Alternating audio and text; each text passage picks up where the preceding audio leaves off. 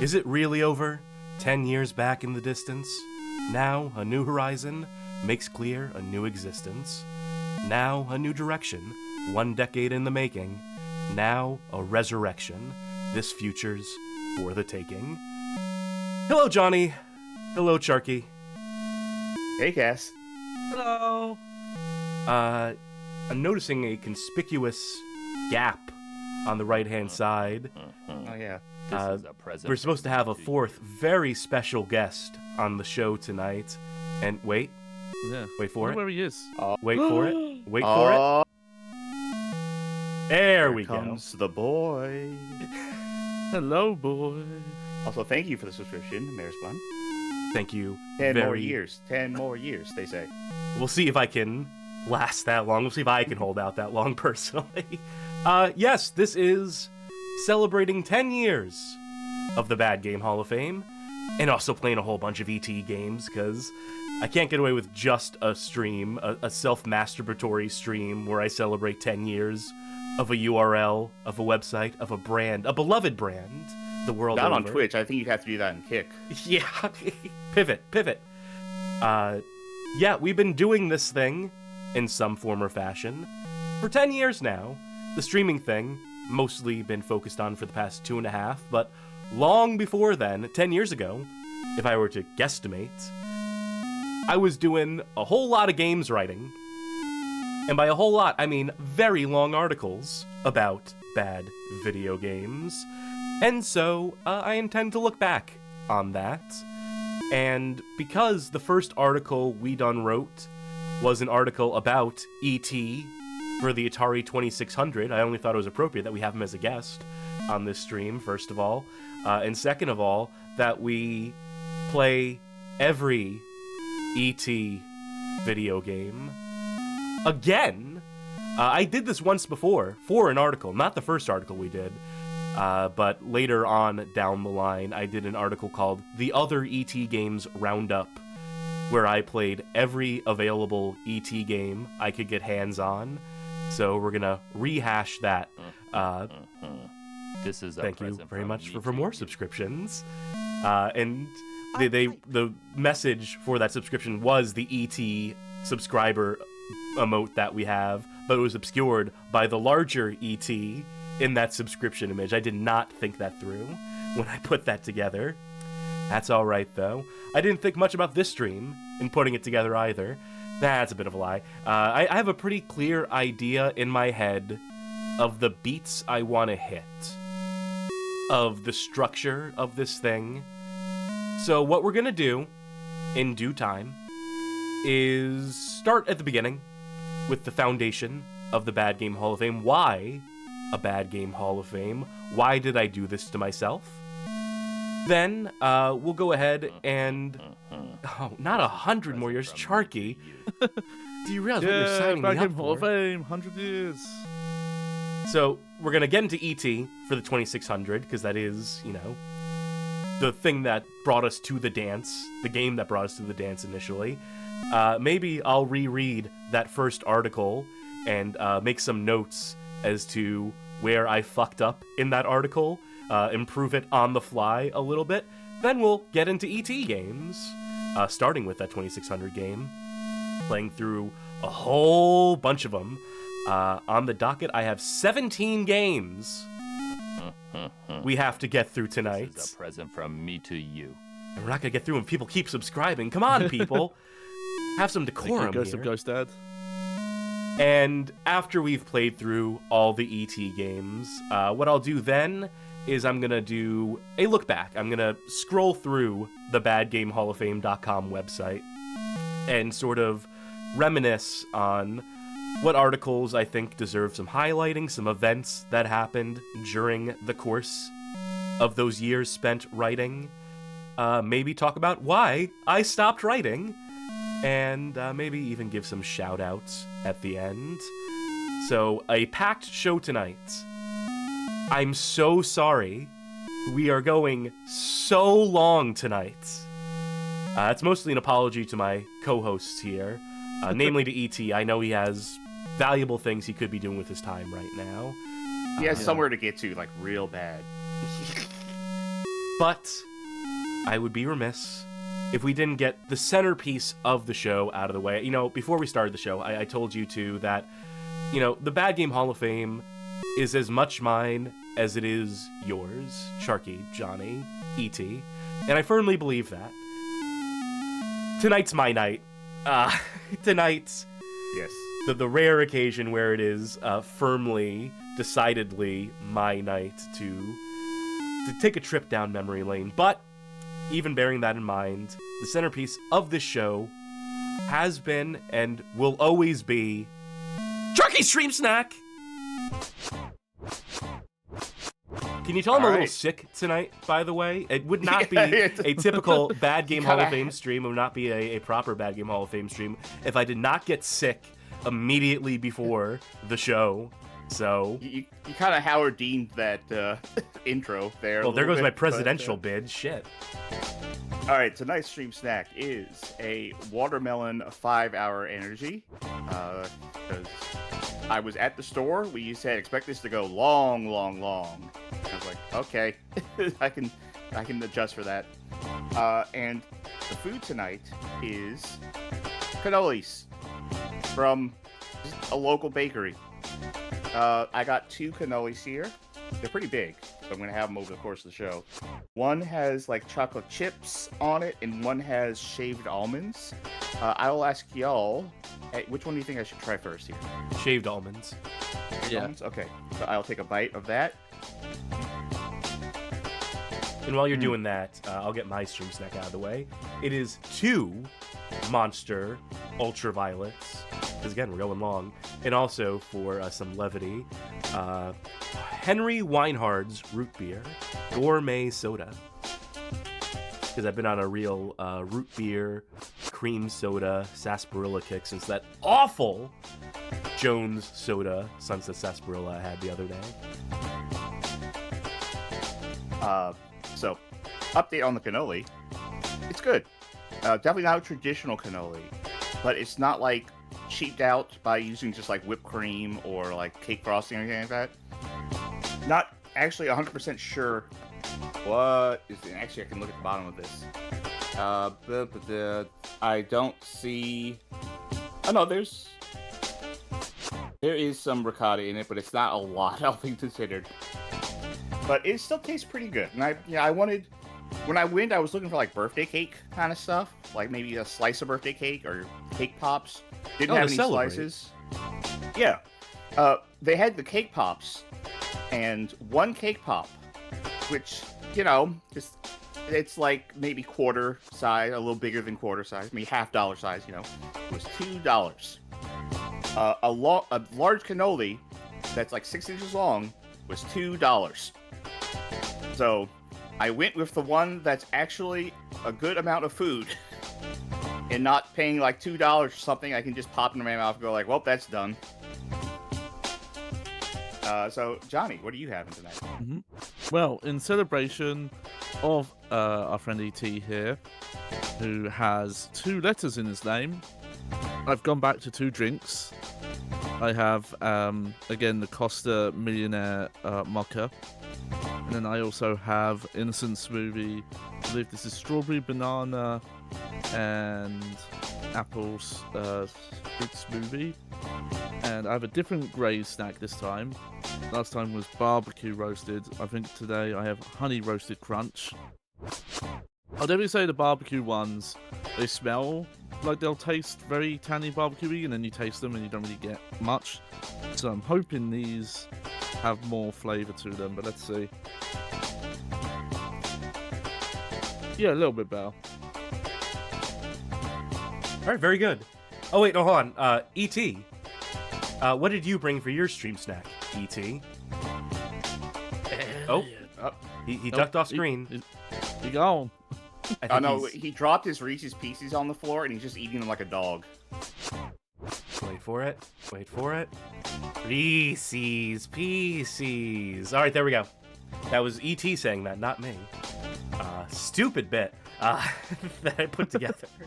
I also just realized now that the emote I got from the hype train that just ended was just an open mouth with food like constantly pouring into it, which I think is good for the stream snack.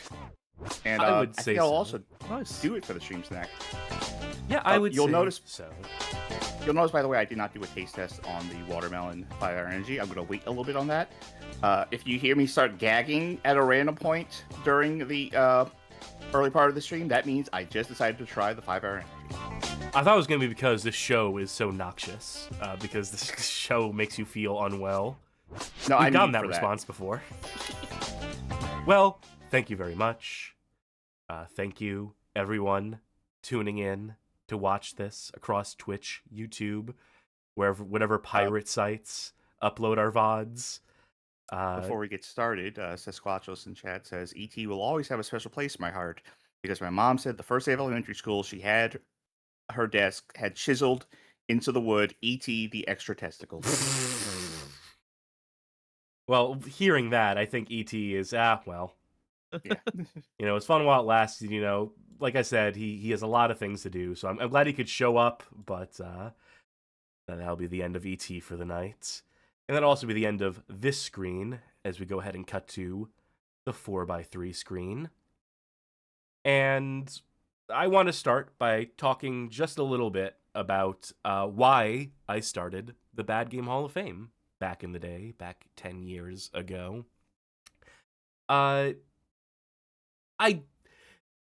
committed to being somewhat transparent tonight, to letting folk in a little more than usual. There are still a lot of cards I like keeping close to my chest, so we're going to find some happy balance here. I'm going to try to anyway.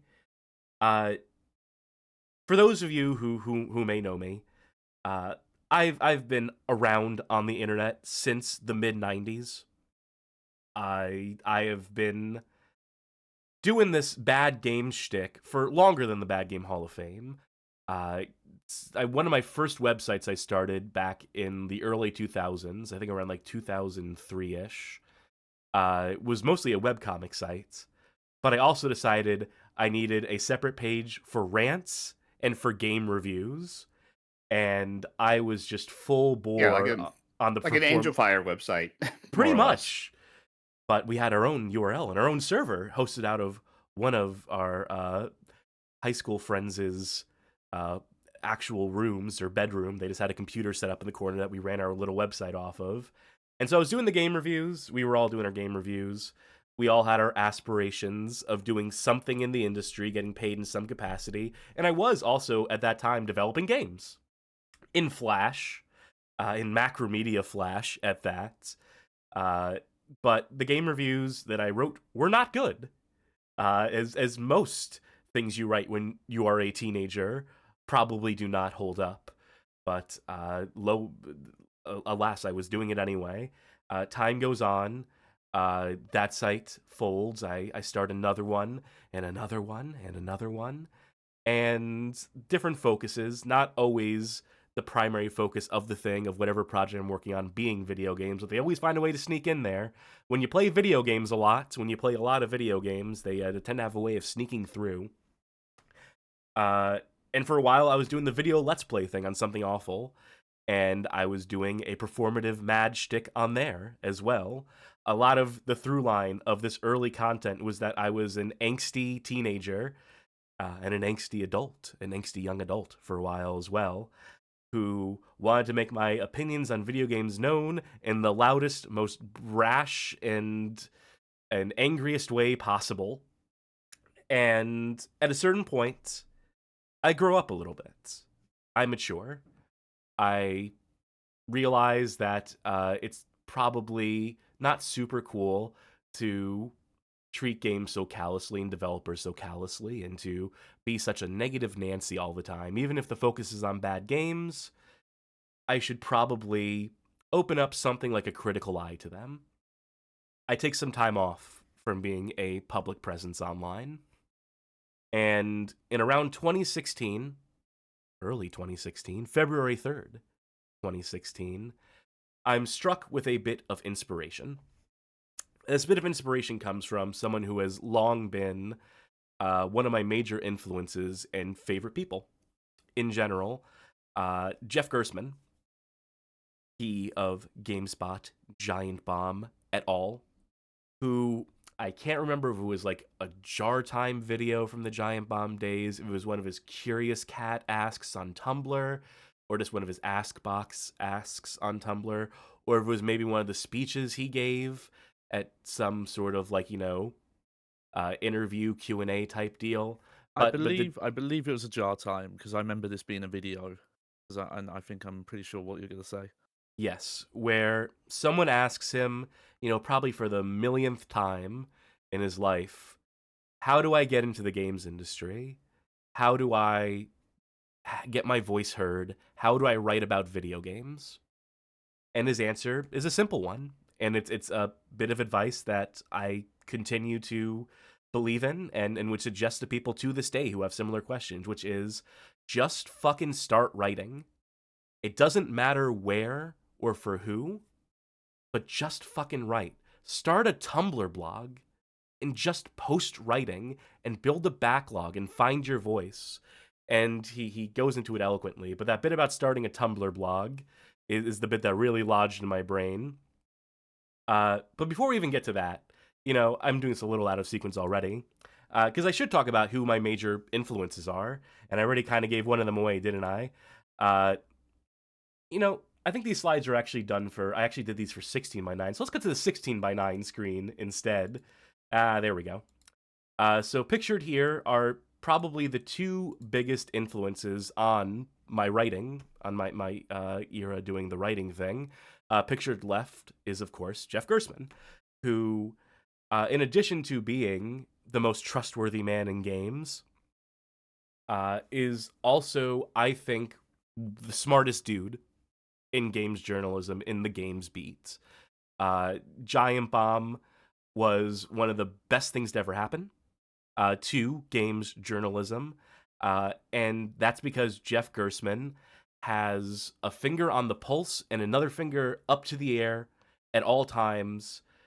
If he's like determining something, if he's assigned to do something, if he sees the direction that the industry is going, you better heed his fucking advice, because this dude has been on top of it throughout his entire career, and he has always surrounded himself with people who are not only his friends, but people who also care as much about this stupid industry as he does, and who have similar visions for how to see it forward and how to develop it.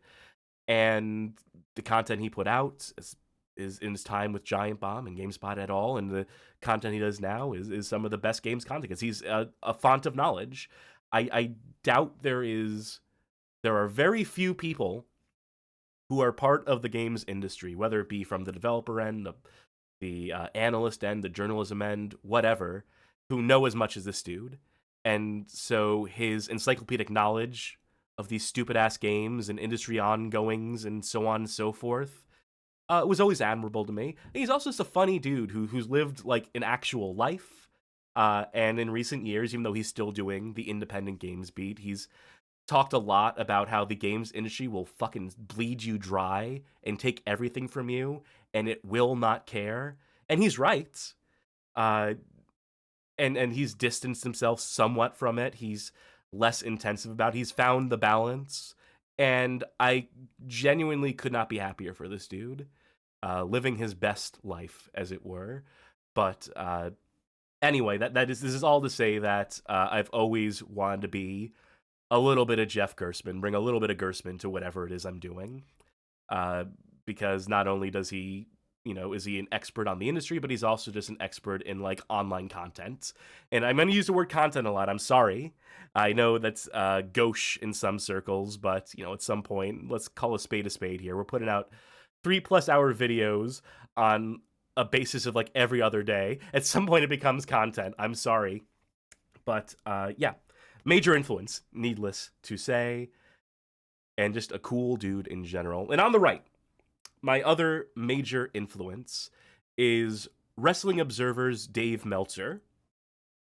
This may seem an odd pick to some, including Magic Meow's roommate Carmen, who I think in chat said Meltzer's a weird pick. Let me explain. Meltzer is very much in the same vein as Jeff Gerstmann in that he's a brilliant dude with an encyclopedic knowledge of his field, in his case, professional wrestling. who can and will talk endlessly about whatever subject you bring up to him. You ask him a question, he will have an answer for you on lock. His knowledge of historical wrestling, his participation in like the tape trading community back in the day that got him into the scene, his speedy turnaround time, some of the craziest turnaround time of any writer you will ever find.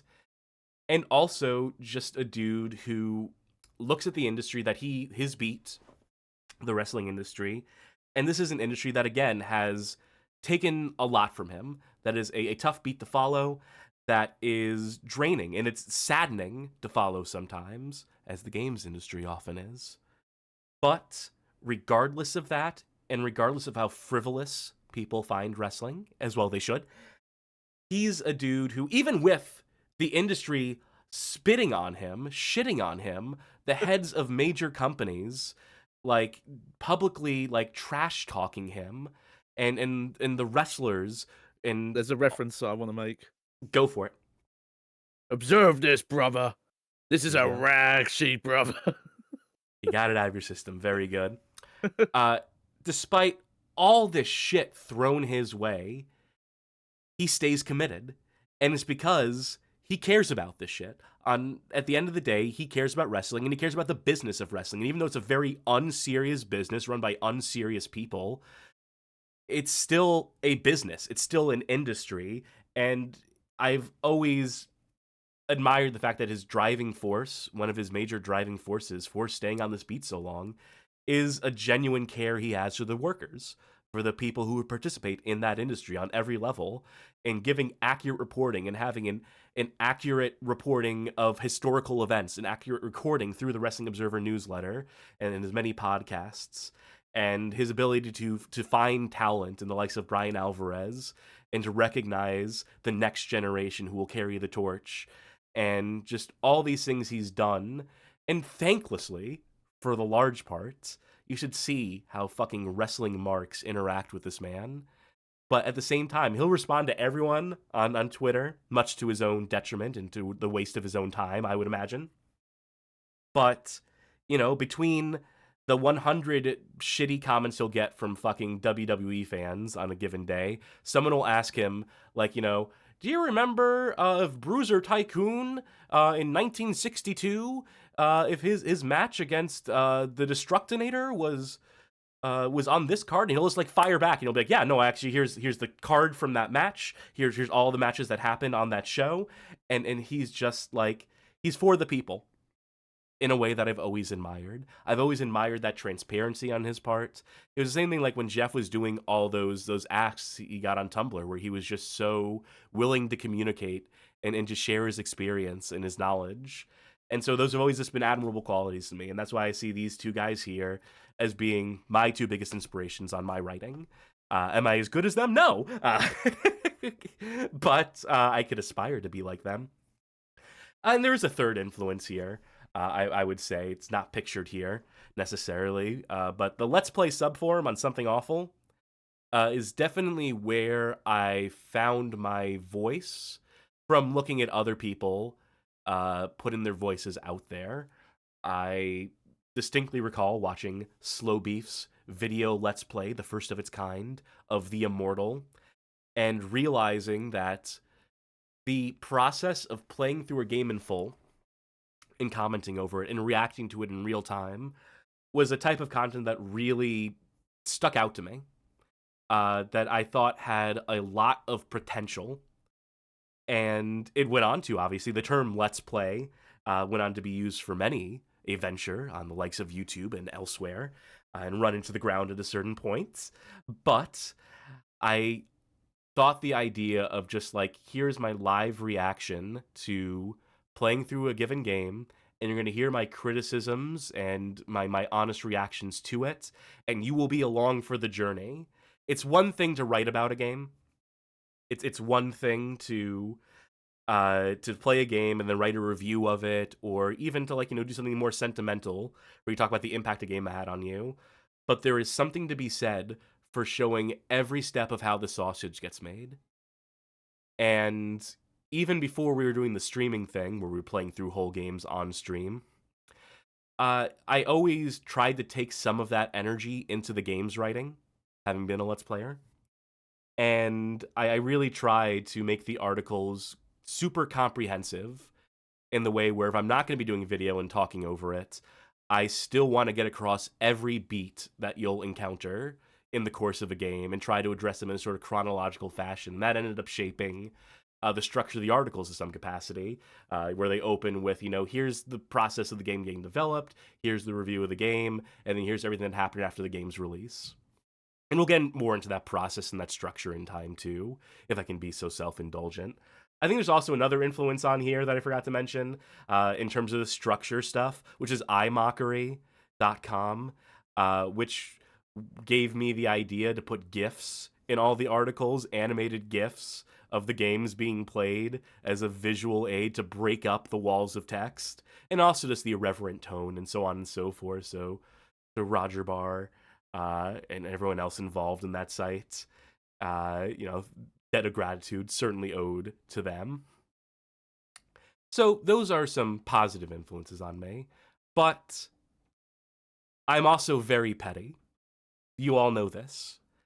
Is there an opposite of an influence? Like something that sucks so much that you hate so much that it influences you to do better? Is there a word for that? I honestly don't know. I guess not. No, I was thinking I couldn't come I up with must anything. see what Google says. Well, while you do the research on that, spite is a good answer from Sasquatchulus in chat. Spite is probably the best answer, yeah.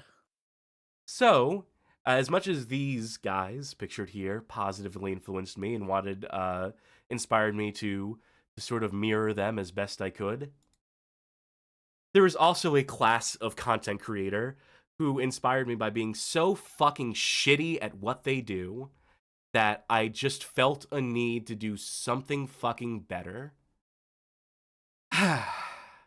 So obviously, the angry video game nerd is responsible for much of the state of games content to this day. James Rolfe, better known as to some, to his family, I assume. I've had a love-hate relationship with the AVGN for a while. Obviously, in 2006 or 7, whenever I first discovered him on game trailers, he was cutting edge at a moment in time. No one was doing it quite like he was doing it. No one was putting out quite the kind of content around games that he was. I mean, obviously, you had the likes of Sean Baby before him, doing, the angry writing shtick. But, I find it hard to find hate in my heart for James at this point. He didn't know what he was going to unleash by producing the Angry Video Game Nerd as a series. And, for all the ups and downs of that storied show, that's not really even my focus at this point. It's the people who showed up in the wake of him. There's obviously some faces here. Some people who will probably not be guests on the show in future. And I'm not going to address each of these people one by one. Not the purpose of this slide. The purpose of this slide is for me to be generally petty, to talk about how just things I fucking hated seeing in game reviews, and still continue to hate seeing in game reviews. And number one, it has always been, as a point I always come back to, is performative anger. The long strings of cuss words strung together, measuring how bad a game is. The shouting and the destruction of games and all this fucking tedious bullshit that gets so old. That was already old in 2007, past a certain point. It's just so useless. It doesn't add anything, and it's not fucking funny. And I always, even as I fell into those traps in my early days, as I'm sure like many people who have gone on to become like, pretty good critics have gone on to, a lot of the faces I see here that I'm looking at right now have never grown up, have never grown past that shtick.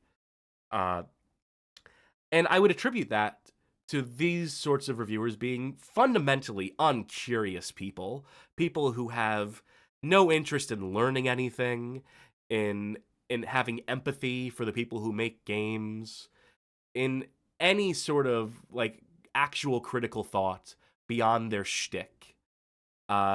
People toss around the term fundamentally uncurious because it refers to people who are generally pretty stupid. One of the most like important qualities of intellectual people is a curiosity, is a want to learn more. And I just look at these faces, and these are dudes who think they have everything fucking figured out. And I've always hated that quality in people. I've always gravitated towards people who want to know the full story, who will, if something piques their interest, they have a natural drive to get to the bottom of that thing. And I like to think I'm someone who has followed in that sort of credo, in that sort of philosophy.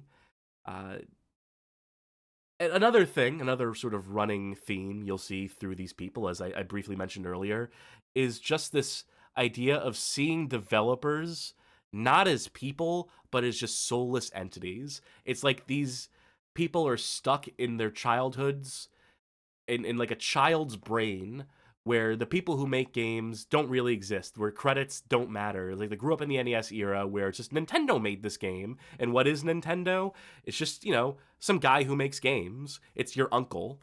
It's just this failure to recognize that video games are a group effort, that this industry and that companies and studios and developers are collections of people who have the best intentions usually, who want to make good games but are held back or hampered by circumstances often completely beyond their control. And it's just never a factor in these fucking morons' minds.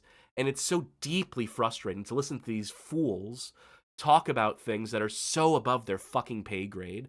When I hear an Angry Joe complain about microtransactions and completely fail to recognize and reconcile the role that fucking publishers play in that, and how it's not actually the developers who are super eager to put microtransactions in their games.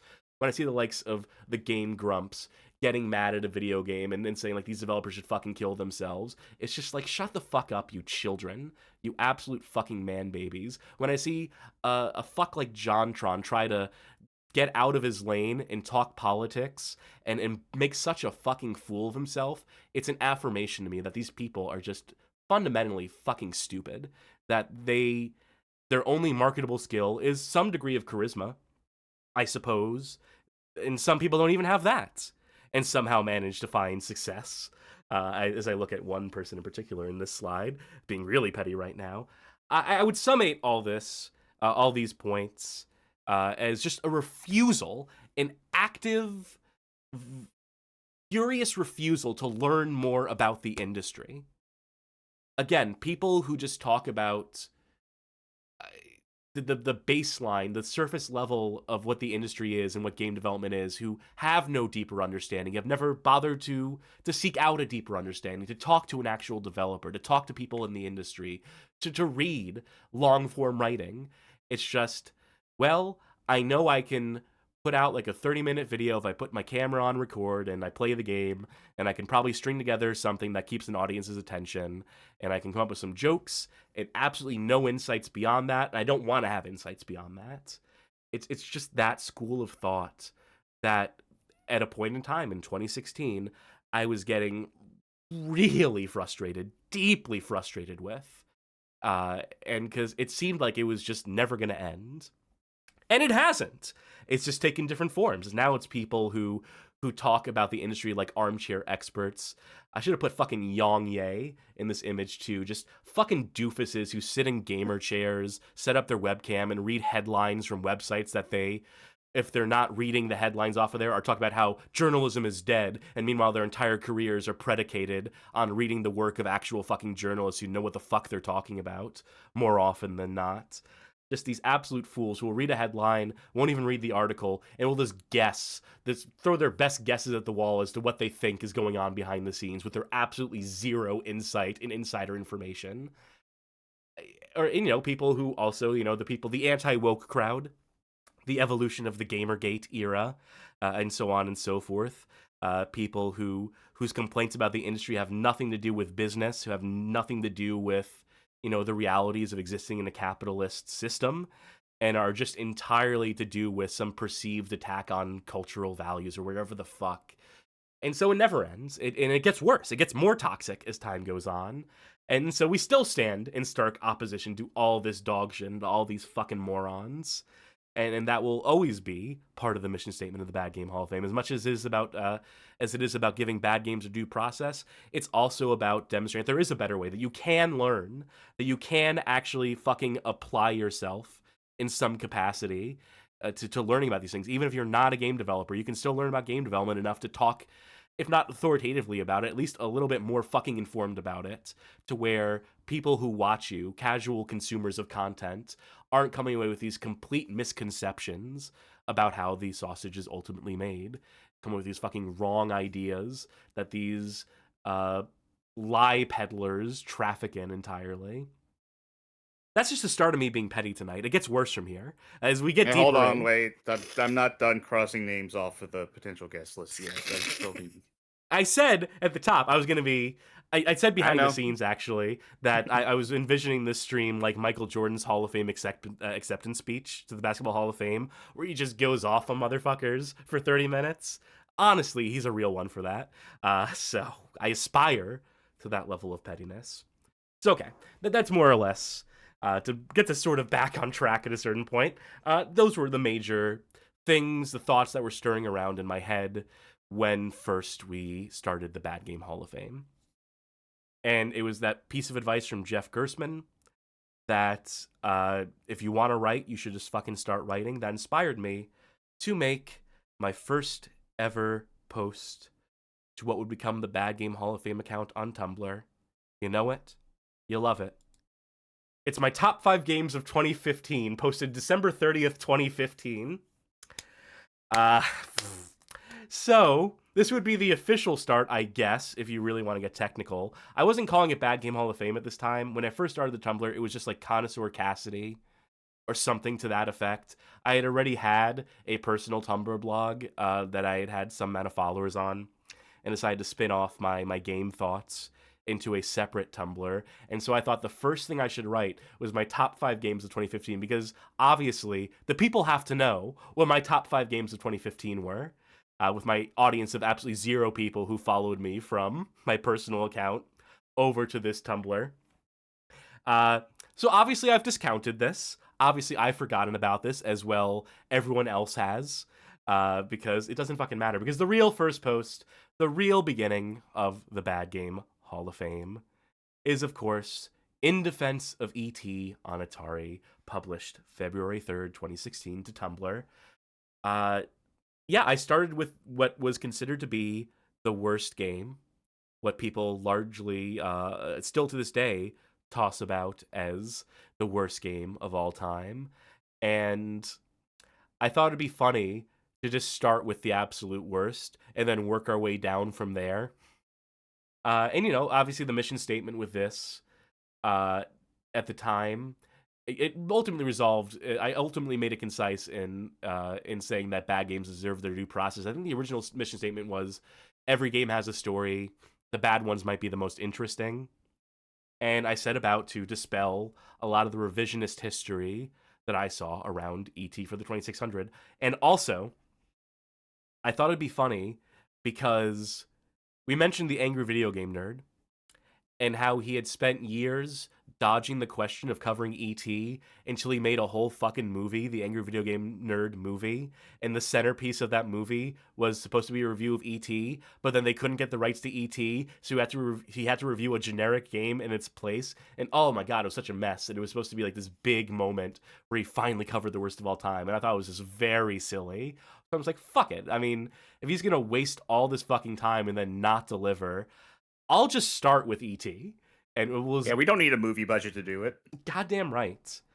And yeah, early goings, early writing, this is somewhat representative. I mean, I definitely had my mission statement pretty clear in mind and how I wanted to approach these articles to a certain extent. Ended up being around 5,600 words, this initial article. Obviously, things would get well out of hand in due time, but I was writing weekly for a little while. Like, the first few months of the Bad Game Hall of Fame, I had weekly articles in the 5,000 word range, which was like something like a flex, because I wanted to show that I could do it. I wanted to show how fast my turnaround time was. And it was very fast. I'm going to brag a lot tonight. I'm sorry about that. But let it just be on the record that I was one of the most efficient games writers at a certain moment in time. I've been told this by people who are also games writers who look at how long my articles were, and I would tell them exactly how long I spent on them because I would time it, and they would say, fucking how. And when I was doing the script writing a bit for like to stop skeletons from fighting, I would have things done overnight. I would have entire video scripts written overnight, and they'd be fucking shocked to see it in the morning. And obviously they were like, first drafts in that context. We would work on them from there, and they would have their voice and whatnot. It wasn't like I was delivering perfect scripts ready to go, but it's just a testament to the fact that, again, I'm a very fast and efficient writer. And I was still doing all my sources. I was still doing all these things I thought were important, including not just being like academically sort of focused where I'm having the sources, I'm dispelling rumor mill and whatnot. But I thought it was also very important to have some fucking personality in there. I wanted to inject at least a little bit of myself into everything I wrote. And so I was putting jokes in there as well, as funny or unfunny as they may have been. I thought it was important to not just be completely dry. And that's something I feel like I accomplished pretty well. And it's something I like to think helped make my articles readable in a way that maybe some peers in my field, in the preservationist sphere, which we will also talk about later, maybe have not figured out yet to this day how to do that, how to inject personality in a way that keeps people engaged. So what we're going to do here is reread this first article. We're going to skip the game review portion. I mentioned that I had a very clear format in mind, where it starts with, the pre-release of the game, the development of it, the historical context, then it's the game review, and then it's the post-release. Then it's the things that happened after the game's release. So we'll skip the part. We're going to play this game later, so I think I can skip the part where I review the fucking game for now. And yeah, I'm going to read this original article, and I'm going to include some notes.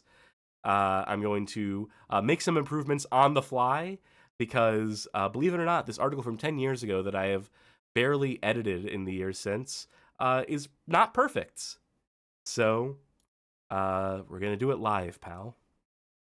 Let us begin with this photo here of Atari HQ, 1265 Borregas Avenue. This is great too, because I'm sick.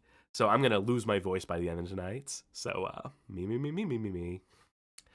If you mention the name E.T. to most folk, their first thoughts will probably be of the classic Steven Spielberg film and the titular alien within. However, among those who fancy themselves gamers, their first thoughts might be of the infamous Atari 2600 game adaptation. There's also probably some contingent of teeny boppers who might think of Katy Perry, but they're outliers and shouldn't be counted. Katy Perry was still hot in 2016, so that joke it doesn't mean anything anymore, but for a moment, it was on the cutting edge. Gaming history has not been kind to the E.T. the Extra-Terrestrial video game, with many attributing what they call the video game crash of 1983 almost single-handedly to it. A handful of documentaries and films have focused their narratives on it, tending to focus on the burial of millions of its unsold cartridges in a New Mexico landfill. Perhaps more interestingly, there are thousands of videos across YouTube dedicated entirely to tearing it apart, perpetuating its reputation as having killed Atari and nearly taken the whole games industry with it. In the wake of its relatively newfound notoriety, and with the myth that it nearly killed gaming passed around as common fact, E.T. has found itself with the dubious distinction of being called the worst game of all time. But is it really? Is it really? Well, all things are a matter of opinion. In my humble one, it's not even close. And I'm not just saying that to be some Armand White-esque contrarian jerk. I honestly believe that given a fair chance, while knowing the real history behind it, minutes of forgettable, totally passable gameplay can be extracted from E.T. by today's modern game player. Not exactly high praise, I know, but it's certainly fairer than stringing together a bunch of swear words together to the effect of I'd rather chew a poop than play this game, or whatever. I'm well aware other defenses have been written and recorded for E.T., and that I'm not the first to take this bold stance. 2014's Atari Game Over documentary, as directed by Zach Penn, does a pretty good job of painting a picture of the game landscape at the time, and makes a bit of a case for the game itself, but doesn't dedicate much time at all to discussing the actual mechanics and merits of the gameplay itself. I've also read a couple of other articles on the subject, which do get into detail about the mechanics, but which fall apart when trying to discuss the historical context. So hopefully, this article should serve to address both aspects of the release and give them both the proper consideration they have been historically due, because it is my personal belief that historical context is just as important as the quality of a given game, and that historically hated games are all worthy of reconsideration. So very clearly establishing the mission statement, the sort of way I'm going to be operating the website right out the gate. I thought it was important that with the first article to like clearly spell out, this is why I'm doing this, this is how we're doing this, and these are the things that I've seen that I feel like, you know, that Game Over documentary, to talk on that briefly, did a pretty good job of trying to fix the narrative around like the landfill aspect of the narrative. But, you know, they spend like maybe like 2 minutes talking about the game in it, which is but then you find like, you know, a YouTube video and it's all gameplay and no context. So trying to find some sort of middle ground there was a big part of the mission statement at this time. Ahem. Atari Inc. had been on top of the world moving into the early 80s. Actually, no, this is an insert. This isn't part of the original article. I put this in here because I felt like I probably should have done more to flesh out the Atari portion and set up what Atari were up to going into the development of E.T. So I think I took this bit, I lifted this from like my Venetian Blinds article and put it in here. So if I ever steal from someone, it's for myself, folks. Atari Inc. had been on top of the world moving into the early 80s. They had nearly single-handedly popularized the medium of video games to the point where they were almost entirely synonymous with them. More tangibly speaking, their arcade division had generated $52 million in sales come fiscal 1979, with their consumer division managing a whopping $200 million on its own. Now, this doesn't account for an admittedly floundering pinball division, but the point of fact here, is that Atari were very profitable in this period, and that seemed to all the world that they would only become more valuable over time. This period of profitability served not only to establish the brand as the name in video games. So, our story picks up now in the year 1982, returning to the original ET article. In reading retrospectives on this period in gaming history, you'll find the phrase market oversaturation sure gets tossed around an awful lot. The belief that the number of available products not only far exceeded demand, but also served to confuse an audience still trying to figure out what this emerging video game business was exactly. With over a dozen game consoles in competition with each other, boasting libraries between dozens and hundreds of unique games, it's believed that folks simply found themselves overwhelmed by the sheer number of options being presented to them. To make matters worse, the market at this point was being flooded by shovels and shovels worth of shovelware games, which supposedly fostered a distrust between consumers and the companies responsible for producing consoles. Every time I laugh, I cough tonight. I'm laughing because I highlighted this line in my original article. We've just recently experienced a similar sort of rut with the advent of the mobile and or social media games market, where every brand or Joe Schmo can put out a cheap little game in a relatively short time and make it immediately available to the consumer at large across major platforms. Remember when mobile games were like the big talking point, where everyone was afraid that mobile games were going to usurp console games? Yeah. and Konami PC like games and stopped everything? making games to move into that market, and they're not doing that anymore. So that really dates this article a little bit, but now it's just, you know, like Steam detritus. You know, just anyone can put anything on Steam at this point, so, you know, the game remains the same. It's just different faces to it and different platforms and so forth. The difference back in the day was that these shuffleware games were typically sold for the same price as top-shelf titles, without significant distinction between them. As far as many folk were apparently concerned, every game on the Atari was made by Atari themselves. Except maybe the awful porn games. They were probably a little bit suspect about the porn games. Now, while there's certainly truth to the claim that there was an overabundance of hardware and software being made to compete with each other for consumer attention, the idea that this was a major factor in the industry's downfall in the years to follow is something of a fallacy, a bit of revisionist history, honestly. It's certainly a version of events that serves to absolve Atari of their share of direct blame, but we'll get into that more later. For now, let's just consider the simple fact that Atari were the name in gaming, and that their influence over retailers in the business of selling games was immense. Cut to this. This is a Sears ad selling their video arcade, their telegames console. We'll get into why I picked this slide in a minute. For whatever talk there is of the likes of the ColecoVision and Television, whoever else have you, leaving consumers overwhelmed by decision-making anxiety, the truth of the matter is that Atari had achieved a level of brand ubiquity that their competition could only dream of, and that retailers would arrange their sales displays to reflect this degree of recognizability. After all, if a given retailer might have chosen not to push Atari's wares as their primary games offerings, Atari would threaten to pull their products from said retailer's supply chain, depriving them of the ability to rake in surefire profits with the leading name in the business. It was a similar threat to one they had leveraged back with the emergence of Activision in 1979, the first third-party developer in the industry, formed by former Atari programmers, specifically David Crane, Larry Kaplan, Alan Miller, and Bob Whitehead. Wherein Atari's attempts to prevent their ex-employees from establishing a foothold and theoretically into their profits, they initially threatened retailers who would have dared to stock Activision cartridges on shelves. They said that if you put this is me inserting, that if you put Activision games on these shelves, we would pull all of our Atari displays. You would not get any new Atari games. That was the threat that Atari was issuing at the time. Very 80s WWF behavior. Naturally, Atari would lose that particular battle, and the result of Activision's success would be a wave of similar third parties looking to get a piece of that lucrative pie. People forget Activision was the first third-party developer. They actually meant something in a moment in time before they became soulless husks and whatnot. I could get into more detail about that tangent, but let me just say, let me just reiterate here, especially Sears. Remember Sears? In general? American retailer? They're not around anymore, but they were huge. They were America's shopping for the longest time, an American icon. And wait, then what's at the mall near me now? Do you still have a Sears near you? That's impressive. I don't know. I just realized now I don't know what's over there. Empty space, probably. It is probably empty space at this point. So Sears, in particular, had a particular arrangement with Atari where they paid for the technology of the 2600 and sold their own version of it, the video arcade, the Telegames video arcade as pictured here, which was just an Atari VCS. If you hear me say Atari 2600 at any point, know that chronologically no one was calling it the 2600 at this point. The 2600 naming convention was a convention established with the release of the Atari 5200 console, so they retroactively called the VCS, which was its original branding, the 2600. It originally was the Atari VCS video console system or something to that effect. And that's what it was for years.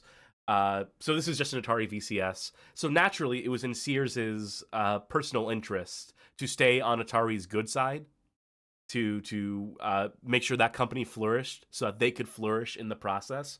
But, even like any other retailer at the time, Atari had such sway over them that they would say, like, if you stock in Intellivision, we're fucking pulling out.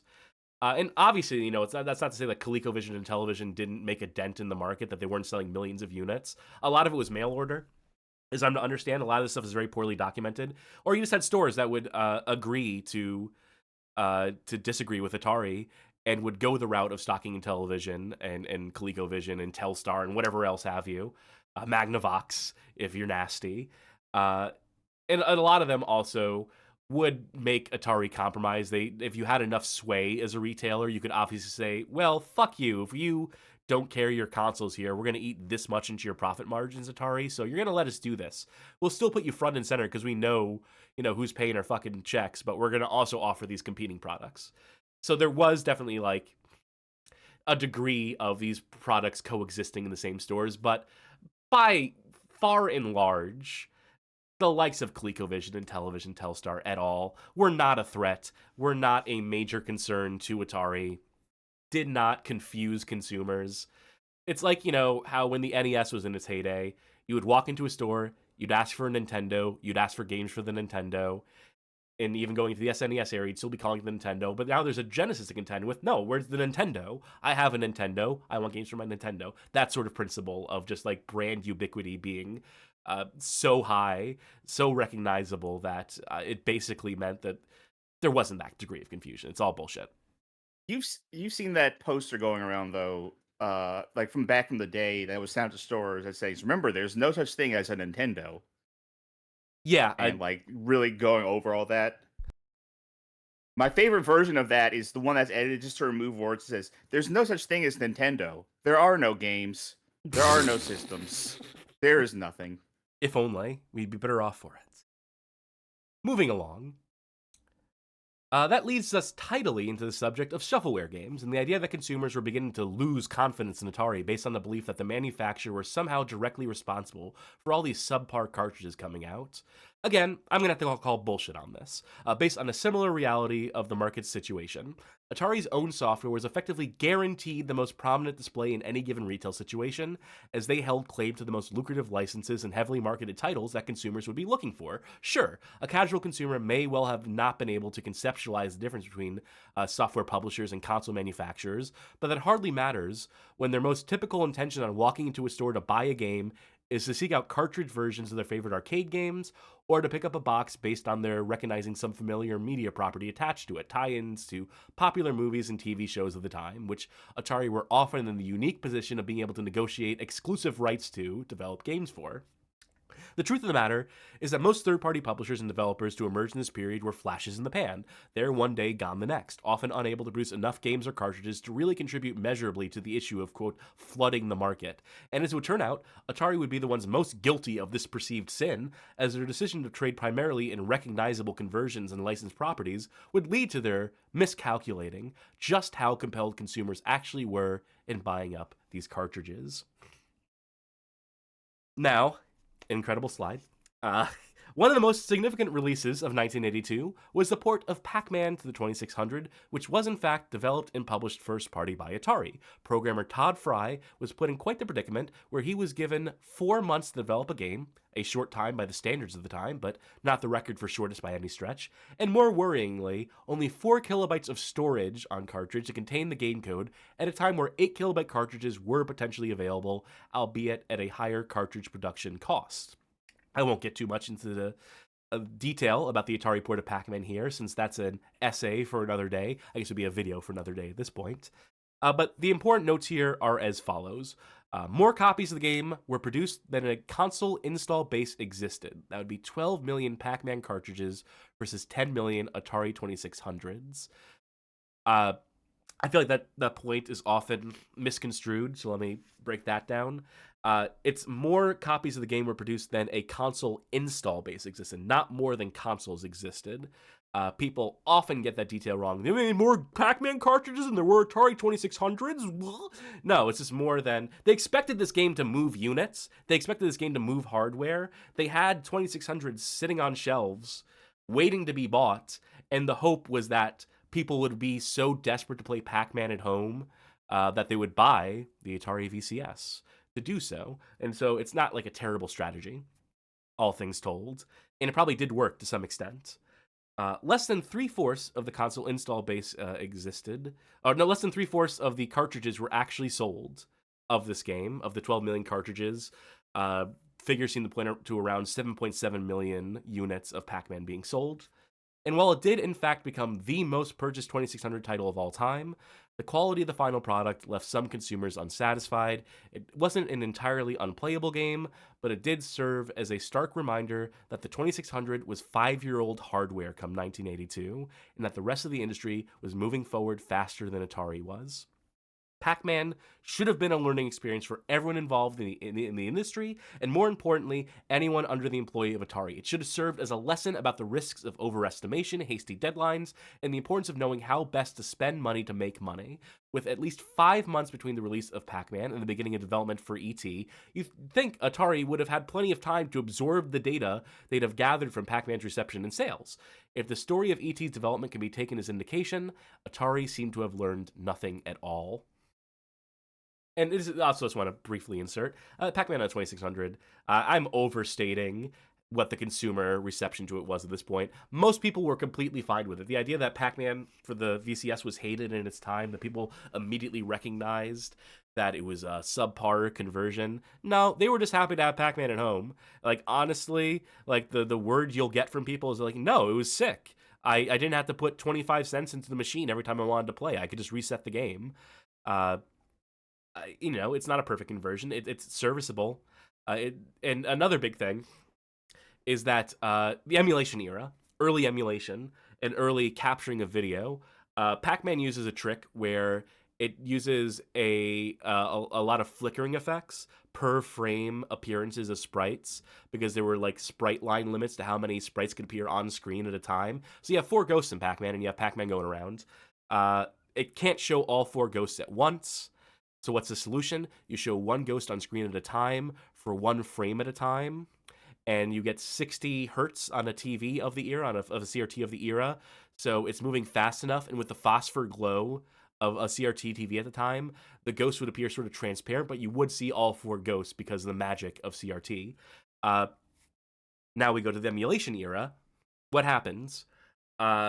Video on the internet is often not 60 frames per second in the early era. Like, let's say between 2000 and 2009, 10, even like going to 2012, most people were doing 30 frame per second video. What happens? You only see 2 ghosts at a time in these recorded videos, and you have content creators pretending like, there's only 2 ghosts here. Stupid. Dumb. People who did not have the care to find like ways to record that footage. I think Stella, the emulator, the predominant VCS 2600 emulator, has a function built in for phosphor glow where you can have lingering after images to solve exactly this fucking problem. So you can actually see all 4 ghosts on screen at the same time. There were ways to have recorded this footage that would have done a better job showing the game, but just people didn't. And so people walked away with these wild misconceptions about what Pac-Man for the VCS was and rewrote history to fit their narrative of this game fucking sucked from the beginning. And that wasn't the case. That's a bugaboo that I have as well, especially when I've talked to people before, not like, anyone in like game preservation stuff, just talking to people saying like that, they think pixel art if they look at pixel art and they'll say like, oh, this is just bad pixel art, and I'll say like, you're not looking at it on a CRT where it was intended, and they'll be like, no, like this, you can look at it and it's apparently bad. They had to make it like this, so they were looking at it. I was like, what monitors do you think they were making these sprites on? Like, what monitors do you think they had back then? Like, there is a point like CRT filters right now suck, and they always will. But yeah, there is. If you ever hear someone saying like, "Oh, CRT doesn't improve like sprite work," no, that's not true. The sprites back then were absolutely designed to look right on a CRT, and some games are made to look right on those refresh rates and with those that specific circumstance, and not as we see them today. Yes. Yeah. Also, I mean, I can go on my CRT rant, but we need to keep this moving because we're already looking at a 5-hour show. Yeah. Let's not make it 12. So I quickly say that was way more copies of that Pac-Man version sold than I realized. It was the top-selling video game of all time for a long time. I can't whistle, but there's a very specific whistle sound effect I wanted to do. Because I was like, wow. So, we return. With the success of Steven Spielberg's film, E.T. the Extra-Terrestrial in theaters, finally made it. The decision was made, thank you for the raid, the decision was made to get a game adaptation ready by holiday season of that year. For reference, E.T. the movie was released in theaters the month of June, 1982, while holiday season in North America traditionally refers to the month of December. This would mean there were at most 6 months' time to prepare a development team, design, develop the game, and have it ready and printed for store shelves. Development being arguably the most essential and potentially difficult part of this process, it's obvious it should have been given the most time allotted in the production process. Instead, it was given 5 weeks, 2 artists, and 1 programmer, Howard Scott Warshaw. Good luck, buddy! Pictured here, Howard Scott Warshaw. Howard spent most of his time working for Atari, by his own admission, high as a kite. He was also a certifiable genius who was responsible for the excellent Yar's Revenge and the debatedly not so excellent, but still wildly successful, Raiders of the Lost Ark game adaptation. Somehow, this is me stepping outside of the writing again, somehow I, didn't explore the angle of he already had the working relationship with Spielberg in his involvement in Raiders of the Lost Ark. Somehow I didn't explore that angle to be somehow I didn't get into Raiders of the Lost Ark here. I should have done a whole, if this had been written later, I would have done 10 paragraphs on Raiders of the Lost Ark and how important it was and how innovative it was, while also being just completely unplayable, in my personal opinion, not very good. But Howard Scott Warshaw, guy pushing the medium forward. returning to the article. His legacy as a programmer should reflect the fact that he was a man dedicated to pushing the medium forward. There we go. Through conceptualizing then unseen mechanics. Instead, he may only be known to many as the guy who made that bad E.T. game, and that's terrible, truly unfortunate, and hugely unfair to the man. To be clear, Howard isn't entirely without blame for how things wound up. The short development cycle was an incredibly risky and stupid gamble to take, and internally within Atari, there was some degree of worry about the deadline.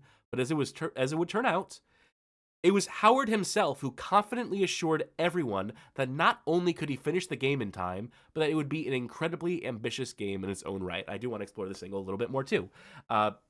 Howard Scott Warshaw, smart guy, as I mentioned there, wanted to push the medium forward. He set himself up for failure here. If you are of the opinion that E.T. is a bad game, this is not a case of publisher interference in the way that games are traditionally bad now. This is a case of the sole programmer shackling himself to prove a point. He wanted to basically show that he could turn around a game in that quick a time, to show all the people, all the executives, all the C-suite people who were like, dog, Pac-Man took 4 months and that was rushing it. 5 weeks is crazy, don't do this. And Howard Scott Warshaw's like, fuck you, I'm going to do it. So, I like the guy. I think he's a pretty inspired guy for his brief time in the industry, but shooting himself in the foot here, to be sure. We continue. To this end, Warshaw was flown out to pitch the game concept directly to Steven Spielberg himself, pictured here left, who was already tuned into the game industry to some degree. I have a tangent to go on, but I'll finish this paragraph first. As Howard finished laying out his grand plan for the game, Spielberg had only one question. Couldn't you do something more like Pac-Man? Presumably, Spielberg had an image in his mind of the original arcade game, rather than the 2600 conversion. Frustrated but undeterred, Howard continued to sell Spielberg on his original concept, and Spielberg eventually relented. 5 weeks of night and day development later, the game was complete, and between 4 and 5 million cartridges were immediately sent to production. It's difficult to lock down an exact number on the number of cartridges produced, but by my guesstimation, it's closer to the 5 million mark. Typically, at some point between development and production, there'd be a stage for quality assurance of the game, followed shortly thereafter by a final stage of development for implementing feedback. However, due to time limitations, these steps were skipped entirely, leaving us with, well, the game we got, I suppose. Now, brief aside, much has been said about Spielberg's a gamer.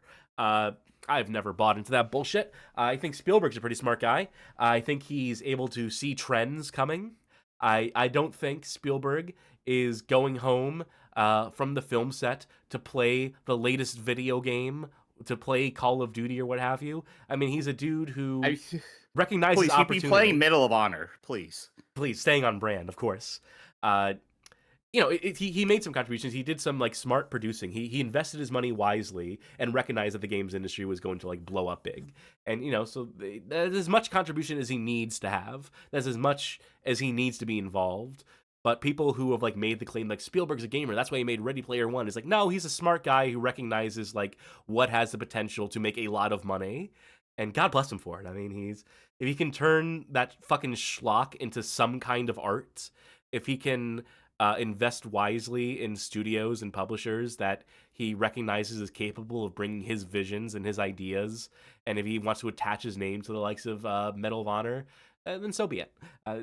But just don't fool yourself into thinking that he's going home to every night to play these games. I think that's a very silly misconception. I still think he plays boom blocks on the daily. That you might be right about that. I was gonna make a comment about that too. Shit. So, where we are now, this is in the article. We're skipping past the entire game review portion because we're about to play the game. So now we're in the post-release section. Now this is after E.T. releases. E.T. sold between 1.5 and 1.97 million cartridges, according to various different figures. This would, in fact, earn it the not-too-shabby distinction of being one of the best-selling VCS titles of all time. And despite what revisionist history may tell you, the game wasn't actually critically panned on release. In actuality, it was, it was pretty mixed, as it turns out. There certainly were those who found fault in the game, most tending to criticize it for a lack of difficulty of all things.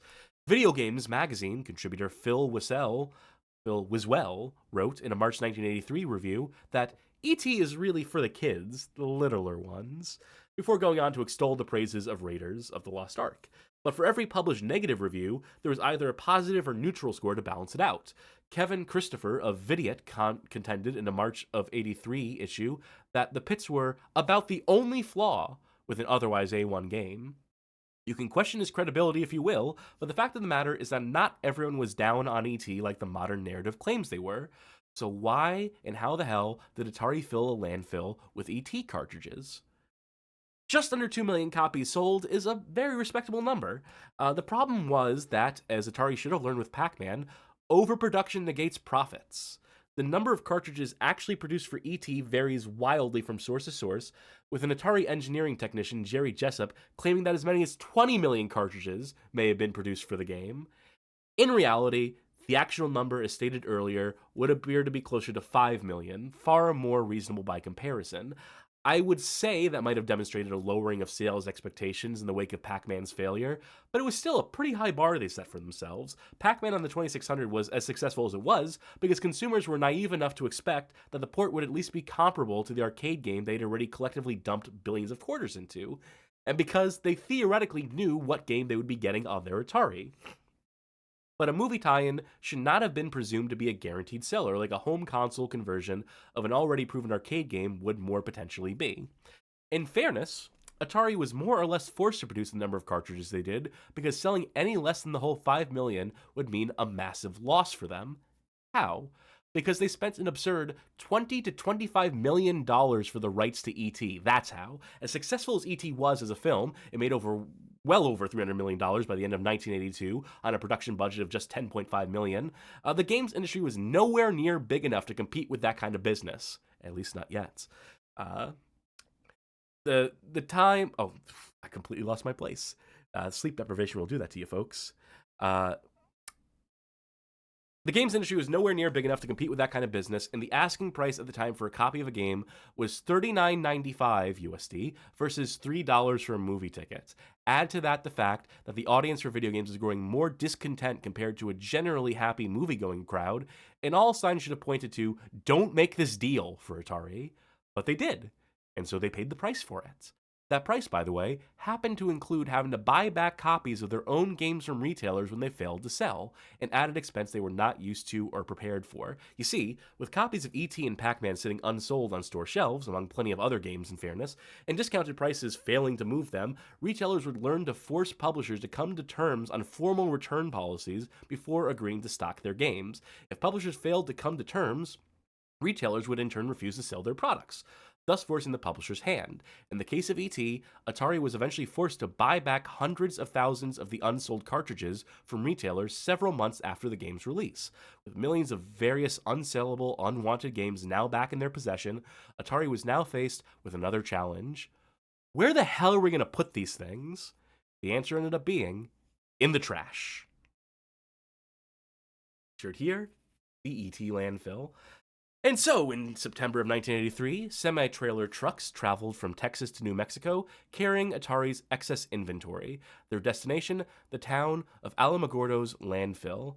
The practice of corporations destroying and ultimately burying unsold product and excess inventory isn't actually an uncommon one, sadly, since giving them away for free has the nasty habit of attracting resellers and other opportunists who would use this goodwill to make profit. That's not a good excuse for destroying perfectly good products, but it's the one you'll hear most often.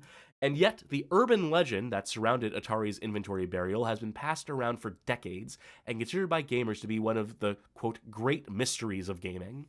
Even now, with the truth revealed that only several 100,000 E.T. cartridges make up the total of the dump site, roughly 10% of the total contents, many are still misinformed as to the nature and quantity of the buried games. Can I make my own statement here? Yes, please. That I feel like only is carrying a lot of weight there. Because that's true. It's only 10% of the total contents. That's a lot of fucking copies of E.T. that didn't get sold still. Yeah, but it was also copies of like Pac-Man and Yar's Revenge, which were top sellers, which were some of the most successful games that actually had better margins on it. It's just the fact they had a lot of product. It's the fact they had entire warehouses that were overflowing with stuff they needed to get rid of. And some of it was like product they probably could have sold. Not all of it was just like, returns from retailers. A lot of it was like marketing materials. A lot of it was like arcade hardware and pinball hardware as well. from what I recall. 10%, yeah, it's a lot. It's a significant sum, to be sure. I'm looking at a lot in terms of like the plastic waste. Like that's a lot. Oh, it The absolutely shit is. dumped. And this Yeah. landfilling practice is fucking stupid. I mean, just from an environmental standpoint, that's a whole other can of worms. To be totally honest, return to the article, the burial aspect of ET is the least interesting aspect to me personally. I guess I understand the excitement and sensationalism around it, but I can't help but feel that some of that attention should be reinvested into further examining the circumstances around the development of the game. Yes, Atari's thought process surrounding the decision to dump their inventory is a fascinating and depressing one. And now for a line I fucking hate from this article. But I, for one, would love to know exactly what drove them to stake all their futures on one game and then proceed to give it far less attention and resources than an investment like that should warrant. It's absolutely harebrained in hindsight. All right, Cass, listen to me, bubby. You're spending an entire article talking about how it's not actually the game they pinned all their hopes on, that E.T. was not actually the thing that killed the games that killed Atari. And then you're saying that line, and it frames it in such a way that Atari put all their hopes and dreams into this game. That's just bad writing. That's just inconsistent writing on my part. That's just, I'm burying my own lead there. And then the fact that it segues immediately into the upcoming paragraphs, which are about the video game crash and Atari shock and whatnot, that's just amateur. And I was an amateur. This was 10 years ago, and I had not written a lot of articles by that point. And I was trying to be concise, and I was cutting a lot of details, and I would learn to let go of that habit. Boy howdy, 40,000 word articles on fucking Amiga games no one gives a shits about, no one gives a fuck about. But yeah, I just have to take umbrage with author Cassidy for that line. That is very misplaced. We continue. And I hate this too. I hate how seriously anytime I talk about the video game crash of 1983, like I'm doing a jack off motion with my hand. Just picture me doing a jack off motion the entire time I'm reading the next few paragraphs. The video game crash of 1983 is alternatively referred to as Atari shock by some, namely in Japan, where that particular turn of phrase was evidently coined by the press. And while Atari themselves aren't wholly responsible for the crash, given some of the contributing factors addressed earlier, they are certainly responsible for the largest follies by far. The investment in E.T. and its subsequent market failure was but one of many mistakes made by Atari between 82 and 83, but not one that would have single-handedly bankrupted the company if taken by itself. It did, however, prompt changes within Atari's corporate hierarchy, forcing the resignation of CEO Ray Kassar, who had guided the company through its greatest period of prosperity. Well, I'm having issues with this writing, too. I'll get to that in a minute. His replacement, one James J. Morgan, would preside over one of the darkest chapters in Atari's history, overseeing a massive restructure that would see many employees lose their livelihood. As fate would have it, this changing corporate structure would also allow the Nintendo Corporation to distance themselves from the negotiations to release the Famicom under Atari's banner, likely saving the North American release of the Nintendo Entertainment System from a hell of mismanagement under Atari's purview. Okay, pause. This sucks. This is bad history on my part. The release of E.T. did not force the resignation of CEO Ray Kassar. What forced it, and when I got back to, in a later article, which I'm now cribbing from for myself again, we did the article on, not Phoenician Blinds, on Pepsi Invaders, on Coke Wins. And that whole thing. It was one of our April Fool's Day articles. And in that article, I write this. And this is, if you want like the bullet that killed Atari, this is really it that I'm about to lay out right here. So to quote me, what I neglected to mention in our original article on ET is the infamous 1982's earning call to Warner Communication investors, bearing in mind that Warner were the owners of Atari Inc. at the time, wherein the company shared a projected 10 to 15% increase in earnings for the quarter, and consequently infuriated all their shareholders and stock analysts. If increasing profits sounds like more a cause for celebration than for panic, consider the fact that Warner had initially promised and projected for a 50% increase in earnings, and directly blamed, quote, disappointing sales of Atari's video game cartridges, end quote, for their falling short of that goalpost.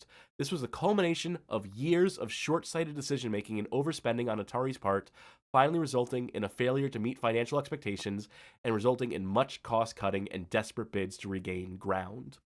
When you look at Atari's attempts to associate with other brands from this angle, this is in the context of the Coke, Pepsi article in Coke Wins and whatnot, you begin to understand it all as more of a panicked move, last-ditch efforts to prove the value of the Atari name to Warner executives and investors. The following year, 1984, the company would only go and sink further tens of thousands into a commitment to sponsor the 1984 Olympic Games in Los Angeles in the hopes that their exposure there might somehow translate into increased consumer sales.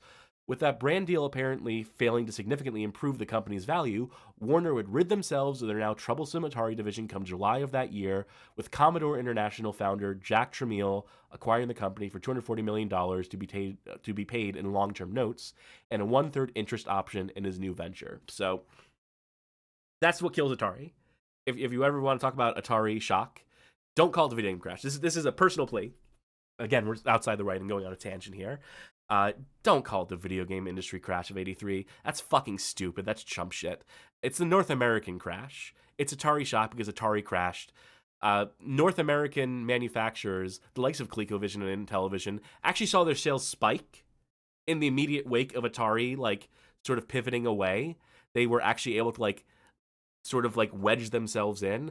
And this is not even to speak of the fact that Japan was doing just fine, was completely unaffected by any of this shit. That Europe was doing just fine, was completely unaffected by any of this shit. They didn't give a fuck about Atari. They had arcades in Japan. They had microcomputers in Europe. Everyone else was fine. It was just North America, and not even just North America as a whole. It was Atari. That's why it's called Atari shock in Japan, and that's way more accurate, because it was just the death of Atari and not of the whole industry. There was no risk at any moment in time that video games were going to go away, and anyone who tells you otherwise, who tries to frame it in any other way, is a liar or a moron. It's revisionist history. It's fucking insidious. Anyway, we return to the E.T. article now, with that little tangent out of the way. It was Atari who had the most to do with the industry boom, as well as with its subsequent crash in the States.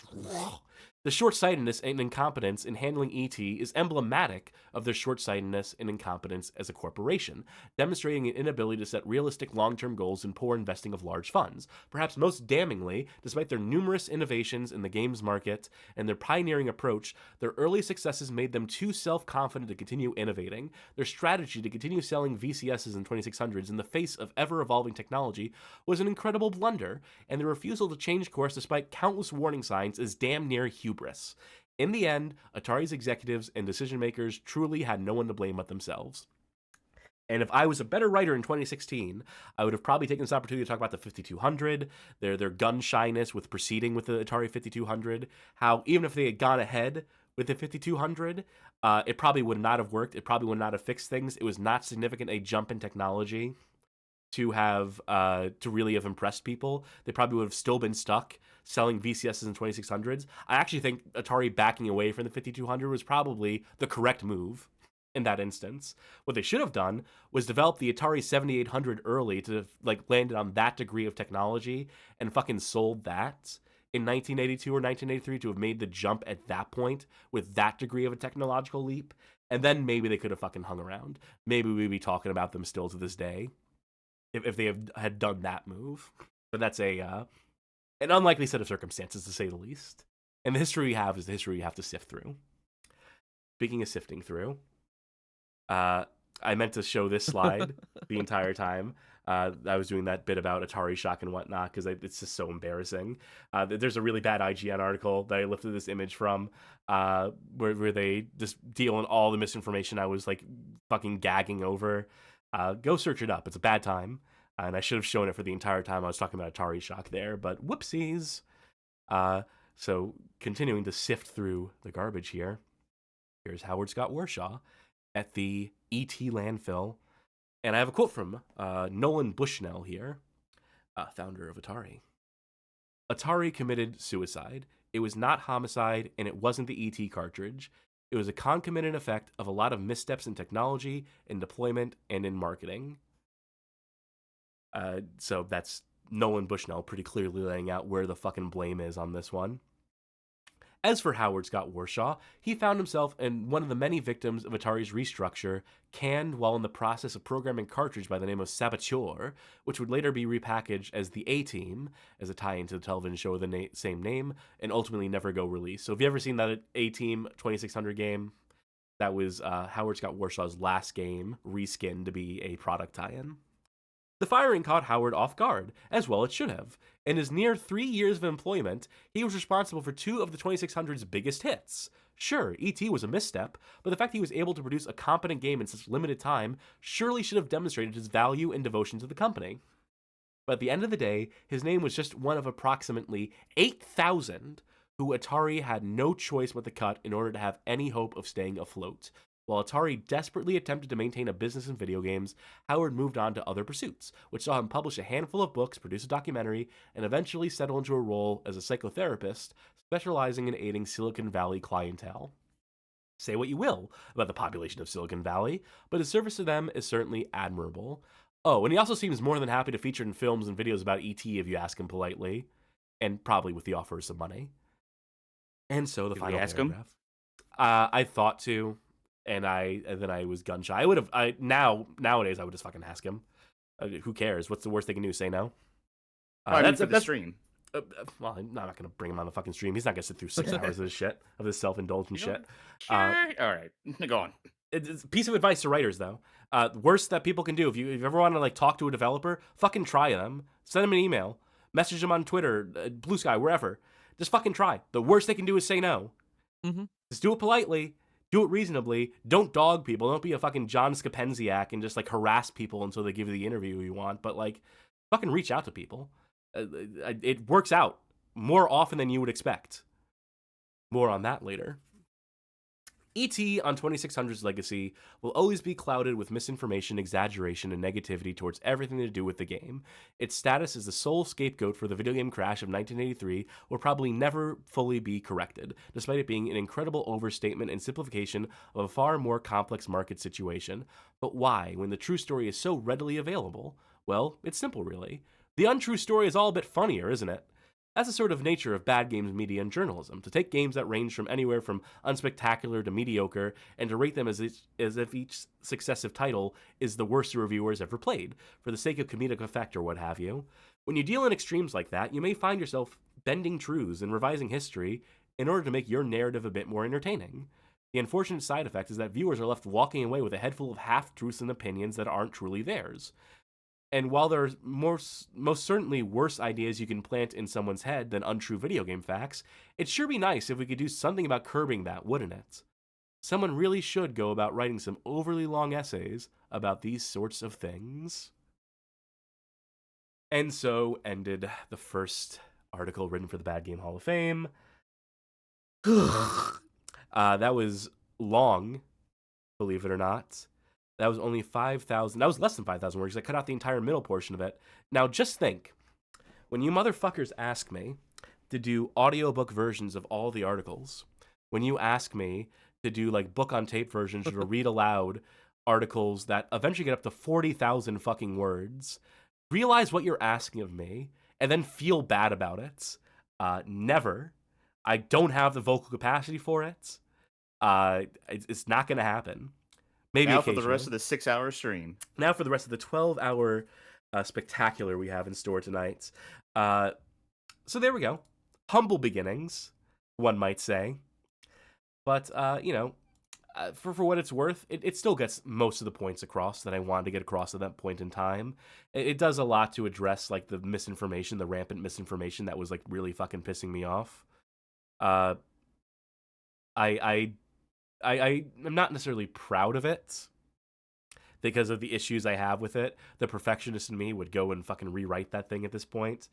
But, as far as establishing a foothold, it worked well enough. It worked well enough that I did it for, like, roughly 6 or 7 or 8 more years of just doing the writing. So, with that squared away, we now come to the part of the show where we actually play some goddamn video games. A little bit of refreshment in the middle, a little bit of palate cleanse before I do even more fucking talking later. So what should we play first? What game should we play first tonight? Probably E.T. for the Atari 2600. Released 1982. We may have just talked about it. We may have just explained the whole story behind this one, so probably don't need to go too much into it. Should probably just get into the game at this point. And we will go back to that 4x3 screen, because I don't think any of these games we have tonight are widescreen. I'll play this. I want to pass the controller back and forth a little bit tonight, but I will. I feel like it's probably my job to do this one. So it's probably good that you picked this one because I don't know how to play this game. And I know the trick to this game is just knowing how to play this game. The trick to the game is reading the fucking manual, which is the first thing anyone I was would have gonna done say, back in 1982, by the way. Let that be It's known. It's the point I always make when we're doing some stuff is I'm saying I'm sure this would make more sense with the manual. Or I would actually look up the manual. Yeah. That volume level is not good. This is probably fine. This is hopefully fine. Okay, yeah, so the first thing you would have done if you had a fucking 2600 or VCS back in the day was just read the fucking manual, because you need to know what the difficulty switches were and the game switches were on your console and what they did, and how to set the right game mode for it. We're just going to play the default game mode here. Game A, in 1 and whatnot. I forget my VCS switches. You already have a really high score. Oh no, you're fucking up. Yeah, that's your HP. So the secret to this game is, you know, a VCS. One button and a joystick. You see that thing at the top of the screen? Depending on where you stand on a given point on a screen, you have different effects you can do. I got grabbed by the ghoulies here. The amphitheater with you. Oh. Parthenon actually would have been a better thing for me to say. That pixel I picked up is a Reese's Pieces. The thing I redeemed is to call Elliot to collect the Reese's Pieces from you for score. I shouldn't have done that, probably. So I'm looking around on these screens, and there's a very specific point. There we go. So when you see the question mark, and you activate the button, you activate the hot zone, it will flash on screen where the phone pieces are and which pit they're in. So I knew that this phone piece of the 3 I need to collect was in this pit, because I played the game the way it's supposed to be played. You couldn't just go to Radio Shack and just buy a phone in one piece? I'm going to send the agent back, get him out of my hair for a second. Okay, the number went down to 2. I'm looking at the number next to your score. Those are Reese's that's the Pieces. Reese's counter. Yeah. Right, but it went down from 3 to 2 briefly. I cashed one in. What happens when you cash in a Reese's Pieces besides enjoying a tasty treat? It might recover a little bit of your health. So this is the pit. You gotta get familiar with it. It's not that hard. These sure are the pits. Ooh, boy. Waka waka. I deliberately went to the hole here because the good thing about the pits is that you can use it because the enemy agents will stall a little bit, which gives you time to figure out what you need to do. Okay, so that voice icon calls Elliot. I see where the question mark was on that screen and this screen, but I also looked into finding the flowers, so I can do this. Yeah. There's also a Yar's Revenge Easter egg in this game that's very elaborate that we're not gonna fucking bother with. I'm trying to remember, what do the arrows at the top mean? I think they are meant to guide you in some way, correct? Fuck! Stole a phone piece. You know what? I'm gonna cheat. I don't want to take that phone piece right now. What I want to do... Back in the day, you'd read the manual and use the rewind on your Atari to progress through the game.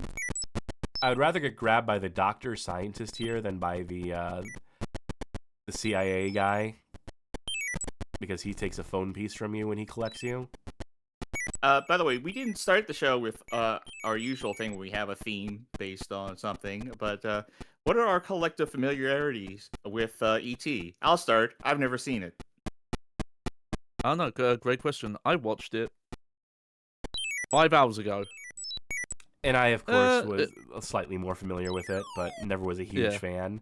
E.T.'s fucking creepy. I don't like looking at him. I'd rather be found dead in a ditch. It was okay. If you like that kind of like 80s, slightly dark kids thing, I think The Goonies is far better. I did like the scene where E.T. gets drunk, though, and just like fucks around in the house. Okay, so it's all purely cultural osmosis for me. We have all the phone pieces. So, there's an interesting thing about the way this world is laid out. It's like a cube, right? Where there's a top, a bottom to it. Well, thank you very much, Stuart Ashens, for putting some gift subs out there. 10 years of this shit. You've been pledging to us on Patreon for fucking like 8 of them. I was gonna shout you out later in the show, by the way. I don't know how much you want us to... Later being like 5 hours. But yeah, for those who don't know, Stuart Ashens has been like one of the longest supporters of the Bad Game Hall of Fame, which is very funny, because, you know, obviously Ashens was another inspiration on just like finding the fun and covering bad games, doing it in a way that wasn't super performatively angry. He brought a little bit more charm to it than a lot of the people were at the time. I could lie and say that he inspired the stream snack by eating.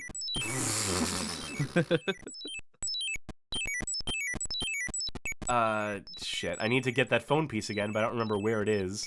So you see, there is a bit of challenge to this. I contest that this is not the easiest game in the world. And a lot of it comes down to, you know, insufficient control. If I were to redesign this game, I would do what he did, what Howard Scott Warshaw did for fucking Raiders, which was have you use 2 joysticks at the same time. And have, instead of having to find the hotspots on the map to find the functions, I would have just had it be that you have all those functions mapped to different combinations on the fucking second joystick. And in that way, you can, like, trigger effects on command in a way that is actually, like, useful. Ran out of energy. That's a dead alien. Luckily, Hey. I have Reese's Pieces in stock. Where the fuck is this last phone piece? Now that the fucking agent took it away. This is the part of the game that definitely gets frustrating. That definitely gets tedious. Is having to go back around in circles. And we're going to run out of energy again at a certain point. Maybe the agent has it. You have to go kill him. I can do this, though. Pump yourself up full of energy again. Like, I know you're eating Reese's Pieces, but it does look like you're pumping yourself like a car jack. Question mark somewhere around here. I saw it, I swear. Fuck off. I never said this was a good game, I said it's a passable game. Oh, whatever. Yeah. I'm just rewinding when I had the 3 phone pieces. I didn't come here to... I don't have anything to fucking prove. I'm the world's leading expert on this game. Doesn't mean I need to be good at it. And we've got a lot of games to get to. We got a lot of games to get it's through. one at first glance where it's very abstract and it's hard to really tell what's going on. It's like you're on Earthbound battle backgrounds. But in some regards, it is kind of a looker. Yeah, for the compared to, like, time. what Atari games on this console first looked like. Ay. I'm looking for... I was gonna There's say- a symbol yeah, that I go need to find, a hotspot I need to find that is an alien. And what that does is allows me to call the mothership. It might be... There we go. Right there? Yep. Say something nice. This is innovative. This is...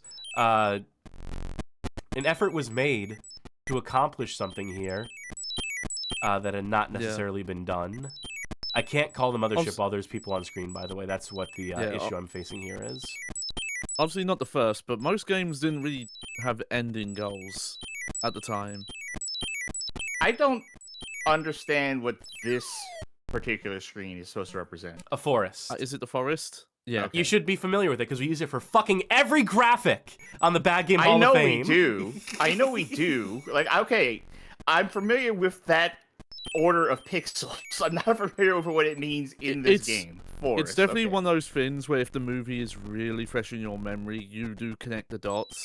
Fuck it, take Obviously, me the away. pits is the one bit that's like not in the film. Just Like I fucking said, take me away never at saw this the point. movie. Yeah. Great, that at least gets him I out was of my gonna hair for like say, a minute. 'cause- Yeah. When I was looking at it, I was like, yeah, and I think one of the things of mockery is how off E.T.'s Why isn't main this working? sprite is. I had him off screen. I called the alien. What is going wrong here? Was that not? Was that the wrong symbol? Because I thought the alien symbol was on a different screen than that. No, you use the alien signal to call the mothership. Then you go up to that screen. Can I not do this when someone look up the fucking manual Yay! or was about to read say, my does- article? I don't play this game for fun. It's been a minute since I fucking played E.T. for the 2600, believe it or not. No, I don't want an Epson ET printer manual, thank you very much. Ay. But yeah, I was gonna say the sprite potentially looks a bit off, But funny enough, sometimes in the movie, his side profile does look like this when it's not the puppet and it's, someone in a little suit waddling around. It actually does kind of look like this from the side. So it Okay, actually isn't that off-brand. You cannot call for the ship when humans. There are. we now fucking go. All right, so I need to be standing here. And that timer's gonna tick down, and then that's your time limit on Yes. that. I could swear to God there were no enemies on screen when I hit the alien button in previous attempts. Get the fuck out of here. Yeah, if he doesn't leave, then Also, the ship- it's related to some of the stuff you were saying earlier about like how sprites and stuff would look on a TV at the time. When you look at the screenshot of what the forest looks like in the manual, the effect comes across like a lot better than it does here. There we fucking go. With Does he live on the planet from I'm Blue? Abadi Is that what this is? Did he bring Elliot with him? Many questions, never to be answered.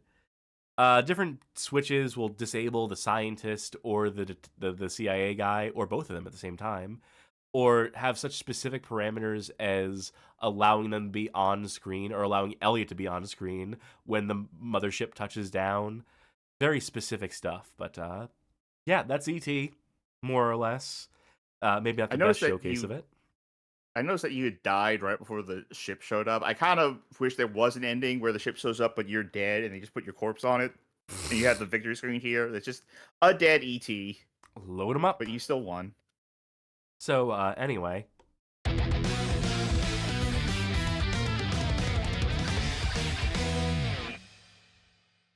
One done for the night. Funny how I do all that talking. I talked for a full fucking hour about this game. And that's ultimately how quick it is to complete. But, you'd replay this. You'd challenge yourself. You'd find harder configurations and test your metal or whatnot. You know what they say? A picture's worth 1,000 words, and if the game runs at 60 frames per second, then that evens out. Yeah. So, we move along. That was only our first game tonight, if you recall. Because we have so many more E.T. games to get to. Because they didn't just release one E.T. game in 1982, they released several. And then also didn't release several. So here's where we got to talk about a microcomputer. I also need to catch back up in my slideshow. Because it somehow forgot my progress. What was it? Slide 16? Yeah, here we go. Say hello to the Texas Instruments TI-99-4A, a home computer, microcomputer, if you will, made by Texas Instruments. They have the Jesus Christ. Still sick, folks. Freshly sick, even. They have the calculators. So the calculator people. They made home computers for a minute. That's the bit I was trying to get out. And like many microcomputers of the time, in addition to doing your taxes and calculating your budget or whatever else, they made some games for it. Some people made some games. And there happened to be 2 E.T. games that were planned for this computer and did not materialize. One of you is going to have to play this game because I need to fucking rest my throat for at least a minute. Mm-hmm. Let me first start by saying that that there's very little information on these games. Oh, don't tell me I have the hiccups too. This is the worst. So it's unknown what the release status of these games truly is. I know one of them, the second one we'll get to, definitely didn't come out. It's unknown whether or not this first one we're going to play actually came out in any capacity or not. And this first one is simply titled E.T. the Extra-Terrestrial. Was apparently developed in-house by Texas Instruments and meant to release in the year 1982. Good God. Can anything go right for me? Yeah, you're cyclically connected to E.T. and you're both getting sick now. It's just like the movie. Yeah, how do they hear E.T. in the movie? How does that resolve? He just gets better. All right, Cass, get better. I'll get right on it. So, the best way to emulate a TI-99-4A that I'm aware of is unfortunately still MAME. in its mess configuration, its multi-system emulation. We're going to load that up. Oh, wait, I get it. Elliot. Because the first and last letters of his name are E.T. I might have to play this one because it uses weirdo fucking computer controls. Give it to me in English. Man, come on. You're not feeling some Svenska today? I'm gonna punch a fucking wall if these hiccups keep up. Look at this title screen. Yep. I'm gonna play one player. He's looking at the orb from Phantasm. Oh, Frogger? Yeah, It's just yeah. Frogger. Before, yeah, when it was just a screenshot on the article, I instantly knew what this was gonna be. So I'm waiting for. No, pink is go. Bad coloration. Bad delineation here. Yep. My instinct was to assume it was an obstacle. Oh yeah, I kind of thought that you were gonna have to go between those things. Hey, he's back home. Okay, Now he's back to Earth. Now, one Elliot tells the truth, one Elliot tells lies, and one Elliot acts randomly. Yeah. You get no sense of the timing on these things when they're gonna go turn to red or whatever. That's pretty bad. This is not a good Frogger clone. Did it just push you off and backwards when it turned red, or did you do No, that manually? I would die. I got off of it. Okay. Because I'm familiar with this game and its shitty ways.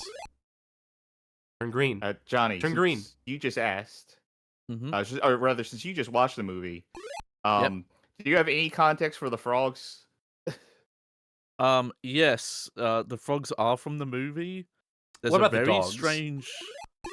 Well, the family has a dog who scares E.T. at first, but then they get along. Almost goes on the ship with him. No, there's a scene where they're doing this parallel where the class is gonna do frog dissections, which the kids seem way too young for, by the way. But the You gotta maybe the start 80s them is young just if you want to different. recruit them into the military later. You gotta desensitize them to bloodshed nice and And- early. And this is the scene where Elliot starts to get psychically linked with E.T. So E.T.'s at home getting drunk, watching TV, and that somehow affects Elliot. And then he starts to freak out about the idea of the frogs being dissected, because it parallels the FBI chasing E.T. and he releases them all. And then, for some reason, he starts reenacting a TV show that E.T.'s watching and kisses a girl who eventually shows up in Baywatch in the 90s. I'm sorry, releases them all. Yeah, he frees the frogs. Okay, so I had to do frog dissections as a kid. Yes. As a young child. Oh, yes. They were dead. Yeah, Oh, already. no. We had to do it. In the movie, the teacher comes around. They're like, okay, you've got these frogs in jars. Here's cotton ball buds dipped in chlorine. You're going to put in the jar and then lid the frogs so you can start dissecting them. And says, quote, they won't feel anything. They won't get hurt. Well, spoilers, even if they don't feel it, they will get hurt. Yeah, that's no not kidding. a dissection. That's a vivisection at that point. By the way, it's have a you weird scene. have I played this game to everyone's satisfaction? Nothing happens. Is the teddy bear a reference to Mac and Me? Yeah, they were That might playing 40 actually be, chess with yeah. those motherfuckers. Yeah, boy, I tell ya. We still need to watch that movie. I flaked out yesterday because I got sick, but Grenades. I was all prepared to watch it. I think these are actually globes? globes. Yeah. You can see Okay, what they every did see the item in this movie. is. They're just like, okay, was an object slightly significant in a scene? Put it in the game. Whoops. Oh. I went too far left. Not really possible, if you ask me, but I went too far left. That's my political take of the night. That's me virtue signaling, or whatever the kids call it. You're very welcome. Politics, never something I shied away from in all the writing. By which I mean, I barely addressed it because I was too stupid to talk politics. But I feel like I've always made it pretty known where I lie on the political spectrum, I would hope. You said during the Fuck. You said during the intro when you were talking about stuff you want to avoid, and you were talking about What? JonTron, and you said basically some of these people who like don't stay in their lane when it comes to like political stuff. I do want to say that I think it is absolutely whatever. fair if you have like whatever platform you have to espouse whatever your political beliefs are, right? Like that's Whatever. fair, and I think in some cases that is maybe even important to do. I also think that if your political opinions are shit, that expect pushback. Yeah. Yeah. Freedom of speech, not freedom from consequences, motherfucker. I'm gonna give myself the fucking year winner. I did fucking 4 cycles of that. I don't think anything fucking happened in this game. That was like 10 E.T. movies in one. Kept coming back and then, oh shit. So I would rate that as worse than E.T. for the Atari 2600 right out the gate. Not much worse. It's a fine little version of Frogger at Home. Yeah. I don't know what Very the E.T. rudimentary, license yeah. adds to it. But this next game is going to be a little bit more substantive. For it is E.T. in His Adventures at Sea. This was developed by one Looking Glass. Not that Looking Glass, not the System Shock Looking Glass. On behalf of Texas Instruments. This is one of the ones that didn't come out. This was supposed to be a trilogy of E.T. games for the TI 99-4A, which would focus on different educational subjects. This one is a geography game. I think there's supposed to be like a math one and maybe a history one. So I don't think the prototypes for those have dropped as of yet. I have not checked in on TI 99-4A emulation recently. Ashens says, I found 99-4A emulation so awful I bought an actual 99-4A in a flash card. That's probably the way to do it if you're a real hardware sicko. I am not, so I just suffer through. I bang my head against fucking MAME and mess and whatever else. Much to my own chagrin and displeasure, because I don't fucking like this shit either. E.T. and His Adventures at Sea read as like an ill-conceived cartoon spin-off that like when they try to really capitalize on, it's like, fuck, we need to put this on network television. What happens? E.T. becomes a sea captain.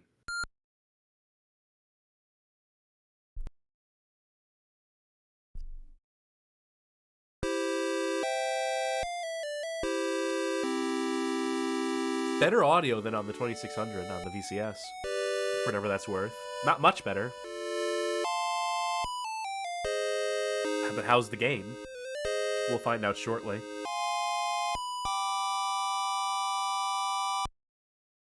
I let it play out. I thought that was cute enough. Let's get the instructions, why don't we? Take E.T. to a spaceship. The ship will land at one of the cities on the map. Steer your boat to each city when it blinks. You'll get a clue about the landing sites. As you travel, watch out for hurricanes, icebergs, waterspouts, and lightning. Press G when you're ready to guess the landing site or review your clues. Now let's just take it at level 1. So here's the map. We are this boat. Open world E.T. game. Yeah, what if Elliot had to help him find what continent the spaceship was landing on? So you can see us. We're moving around. We're going from spot to spot. The game, at this point, runs fairly smoothly. I press a button. I move. Always good. It's always what you want. Have to fucking be very particular about how I approach this. It's fucking somewhere around here. Luckily, I don't have an energy meter I have to fucking worry about. Hey, Giuseppe, there's a boat out there with a little weird chihuahua. It's just doing circles in the water. Oh! Oh, they just flew over and went to Spain, I guess. False alarm. Why is it not letting me? I don't... Okay, there we go. I had to press a key. The Q key, obviously. Full keyboard. We're in France. Body of water separating North and South America from Asia and Australia. Why should you care? You're in France. Sharky, Johnny, Yeah? I'm geographically you want me to challenged, answer? please. Okay, but body of water separating North and South America from Asia and Australia. That's the Pacific Ocean. That's the Pacific Ocean? Yeah. Thank you. I can't read a globe. I just can't. Oh, look at him! Is he trying to wink? The Botox really hit him hard. Yeah, that's a way cuter E.T. than the movie version. Okay, So now there are tornadoes on the map, and notice something. Not run so good. Every few seconds, the game hitches up. They're going to add more hazards to the world map in due time. How do you think this will go? Also, none of those keys that I did earlier are working. Come on. At least I can dodge that. Oh. Whoops. Yeah, that whirlpool was way too close to the objective. I was just mashing keys there. Tokyo, Japan. Very large piece of floating ice from a glacier. I'm going to say that's an iceberg. Mm-hmm.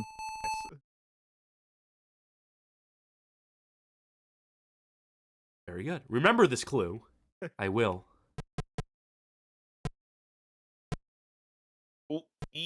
Good God.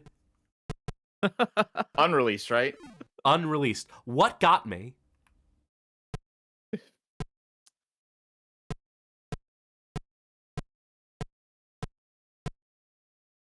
Oh, wait. I need to go up. Yeah, the up. Where the icebergs are in Alaska. Wait, what are those ice? I thought these were icebergs. Well, what are the white fins that are moving supposed to be? Birds. Anchorage, Yeah, Alaska. because I noticed them going over land masses. Free clue. Please. If there was a question here, that would have been the answer. Oh. Okay, so Pacific Ocean, iceberg, glacier. Feel like you're really narrowing it down.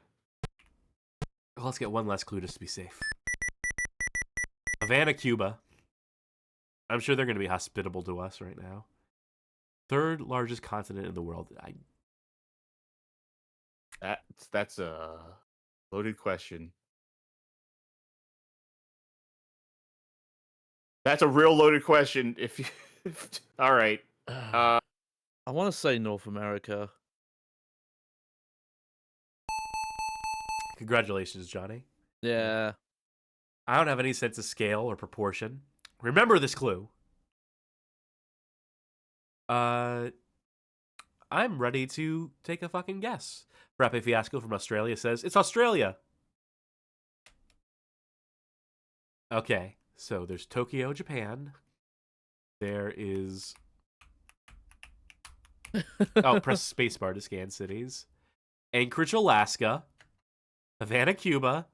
Marseille, France. I'm going to hazard a guess. Mm-hmm. Yeah. I was expecting way more choices, yeah. Oh, the final challenge. It's the final challenge.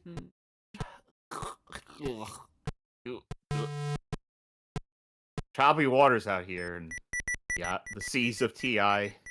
Choppy frame rates out here in the ocean. You're in the harbor. Pick up all the red buoys to open the gate, then dock with the spaceship at the top of the screen. Stay away from these. I have a bad feeling about the number of objects. Oh, wait, this runs. Alright, so I need to collect all the buoys.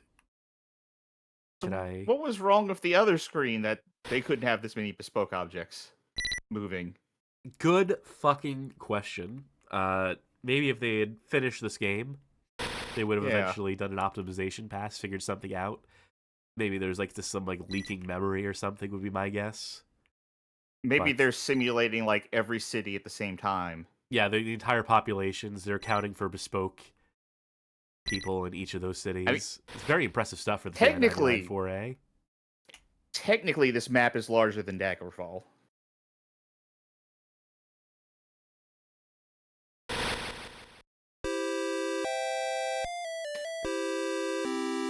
They just took Elliot and left E.T. You're on your own. And you can keep doing that if you wanted to learn Mm-hmm. about the globe Earth if you wanted to be led astray from the truth of flat Earth, you could continue playing this game, I suppose. That's why I don't know anything about geography. That's my that's my cross to bear. Stupid bit. Anyway.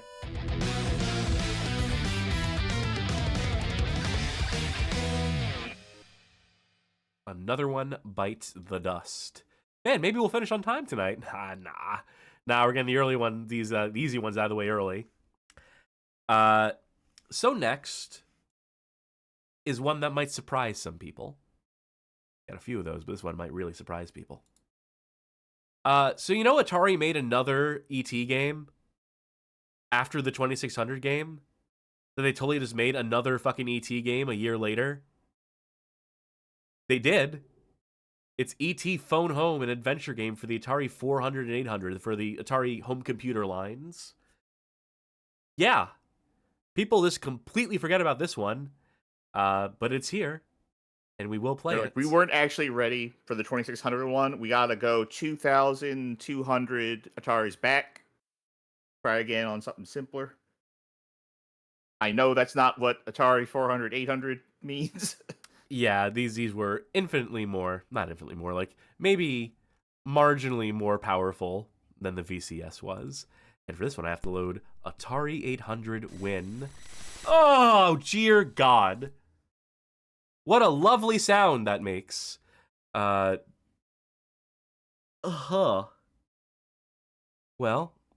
let's try that a different way. I haven't muted for the folk at home, but my co-hosts are continuing to hear the sound of a computer dying. Yeah. Let's. I'm a sicko though. I'm kind of into it. You don't hear that, Sharky? Maybe that's a setting on my end. That, or is it a frequency thing? Oh, maybe. Have I finally hit that age? Has the gem in my hand finally activated?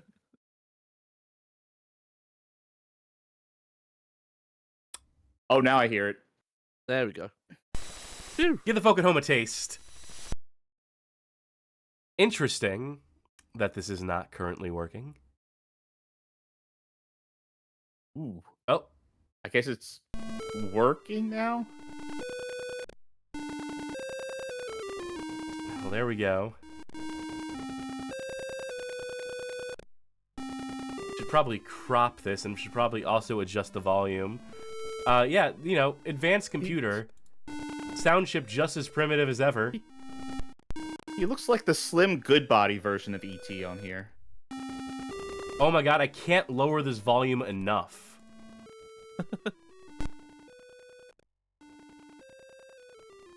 That's good. I'm doing like minus 30 decibels at this point. Salem Tenebre in chat says, E.T. not on stream. No. He didn't know. He didn't know the camera was on. He didn't know he was live. What is that? Like 32 pixels off the bottom. Hey. Hey? Oh, no, it's like 24 maybe? A professional streamer would have pre-scaled this before the show. Just pay attention to where the black bars end and where the black game begins. I'm gonna need someone to look up a manual for this one because I don't remember how to fucking play this one. Good luck. Sure, this isn't a hard phrase to Google. Let's figure out what start is for starters. Oh, I actually found it. You got it? Okay. If we can start by figuring out what start on maps to. Oh, you know what? It maps to the start key. Okay. Lot of plot. And that's it. Actually, wait. Huh? I vaguely remember bits and pieces of this. So, this screen here, which we're draining health by looking at, we see all the objects we need to collect. I assume this is one of the objects I need to collect. Because he thinks of the pieces he needs to build his quote-unquote phone. A battery, a circuit board, a coat hanger, a fork, a record player, saw blade. That's a lot of items. I'll just put it that way.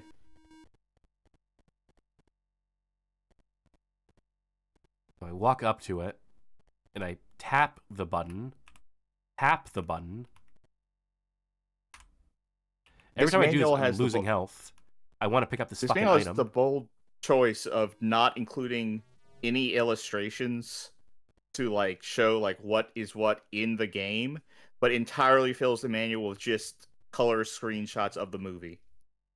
Does it say where I need to bring the pieces back to?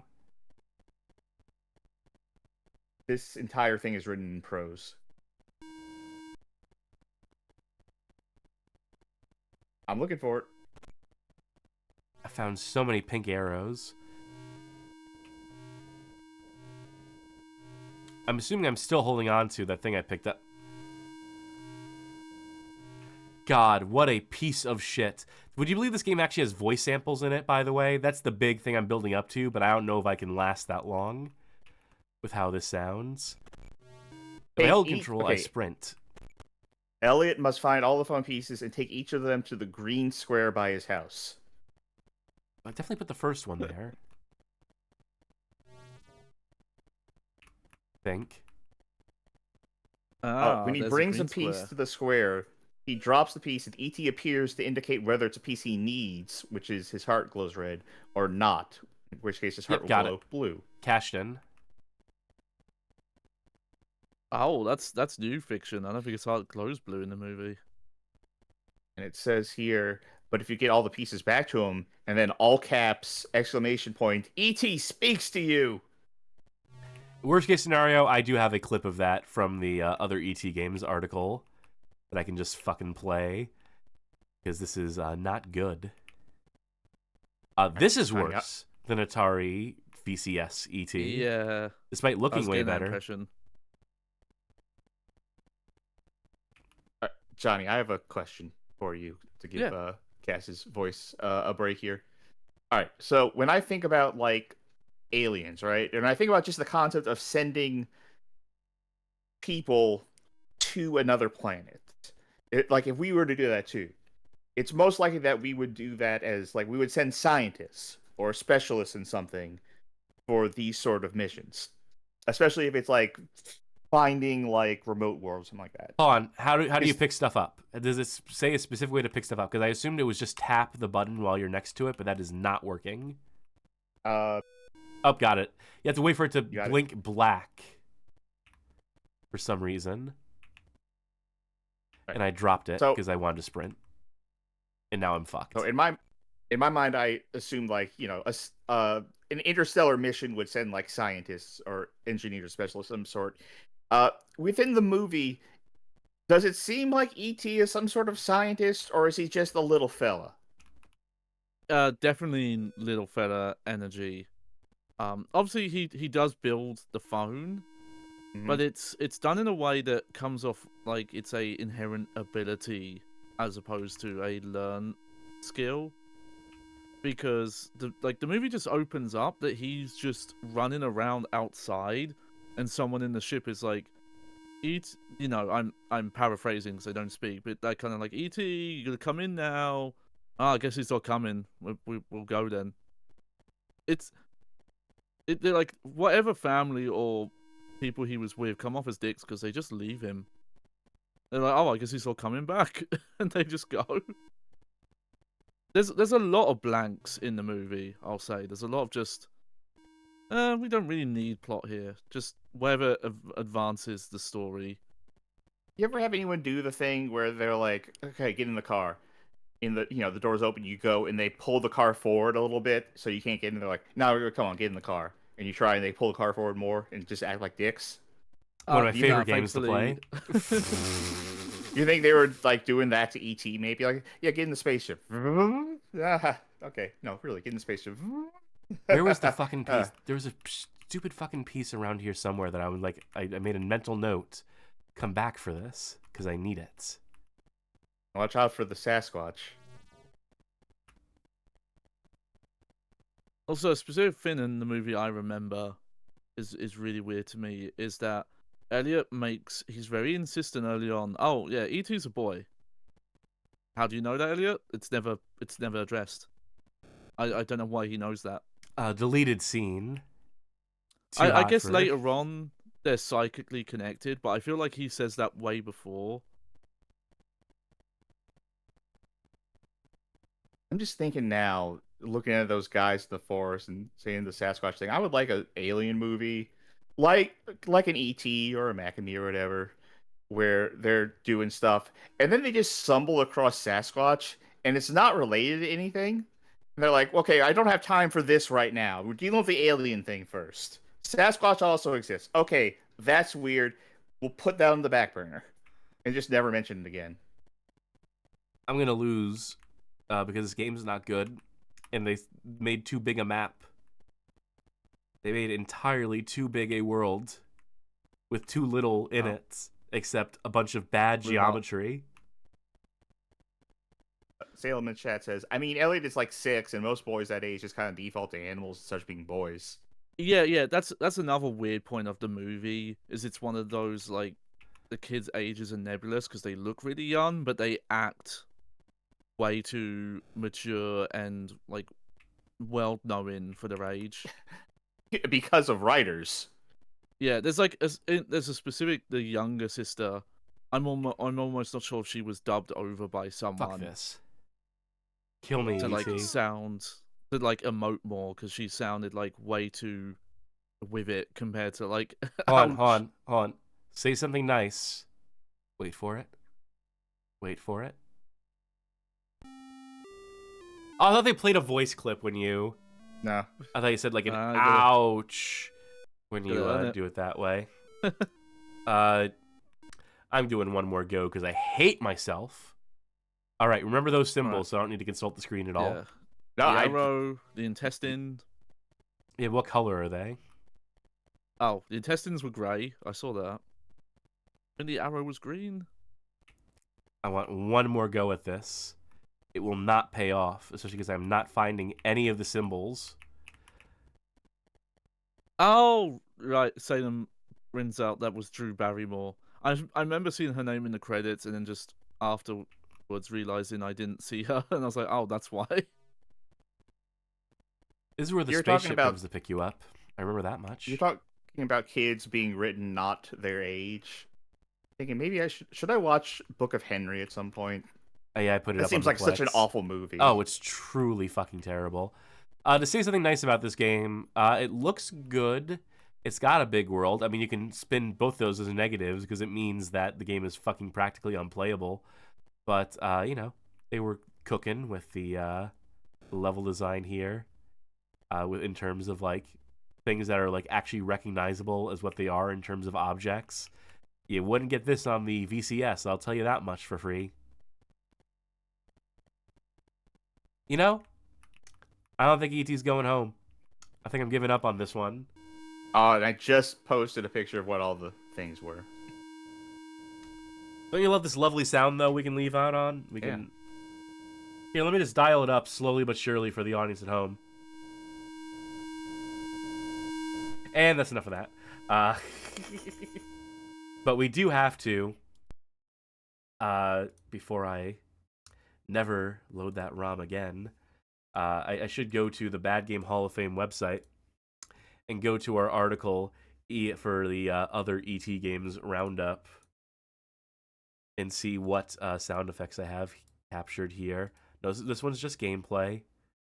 E.T. declares his intent to phone home.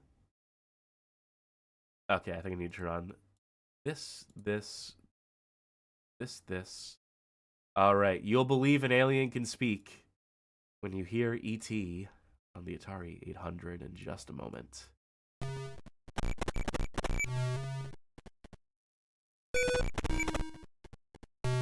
Never mind the framing on this.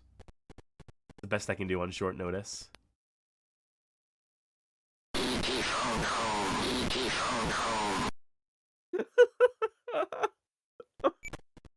And then you switch to E.T. And you have to run back to the mothership. And then the rest of the game happens in that little span. But there you go. Very, very Linda Blair delivery on that. Oh, E.T., we didn't know you were possessed. But it all makes sense now. Yeah, he sounds a little nicer in the film. I'm going to say that's the worst game so far. I'm going to say that was the worst E.T. game I've played thus far. The night's still young, somehow. And so we move on to our next game of the evening. E.T. the Extra-Terrestrial, released in 1983 for the Commodore VIC-20. Now, this one's not officially commercially released, was not commercially developed. A few of these aren't. I just wanted to pad out the number of games that we play. So this one was developed by one H. Johns. That is all that is known about the development of this game. People putting out independent games on the microcomputers, independent releases and the like, especially in North America outside of Europe. Not particularly well documented. We were not keeping track of this shit in the way that Specky Sickos and Amstrad assholes and whatever other clever alliteration I can come up with. Come on, hit me with them. Fucking Orts, Astro Bastards. Yeah, there we go. Anyway, this is all to say that stuff coming out for like the VIC-20 and the Atari 400 and 800 not as well documented, and that's fine. All these games suck. So let's play another bad game, why don't we? Yeah, I do like his face. He's got like a "oh" expression on the cover there. I think I might need to interface with BASIC for this one too, which is always fun. That's assuming my Vice emulator loads up. Oh, there we go. It loaded up 3 instances at once. Awesome. Triple gaming. Oh, what a lovely computer. This is what they took away from you. Don't you wish computers still looked like this? Needs more the violet purple color. Let's see. 6, 4, 22. All right, then what? Like 20 off the top, 24 off the top. Cool. And another 1 off the top and 2 off the bottom. Okay. While we're wrapping up, I just noticed that the back of the manual for Atari's E.T. Phone Home just spoils the end of the movie. It just straight up says exactly what happens at the end of the movie on the back of the manual. They assumed you saw it if you're buying the game, I would imagine. It's so weird. You're not wrong. The game is loading. The game will be loading for the foreseeable future.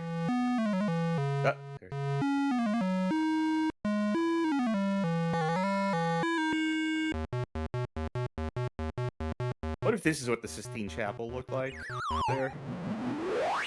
Whoa! Okay, so that wasn't a gameplay demo. No, Well, I'm that's for playing, the but I can't visual- control it. Yeah, So I need to have put a figure out very visual- quickly how to control it. Yeah, visual epilepsy warning on this one, folks. Just be safe out there. Where the fuck are the inputs in this shitty emulator? Input devices. Oh! Oh!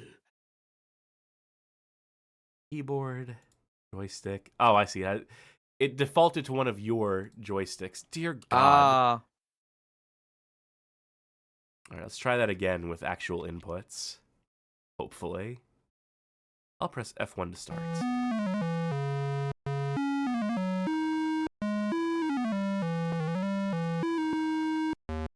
I wasn't sure at first, but I think that's supposed to be the E.T. theme. Yeah. It's just really weird. Oh, good God. So it's not press button to jump, it's... Oh, I was pressing the wrong button, I see.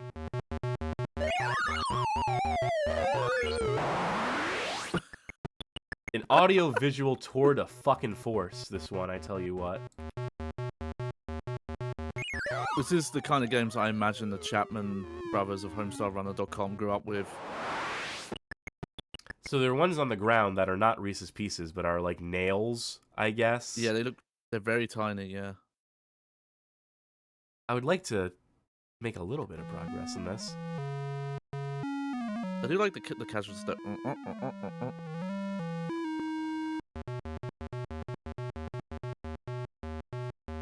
If you walk backwards, it slows things down.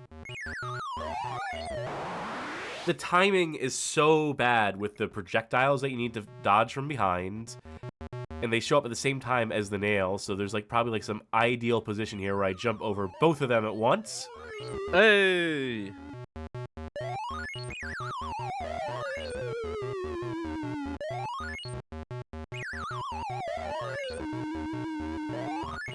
Oh, there's the phone! This is what video games used to be. For a I'm Headful in brief, chat horrible saying- moment in time. Yeah, I'm Headful in chat saying, back when the game Was the was game. the game. This is definitely what Lemmy had in mind. This is also primo, like, we need video game sounds for a TV show. It's our sounding game.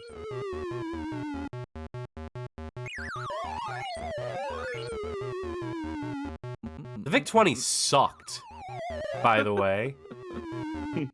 Well, look how cool the hands rendered. Oh!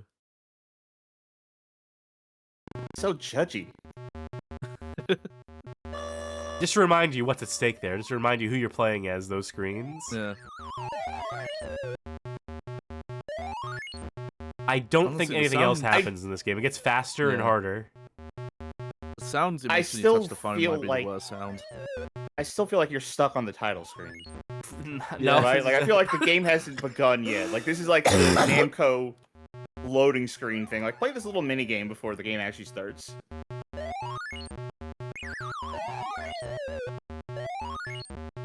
I've got it dialed in for whatever the fuck that's worth. Yeah, yeah.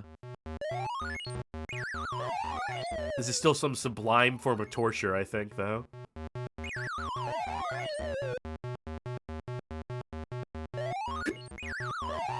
Anyone read any good books Oh, lately?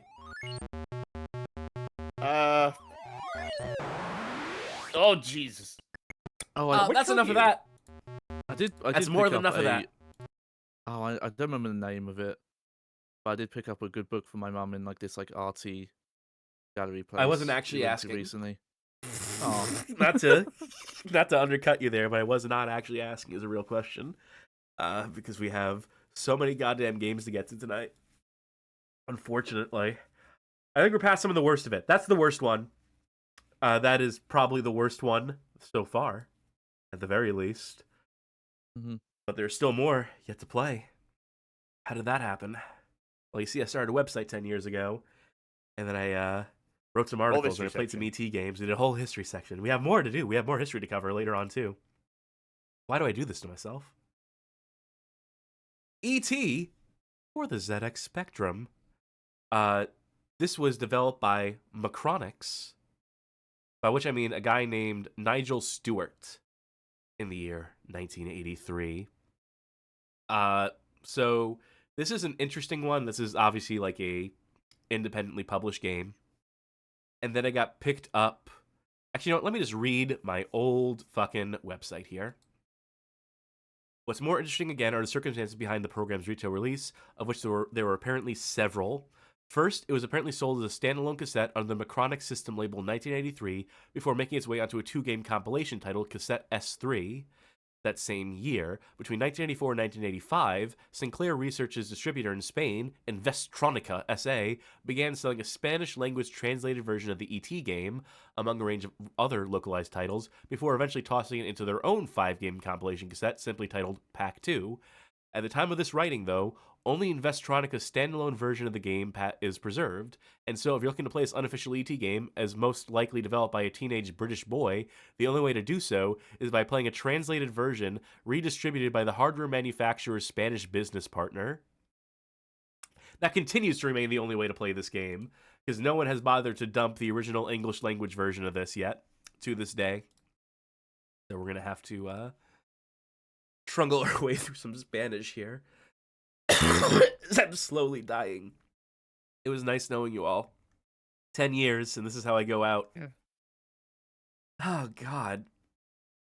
Spoilers, this is not the only E.T. game for the ZX Spectrum. Because I have to interface with fucking Spectaculator. You know, let's see if RetroArch don't fail me now. Please just work so I have less to deal with. Some pretty scrolling colors.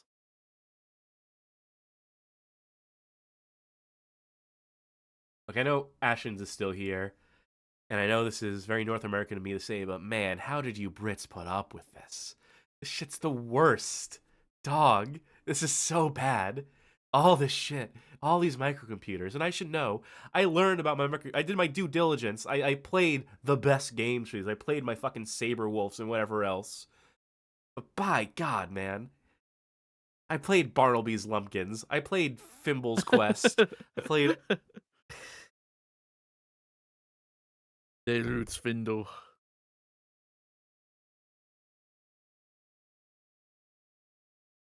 This is a perfect game for a cat. They would love that bit where the red dot goes around the screen. Mm-hmm. I was entranced. Ashton says because they were all we had, of course. Yeah, I mean that's the correct answer. Yeah. That is the correct answer that I'm deliberately, for comedic purposes, ignoring. But the psyop to see how much they could waste kids' time. Está siendo cargando. Oh, see the little effect he's doing there? He's wiping the text with new text that has his name and the copyright information. This is all. You told me this was a demo scene thing. Yeah, this was the cutting edge. They got Sorbin Tornian, or whatever his name was, the Sword of Sodan guy. Go read our article on Sword of Sodan. That's the longest article on the site, by the way, at 40,500 words. About a game no one gives a fuck about. Or so I thought. They're coming out with Sword of Sodan 2 now. That was announced after they already tried, after Bethesda was going to make Sword of Sodan 2 back in the 90s, and then decided, wait a minute, we have better things we can be doing. We have better games we could be making. But now they're trying it again. And I find that funny. Maybe we'll do a Sword of Sodan stream to commemorate that momentous occasion. This is what you'd have to sit through. Yeah. As it dumps the cassette into memory.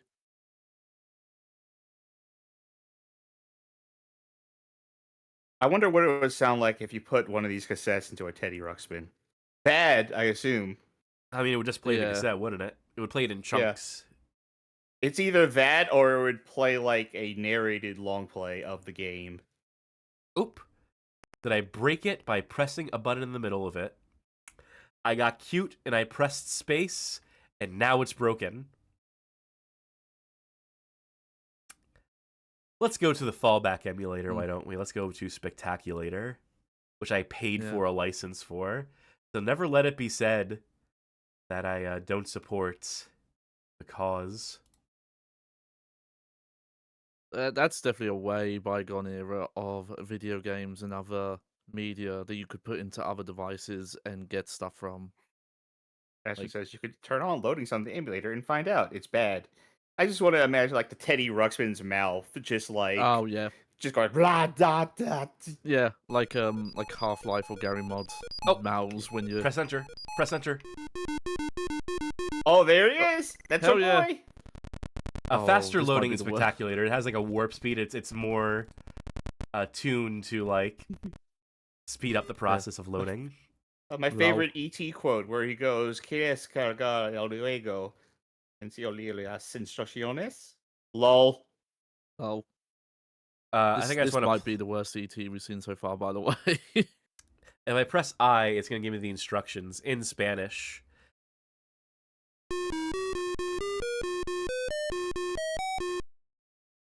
So I'll just get right into it, why don't I? Yeah, thank you for that little jingle. Espera un momento. Nigel. Please continue to wait. Hey, we got there. Go. So there's 4 levels, 4 phases, maybe 5. And you can do them from, jump into them from here. I'm just going to jump This isn't how you two taught me to count. Plus 5.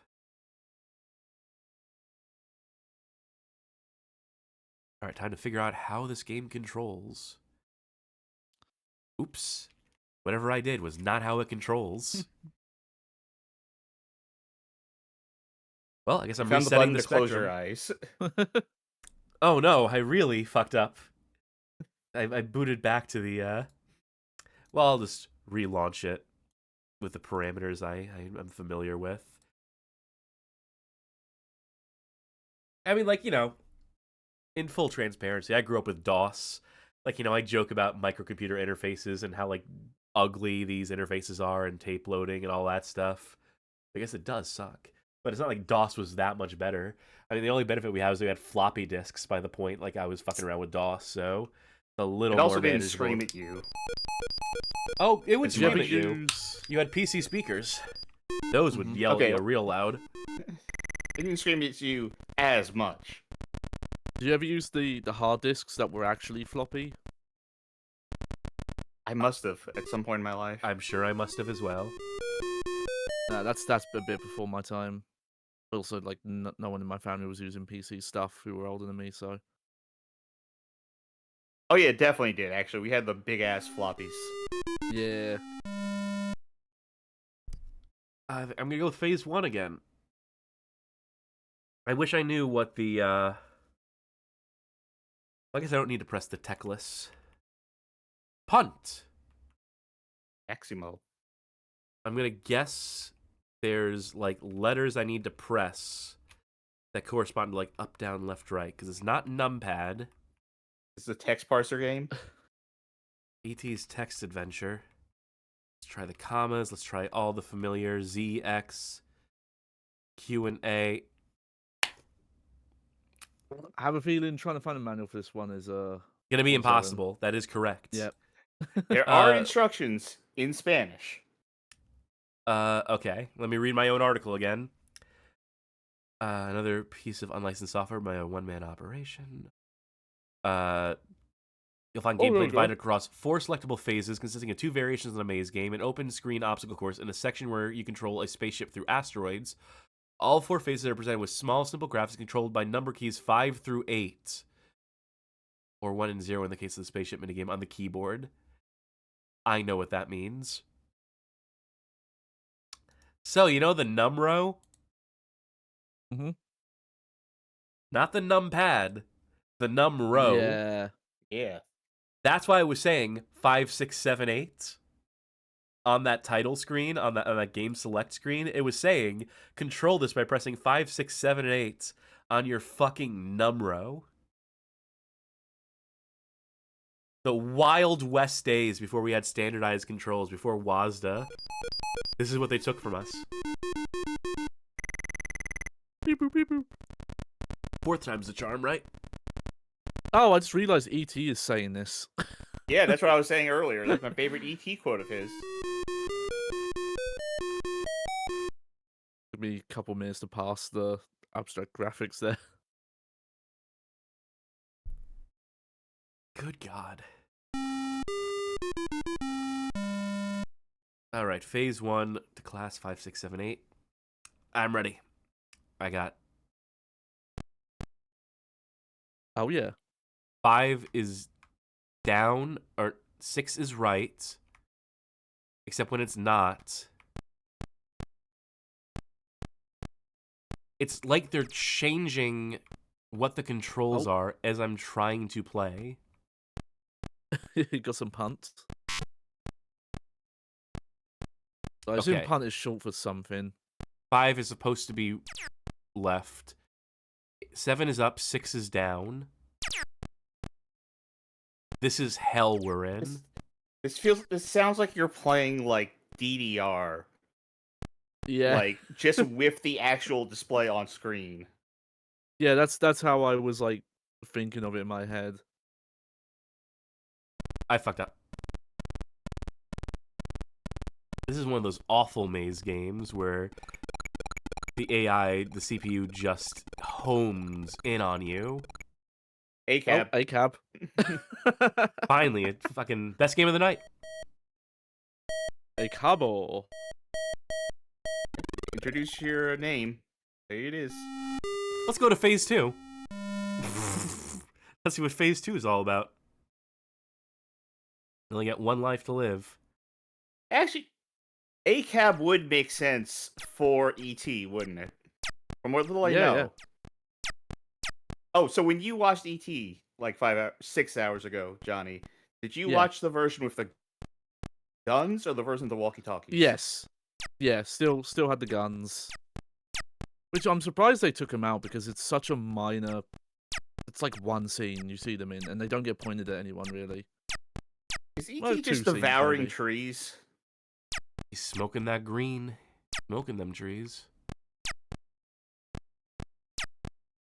So there's basically like hidden passages here. So you have to push wall. You have to bang your head against every tree until you find which ones can actually go away, is what I assume the game here is.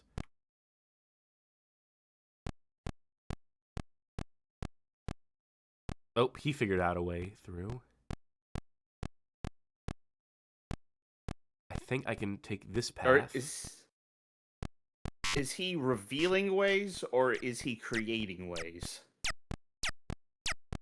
It's a matter of perception, isn't it?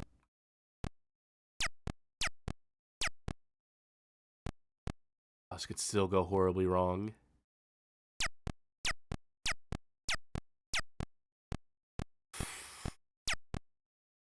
Oh boy. It's a shame video games are made by so many people now that you can't just have. Here's the guy who made it on screen at all times. I fucked up. I got cornered. Just one villain. That's another game failed. That's another phase of this game failed.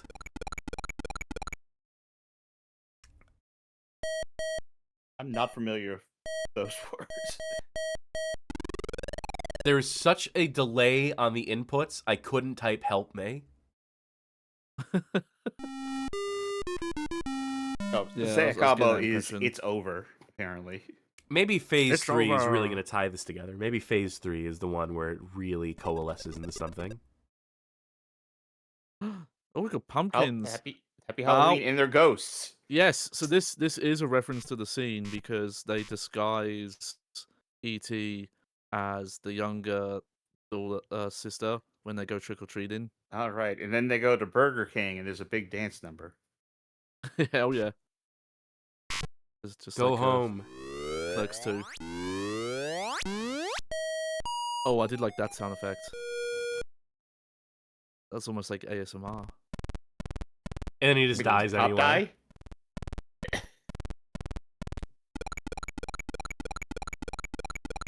So, I mean, I got it, right? That counts as a... Did well, you got the you win and game over right afterwards, so This is like a classic arcade game. This is a classic of arcades. I mean, this would have been right at home in the old arcades of yore. All right, 1 and 0. The old 1 and 0s.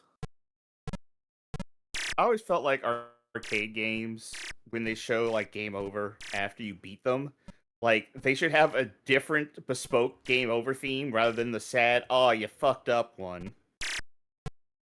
Like it's always like a whiplash. Okay, so you are just scrolling left and right, correct? Yeah, and dodging rocks, presumably. Yeah. For a second, I wasn't sure if you were shifting the whole screen. They also shift But no, I automatically. guess that's... Oh, I won. You win. Oh, thank God. Because the speed that was going These are at. Uh-oh. Okay, so you get it's over regardless of if you win or not. You didn't accidentally lose after winning in the last one. What is Cambiar Nivel? Is it the ending? I Either of these ending? Let's find out. Yep. Yeah. Oh, difficulty adjust. Oh, And some fun music in this one. Shit out of luck. Cargar Puntus is load points, so I assume you save or Your load high your high score. score. Well, that's okay. I'm not going to play the year winner because we obviously bombed out on the first 2 phases, but that will do it for Nigel Stewart's E.T. for the ZX Spectrum, in whatever capacity is currently preserved in. But we're not walking away from the Specky just yet, unfortunately. We got another Specky one. This is another rather infamous one. Wait, no, that's the wrong one. Forget about that. You didn't see that. That's the next one. E.T.X. E.T.X, the Extra-Terrestrial Zargon for the ZX Spectrum. Now, not an official E.T. game, believe it or not. This was released by Abex Electronics and developed by one David M. Webb in 1983. This one is unlicensed, and it is a remake, a conversion, if you will, of the E.T. game for VCS. They thought, this one, okay, Europeans, you missed out on E.T. for the Atari VCS. The industry, Atari is plummeting. They're going through Atari shock over there, but that's not going to stop us from bringing you the premier fucking game of 1982 to the ZX Spectrum. So that's what we're going to play now. I'm going to go with Fuck. Let me... That's the most British thing I've ever heard. Let's do that again, and this time I'll show the graphic on screen instead of accidentally cutting to the same fucking box art twice in a row.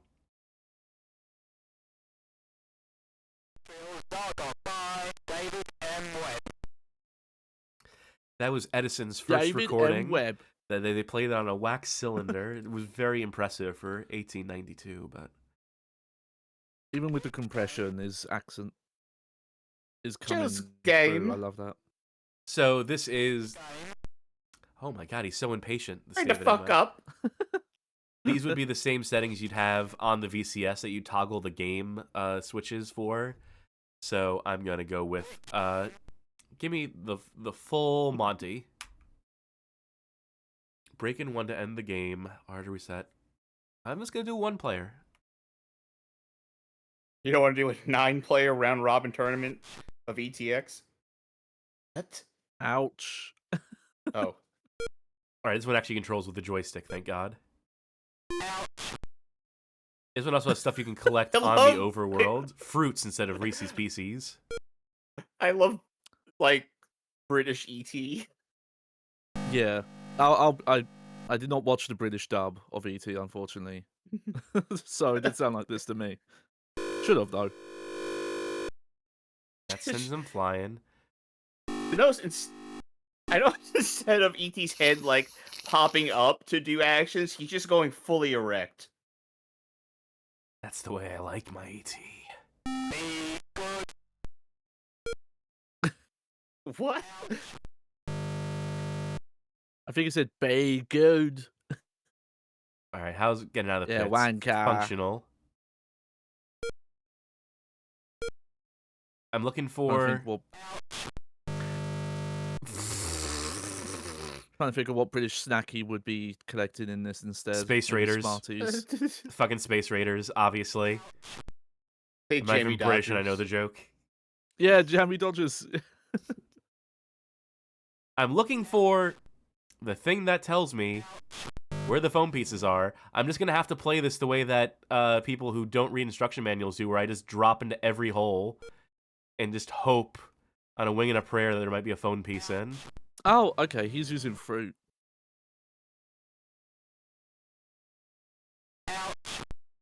Oh, how you could have an extremely British ouch, but... Where there's a will, there's a fucking way.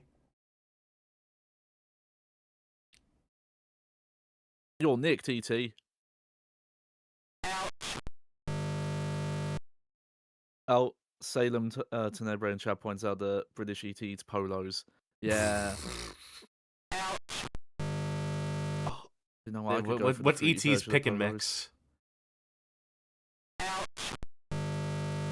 You know, if Ashens is still here, we haven't scared Ashens off.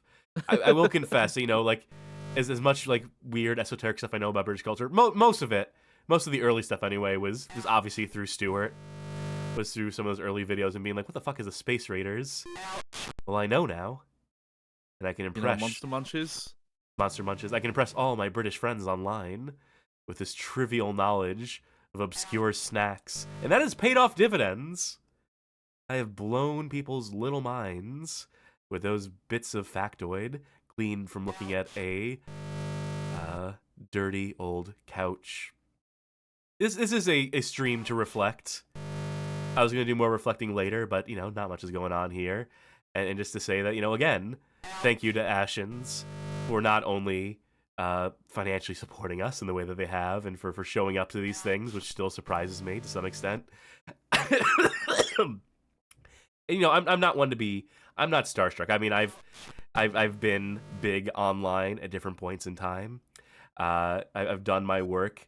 I've been present for a while, but it's still fun to someone that you did, grow up with, showing up and being like, "Oh, the thing you're doing is pretty cool." It was, I think, they make Stuart, there. Oh, there it is. It's green. It just blends in with the. Oh, that really fucks things up. I think it was the Human Killing Machine article. What did that probably really put me on the radar, because I think I was maybe tagging Ashens in that, because I very much wanted him to see it, and we got the stamp of approval. Good God, this game. See, I thought that was Elliot because he was so small. I'm gonna die in prison. Watch me. Yeah. Oh. Okay, you got saved. So I could very well have been seeing the phone pieces and just missing them because of the awesome coloration choices made by this game. Yeah. Anyway, long short of that thought is that I'm grateful because those early Pop Station reviews, seeing them on, what was it, fucking dig.com, like pre-YouTube, wherever Ashens was hosting that shit, buying the fucking original DVD Ashenthology. We've been doing this shit for a long time, collectively. You probably, I guess you were probably online in the early 2000s. I haven't had a real conversation with you in a minute, but you were probably kicking about like in the late 90s or mid 90s internet, same way I was. And they stole my phone pieces, so we're really not making any progress in this. I'm really stalling out, crashing out right now. But I've been doing this website for 10 years. Obviously, I've been putting stuff out into the ether of the internet for much longer. Ashton says my channel's turning 20 years old this month. Terrifying. Yeah, it's it doesn't get easier the older we get, does it? But the thing that always gave me some amount of solace, like the one thing I have, is that I having such like an intimate history with this stuff, having been around for so much of it and keeping contemporaneous with it, because one of my other skills is that like I like being in the thick of things. I like keeping up. I like challenging myself to stay contemporaneous. The streaming thing, right? This didn't necessarily exist in a decent capacity 20 years ago, but writing had its time, seems to be dying now, if you ask anyone who's been in the business of games writing. So I pivoted, I changed, and I had to adapt. It's not my first time speaking over video games on the internet, mind you, this recent streaming thing, but the game changes constantly, and I change with it, and it keeps shit exciting. It's a challenge, especially trying to break in without the benefit of having, like, being able to tie my legacy to whatever 20 years, 25 years worth of stuff I was putting out, making the deliberate choice to keep myself somewhat distant from past stuff I've done. I mean, if I really wanted to, I could just get fucking H-Bomb on the phone and be like, I need to call in a favor. If we're getting fucking really real here, if I'm gonna play, like, one of my fucking cards, I could play that one, but I choose not to. Because there's something fun about trying to break back into it from the bottom, doing it from scratch effectively, that makes it weirdly more rewarding. I decided very consciously that I was not going to take any fucking shortcuts from 2016 forward.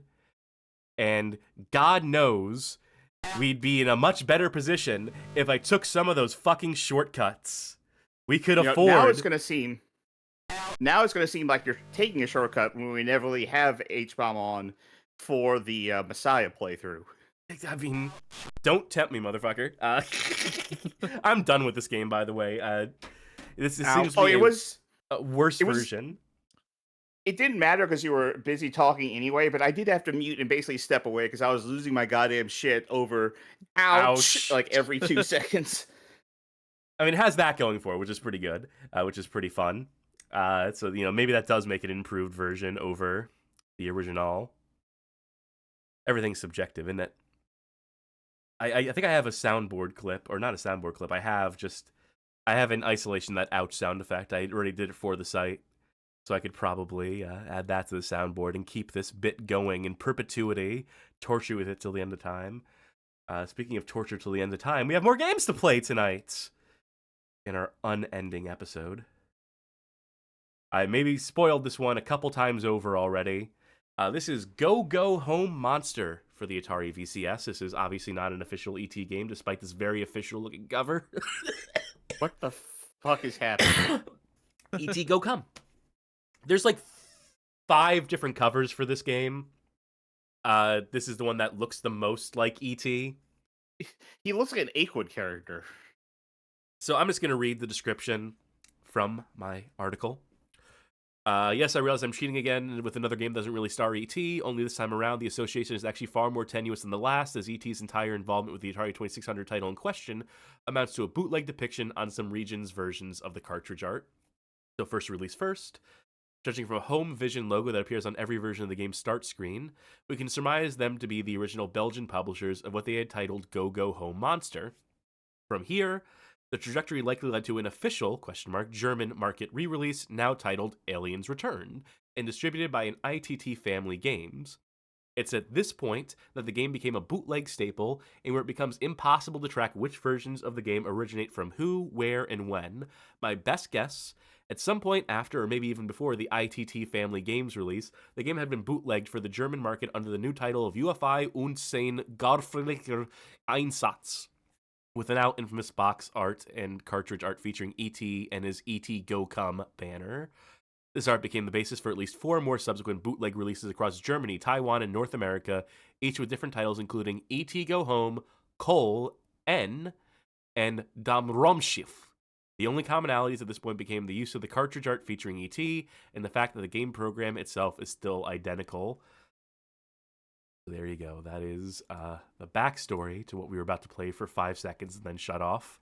I really banked on most of these games being so short, being so slight, that we'd be able to fly through them. I did not account for the fact that I'd be 1, sick, and 2, sick and tired. I could not even parse what was going on that cover art. Who was it in chat who said, Frank Gothic says, tag yourself on the balloon. I didn't know that was a balloon. I thought that was like a buff Charlie Brown. The way that it looked. I thought the orange in the background was muscled. Alright, so the goal of this game, this is kind of like Super Pac-Man. Which version of Pac-Man do I like where you're going through places with keys and stuff? Lock and Chase. Close enough. So I'm checking all these. Yes, that is Super Pac-Man. Most of them have monsters, as you may have gathered. If I can get that power pellet in the center. Hey, look at that. That's I can go ahead and get killed. Technique. Yeah, this is also using the same technique as I mentioned earlier for Pac-Man on the 2600. So I guess that power pellet is not a power pellet. It's a Reese's Pieces, please. Please. If you pleases. I forget how you actually win this. Surprise. What was the story about the Reese's Pieces in the movie that it was going to be M&M's, and M&M's was like, nah, this shit ain't going to sell. And then Reese's was like, yeah, sure, put us in your weird alien little freak movie. Your fate will be sealed, Superman. There we go. There's the solve my maze. Okay, so I think it's this one. I use the action button, and I still get killed by the ghosts. That's funny considering that the Reese's is it shows up for 10-15 minutes and then it's just gone. So it wasn't even pivotal really. Oh, wait. From what I understand though, it did translate to a lot of sales of Reese's Pieces. Oh, yeah. Put them on the map. And Reese's Pieces are better than M&M's. Fucking fight me. I love peanut butter. There's enough variation in peanut M&Ms. M&Ms? Yeah, there's peanut butter M&Ms. I like that soft peanut butter in the center. I like that it's just like smooth. You know what it is? Honestly, for me, Reese's, it can taste okay, but it is super easy to get sick of the flavor of Reese's. That particular peanut butter, like the how sweet that is. Like if you overdo Reese's, then you cannot have Reese's for like a year. No such thing as overdoing Reese's. You're just weak of spirit and heart. Oh. Okay, you see I'm building a spaceship. Oh, yeah. I need to do it in some sort of sequence. So this is like an awful game where not only do you need to memorize which of these correspond to what, and constantly be backtracking. Just weirdly esoteric in a way that I do like his little walk animation though.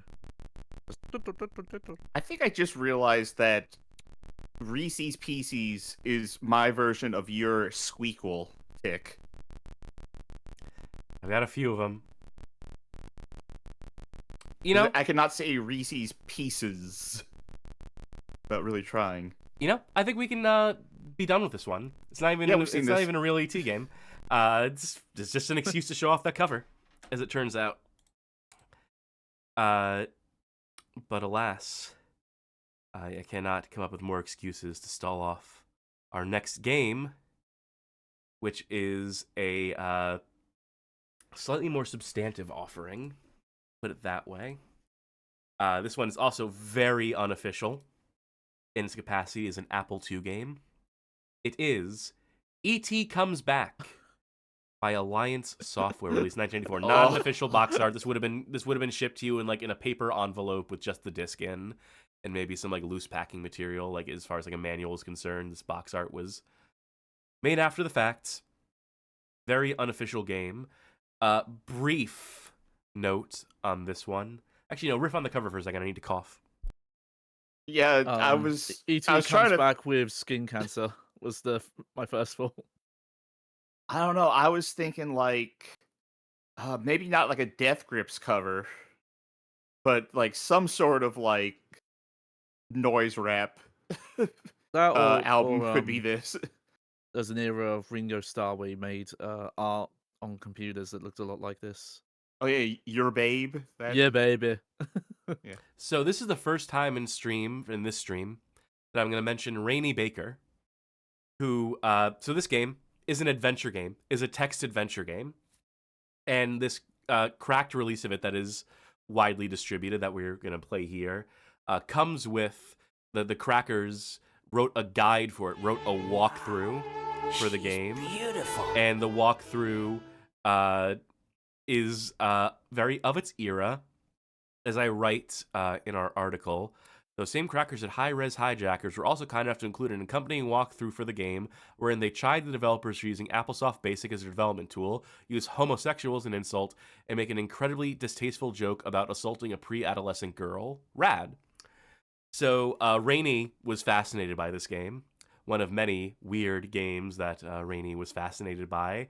And so if you go to Game FAQs, she wrote a guide for the game under her Destroyed for Comforts username, so that there would be a guide that didn't have like fucking awful jokes in it, that is just a straightforward guide that also gives like the backstory of the game itself. So I'll just link that here for fun and for in memory of Rani, who again we will have more to say about her a little later on in the stream.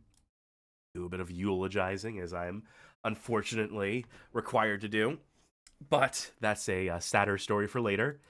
Let's go ahead and get in the game. I'm going to use Apple Win for this, which is actually a very good Apple II emulator, mostly frictionless. Sick intro. Sick. E.T. This alien are sick.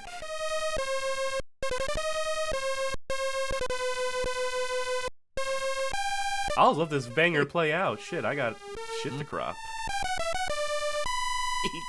He got really into colloidal silver. It's good for me. RFK phone home. There's the jokes. Oh, it's the full song. I thought that was about to be Revelry. I was getting into that's a baseball territory. Retro Homebrew says video games won't get any better than this. We peaked.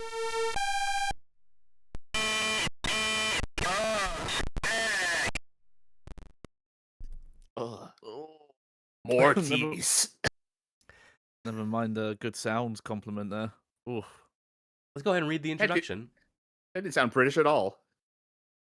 This is the second release of our new series of Voik-to-Churcade. We have spent more than a year to make this reality, so don't accept or give a private copy to your friends. Your name Go is back to the Elliot. lab on that apartment toy. This is going automatically. You were once the owner of E.T. the Extra-Terrestrial. I don't know if you owned him. Went back to wherever. You must find and receive. God, give me some fucking time to cook here. Give me some time to fucking read, please. Anyway, I know what I'm doing. I'll press space. You have to shoot this ET in the woods. He's crawling on all fours at you.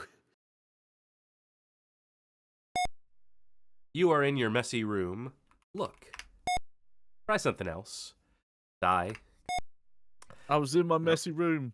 I was looking at everything, but then again, I was looking at nothing. Yeah, we can do compass directions.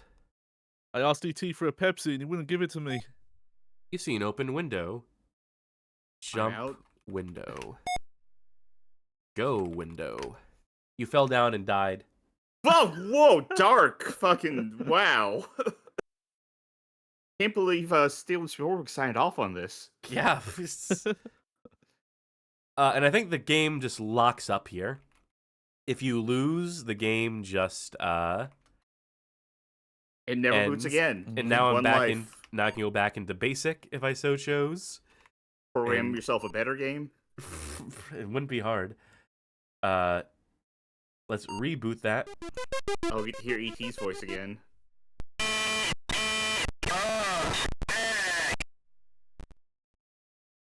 All right. So let's try to play this like an actual adventure game. Let's go north. Try something else. Are you allowed Open door. to? It's locked. Are you allowed to examine surroundings to get a clue of like what's interactable? Look bed. Look. just look. Door. It's very messy. Look picture. You see yourself, E.T. and Michael. What's east? Can't go that way. Great. Oh wait, take blanket. Can you do that? You can try something Nope. else. Okay. Do you want to know how you get out of this room? Die, jump out the window and die, and that's the whole game. That would be funny. Break door. Just fucking bust it down. And did too much. Well, thank you Thank- very kindly. More subs going out. We Thank you, appreciate Sundown all y'all McMoon. tonight. Helping us ring in this 10-year anniversary. All right, now we can go through the door. Impressively drawn little environments. Whatever that's worth. Where do we want to go? Jump stairs. We'll break probably neck. die. Let's go north. You are in Michael's room. Is this You found the Hat Man. talk Michael? Try something It's the else. Shadow Take Man. Ball? Try something Can you else. tell if that's Michael or you, like your shadow? It's your own shadow. You have grown a lot. Yep. Open closet. Nothing. These are all useless commands. We can try going west. You're in your mom's room. Kill mom. No. Wake mom.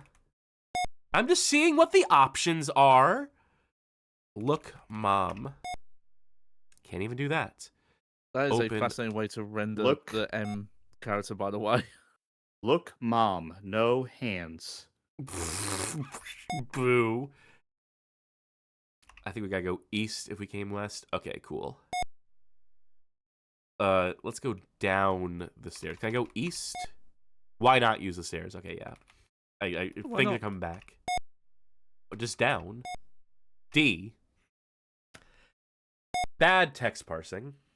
You hate to see it. in Oh, an I adventure wonder game. if this is one of those engines where it only picks up like the first 3 letters or something. No, it's just they expect you to use Okay. the shortcuts instead of typing out full words. So let's go look at this busted ass TV.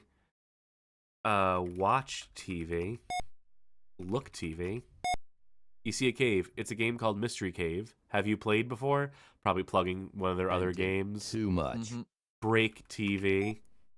Thank you, Frank Gothic. Take TV. You can't do much in this fucking game. I don't know if you've gathered Eat the that. TV. Eat TV. The man from Mars is eating TVs. Can't go that way. Let's go this way. There he is, Charlie Brown. Yeah. No, that's clearly Michael. Michael.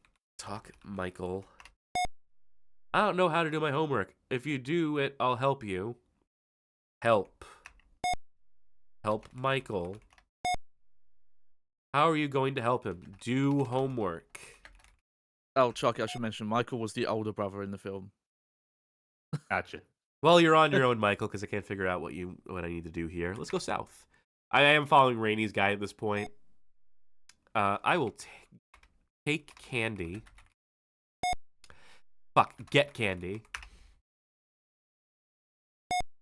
There we go. Let's go north.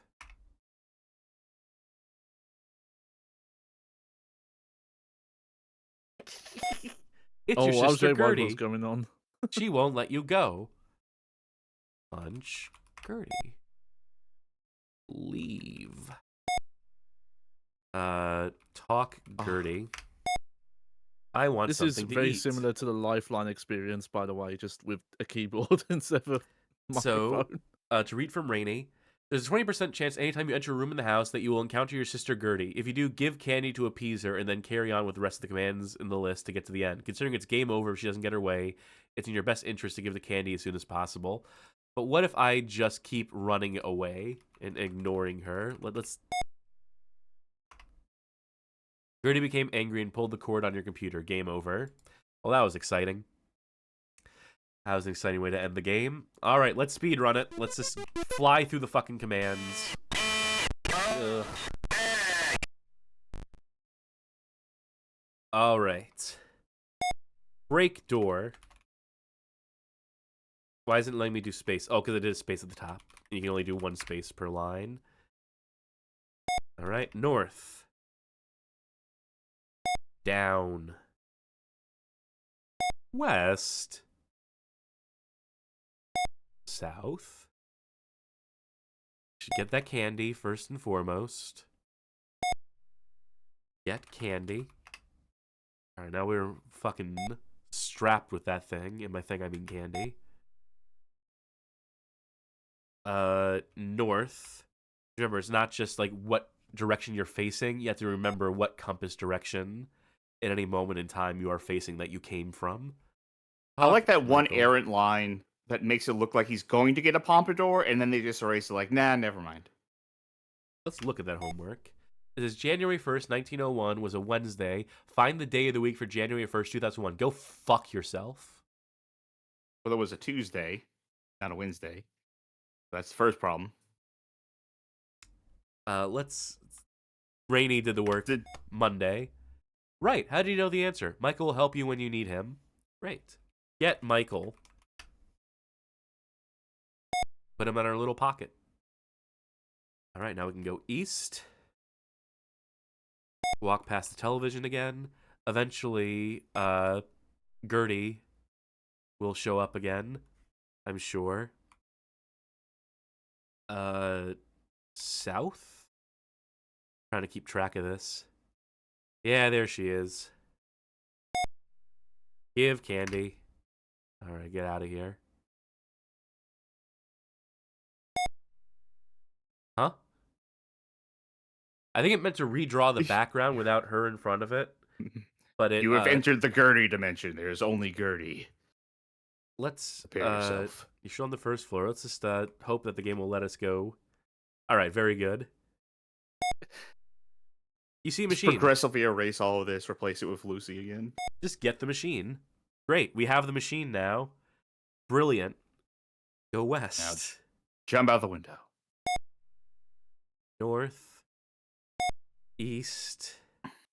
The only real hazard in this game is making sure that you give Gertie the candy. That's really the only challenge. That and resisting the urge to toss yourself out the nearest fucking window playing this game. Door. From there, it's just a matter of navigating, checking every room, and figuring out what you need to pick up, what items you need for the end of the game. West. Now we look, Mother. She looks back and points at the table. Okay, go desk.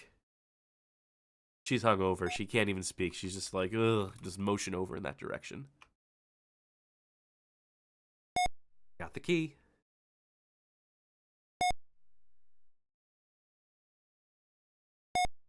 We're in the bathroom. If you gave up on that potted plant for sure. Get flour. So, Mhm. you want to know some shit? You Guys can't wrong? call it flour. You can't call it Oh. anything except its actual name, which is geranium. You have to figure out that there's this specific flower being depicted here from how wonderful the art here is. Copy protection. In the manual, there's a whole list of flowers, lovingly drawn. Love that that. you can see. Love that we hate the player design. Yeah, this was meant like kind of like a piss take, obviously, from the fact you're using fucking Peanuts characters. You're out of your house now and you hear some strange noises. E. You see a small house far away. A strange-looking shadow is waving to you. You dare We're move closer. Going to get killed. You're in front of the small house and also see some footprints. Drop geranium. Okay, then you heard someone say thank you. All right, then we walk away. Oh. Huh? E.T., where'd your skin go? Let's take him with us. I have a feeling I'm going to regret it, but he's in our inventory now. Home sweet home. Let's go down the street, why don't we? A long road lies north, and a garage is on your left. You are standing before the garage. Can I say use key? Big neighborhood if this is house number 91,604. Gotta unlock the garage and then open the garage. That's what the key is for. Go car. Let's go carin'. Yes. Give it some encouragement, yeah. Can I open the glove box? This isn't the guide, so no. The answer is no. This game only has the essential commands. Okay, Michael will drive you. Where do you want to go, E.T.? Anywhere but here. You are on the road. North once more. You have found E.T. and received the gemstone and sent him back home. There's a gemstone? Did you just mug him for like a gem and then like boot him out of the car? Gotta pay the road toll. Wow. That was a lot easier than movie. Yeah, so that's the whole game. There's very little you can do outside of the essential commands, which is usually the mark of a pretty bad and tedious adventure game in my mind. But you know what? It's an excuse to play this for the first time in a hot minute.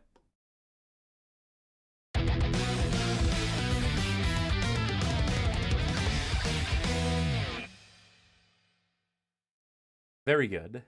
Not the game. The game was bad. But, had funny ET art. And that's honestly all we can ask for at this point. To add some levity to the proceedings here. Good work. Dino Gem awarded. So ends our 1980s block. I hate to say it, the rest of the games from here on out are more substantial at the 3-hour mark of the show. So before we get into more games, we should talk about the ET games that weren't, and briefly address the saga of New Kidco from the other ET games roundup article that we are cribbing basically here. In May of 2000, publisher New Kid Co. picked up the video game rights to E.T. the Extra-Terrestrial in advance of the film's upcoming 20th anniversary in theatrical re-release. With their already being in the business of publishing titles centered around a number of children's programs, including Tom and Jerry, Sesame Street, and Dragon Tales, E.T. was a natural fit for their collection of licenses. They quickly set about commissioning games for damn near every platform under the sun, including both then-current 5th Gen and upcoming 6th Gen consoles, as well as targeting the Game Boy Color and Advanced. Of a planned 9 titles, though, only 5 would ultimately come to fruition. As it turns out, New Kid Co. had bitten off a bit more they could chew, and couldn't afford to fund completion for the remaining 4 games past a certain point. By testimony of the Pickford brothers, a pair of brothers John and Steve, both working as game developers, their studio, Stead 2, had been hired by New Kid Co. to develop E.T. and the Cosmic Garden for the PlayStation 2 and Game Boy Color, as well as E.T. in the Search for Dragora across the 6th Gen consoles. By the way, if you're familiar with the Pickford brothers and Z2, you're a microcomputer nerd, boy howdy. Of these projects, they managed to finish the Game Boy Color version of Cosmic Garden, and apparently saw Search for Dragora nearly through to completion. It was at that point where New Kid Co. claimed they ran out of money and stopped paying, while they still owed a whopping $1 million to their contracted studio. Z2 couldn't afford to take the publisher to court, and subsequently couldn't afford to continue operating as an independent company, leading to their acquisition by a company tied to the Tiger Gizmondo, and ultimately shutting down in 2004. So basically these brothers, who had been long-term like industry staples, I'd have to look up what the Pickford brothers and Z2 had done outside of this, but it's definitely... This is a present from me to you. Yeah, they've been around since the fucking 80s. They did conversions of Ghosts and Goblins. Looks like they designed Max Headroom. I don't know if it's a tie-in game. They did a lot of games, folks. They did a lot of games at different points in time, and they briefly stopped making games because they got fucked over by New Kid Co. at this current juncture. Thank you, by the way, Vesles. If it's of any consolation or serves as any sort of justice, New Kid Co. followed Z2 in closure shortly thereafter, come 2005. But before doing so, they had sold the E.T. games license off to Ubisoft earlier in 2002, so they could rush at least a couple PC games out to capitalize on the 20th anniversary craze of the movie, that is. Bear that turnaround time in mind when we get to those Ubi-published games and how much money was potentially left on the table by New Kid Co. failing to prioritize the games slated for the GameCube, PS2, and Xbox. So before this show, Johnny, you were obsessed. You're crazy. Yeah. You were absolutely clawing at the walls talking to me about, like, where's this fucking PS2 game? This PS2 game exists. There's screenshots of it. I want it. Yeah, this didn't come out. These PS2 games pictured here did not come Sadly, out because yeah. they got fucked over. But that Cosmic Garden game also didn't come out on PS2. But we do have the Game Boy Color version of that. We will get to that. We did not get the full-fledged console version. We instead got the downgraded Game Boy Color version, which is pretty funny if you ask me. Now, I It'd be need funny to if smoke. prototypes of those ever leak. We've been doing this for 3 hours. I need a drink and a smoke. So I'm going to pass the next game off to one of you. Finally take a break tonight for at least a little bit before I tag back in. Smoking a pancake. Might take shifts on this one. I gotta make a sandwich at some point. But for now, we have E.T. the Extra-Terrestrial Digital Companion for the Game Boy Color, released 2001, published by New Kid Co. and developed by Powerhead Games. Can you guess what this is? oh, is this an activity pack? You wish. Oh. No, this is, well, you know what? Sharky, why don't you find out? Why don't you discover in real time what? I have a feeling. I think I know what this is now, and I think I have played something like this with DVAC before. Yes. Yeah. Hence The why other thing I was thinking of is some Austin Powers games as well. of a similar vein, of a similar design.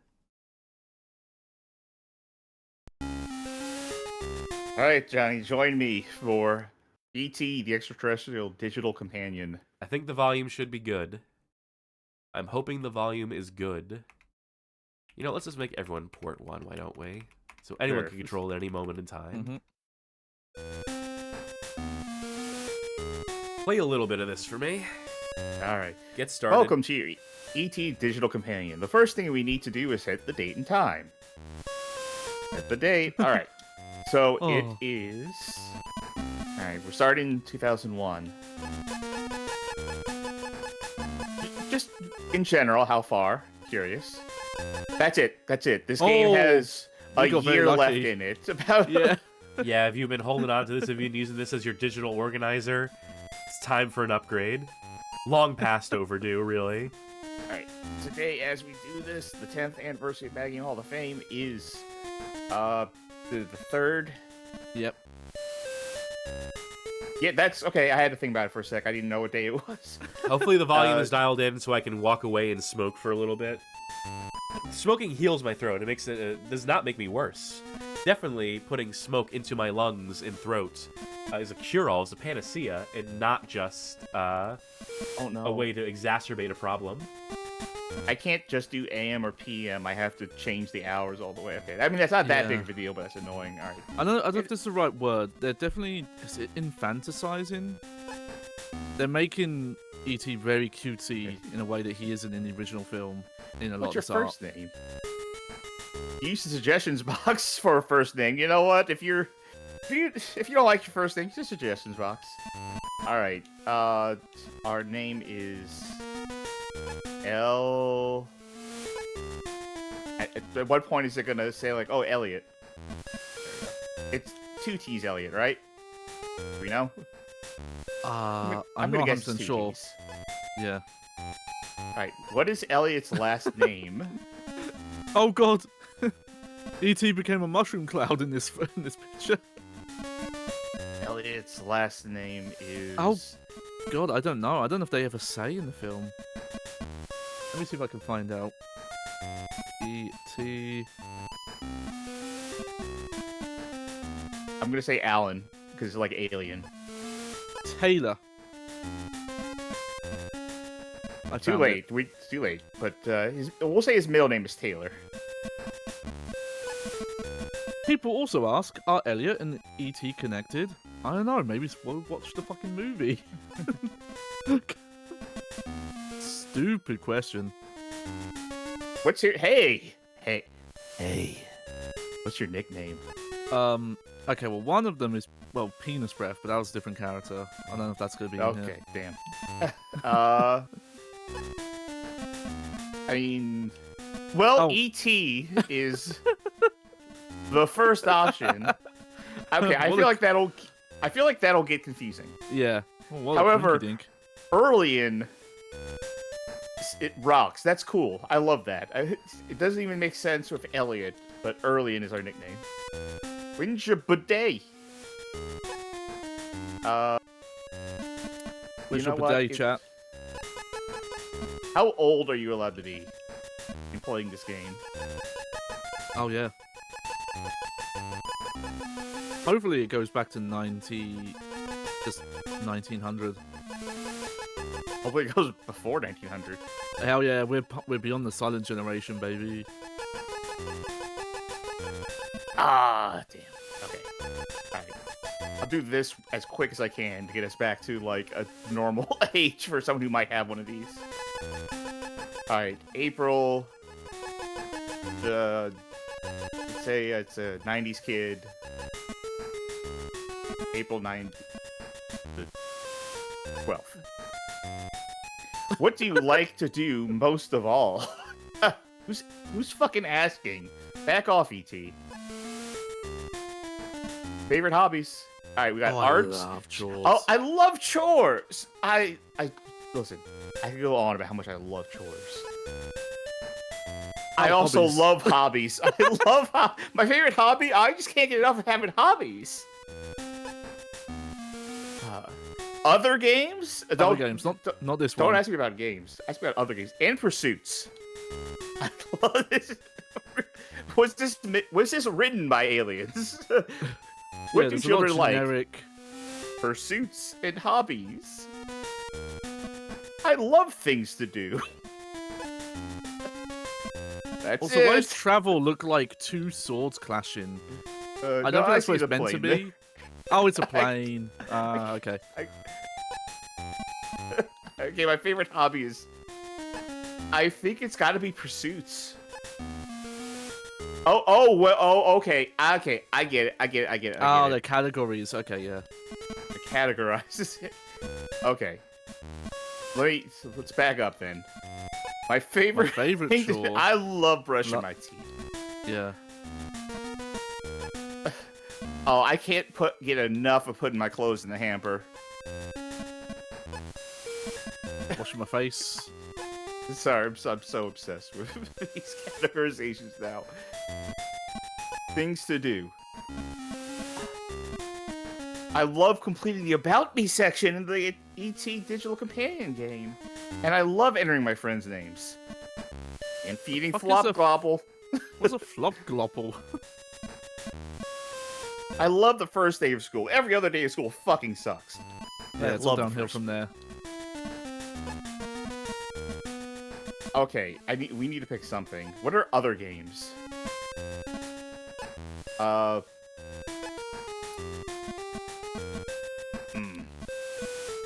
Ultimate Frisbee. You know what? I like trivia. I do like trivia. Say my favorite hobby is trivia.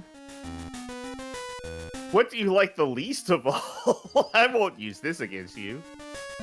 Man, what do I hate? What do I fucking hate more than anything else? Go for instruments. I want a specific instrument. Okay. Like the bassoon. I hate the bassoon and nothing else. Accordion, drums, organ, other instrument. I hate other...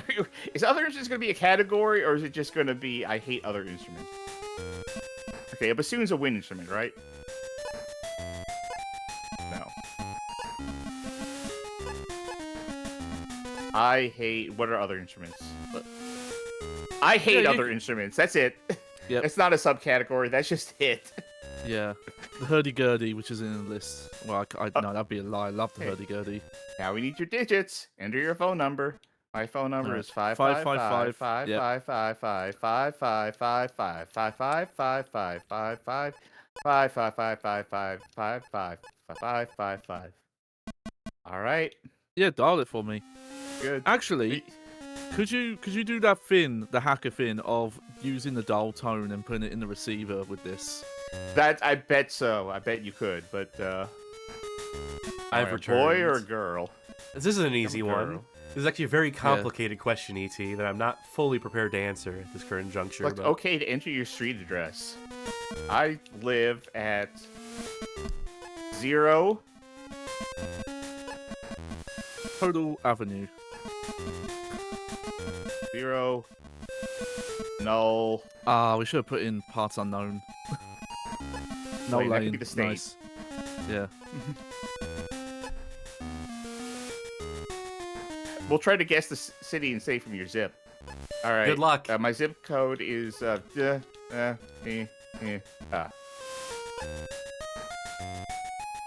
your city? We'll try to guess. Yep, it's Factoryville.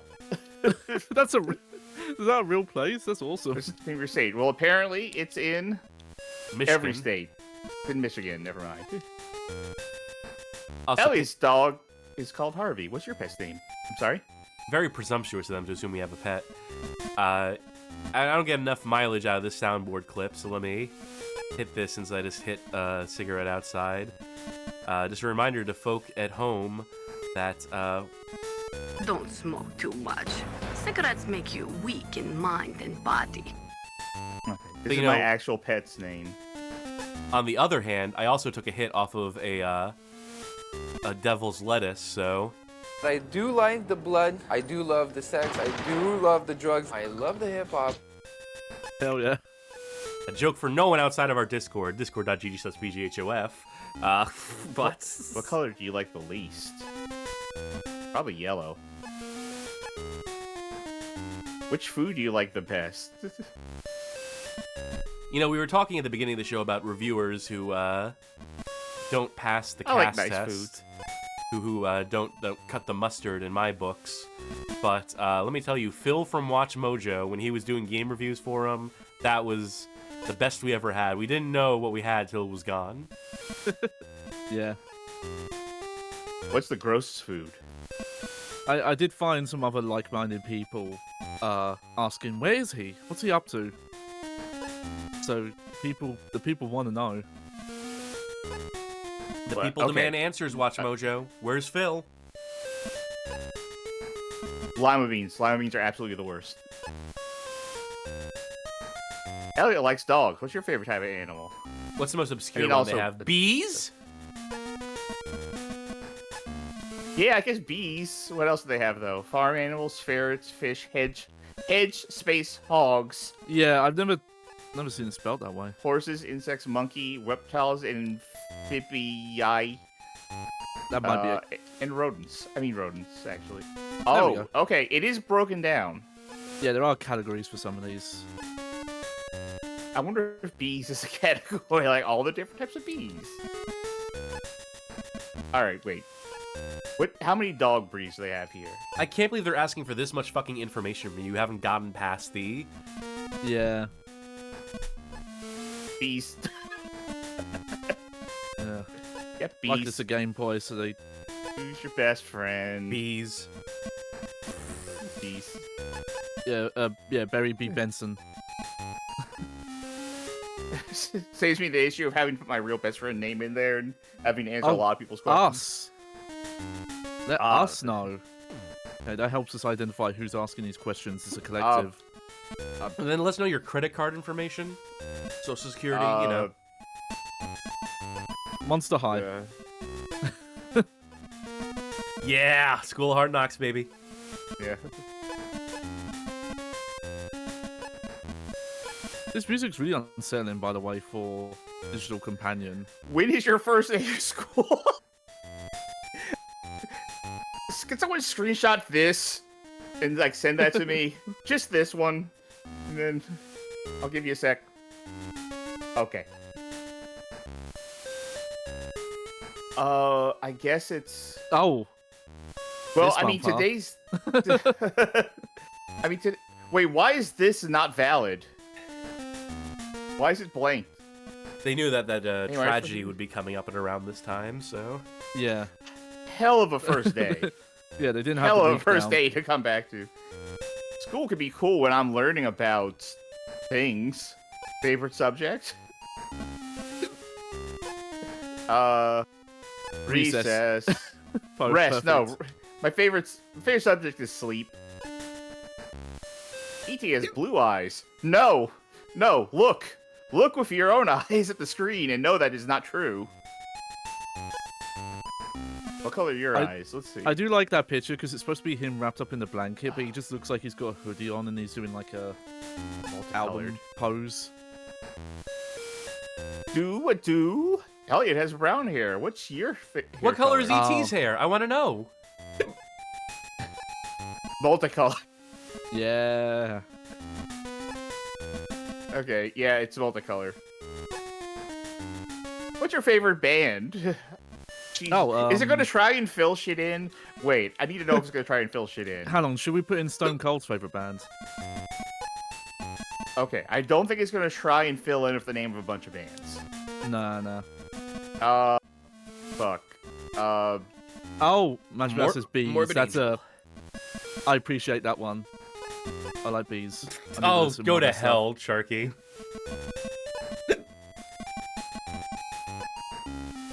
You're lucky the game What's doesn't the know who that first is. name of your... What is... This is the definition of keep the kids busy. Yeah. Oh, hell. Actifer? We've got some amazing people in chat. Merzban shouts out the Gero Gary Gege. See, this is my crowd. They know the music I listen to. You know, I'll say this actors? while you toil away at this. Nicolas Cage. Could be. That, you know... No, this isn't a real answer. I need to think of any actor, like Jim Carrey. Whatever. That, you know, we're always growing. We're always working to grow. But we do have some pretty cool people in our audience. The Hiccups are back.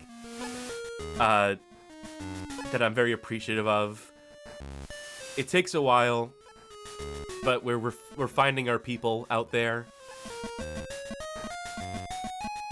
And just know that you're appreciated. That's all. That people who are on the same wavelength, who know the shit that we're into, is pretty cool when we can shout out something obscure and it doesn't completely go over people's heads. At some point, you know, we were chasing a broader appeal. I think those days are done. Take it on faith that you're still typing the correct words here, even as the scroll. No more broads allowed. Sorry. I think the time has come. The decision that we've ultimately made is that we should focus on building a niche audience first, and then we can go broad later instead of the other way around. One of those things you learn 10 years into a project. I have so much I could say about. Oh, my ears popped. There's so much to say about the preservation sphere in our time inside of it, in appealing to that audience during the writing phase. That's ultimately where we ended up getting slotted in, was games historians and preservationists and the like. And I think we've probably moved further and further away from that over time. I mean, we still do the history sections. We still go way too long. Why is mother an option but not father as an aspiration? It must have recognized the oh, that you know, that makes sense. Strength? Oh, streamer. This too shall pass these hiccups. What was I saying? Curious. We still don't know why people have hiccups, by the way. I was curious if science has figured that out yet, but no. But Papa, can you hear me? My father's name is Rachel. Raphael. Just fly through this, Sharky, please. I know. I'm real. Trust me, I'm not even doing jokes anymore. I'm just like, okay, whatever. Woman's name that starts with a U. This really Ulysses. feels like My mother Ulysses. This out. This really feels like you filled this out as a kid and someone wanted to guess your passwords, your like safety questions, or they'd have to steal your cartridge. Thanks for the Rainbow Shoes games. You just missed the fucking like United States Census I had to fill out to play this E.T. game. Mm-hmm. But now it's time for fun.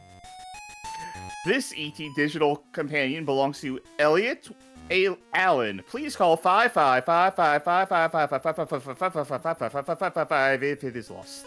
I like they put the 3 dots to show that the number's longer, but we can't give you the rest of it. Obo Shoes Game says, "Did you know that E.T. Atari is the worst game ever?"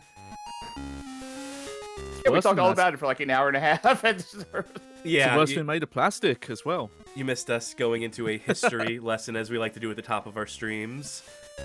Because the first article we ever wrote for BadGameHallOfFame.com 10 years ago was E.T. for the Atari 2600.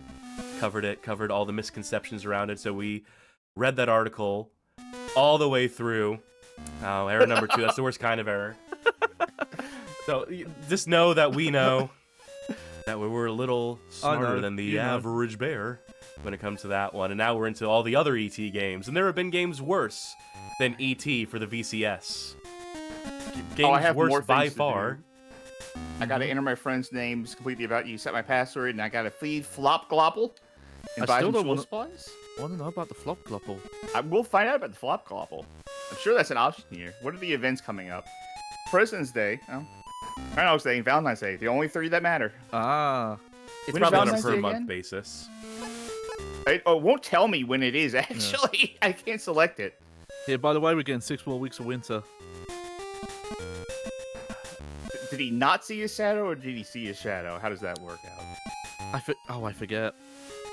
That is cool stuff. I gotta say, I'm looking at this. That's some cool stuff. That is some cool stuff. Friends. Right. About me. Yeah, that's my name. This sure is everything I put in. Alright, get to the cool stuff already. Alright. We got like 10 more games to play tonight.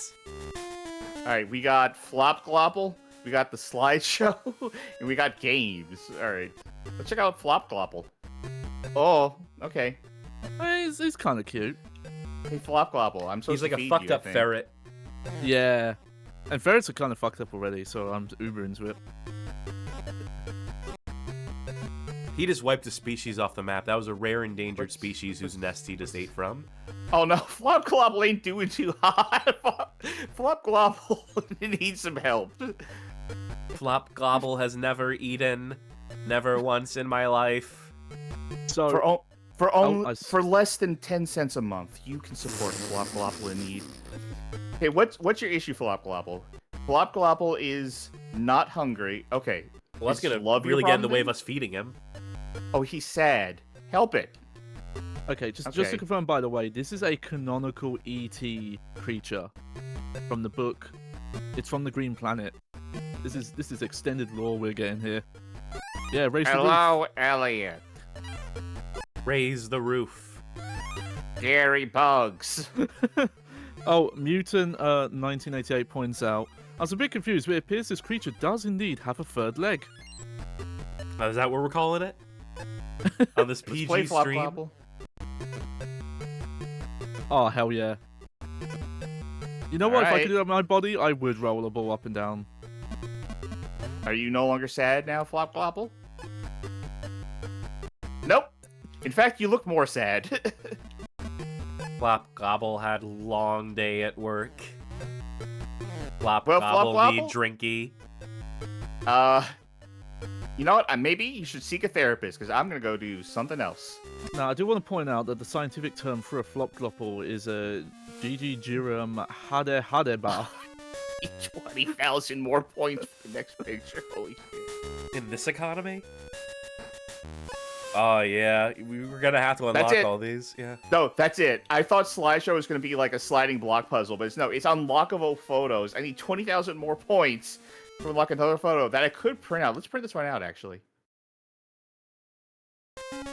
No, who could have seen this No. coming? That does look like a monster screaming in the background. That does, yeah. That's a Flop Globble in its natural environment. The adult form. All right, where are the games? Bicycle race, trivia quiz, tile puzzle. Do the trivia there quiz. it is. Let's do the trivia quiz. Pair up. Let's in test word your scramble. All ET trivia. Yeah. All right. Press A to start I the taught you quiz. everything I know, Sharky, so... Please select one. Well, I could do space trivia. Do Or ET actually get movie that. trivia. All right. What do the kids find in the shed? I'm gonna guess. I fucking wonder. E.T.'s footprints. You learned that from the Apple II game. Yeah. No, I'm good. Yeah, no, let's Perfect record. leave on top. What is the name of Elliot's sister? Lucy from Peanuts. It's Gertie. There we go. One more. I'll push my luck. While watching TV, E.T. sees a flying saucer from which old sci-fi movie? I would that is guess... a good question. I'm gonna guess this island Earth. No. Yes? Correct. Yeah. He said This so island Earth. Like, no, you idiot, you buffoon, you fool. Oh, you're right. Try harder next time. Yeah, try harder. So out of the 20,000 points I need, I got 50. Don't do the quiz again. All right. Well, I gotta do. Sharky I and their love me natural Kyle element. Puzzle. Here it goes. All right, scrambling. Ooh. Okay. At least the edges are clearly defined here, so you can Yes. probably... Uh-huh. For those who don't know, Sharky is our resident slide puzzle expert. There's Sika who actually enjoys these, so if you're ever wondering why they keep putting these in video games, it's for... For my sake. Sharky. I actually hated them until I took 5 minutes to learn how to do them. I'm like, oh wait, I can do this shit. I'm having a hard time finding it. There it is. There's the top piece. Joda Reel's on my side. The game has slide puzzles, so it's the worst game tonight. Oh, wait, this is wrong. I see what I need to do. You know what? We know what slide puzzles look like. I don't need to. We know what the Earth We looks have like. a lot of stuff to get to. Pair up. That's We'll matching. see it for like 1 second. We know what this is. Oh, it's a big matching one. And on a real Game Boy screen, this would be impossible to parse. Yeah, with these really vague images, some of these. And if you solve this, though, you get a tasteful nude of E.T. for the background here. Wait, I did see that. No, I didn't. Yeah, yeah, Oh, the wait, bear with the Washington. snail. It's the third one on the top. No, that's the one I was looking for. Oh, okay. Well, the bear with the snail, or whatever it is, we did see as well.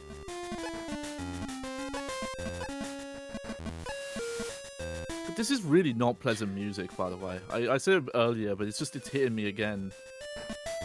It's not like leisurely, personal, organizer music. Do we even care enough to know what's underneath this thing? How do you know they see that mouth? It is E.T., yeah. It's his nose and mouth we're seeing. Say something nice. I am intrigued by whatever the hell is underneath this. It is compelling me to finish this puzzle. It does at least have games with some of these personal organizer Game Boy stuff. Some of them didn't even have that. We haven't even gotten up to the bicycle race yet, which is the most game part of this game. I feel like that should be the centerpiece of this. That's what I'm saying for last.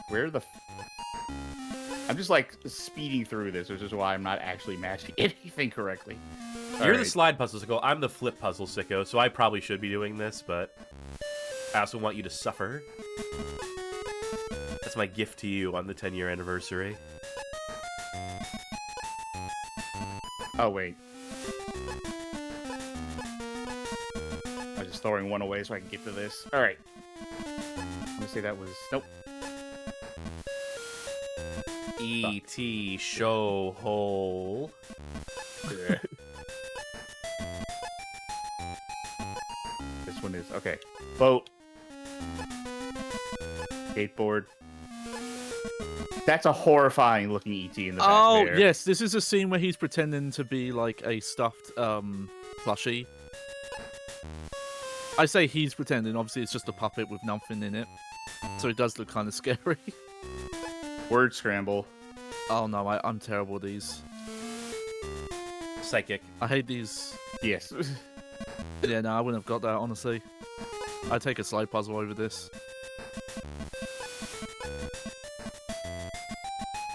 Here where we discover controls are little psychic.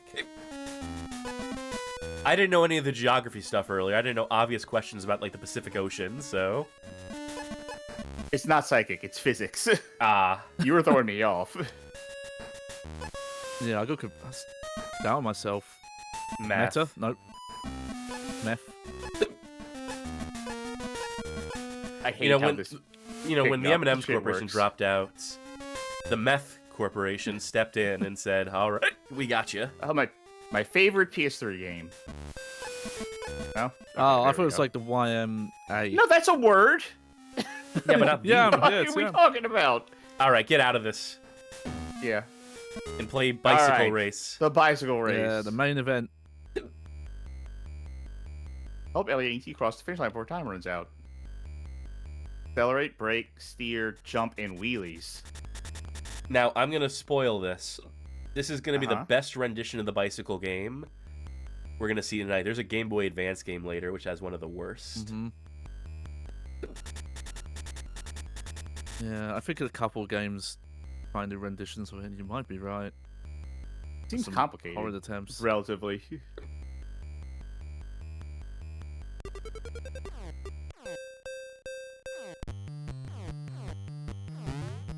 Woo. Okay.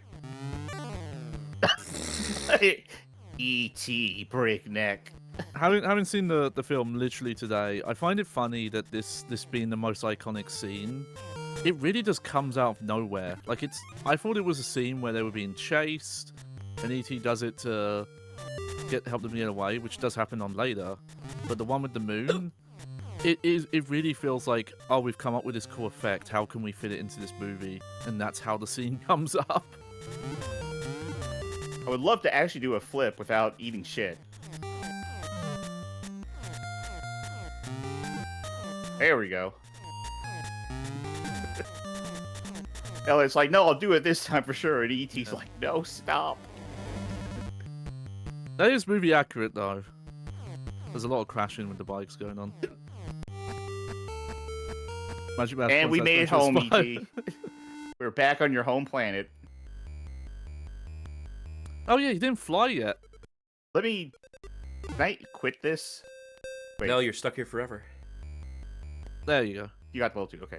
I just want to see what hard is. Right? The CIA and the cops are on your tail. They're shooting. You have to Shooting dodge with the their bullets from behind, like walkie-talkies. in that Vic 20 game we played earlier. Yeah, landing the flip seems really hard.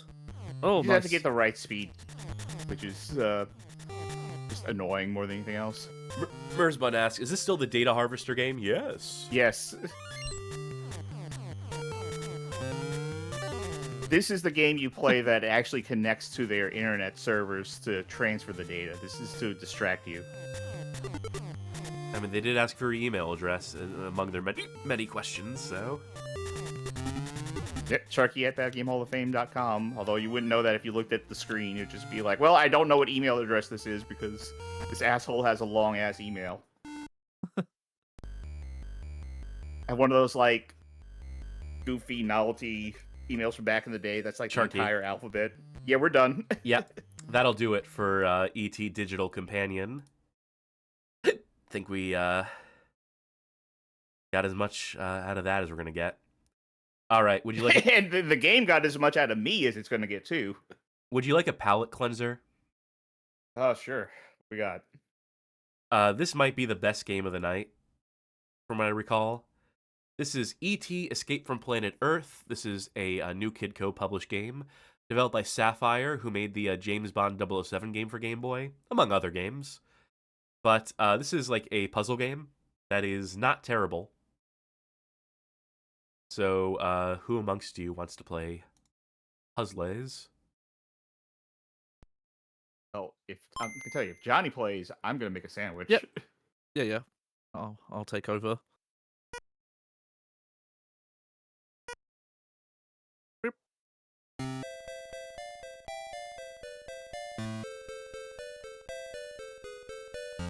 I think stuff is supposed to be showing up on screen. This is interesting.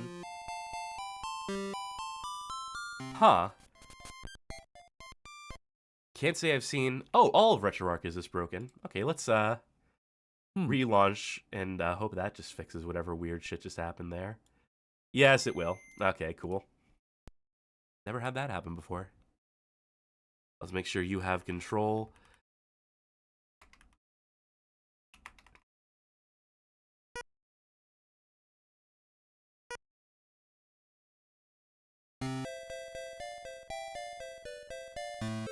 Yep.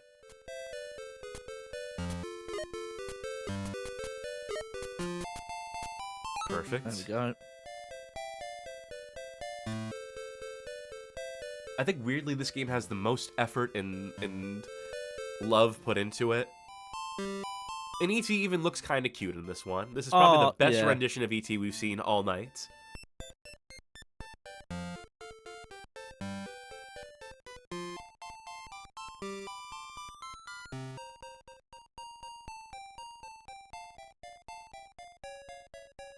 Storytelling without words. Yeah. I like these guys have ponytails.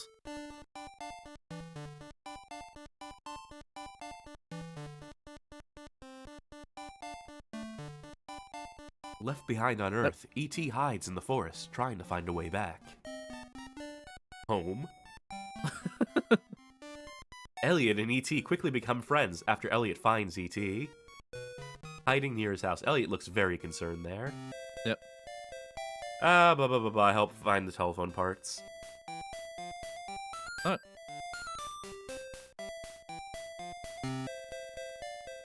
I'm not going to read all this dialogue.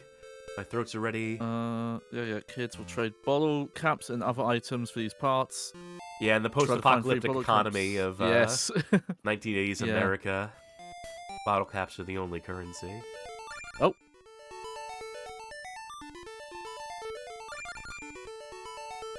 Alright, here I go.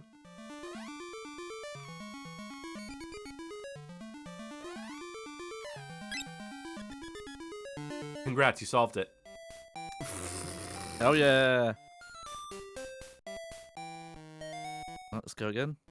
Use freeze power. Yeah, you get a small range of abilities you can use to like. Okay, he's very grid based. This gets very Adventures of Lolo-esque at a certain point, if I recall correctly. Like, this isn't great, but you know, for a Game Boy Color game in the year 2001, you'll kill some time. Eventually, I think you get to the point where you start swapping between E.T. and Elliot mid-puzzle. So, like, you know, approaching it from, like, 2 directions at a time. Which I don't love. I don't love puzzles like that, but... Oh, drive over the sign. Now, how do I get out of here? Good job. Looks like you can go. Ah, I'll press the B button. Let's not go to the city yet. To see if there's anything else to do. There's nothing here. Okay.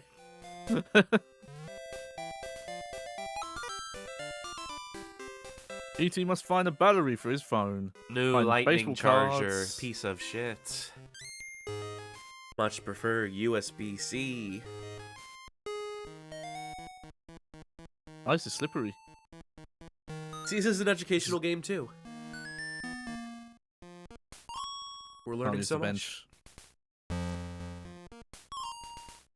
Now, you are going to have to interface with the ice at a certain point. Yep. Figured it's that kind of puzzle. Okay. Luckily, I've already... Oh, no. Never mind. Nope. The next one over.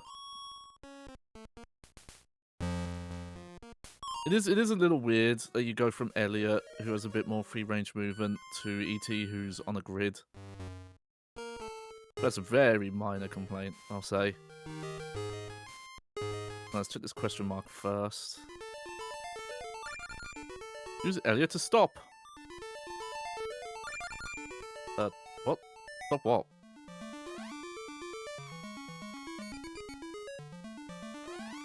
What? What am I doing now? Try walking across the spillage. Can you? Yeah, I'm trying. No. And the button's not doing anything.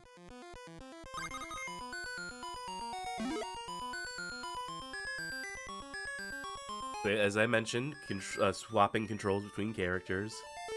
Yeah. Okay, yep. Figure it out. Aha! Yep.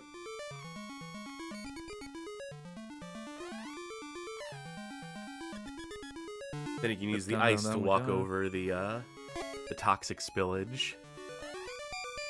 You are still absorbing radiation from walking over it, so you know, you will be dead in 5 years, but that's hardly your concern right now. Oh no, do I have to... do I have to pick it up again? No, you blew it. Okay, I'll Really? mercy you. Bottom.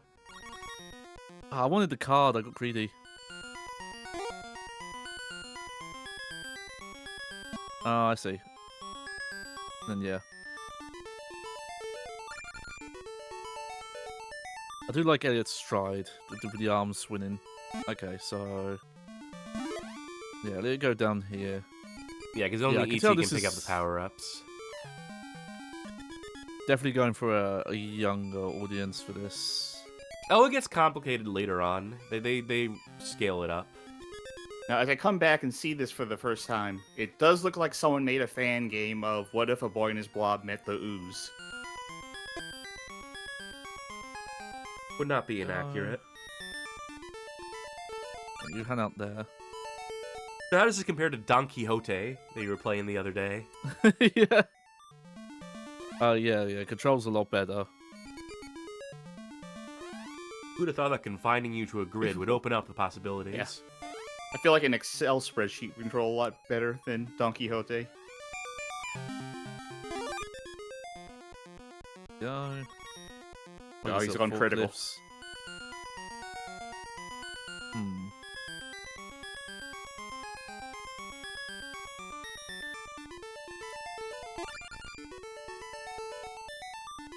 Elliot might be able to push the barrels. Yeah, let's have a crack at that. Well, you're not going to be able to push that one because there's ooze there, but if you can push Yeah. just the top one to the left, you'll be all set. Oh, You know? Oh. well, can you do that diagonally? Hmm. I Can like the one of animation though. your two characters push?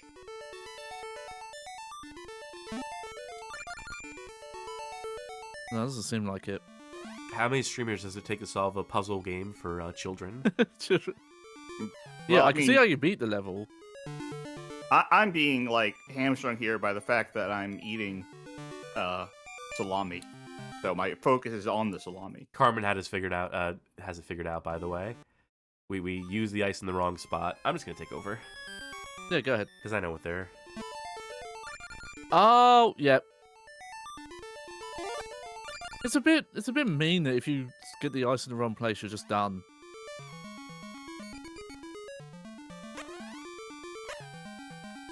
Well, I mean, you can No, I still never win. know what- Yeah, I never but know I what just, to put on a salami sandwich. the amount of time Cheese, it would take to onion, mustard. redo this. Mustard, If you yeah. mustard. But what kind of cheese goes on salami is the question. What doesn't? Jumped over that See, the thing fucking is- wall. The only cheese I have right now is Parmesan and cheddar. Fuck that.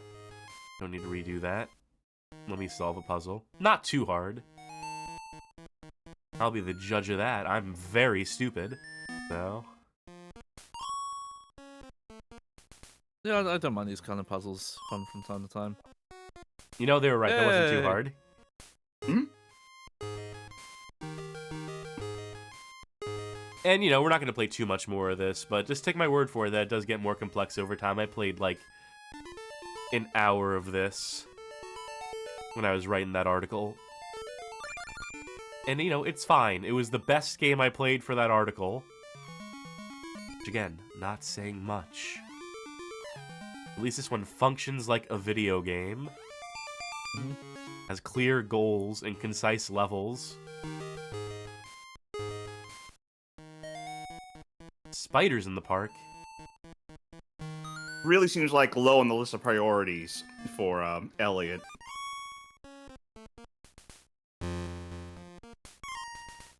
Oh, let's go this way. Fuck it. Now, again, I haven't seen the movie.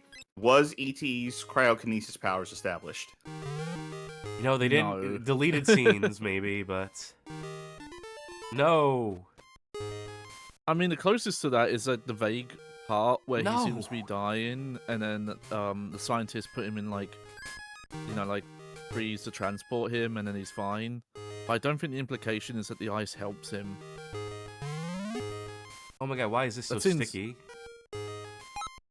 No, now it wants to send me that direction. I'm just trying to find the exit. That seems very vague about exactly what's happening. If E.T. was just faking it, or if something actually saved him.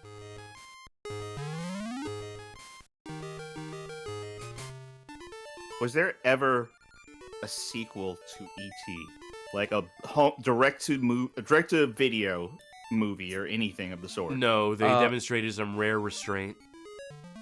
But there are official book sequels. Yes. I believe one of them, that one of the PS2 games is going to be based off of, was written by Stephen King, I think, when I was looking it up. Damn, E.T. got bit to death. Stung by that spider. Let me double check that.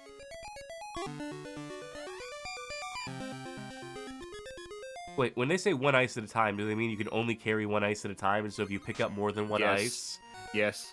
it just deletes the previous ice? Why do it that way? It's so mean. Anyway. Yeah, fuck ice. Yeah, goddamn right. That'll do it for E.T.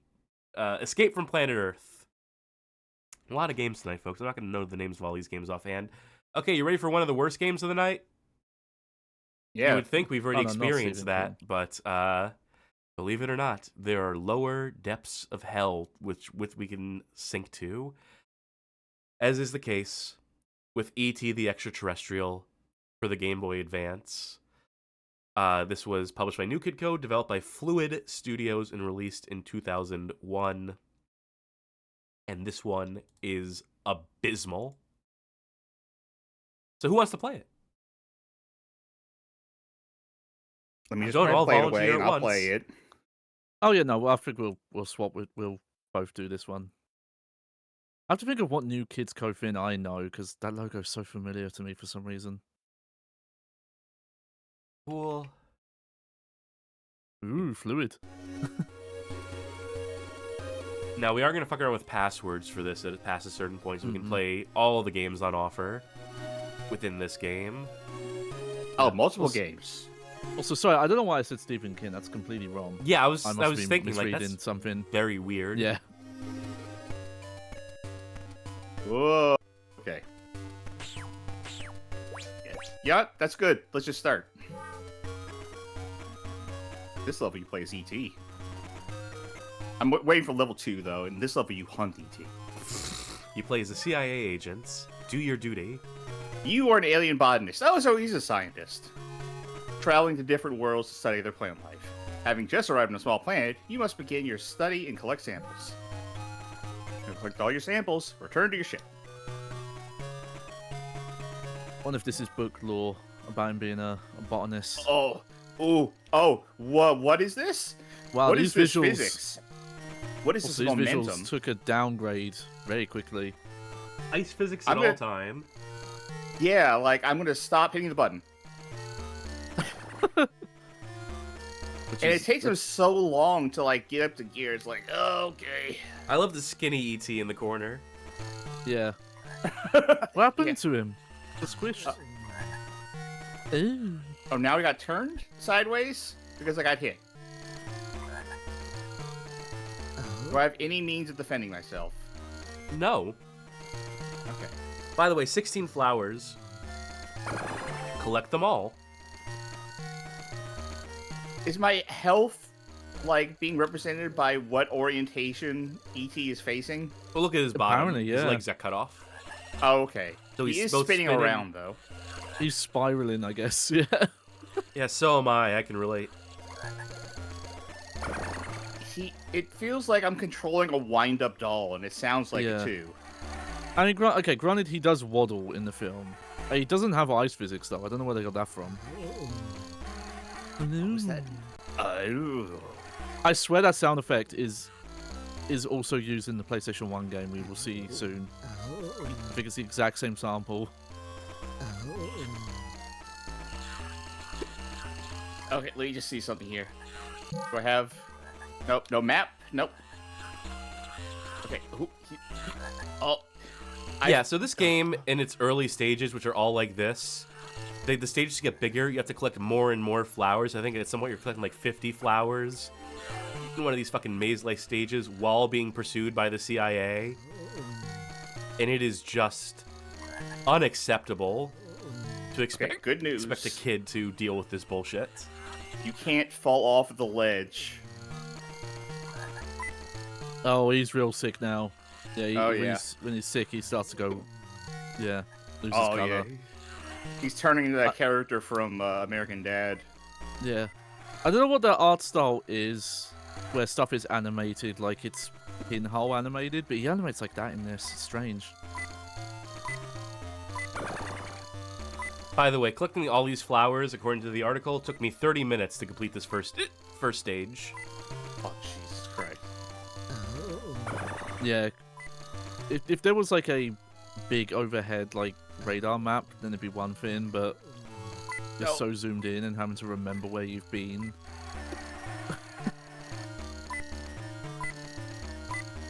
I assume we're not on Earth. No, this is Earth. Is Earth? You're not looking good.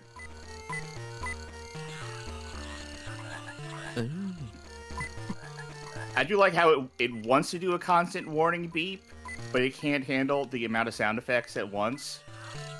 So there's too many animals just making their... Oh, never mind.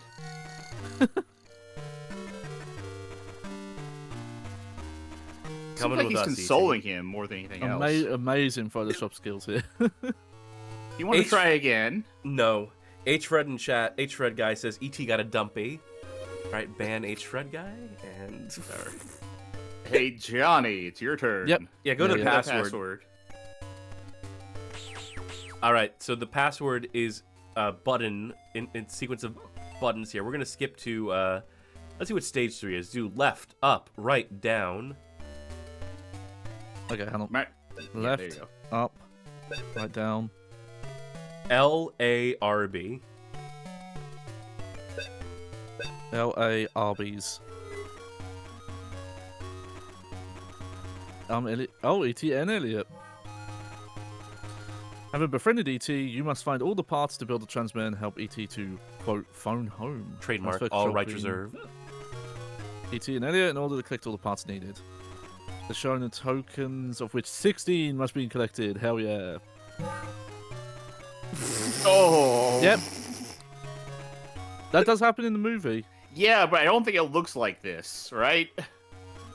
It Like is weird. something's This does look photoshopped still. Yeah, like they're taking still images and then like cutting them. Oh, Elliot also. That's good. That's just... He's also got momentum. E.T., no, don't. Oh, is this an escort mission for E.T.? Because he got hurt. Because Hey, a I frog got ran up to him. What's that? I think that was a tiddlywink I just picked up. Okay, shoulder buttons is just swapping. God, Elliot here does not look like a kid. This He looks like more an like old... E.T. Yeah. Honestly, than as a human child.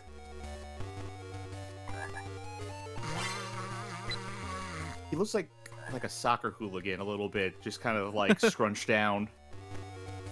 He fit right at home in a Sensi game for the Specky or wherever else.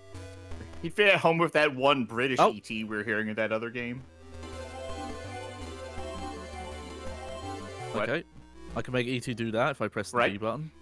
That's how you collect things, I think. Whenever E.T. does that, raises his arms and goes, "Ah," and rushes at Elliot, I just assume that's his primal instincts kicking in. Right. See you later, E.T. Like, he's spending every moment resisting the urge to eat Elliot, and there are a few moments where it's about to slip. He was He over here getting almost his died ass on kicked by screen. frogs. This is frog. Yeah. Yeah. Yeah. Try going inside of a house. You have keys. Yeah. Okay, I gotta figure out how to... Oh, doors are up there. Okay, maybe there's a door down here, too. Yeah, I'm a... Whoa! Oh, I love playing my giant snare. Did I do anything with this? What's E.T. up to? Oh, something's good, he said. Look at this guy. Okay. What about you, E.T.? Do you like the drums?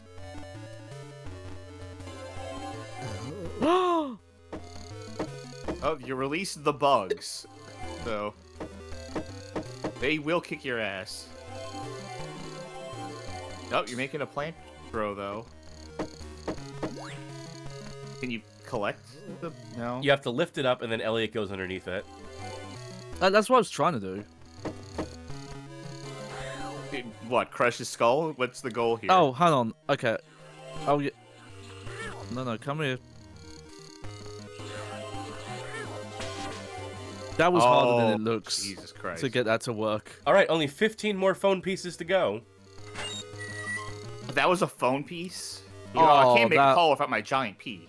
Now, that was a Resident Evil Silent Hill door opening stock sound if I've ever heard one. Yeah, What why a does it horrible control world. like this? The fucking horrible world Elliot lives in. Everything is just slippery and trying to kill him. Goes inside and there's just robots and RC cars flying around everywhere. Okay, My so you get the couches are idea made out here. of shortbread. Yeah. There are 10 levels That in this was- game. I want to figure out which ones have the most egregious shit. Because believe it or not, that's not the most egregious shit in this game that you just saw. Alright, next password. I was gonna say all the chairs are made out of shortbread. Okay, yes, this one sucks. Who wants to do a puzzle? Alright, I'll do it. All right, go ahead. It's E.T. Now they found all the parts, you must build a transmitter. However, the parts must be assembled in the proper order. Using E.T.'s power, levitate the transmitter parts into the correct place. Mm-hmm. Yep, just place that wrench right E.T. there. had played Half-Life 2 recently, so he's like, saw blades. Oh, no. Oh, God, this is what alien gonads look like. Okay. Smell Look at my all these finger. fucking parts. And by the way, you're on a very Fuck. strict time limit here. Yeah, I noticed. Okay, nope. And they have to this be one. done in the most particular of fucking orders. What? No. Up. Oh, right. Guess what? That's the wrong part. You're not ready for that Yeah. part yet. Yeah, I figure. I'm getting used to like how this thing controls. All right, this one. Is this? So, I'm assuming this is just little trial and error, right? Yeah. There we go. By the Oh, way, there we go. this still has momentum. I'm not just selecting things. This pointer has ice physics. I mean, I know where this goes. Nope. Stop. That's not what I was trying to select. Gimme. And then I have to like feather A. You're doing it in the wrong order. Yep, it's the Yeah. wrong order. I figured that was happened. I'm assuming that silver thing was a piece of tin foil, but with these visuals, it could have been anything that got digitized. Okay. Yep, not that. Wrong order, apparently. Yeah, I guess if it makes a wow sound, it's bad. This is just about the worst way you could do a puzzle ever. Just Think in about general. Flash games of this era that had better design puzzles than this. I figure whatever I need to do next is like that thing underneath. But I mean, you can keep guessing until the cows come home. that's the only thing I can do. I wonder if this is... They expect you to really understand the movie. And be like, oh yeah, if you really paid attention, you'll figure out how he built the phone. Okay, the box must be the correct thing because I can't undo the box. Yeah. So maybe You I tried go to the right. record player? Thing is, I have to assume the next thing I do is connected to the box. Say something nice. What would this even be? You know, it has a variety of modalities. Yeah. What is this? Yeah, None of them that's- are executed well. All of them are executed in the worst possible way. So it's unique to see them fuck this up in every which way. Fuck up every kind of game there is to fuck up. Okay, so that's right, but the wrong time for it. They could have Where at the least fuck put could the it pieces in possibly- order at the scroll at the bottom. Or just let you put them in any order. It's hard enough to figure out where some of these go. Try the tin Yeah, like, foil. Yeah, because I assume it's... Oh no, it's not there. Do you wrap the box in it? No.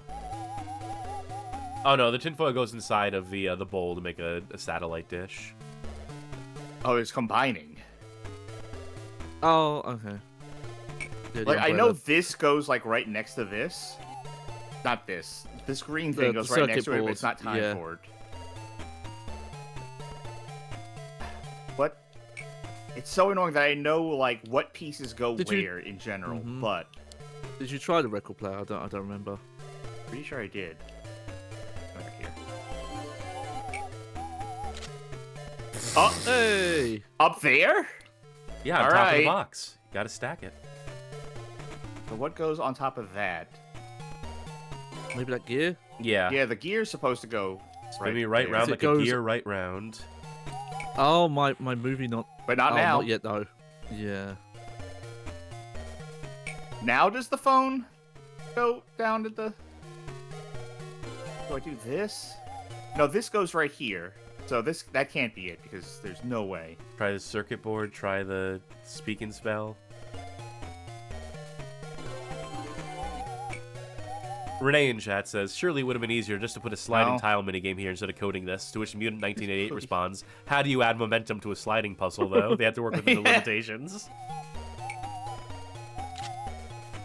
Okay, the box of souls goes right there. Yeah, that thing's scary looking. 3/4 of your time has elapsed, by the way, so there's no possible way. No.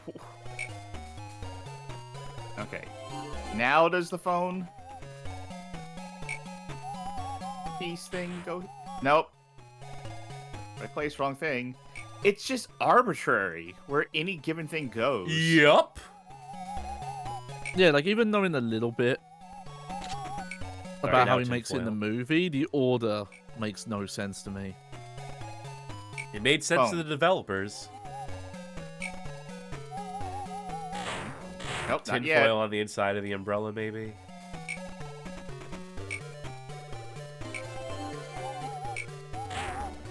Nope, not yet. Now the gear? Not yet. We'll never know. Yeah.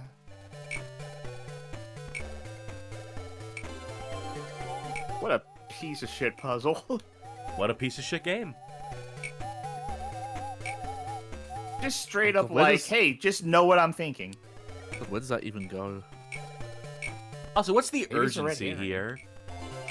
Why does this need to be a time limit? If we don't finish this There's phone now, we never will. We'll never be able to finish this. There's a pizza in the oven. Well, E.T. got arrested because he couldn't make a phone in time. Excuse me, sir. What are you doing here? I'm gonna have to Your ask turn, you to come Johnny. with me. Yep. Depending on what game it is, let me... Oh, no. Password. LRLA up, B left. At least use a simple passwords. I'll give it that. Okay, who wants to play the bike minigame? Yeah. I'll do some Enjoy. biking. Tell me what the physics are. In this one. Yes! There we go. Oh, they did not get the rights to the actor's likeness for sure. Good fucking luck. Oh, Sharky with hey, how this controls. Okay. Oh, is it relative? Are you doing up to go forward? Nope. Nice JPEG, asshole. Up and down do nothing. Hmm. Ah, it's the pigs. Ah. Oh my god. Yeah, fuck you. I'm gonna Make an effort. even knowing how this controls, I can barely get this to do anything. Oh, he can't go up on the curbs. That's No, what's that's going illegal, on. and the cops are right there. Don't turn around.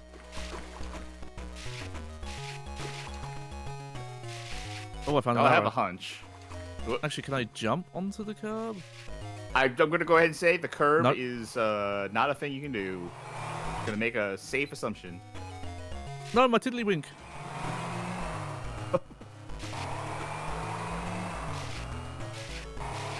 I guess up. I really wasn't sure because the way the camera's like wasn't really pivoting up towards it. Like, okay, if you've played any like isometric top-down driving stuff on Game Boy Advance, this control would make sense. That it's left and right, it's turns, and it's not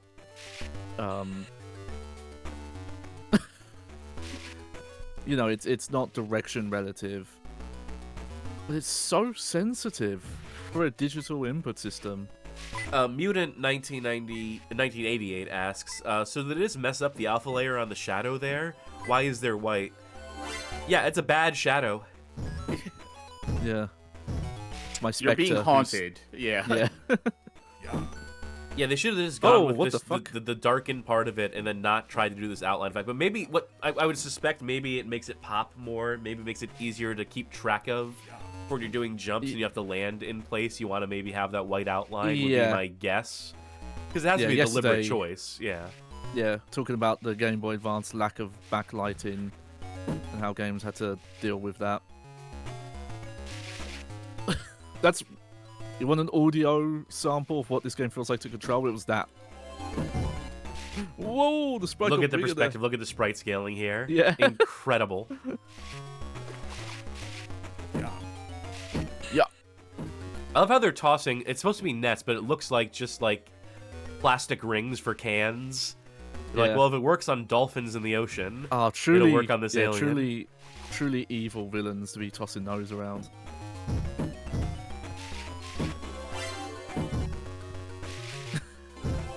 I told you the fucking digital companion would have the best bike riding in it tonight. Yeah. I had this in mind. It's so...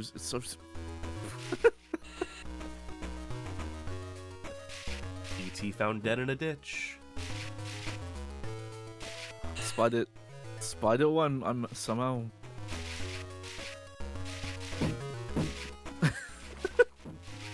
Now, does this count as a pinball game given these physics? It might do. You're getting there. Yeah. What? Why did he just say yeah? He's putting his whole body into it.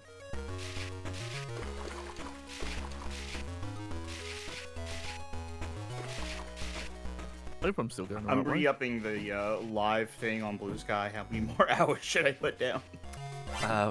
What's the maximum? 4. Not going for another 4, are we? Woo! 3. Hey, Level.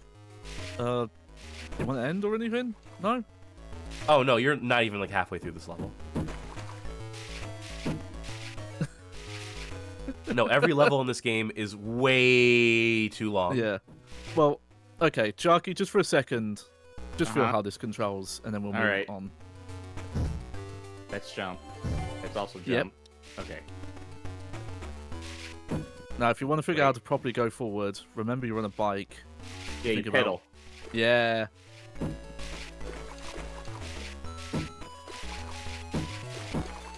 Yep.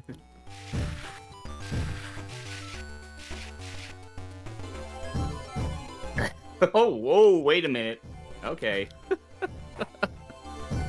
Ollie, 50 points, 50 points, 50 points. I feel like if I do this, I'm animating like an Adult Swim cartoon. Yeah. Come on.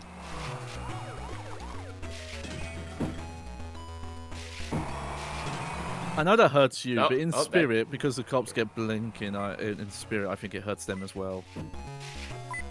It's gonna It's hurt gonna me hurt more than it hurts you, kid. you.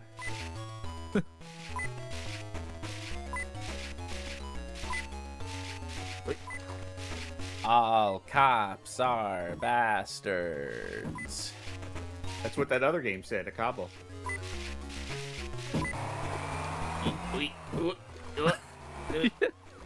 It's so hard okay. just to make a basic turn. Stop. Okay. No brakes, as far as I can tell. Oh yeah, I didn't figure that if there is a brake. Maybe like down on the D-pad. I didn't try the shoulder No. ones either. Also, no.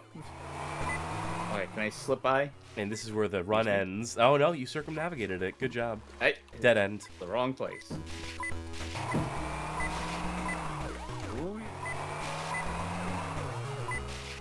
This cop is struggling to get out of.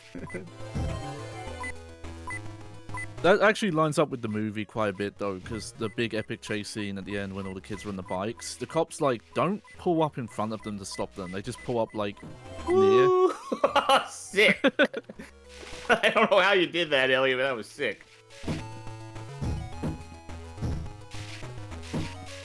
Maybe we move on to the next one. Yeah. I don't think I'm even close to being done with this. No, not even close. Alright, that was level 6. Truly sickening to play that part. So... Wait, was it level 6 or level 5?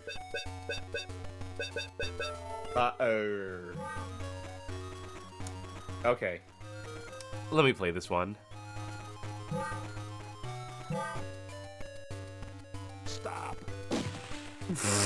Whoa! What? Hey, you stop. Shuffling in and out of the foreground and background. And game over. Someone else try that. I fucking dare you. I'm still working on a post here. Freeze. You'll believe the GBA can do 3D. Stop. Wow, magic is real. Kill him. How are you? I'm not supposed to do anything in that? Yeah, good fucking question. Oh, sorry. Didn't press start. Okay, because I. Whee! Look at all those sweet Reese's Pieces you can get if you went into the background. Hey, you. Freeze. Stop. Freeze. Come here. Hey, you. Oh, I didn't like that voice. Come here. Oh, I guess these yellow fins are meant to be Reese's. Hey, you. Hey, you. Stop I'm right kinda there, criminal getting it. scum. Stop. Come here.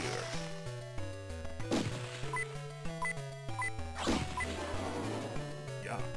Oh my. Now imagine that is going on so- for 15 minutes. Yeah.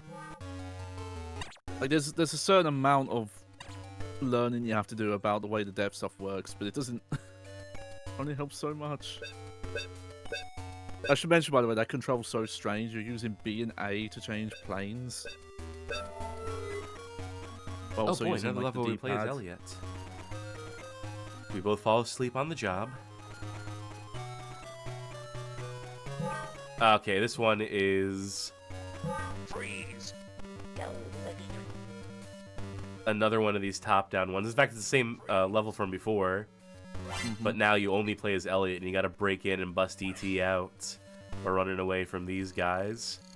Stop. Yeah, And if they grab you, if they get you, give you a little shake. Yeah. Breaking canon here, though. Michael's the one who finds E.T. all dried up. I really don't. That's a weird part in the movie is when they come into the house when they realize E.T.'s been there. They come in NASA spacesuits, like not quarantine suits, like those astronaut ones. look how big this house is. Look how big this fucking level is. Diabolical. Imagine playing this. Imagine owning this and being like, well, this is the game I've got. What Yeah, happens I don't- if I just let myself get arrested? Yeah, do we get a different screen? What? Hey, there we go. Slightly Now different. you're going to the Slammer A Kid. little bit pleased with yourself, ain't you? And rightly so. Rightly so. No. See what I mean by this is the worst one of these, right? This is somehow the least definitely, playable yeah. game of the whole night. An impressive When we get feat. to the best, when we get to the best and worst, I am not going to remember enough of these games. I'll be Like, honest. there's some, because I think of anything else that's been kind of worse before this. More of At this. least was on like really old platforms and was a bit ambitious. I mean, there was that one that was just walking in a straight line and then jumping when you had to jump. Yeah. I mean, Oh, it actually worked though. It worked, but That's some How cool is this not sounds. correct? A wrong password on GameFAQs? Oh wait, no, I know what I'm doing wrong.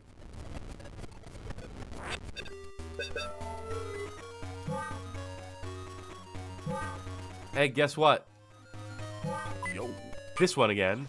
Yo. was this entire police force like out here waiting and ready for shit like this to happen? This is what they've been training for. How many fucking water towers does this town have? Hey, they're very thirsty. Alright, last level. Which I think is The the finale. last unique gameplay modality. I was hoping the last level was going to be that puzzle thing again. In this level, you control E.T.'s spaceship. That's my favorite character. Moonlander? Yep.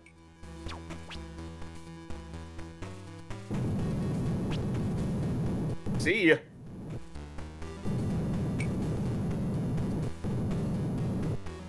I'll give it, that's a cool looking sprite, but it doesn't look like it fits the rest of the art.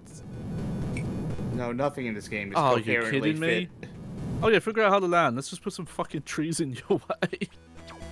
Well, you need to find the right landing spot, right? Yep. I One would love assume- foreground elements. One would assume the correct landing spot is not... Yeah, there we go. See? A little farty poos it does to adjust. Just crush Elliot. For good measure. Yeah, the pilot's in there like, ah, it's a weird-looking alien, and then they just crush him.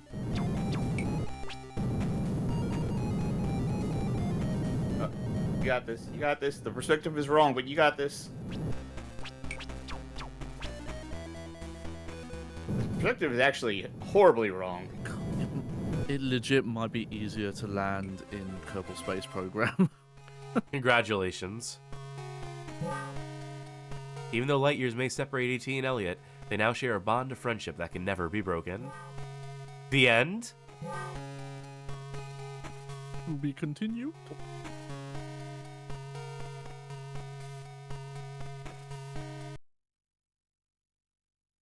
No I was music hoping for the the last credits. screen was gonna be Elliot getting arrested again. Yeah. You know, that checks out. That mostly one guy made this. And a relative.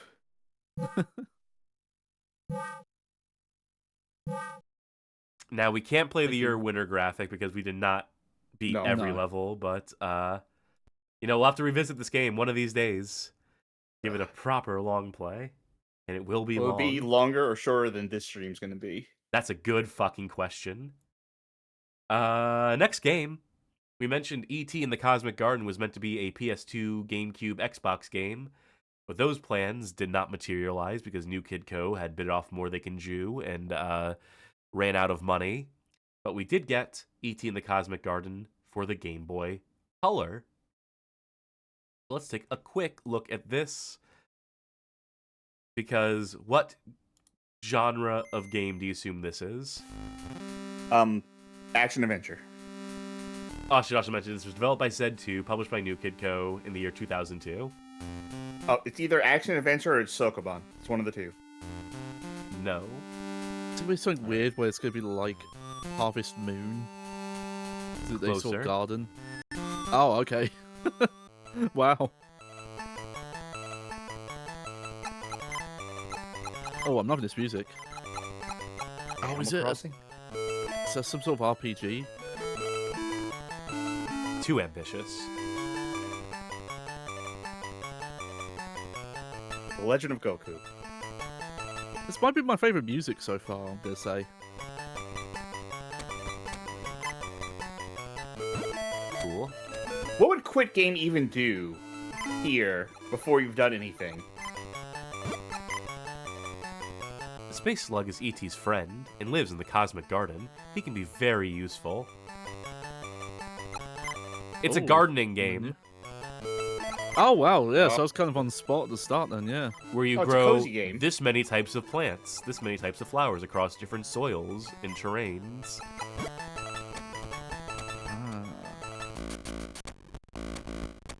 Boom, boom, boom, boom. Tactical cosmic gardening action. You inherited this planet from your grandfather, but the Joji Corporation wants to come in and build a mall here.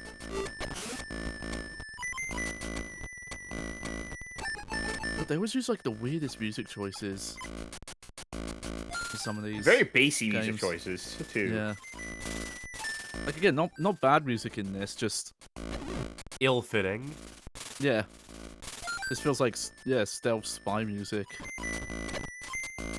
Alright, needs compost. Oh, I hope we get to see the Flopple later. Great, he ate my fucking plant.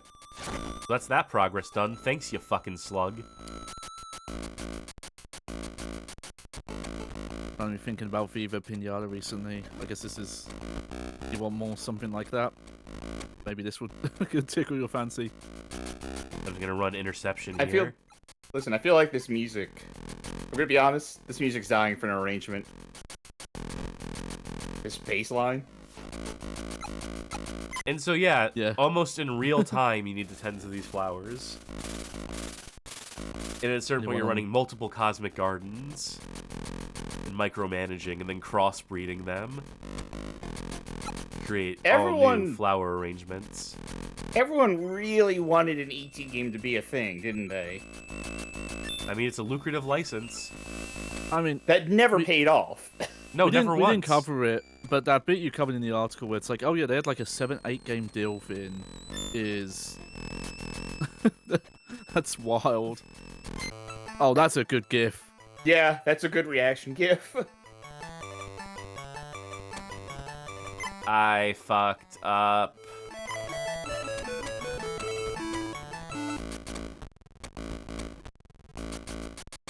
Can I do better this time? Can I run interceptions so my stupid slug doesn't? Yeah, your best friend who ruins your garden all the time. We all have that friend. Every friend group has that slug monster who eats flowers. No, asshole! Fuck off! Ugh. My best friend. Yeah. Well, at least You he have the gets a salt food tool coma. around somewhere. Yeah. Well, at least he's in a food coma now, so. Stay asleep, asshole. No, no, no! Go. Up this way.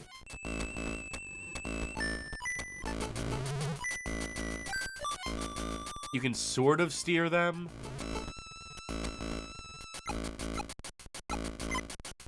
You need to just stop inviting him over to your house. Like, this happens every time, E.T. Oh, wait. Water?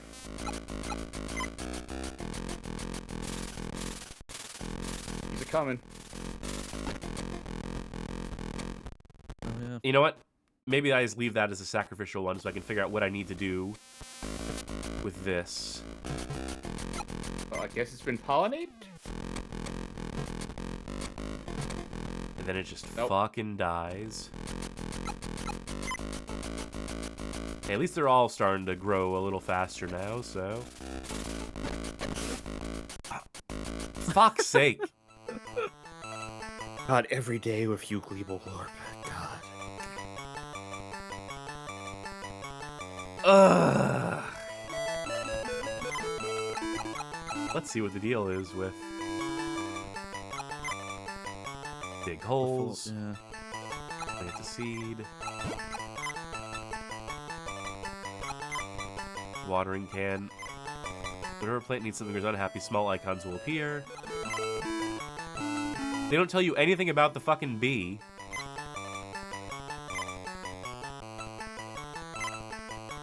Very complicated. This is a very elaborate gardening sim for the Game Boy Color.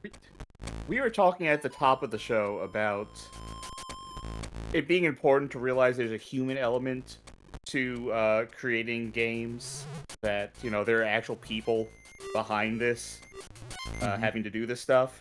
So I'm just imagining that the developers here, 4 games into their 7-game agreement for E.T. games, doing this gardening thing, and just sitting in their office chair kind of rocking back and forth going, I don't know what to do. I don't know what to do. I don't know what we're going to do with this. I slug? I don't know. I don't know. And they would have to probably get permission from, you know, the license holders, from the people who maintain the lore Bible. Okay, so we can do a slug. Is a slug okay? What happens with the bees? I don't know. Bees? Yeah, I'm Like, getting a vague impression that this might be a lot of references to these extended universe books that they're pulling from. Go. Juggling this asshole is the worst part. Yeah. Oh, is that a new plant for you? Or is that a weed? That might be a weed. Go. Die. That's your friend, huh? According to the lore, that's your friend? With friends like this, who the fuck needs enemies? Speaking of the human element, I saw some people looking in chat, and I did some checking myself. It looks like we don't know who actually worked on this game, and I'm curious how you're supposed to get credits in this. Like if you have to actually beat the game, or if there's a menu option where it's just hidden. I would imagine the bees coming are a good thing, right? Because bees are good for flowers.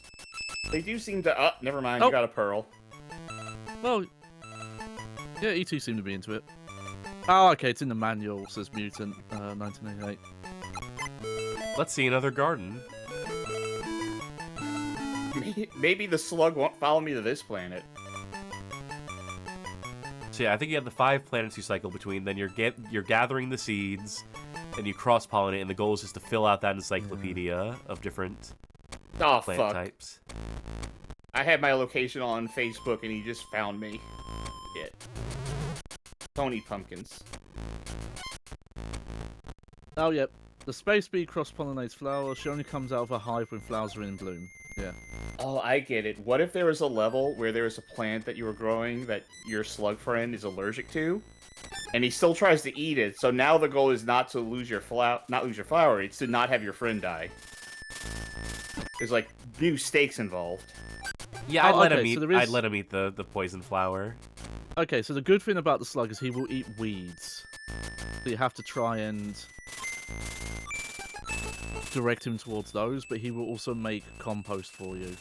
Notice how these plants move, by the way, so that's an extra layer of challenge. How many individual flowers? That one's gone. How many individual flowers do you have to raise in this game? Too fucking many. We can go back to that screen and count after I get myself another. It looked like somewhere in the range of 40.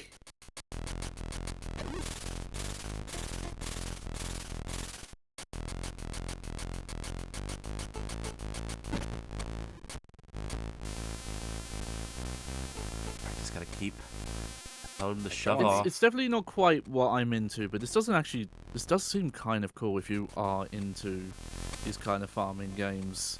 Okay, so why did that fail? I think it's just like a 50-50 chance that you get what you want. There you go. Yippee. I do think he's flipping the double birds when he does that. That would have been a fun scene in E.T., like that one scene in the Mr. Bean movie, where like Mr. Bean accidentally learns the middle finger and he does it to everyone. If E.T. did that, So all these different types of flowers have different affinities. This one doesn't like loud noises, I guess. She loves to study. This plant loves to study. What the fuck are we talking about? That's for the botanists to find out, and for us to never find out, because that's going to do it for... No, wait, go back to the thing. I'm curious. To the screen volume. I'm counting real quick. 1, 2, 3, 4, 5, 6, 7, 8, 4, 5, 6, 7, 8. It's like over 70. Aye. Yeah. Well, that's definitely going to do it for E.T. in the Cosmic Garden. Yeah. I'm not kind of against it, though. It's just, yeah. It's an idea. They had an idea. Speaking of ideas, I have an idea. Let's go to the next game, which is E.T. Interplanetary Mission for the PlayStation and also PC. We're playing the PlayStation version here. Again, published by New Kid Co. Funny that. Developed by Digital Eclipse and Santa Cruz Games. This is the only home console game to surface during the New Kid Co. period, by the way. Digital Eclipse should have a good documentary on there. So, I don't want to play this one. I did my time with this one in writing the article, so... Eeny, meeny, miny, mo, which of my friends is going to hell?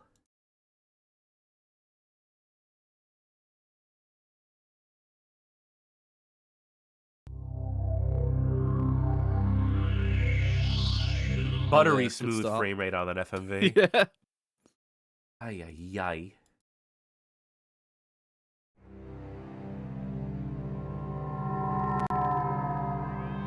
The PS1 can produce mind-boggling effects. You know, PS1 was capable of doing 15 frames per second FMV. I'm not sure what the issue here was.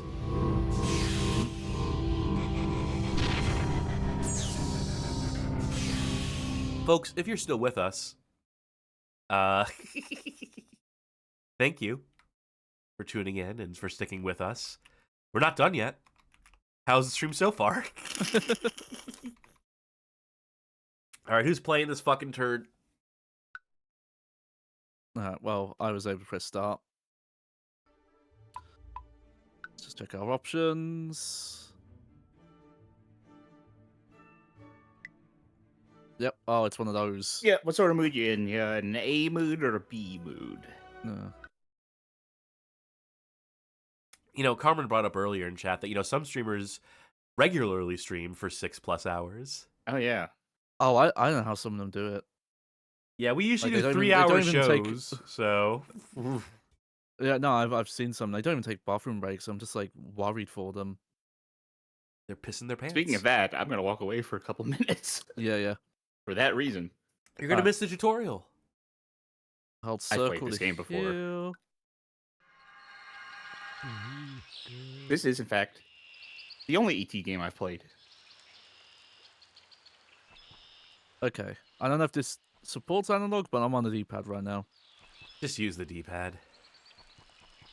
Ah.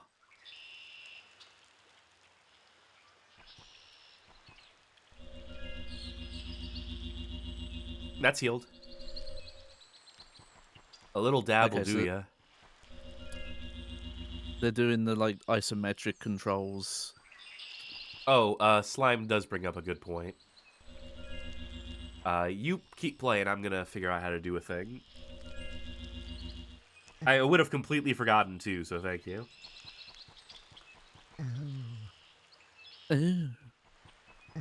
Mission. There's that sound effect again.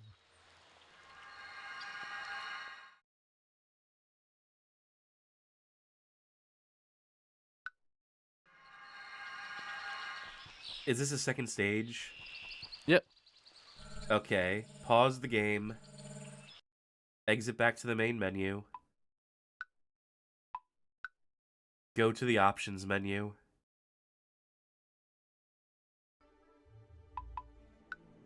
Press R2, R1, L2, L1. Say that again. What's one more time? R2, R1, L2, L1. Is that it? 'Cause there was a click. Yeah. Now go to the credits.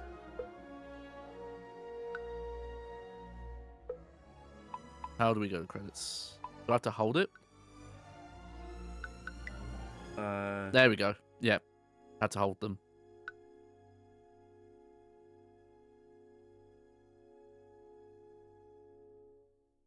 Mark Binobel. There you go. Egg. Link. Yep. Andrew Tiki Webster. Slime, you know if we did it right? Should it be displaying it immediately? I don't remember. Oh, Ed Munster. Cornkin.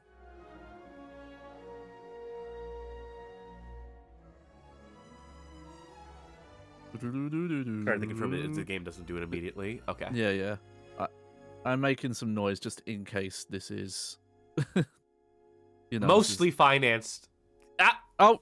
Hey!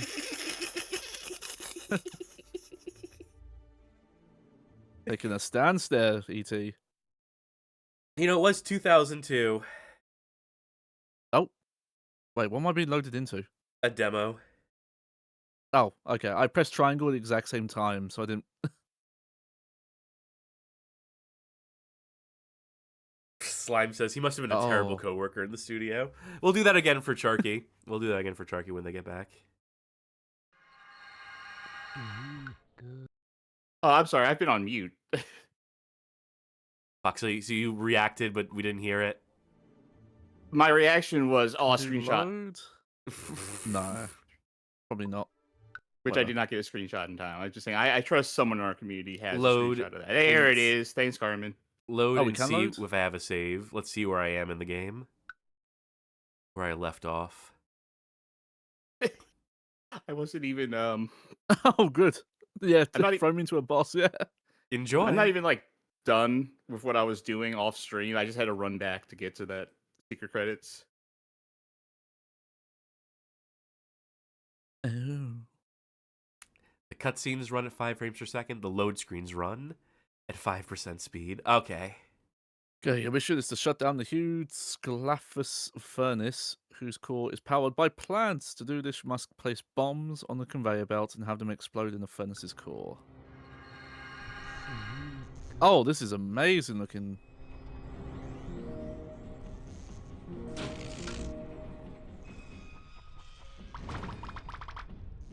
This is real There's a progress I made in star. this game.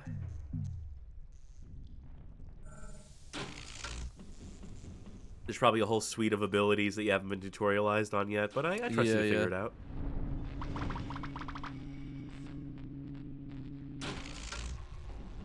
I like Oh, this I see, game's so- bold choice to not have a soundtrack and just do ambient noise for the soundscape.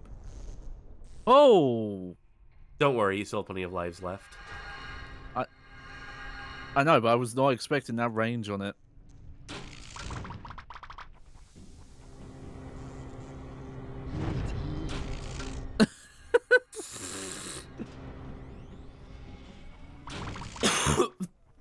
How do you like the array of colors on screen and things happening? How dense this environment is? Definitely doesn't make it Okay. unfucking readable, right? Oh. Whoa. How do I... Oh, yeah, they're trying to read the perspective on this. Alright, give me this fucking thing. I got him to do the arms up run for a little bit. Oh, that camera swing. Yeah, I did that at least.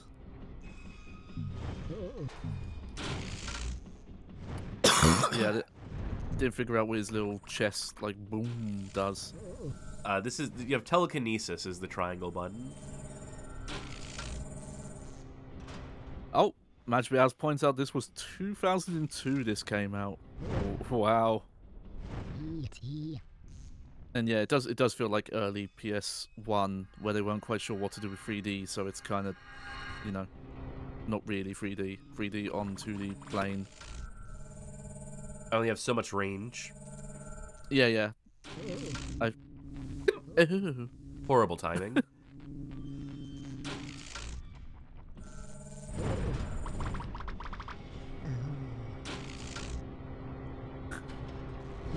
I really want to know where they got this audio sample of E.T. just going, oh. It's actually George Takei in a late role. Oh my. I'm out of jokes tonight, folk. I'm out of speaking and words and all the other things that come with being a streamer. I'm assuming you're supposed to walk through the conveyor belt now. Now that it's blown up, it's not moving.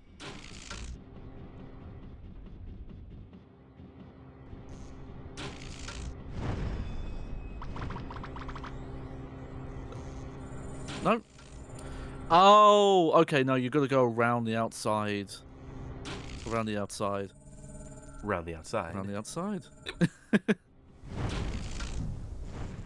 I somehow got over this jump when I accidentally found the sprint button, and I know it's one of the shoulder buttons, and I can't remember which one. R2. It should make the noise when you do that. It should go. "Arr, arr."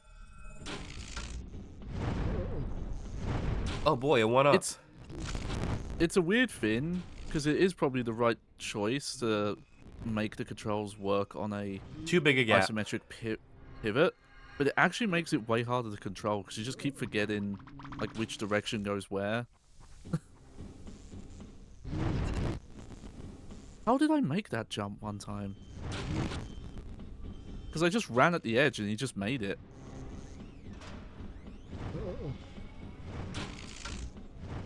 Take damage to ledge hop. Like that can't be the intended way.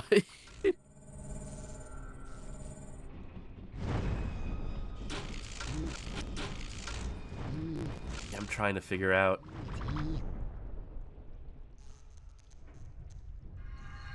Yeah, this game is gets really overcomplicated and very esoteric with its lack of like on-screen prompting or anything that would be like remotely helpful. Yeah, it's like because it was kind of nice that they at least explained, okay, this is the mechanism of this boss fight, and that was cool. But then even like the basic stuff here is.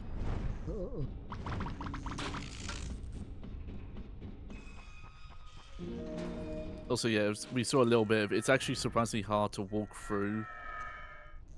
Oh, yeah, this is probably how you're supposed to go from zone to zone, rather than that glitchy shit we were doing.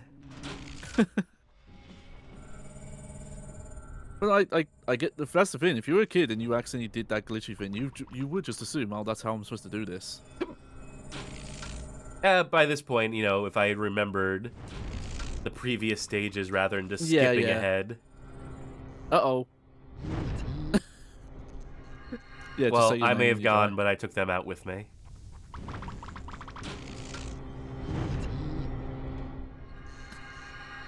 Yeah, Right. unfortunately, I don't think the bomb worked.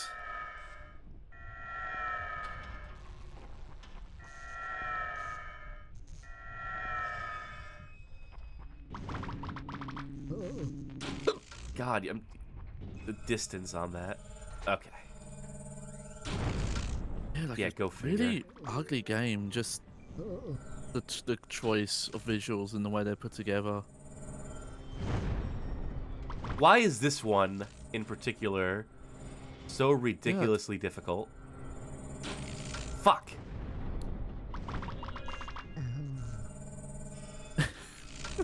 That noise does bring me joy every time I hear it, though.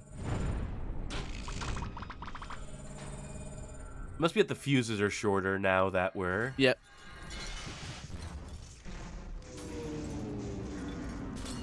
Yay, E.T. destroy! E.T. look up to Osama.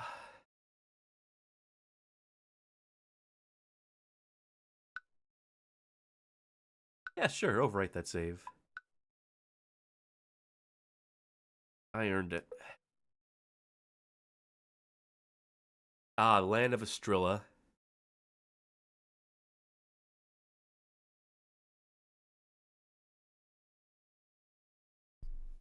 Louise PSC in chat says, E.T. calls out Bin Laden, but here E.T. is engaging in the same tactics. I can't do a tisk tisk tisk. Yeah, it's commentary. Good. E.T. is also stockpiling PlayStation. By the way, Ice Planet. Ugh. No pun intended. Look how fucking fast you move. I'm not even sprinting. Yeah. Oh, we got like alien goats.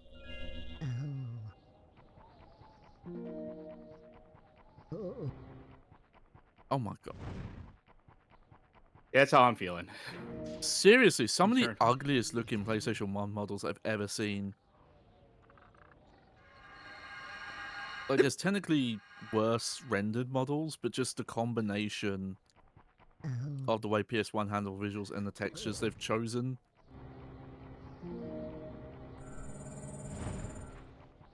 I know this is a minor gripe in the grand scheme of things, but the fact that you die, you resurrect in place, and then you beam back to the checkpoint is so stupid. That's the wrong way to do that. That's the wrong sequence of events.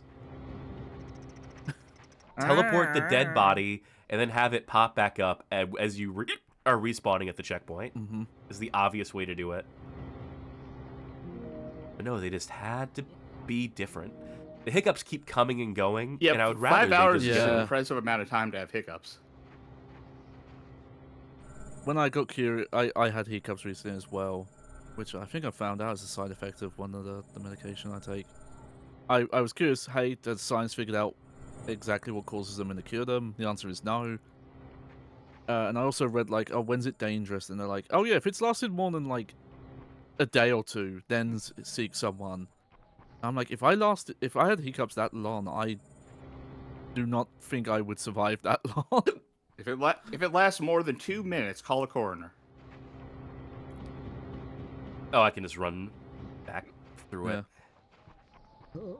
And I think I need to take that thing over there. If it will let me.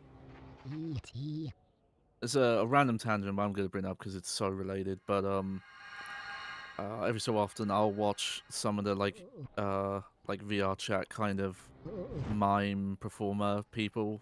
One of the most famous ones is a lot of fun. And I love one of his like long-running avatars to scare people with is an E.T. avatar. Can't reach it. Just runs up to people and does like the scared reaction face, and it freaks people out. How the fuck are you supposed to? I guess this is it, isn't it? I had a good Morshu avatar, you know, Zelda, in VR chat for a while, that had a function on it that anyone in the same server as you, their screen would tint red, have dramatic music play, and then focus wherever they were. Their vision would focus directly on you as you crawled around on all fours. That got banned real fast, but it was fun while I had it. Yeah. Oh yeah, no, the stuff that a lot of fun and some similar people are able to get avatars to do in VR chat is amazing. Look how long you can stun enemies for. A whole fraction of a second. You have no other offensive capabilities. No, you're E.T. Oh, okay, so that's... Yeah. And PCs. When did we decide E.T. has to be a pacifist and not able to kick ass? Right, we're extended universe at this point. E.T. can, like, whoop ass. So, someone who's read the books, please let us know. Daryl says, you can just do that in VR chat? Well, you're not allowed to. Which is why that avatar got banned. Alright, I've had as much of this game as I can stand to look at. It's not good. Not the worst we've played. It's not good at all, but it's not the worst we've played. And that's the nicest thing I can say about it.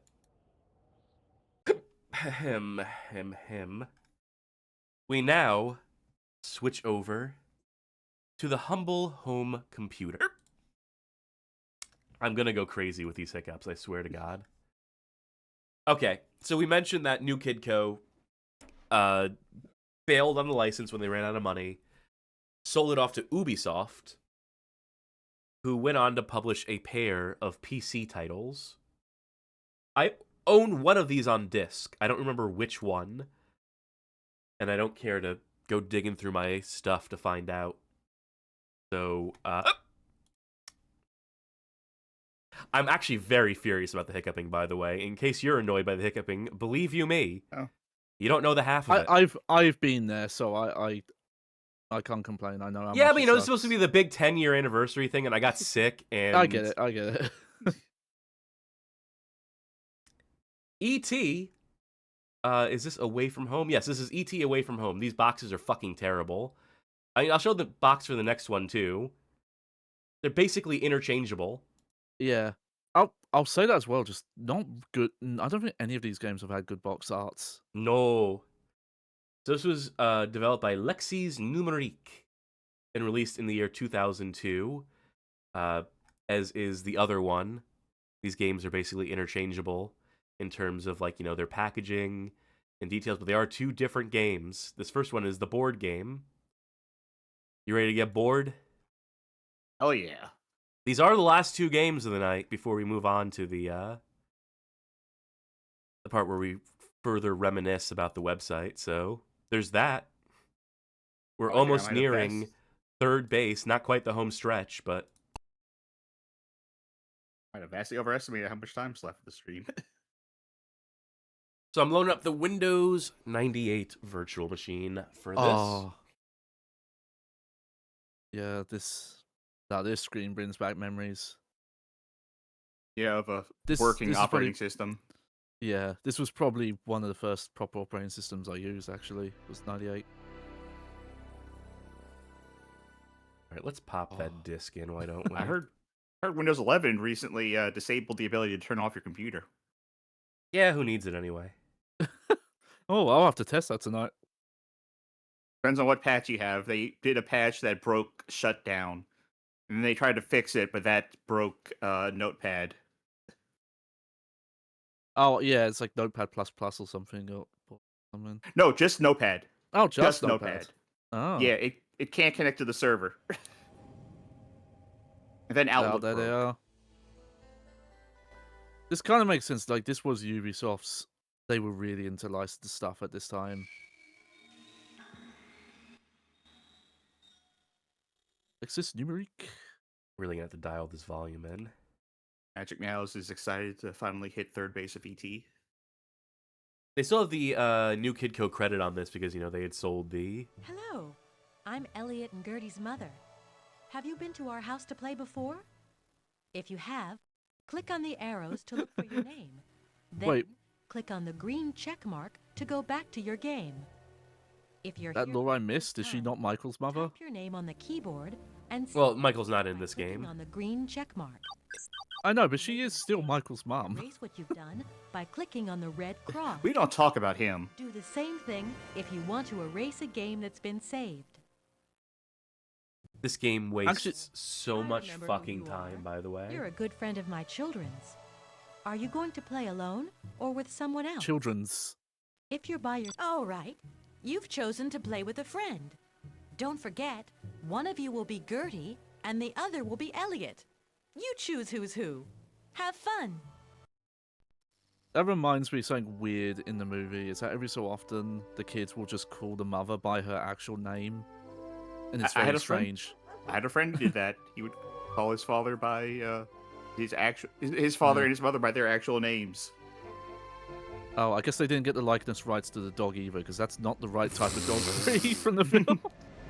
Look, SAG-AFTRA stepped in. They're like, look, dogs are underrepresented in art. Yeah. It's Also, got it's a a very labyrinthine minor- contract. It's a very minor thing. There is an episode of The X-Files where a kid's possessed and some, like, Orthodox Jews help rescue the kid. And even though it's, like, 15 years later, the kid looks exactly like the kid from E.T. Like, they could be twins. It's eerie. Even sound kind of the same.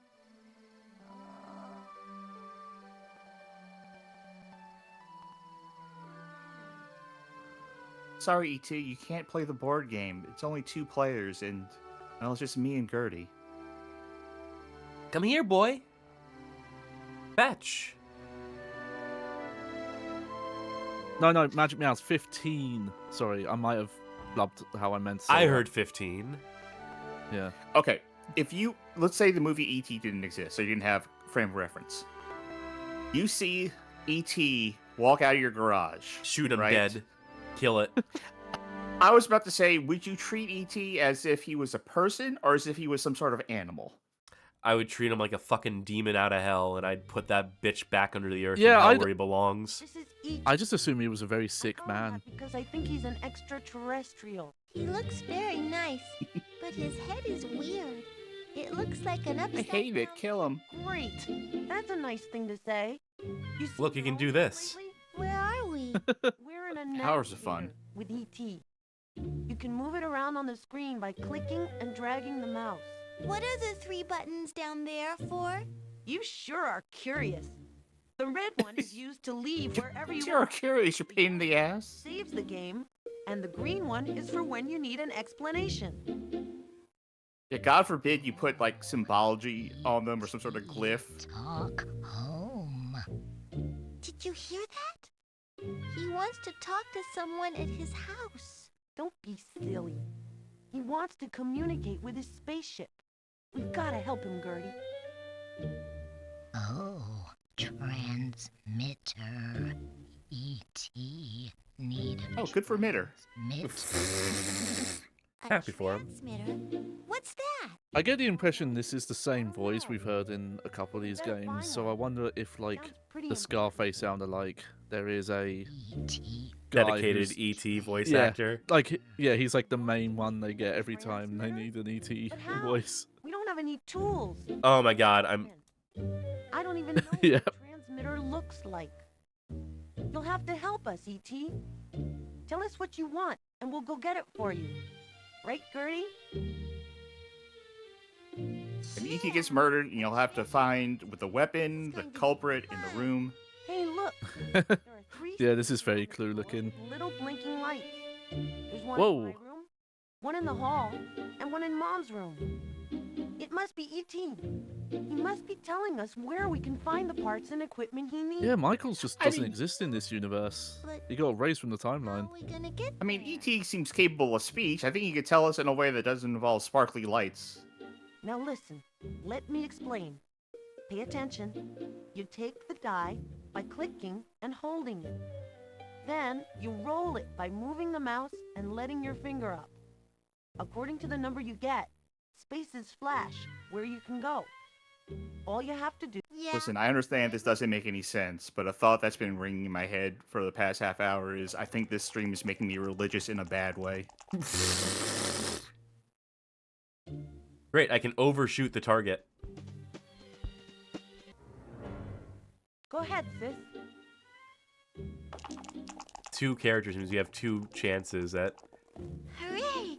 The space is flashing in Mom's room. The one with the blinking light on it. I get to dig. No, that means stay out. Play dress up. Elliot, you keep a watch out for Mom. So this is a minigame compilation by way of a bad board game hub. Mm-hmm.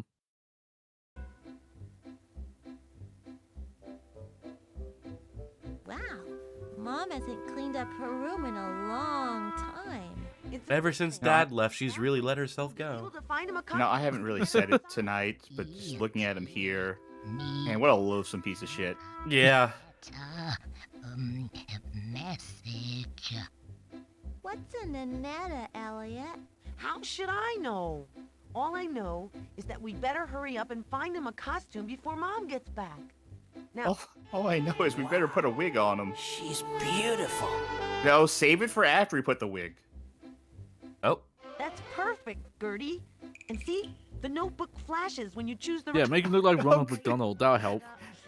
Maybe a little too flashy. Great, now he's less punchable. Try something else. Oops. Antenna. E.T.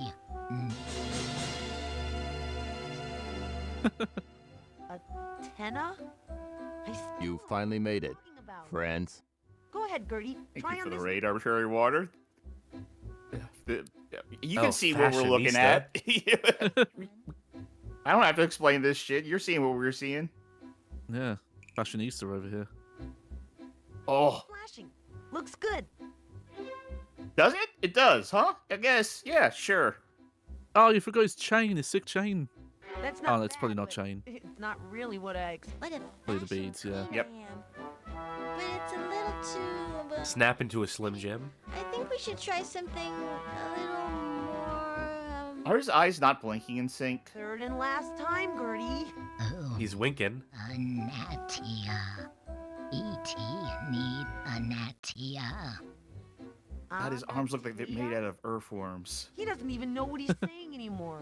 We have no idea what the fuck you're talking about, IT. Here, get dressed up again. Give him a hand. Help him get dressed.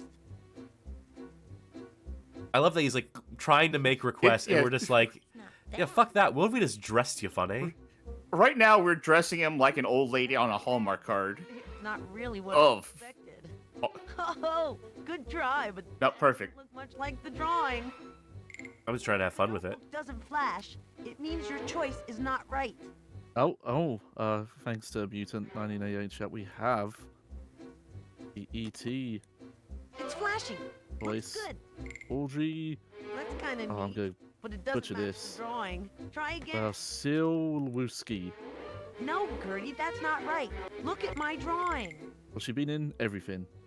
Oh, Hey, she's Count Fabulous in look much like Monster the High. Look at drawing. that. Now he looks like a grandma. Grandma lounging around the house, sitting on one of those shitty couches with the plastic wrap still on it to keep it clean. Petting some shitty old dog. That's the look. If the notebook doesn't flash, it means your choice is not right. I think this choice is very right, thank you very much. And I would appreciate if you didn't shoot down my fashion sense game. It's looking better. Newton's right. She still does E.T. voice in 2017 for a pinball game. Antenna. Oh, it must have been Zen Pinball. Yep, Zen Pinball, Lego Dimensions, and Universal Classics Pinball. What's an antenna? Do I have that It's an pinball table? aerial, something like a TV satellite. I bet your antenna looks like my parasol, but upside down. Yes! Eureka! Little sister, you're a genius. That's what we're here for. Mom's umbrella. E.T.'s gonna need therapy when he gets back to his home planet. You see? We're getting there. We just have to find 2 more. So when we bring this to Pitiful Party Games... Just click on the This isn't a real board game, though, right? No, it really isn't. red one to quit. Yeah. And I assume it's cooperative with 2 players, right? Yeah. Yeah. I like the dice can hit the characters. That doesn't get us very far. Hey, that dice sucks, man. The Oh, shit. sinister music when you don't land on a spot. Oh no! What a klutz! I just lost a bunch of candy. Oh, what a fuck up. I'm a little worried about his health.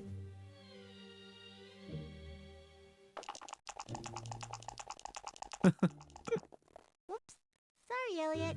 I'll do better next time. I'll manipulate the fates better next time. It's your turn. So, like, if anyone wants a new VTuber model on the cheap, they can just cut this GIF out and just put it in the corner of their streams. Like, yep, that's me. Doesn't Vinny Vinesauce basically use this? You know, the meat avatar? Yeah, meat is in the same... I'm gonna say genus. I don't know if that's the right word, but I feel like they're related. Oh, fuck, it's this one. Hey, look, Gertie. It's just like with my telescope. All the planets in the solar system are there. You know what? You know how this goes. You know what we're doing here. Oh, yeah. Skip this fucking dialogue. You just had to put it in the right order? Is that it? Earth is the third planet in the solar system. Cool. Well, spoiler. Jesus. Which one is that supposed to be? Mars is the fourth planet in the solar system. They're just telling you, like, let me try. The Earth. It revolves around the sun in 600. I'll give them credit at least, because like I know the order, but I don't remember what they all look like. Pluto is the. I mean, I'll tell you, they don't in the solar system. Pluto necessarily look Oh, like. this game's outdated. They're calling Pluto a planet still. It revolves around the sun in Sailor 249 Pluto. years. Venus is the bingo, just the right orbit. You have to wait for the dialogue. Jupiter is the fifth planet. Jupiter is 1,000. If you don't recognize these planets by fucking sight, which you can't because they're untextured when they're not. Orbits the sun in almost 12 years. Saturn is the sixth planet in the solar system, starting from. Where was this lady, like, explaining what each article of clothing was? Look at E.T. right now.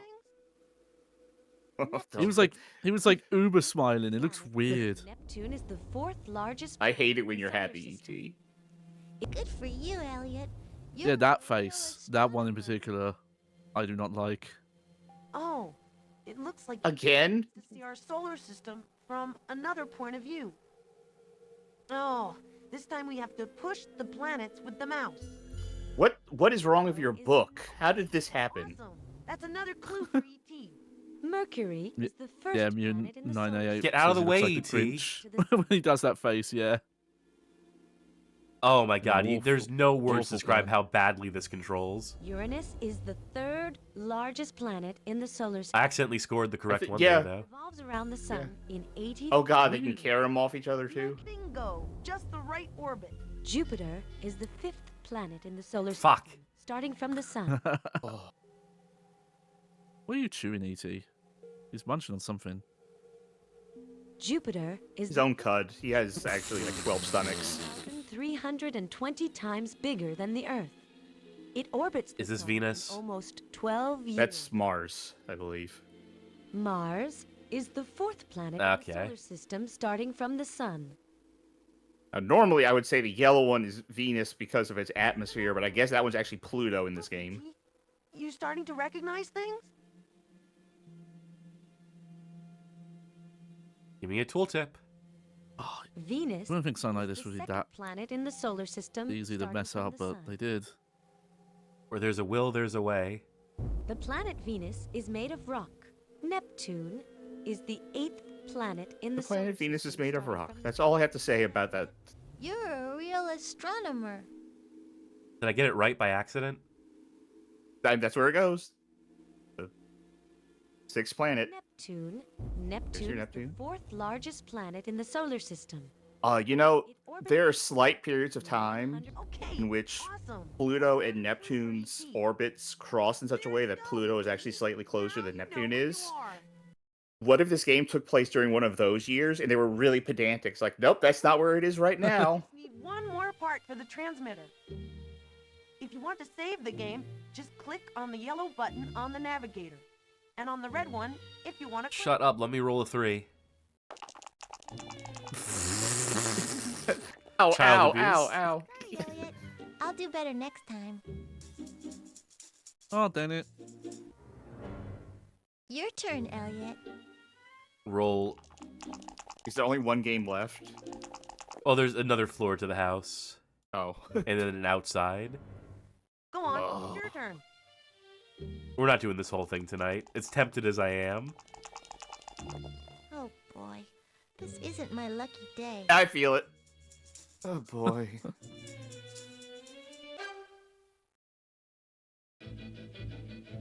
Do you lose lose if it takes too long? Or A candy collecting game. E.T. Eat candy. Oh, don't. You're such a sweet tooth. Okay, so how do we get those candies? You have to click I on hope they have the minigame where he starts drinking beer as well. And don't get it wrong, or it'll make him sick. You mean he might die? No, but he can be really tired. Did you hear that? Turns yellow. Yeah. If he eats the wrong candy, he could die. The red and blue tube Not die, he'd get really No. sick. No. measures his heart. She asked if he could die, and he goes, no. Where he He'll feels. get tired. He has to be careful, you know. Yeah. He's not at home here with us. He will do everything physically dying, but for the purposes of this game, it will be fine. Red candies. Quick. I can see the parachutes as they come out the plane. Fine. So how do you just click on the candy to get it? Yeah, don't but you have to knock click on it off screen? before it fucking goes flying. Hooray! The gauge went back up. Good enough. Does it not count if it flips over? If it's gray, is it no longer red candy? Yeah, you did a great job. That's how candy works? E.T.'s gonna feel a lot better. No, I'm asking you. Is that how that works? No, I think it just in this? obscures the color.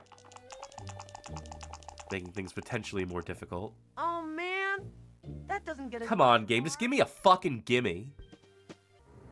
Like, there's no real point to this board game thing other than just, like, making you wait longer to actually progress in the game. Yeah. Whoops. Sorry, Elliot. I'll do better next time. You can't just stop there, Gertie. It's your turn, big brother. These kids live by, like, weird esoteric rules.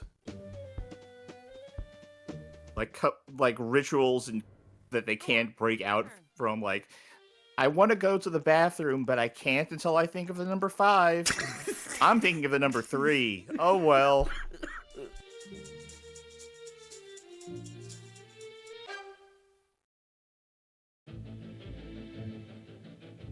Click yellow candies. He wants yellow. We're burning That's so much chat. energy that they have to keep throwing this minigame at us. And it's like, it's not our fault, game. You realize that, right? Yeah. This isn't a reward for us. I love how the UI gets in the way of playing the game, and it's your responsibility to get the UI in a place where you can do it. Went back up. Uh-oh. So glad we did that. Ooh. Oh, never mind. I thought it crashed. You wish. You did a great job, Gertie. E.T.'s gonna feel a lot better. Also notice, no Reese's Pieces in this. No. Costs money.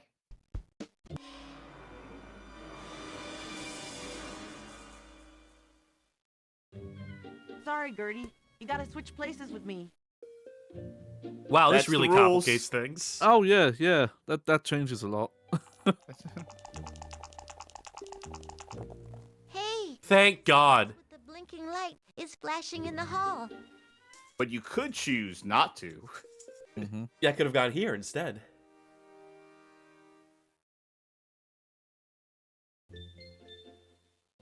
E.T. need turning disc. What's he talking about? I don't know. He's looking for something. E.T. collect I vinyl. know. Mom's old turntable. I'm sure that's what he wants. Gertie! Elliot? Where are you? E.T. Watch Collector out. edition of Mom's New coming Taylor upstairs. Swift. Gertie, hide E.T. with the stuffed animals on the E.T. tray. already have all Sure, these hide his records. eyes. Okay, Elliot. Don't move, E.T. Horrible E.T. selection. accidentally peel sticker off Velvet Underground album. Need new one. You'll see. They're really soft. This is gonna be fun.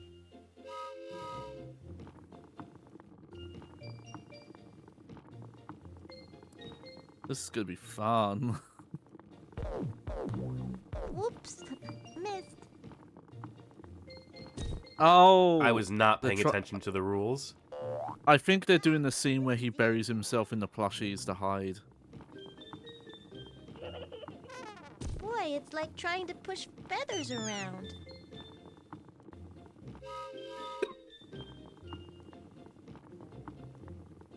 Well, It's Oh, wait, funny here to me comes another because turtle. having seen the movie, the target audience for this game is not the target age group I'd say for the movie. Good for you, Gertie. Thanks to you, E.T. is safe and Mom is gone. Well, not if E.T. just throws all of the dolls off of him immediately. E.T. need turning disc. Oh no! Mom's coming upstairs again. Come on, Gertie. You gotta get E.T. out of sight. Is this fun for you? Do you think this would be like a fun time, a fun game to play for anyone? Oh fuck, that thing was in the way, so I have to. Yeah. It sure goes faster than the first time, but I think I can do it anyway. What is this system they have built into their house? This whole train system carrying stuffed animals everywhere. What do you think? Yeah, run a train on them, E.T.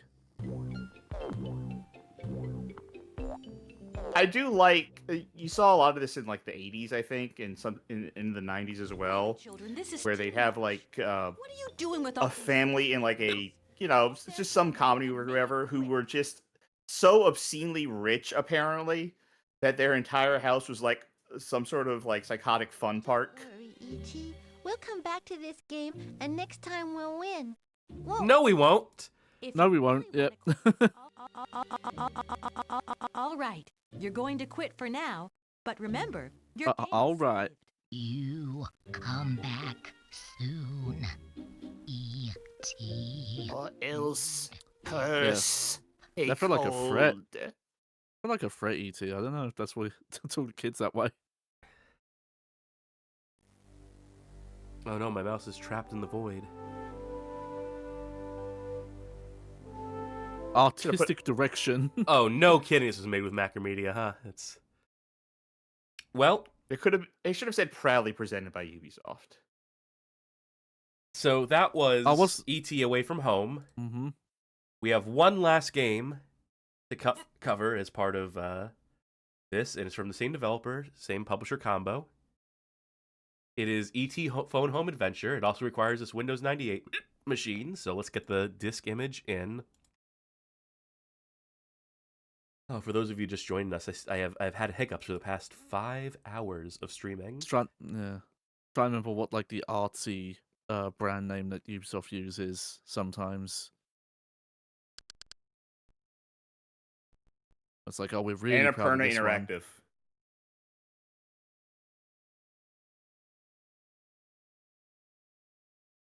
One. Now phoning That's home. me. I said it's like Ubisoft original. Yeah, there's that one too. Yeah. Oh. I was trying to. It's like what Valiant Hearts is labeled as. What if I had like a special name? I heard a Windows error message. Yeah. It looks like we're okay.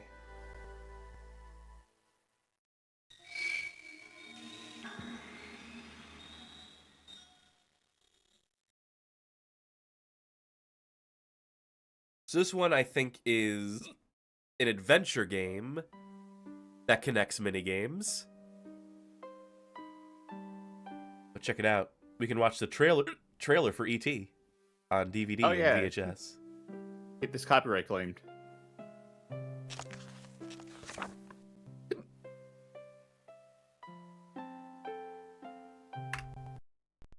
I don't know why I went with my name for this one. Mm-hmm. Is this the same fucking FMV they used to open the other game? Yeah, it is. Hell yeah.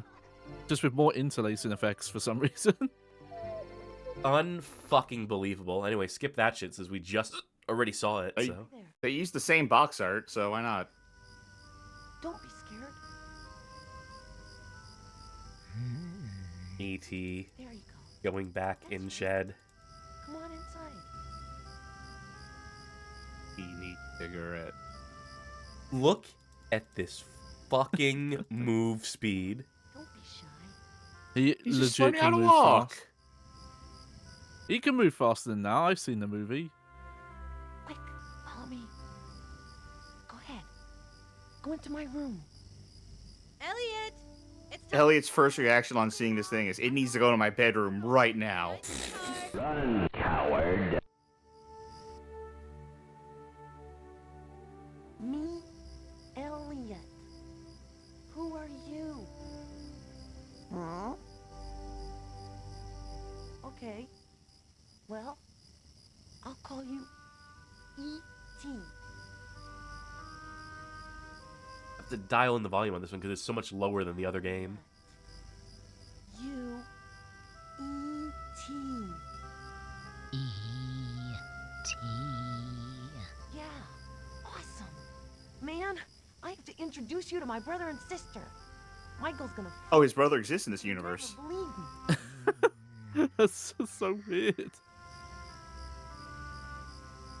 I'm kinda tired. You stay here, okay?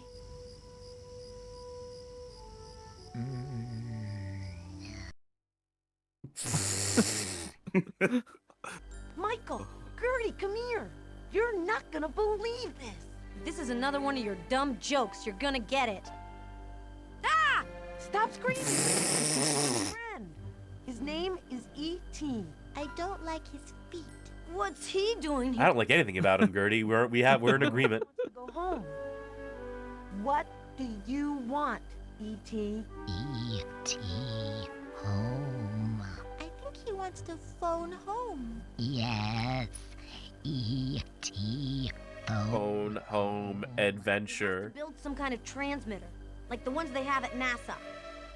This stream has actually made me never want to watch E.T. after this. Yeah, that's good, actually.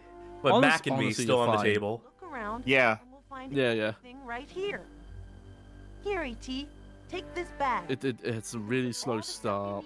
If you need help, And like I said, I think Goonies is a better take on that kind of I don't feel like looking slightly for all adults, that kids junk. adventure. I want to go play. And there's no with my ET2 on NES, so. Okay, but you better not say anything to Mom. Yeah, Goonies too, yeah. Alright. Well, I'm gonna go see what I can find too. good idea. Candy is always good to have around. It's nutritious and good for you. Yeah. I'll definitely say, just as a general premise for like an early kids game, this is the better option than whatever they were going for with the board game. It is fun that you're E.T. though. I was expecting you to play as Elliot. Around here that you could use to make your. You're putting things into Elliot's bag. Yeah. Hi there, man from the moon. Look at my flowers. They're so tired. Check Say no more, kid. this shit out. All those petals are so pretty. I know what you're gonna do. You're gonna glue them back, aren't you? Don't click on the I know what you're gonna do. make the petals glow. You're gonna make a big sandwich. You don't even have to click on them. All you have to do is bring them over I to might make a sandwich after this. Don't click on the petals. Just brush over them very gently. Oh, don't click on the pedals. Yeah, she's getting mad at me for. You're ruining it, man from the moon.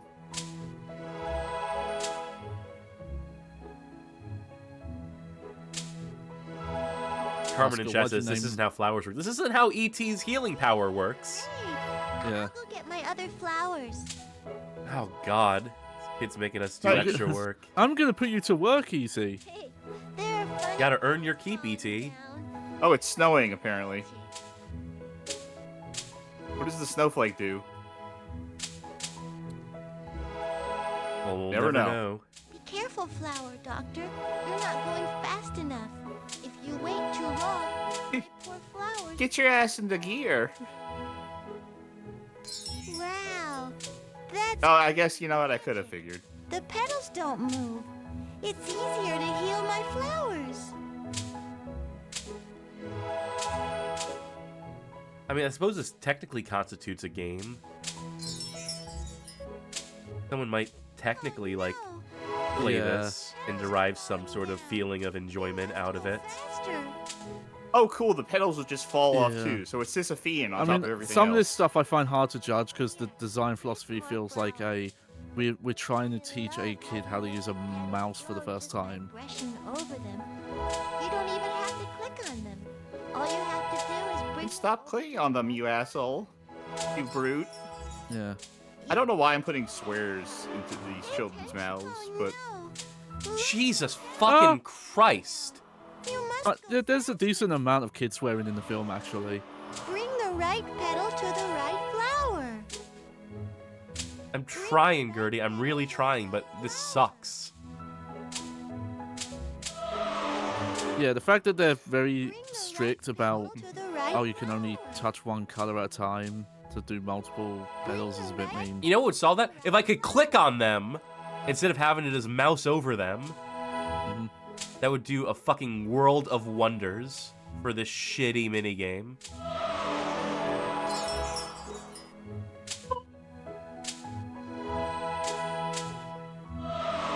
Fuck's sake. It's so easy to accidentally drag over the wrong thing in this. Petal to the right flower. You know what, lady? You know what, Gertie? If it's so fucking easy, you do it. Yeah, you use your magic botany powers. Oh, wait, you don't have any? Because you're not from the planet Zorpalon? Oh, huh. Sorry, I only have magical mid-management powers. I'm just good at giving orders, sorry. Hey, someone's got to do it. No, I thought about also getting alcohol for this. Oh, yeah, that would have been I great. did not. Petal to the right. That would have been great. Getting character as E.T. Mm-hmm. Bring the right petal to the right flower. Oh my god, Gertie, you need to shut the fuck up, Gertie. Flower. Oh, she ran out of all lines except for that one. Cool. Bring Rider meet horse, horse meet rider. Rider meet horse, horse meet rider. Rider meet horse.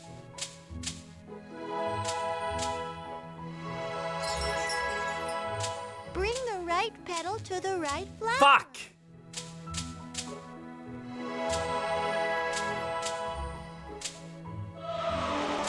How is that wrong?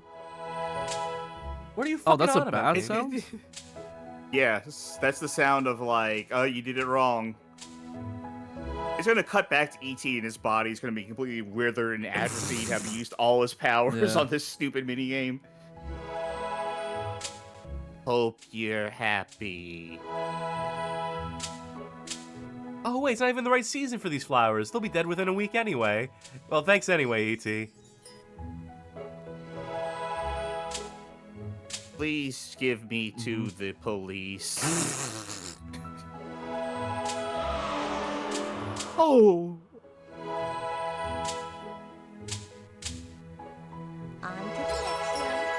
On to the next one, she says. Here. Oh, now it's by shape.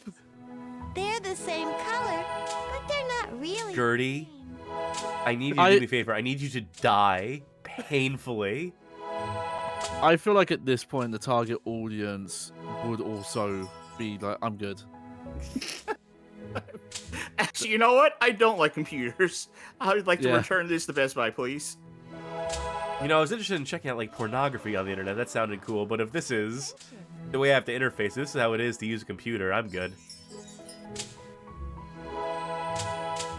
The next level, they're all gonna be the same color and the same shape, but they're gonna smell different. Not the right flower. You know what? It's so fucking mean that that two of these shapes are almost identical. Especially when they overlap and yeah. I wasn't expecting to play irritating stick on stream. That's what this is becoming.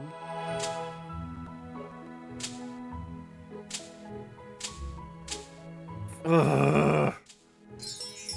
It's like someone back in time heard me say the adventure game format. That seemed like a better idea. I'm like, oh well, we'll show you. We can fuck this up more worse than the board game one. Just you wait.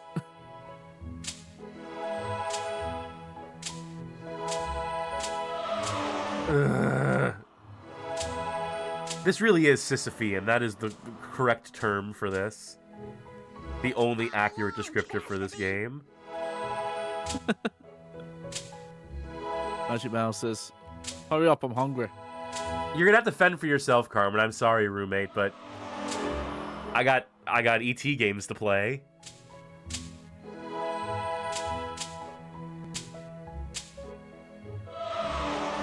I can't even. Is there a way just to end this? Is there a way to be like, good enough is?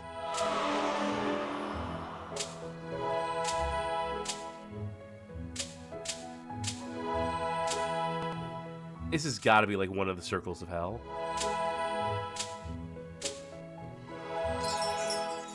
Yeah, this is purgatory.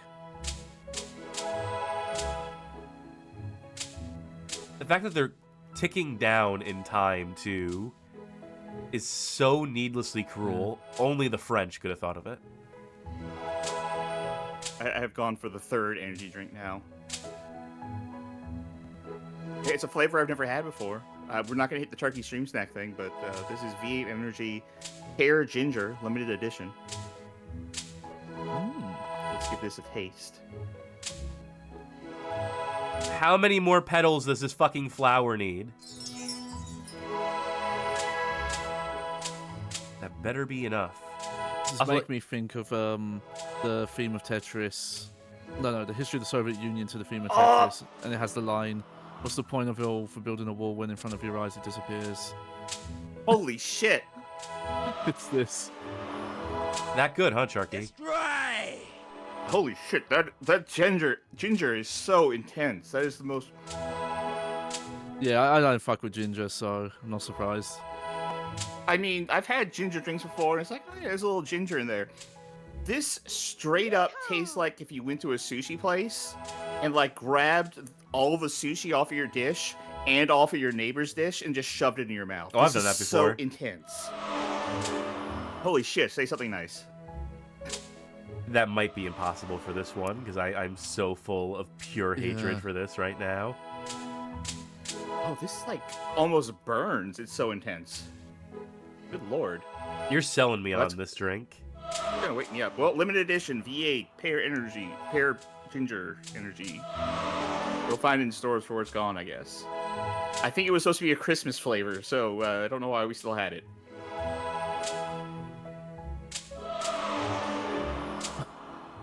Oh, it's unfucking believable. This whole no, thing. I'm confused who the target audience for this is. Bad children. Yeah, just children. You hate your kids. Coal in the stocking. This one's from Krampus. Here comes Krampus. Here comes Krampus. Like, despite the stereotype, I find kids actually have more patience for stuff like this. I can't imagine. Kids deserve better. Along with this, yeah. Oh yeah, totally. So imagine getting this for your kid, and they come out of the computer room a couple hours later saying, "Did I do something wrong?"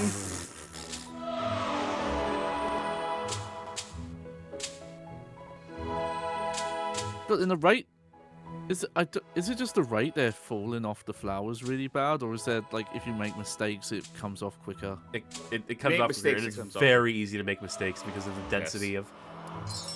Ah, okay. I would like to show off one more mini game in this at the very least, but I can't make any promises.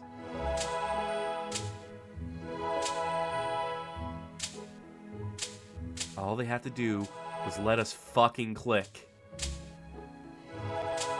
So we can at least partially discriminate what we want to connect to what.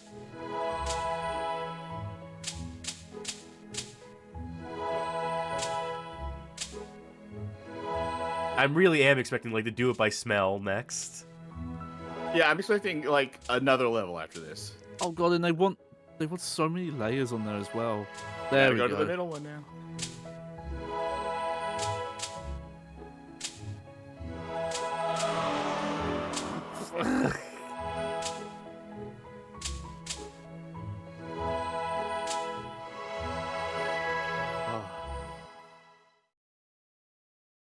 Okay. Gonna pull up 3 trees next. Hi, Doctor. My flowers love you. Here. Hang on, there's a coat hanger flashing. Bestest treasure. It's flower money.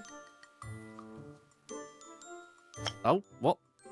Never want to see your face again. Yeah, she gave you flower money. Don't click on it. Don't make the game happen again. Good work. Dino Gem awarded. We earned the fuck out of that Dino Gem, I tell you what. E.T., I'm gonna need you to move faster. E.T., go at his own pace. Elliot, put pillow on my head.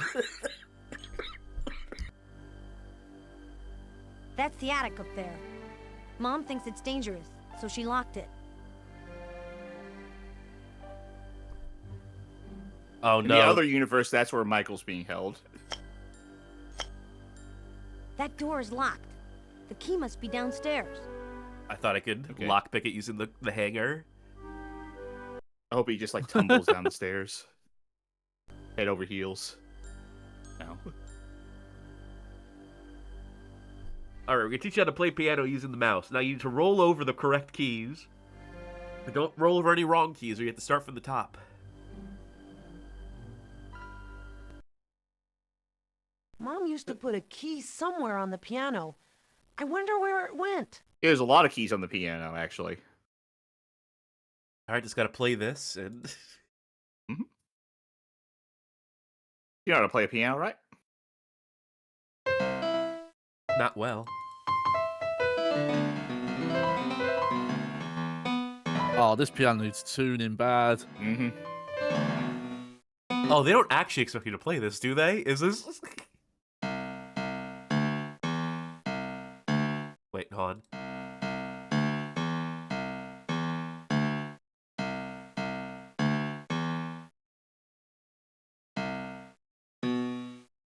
Huh? Oh, that's out of tune. Oh, maybe that's a clue. That one's so out of tune that it has to be it. Nope.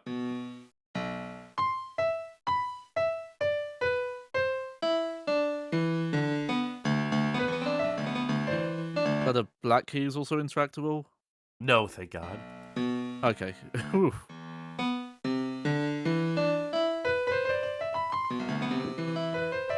Piano's strange. I'll check inside. Yeah! Here's the key! You could have thought to do that earlier, Elliot, you asshole. Yeah. Amazing puzzle there. Oh. Just keep fucking around until something happens, until the game decides, oh, okay. You could have played those endearing little charms and had E.T. just blow the fuck up. The key must be downstairs. Cool trick, but you can only do it once. Match Mouse saying, you know, I almost thought this adventure game would be better than the ball game. Me too. I forgot to pick up the key. Huh? You had to... That door is locked. Why? The key must be Just put it in downstairs. the inventory game.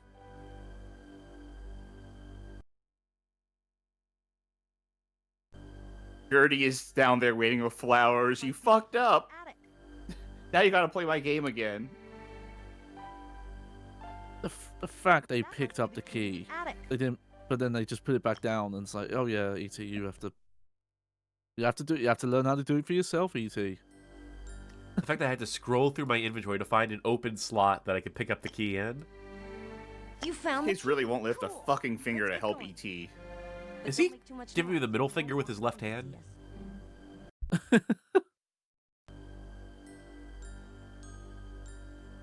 think Dad put his tools away up here in the attic. But it's been a Oh, we finally at Sakabon I can't territory. remember exactly where he put them. It's like a maze in here. I think he used to use boxes to get to that door. Sure. There's a weird, I don't know if it's like a running joke or something. They keep making this reference to that the dad's in Mexico, and anytime they say that, the mum gets really, really depressed.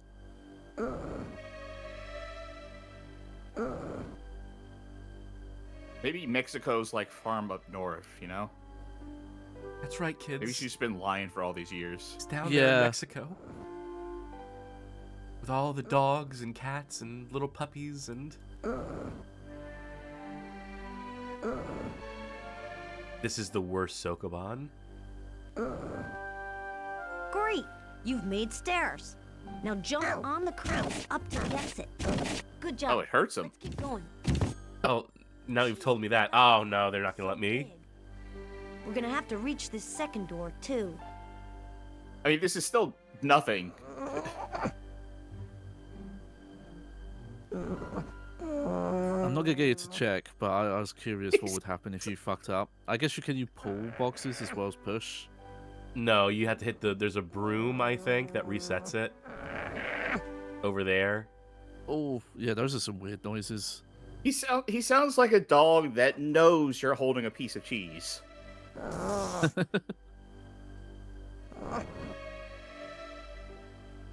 I want to hear E.T.'s bones crunch.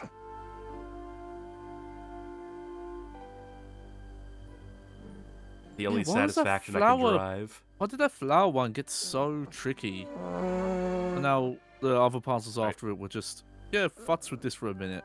Let's Learn hear how this. to push a box.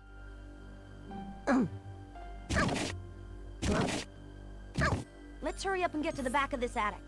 You'll find Dad's tools there. 100 boxes, no. made it. Oh god, this Dad is... put his tools up there, on top of these cabinets. If we put the boxes in the right places, we'll be able to reach them. How does...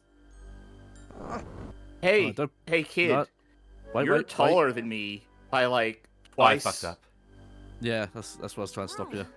What do you want a broom for? Oh, you want me to clean up? Yeah, you're right. Mom's gonna be really mad.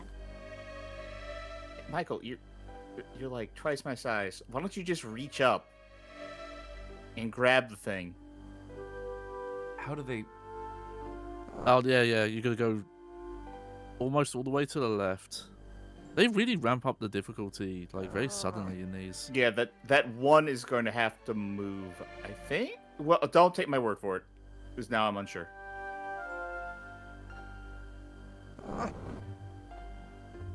That's gonna do it for E.T. Phone Home Adventure. Oh, Especially with the speed you have to push at. Like, oh. Absolutely zero fucking respect for a player's You'll have to go time. search the attic.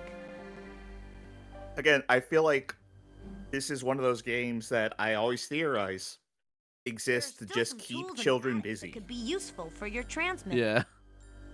How do you quit? No, fuck it, I'll alt F4. That doesn't work. No? You're stuck here forever. Oh. You end the task, it just pops up another window with the flower mini game. No, don't launch again. No.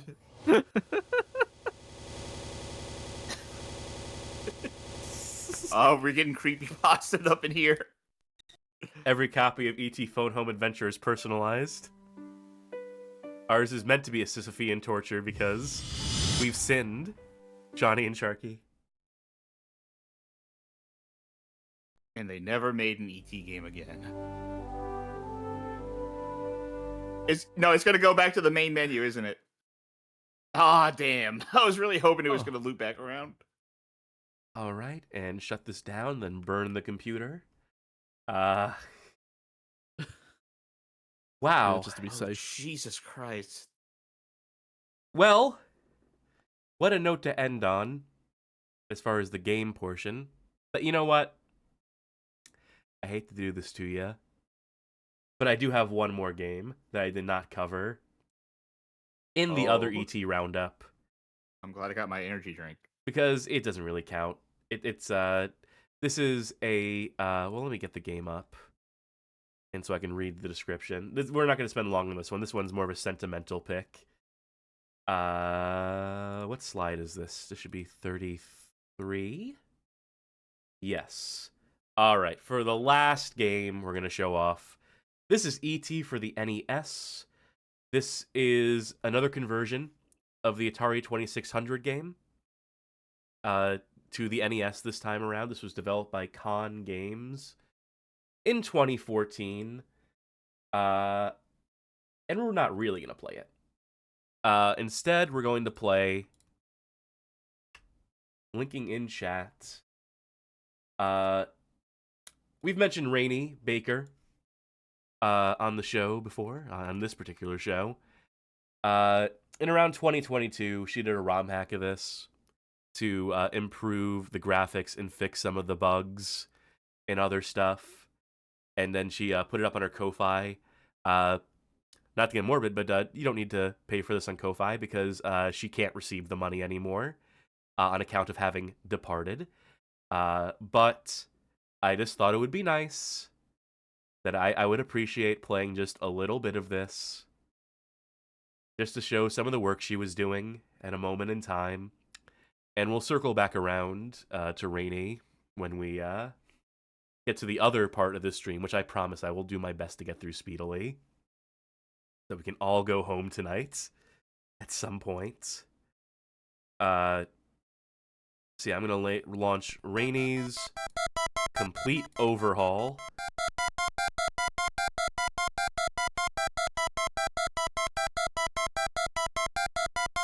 Let me dial this volume in.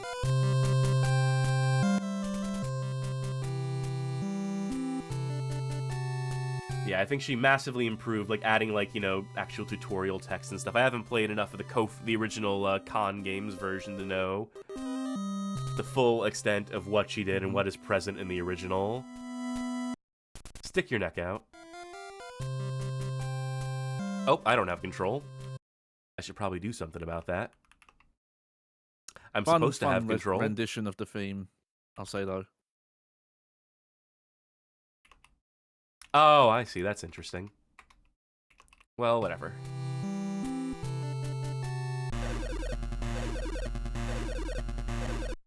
Let me lower that volume just a little bit more. Why don't I?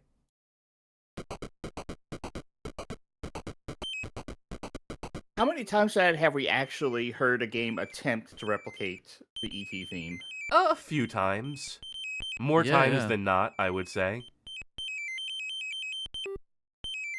And there was only one that used like a audio recording of like the actual theme.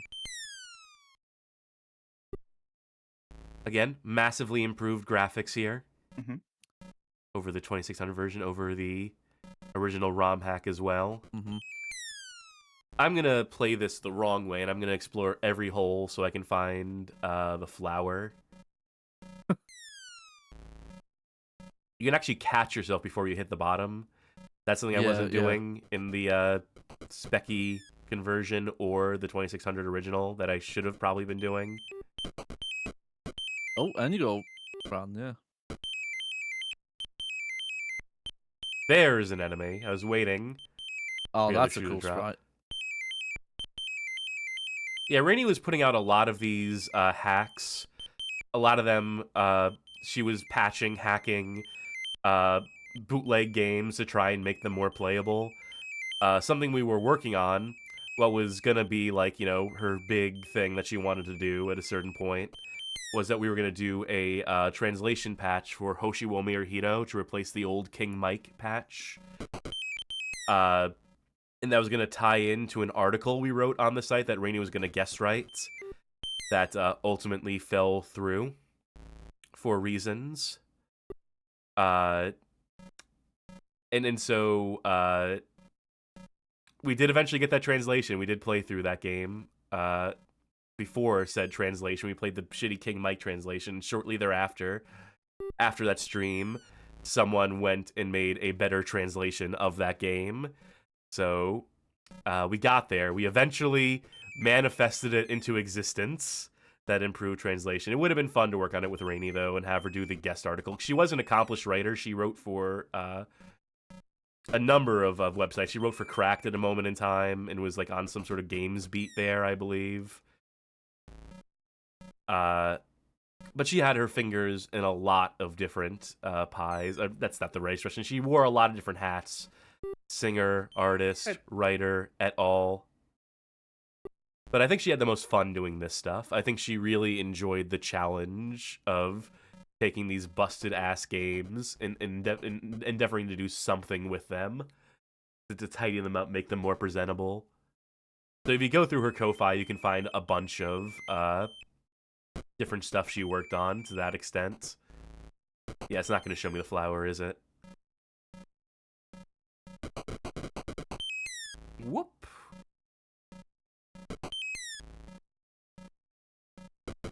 It's very easy to avoid the pits here.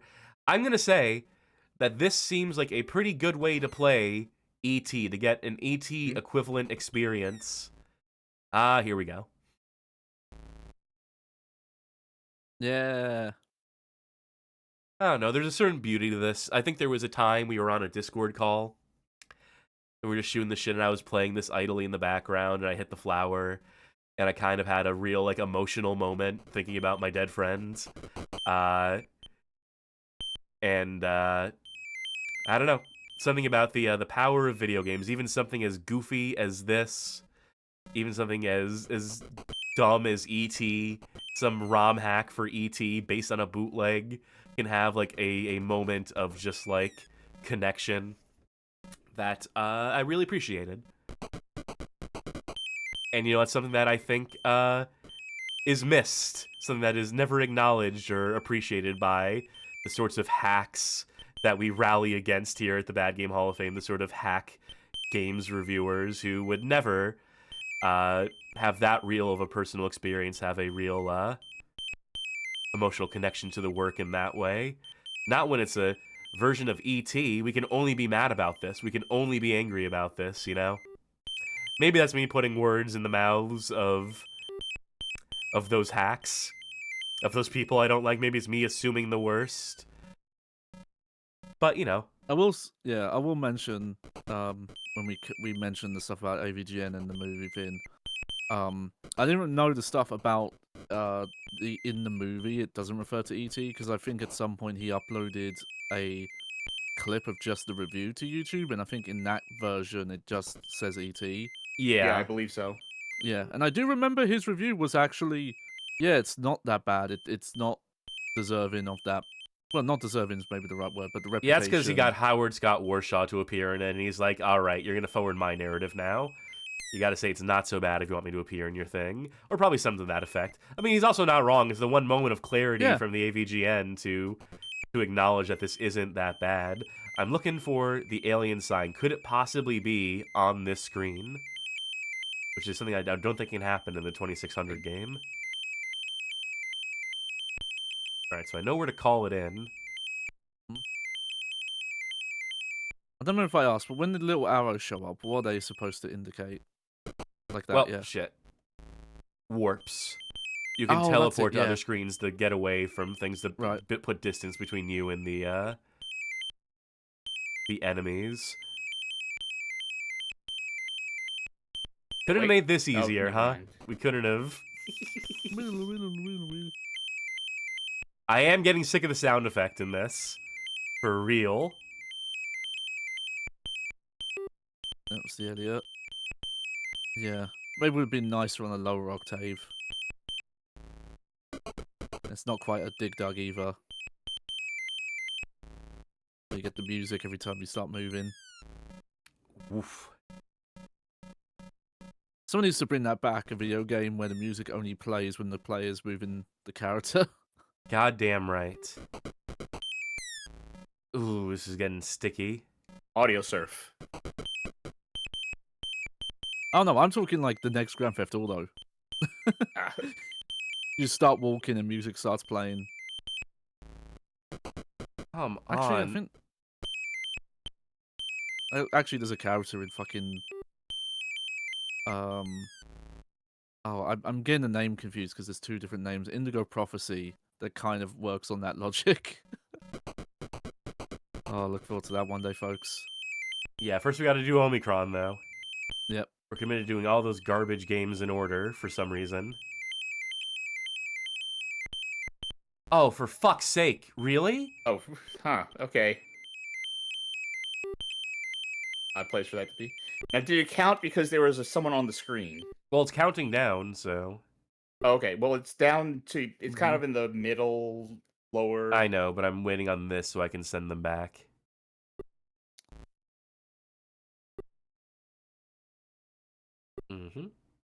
Healing Mind mentions, oh, we need that Pokemon Black and White drums on run mechanic. Funny enough, the E.T. board game was doing that. Like, every time Elliot and Gertrude, whatever her fucking name was, moved, there was like drum beats would get added to the music.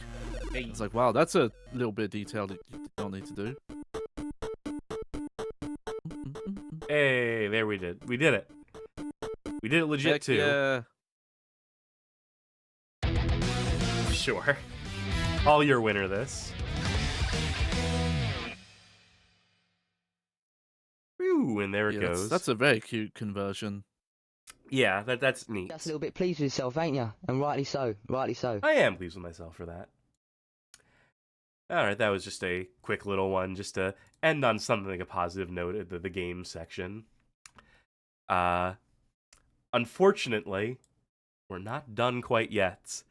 I did promise that we would retrospective the website.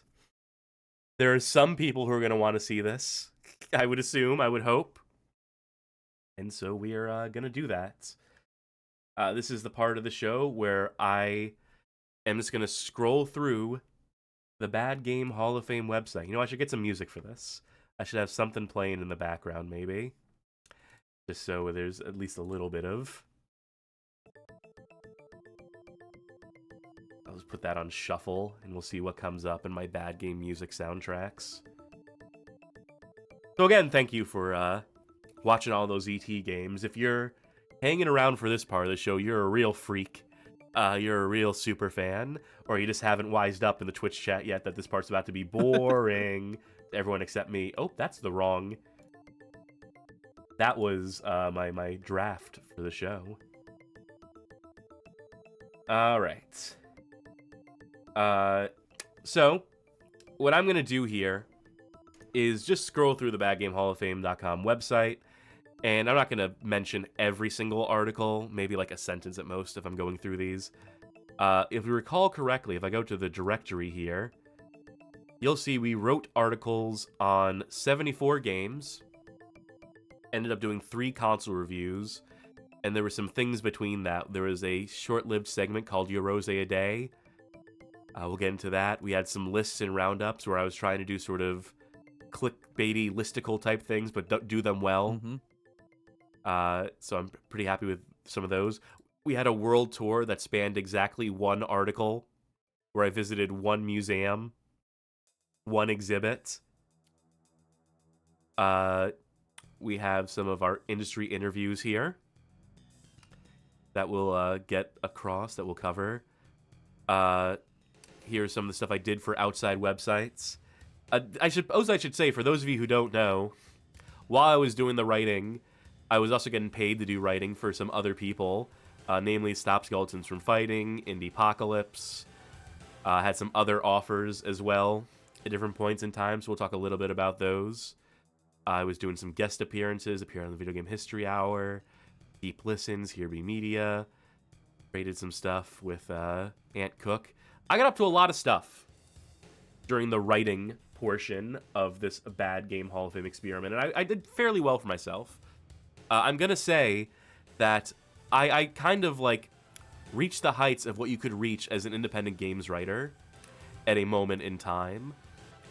I kind of peaked, if you will, to where I did not see a way forward or anything more I could do that wouldn't be just completely tedious. But we'll get to that when we get to that. Let's scroll down here. Obviously, we have E.T. Here is the art I drew for the E.T. article. Some people said this was gratuitous. They'd be right. That was our first article. Our second was Pit Fighter. At a certain point, I started inserting, whenever we covered games that we covered on the website on the stream, I added them, the embeds to the articles to try and drive up a little bit more traffic. But yeah, these early goings where I was doing articles a week apart from each other, I really wanted to get to Radar Scope so I could talk about Nintendo and Ikigami Suhinki and how all of Nintendo's early arcade games were not their own to develop, that they were just ghost developing that shit, having other people do work for them, all the way up to Donkey Kong, which, you know, people won't believe you when you say Nintendo didn't make Donkey Kong. They envisioned it. They hired someone to make it for them. But we get into that in this article, so that was a fun one to write, just to get those details out for the broader audience who was unaware. I always wanted to have some sort of, like, revelation in a given article, something interesting that people didn't know or had been misinformed on.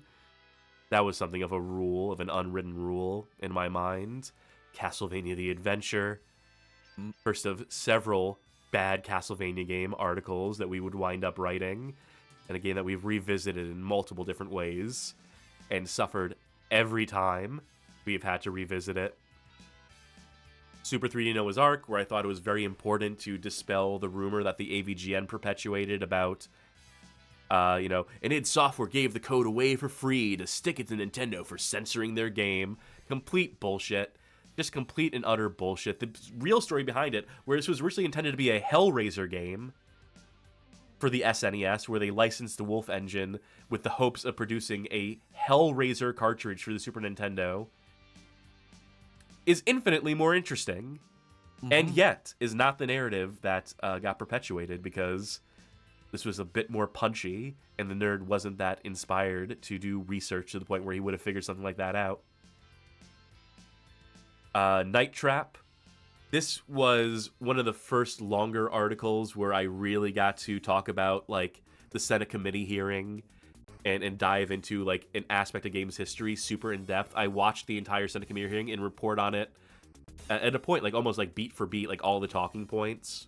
Could have done even more. I don't know what they would have added, but boy howdy, playing that game was fucking miserable. I can tell you that much for free. Yeah. Can't wait to do that one on the show. I lied. I like you bringing up the fact that Nintendo were actually one of the big people behind it to try and fuck over Sega. Even though it could have ultimately fucked over the entire industry. Yeah. Yeah, so those of you who don't know, Tom Zito, he of Digital Pictures, contends that Nintendo were shopping for lobbyists to take up games censorship as a cause, thinking that they would dodge any accountability because of their squeaky friendly family-friendly image, and were hoping to put the crosshairs on Sega. And it mostly worked, because that Senate committee hearing focuses almost entirely on Sega, so they got their way. But ultimately, you know, this results in the ESA and the proto-ESRB, and eventually the ESRB. But interesting story, one that I was happy to cover. Chase the Chuck Wagon, where I get to talk about, like, you know, those we mentioned during the ET article that we read earlier about the glut of shovelware games, and the idea that these games like Chase the Chuck Wagon were like on store shelves, and how that was a rumor started by G4 TV during some like one of their shitty shows where they just got the facts straight up wrong. So getting into that was fun. Don't buy this. Our first microcomputer article, first of a few. Some of the worst games to cover, because emulation, especially in 2016, you did not have any of the modern amenities. RetroArch did not have cores, functional cores for the likes of the Spectrum. So you would have to play these games in Spectaculator and abuse save states if you wanted to have any sort of control over stuff. And you'd also have to know the command line for whatever version of BASIC the Speccy uses. So truly torturous stuff. And a bad game. In the same league as an Action 52 or Cassette 50 or what have you. Mortal Kombat on the Game Boy. There's a GIF in here where I did manage to capture, I think, every fatality in the game. Or at least I thought there was. Because I went back to look at it, I don't think I actually had it. But I did experience every fatality in this goddamn game. Yes, the Bad Game Music Hall of Fame. We have a whole video about the saga of the Bad Game Music Hall of Fame and retrospectivizing on that. But this is what got us onto YouTube pretty early on, September 21st, 2016. And, you know, having that launch pad there, building a base by posting these videos, has helped us in some capacity with the streaming era of the site where, you know, we had built-in subscribers, some of whom would check out some of the streams. Didn't ultimately work out like super great, and we still, you know, our analytics are still kind of potentially destroyed by this, by having this, that, you know, YouTube doesn't know how to make heads or tails of the fact we get videos that get 30,000 views a week with some of the Bad Game Music Hall of Fame uploads, and then our pithy little VODs that get under 1,000. But, you know, eventually I hope that one day it'll all even out. And I don't think people appreciated me putting the Bad Game Music updates on the update feed here. But fuck them. Always be on that plug, is what I say. And of course, you know, we talk about this in the Bad Game Music retrospective episode. But the amount of death threats I got over this shit, the severity of death threats and angry comments I would get over this stuff was unfucking real. Huge fucking losers. I think this was really the start of the adversarial relationship with the audience that was always inevitable. It was always going to come down to that. I'm always just, I think it's more fun to be adversarial with the audience, to have some like fake conflict, but also some real like venting. There really are people, like, you know, I'm not too proud to admit that there are people I have absolute fucking contempt for in the audience at any moment in time. If you're watching this right now, it's probably not you. I'll tell you that much. If you're sticking around this late in the game, in the stream, you're probably on the up and up. But just know that there are some fucking annoying people who show up to read articles about bad games that are meticulously researched and that I do not suffer fools. Oh, yeah. This article, we're going to stop for just a moment. I've always fucking hated this article. This article does not get into any sort of depth, no pre-release info, no real epilogue to it. But for some reason, this is the favorite article of a lot of people, a lot of writerly people. I think it's because I use a little bit of purple prose at different points, in that I like have like an interpretation of the plot of it, which I thought was the unique angle of it. So I'm proud enough of that, but I would also toss this article out and redo it from scratch if I had the chance and the time and the patience for it.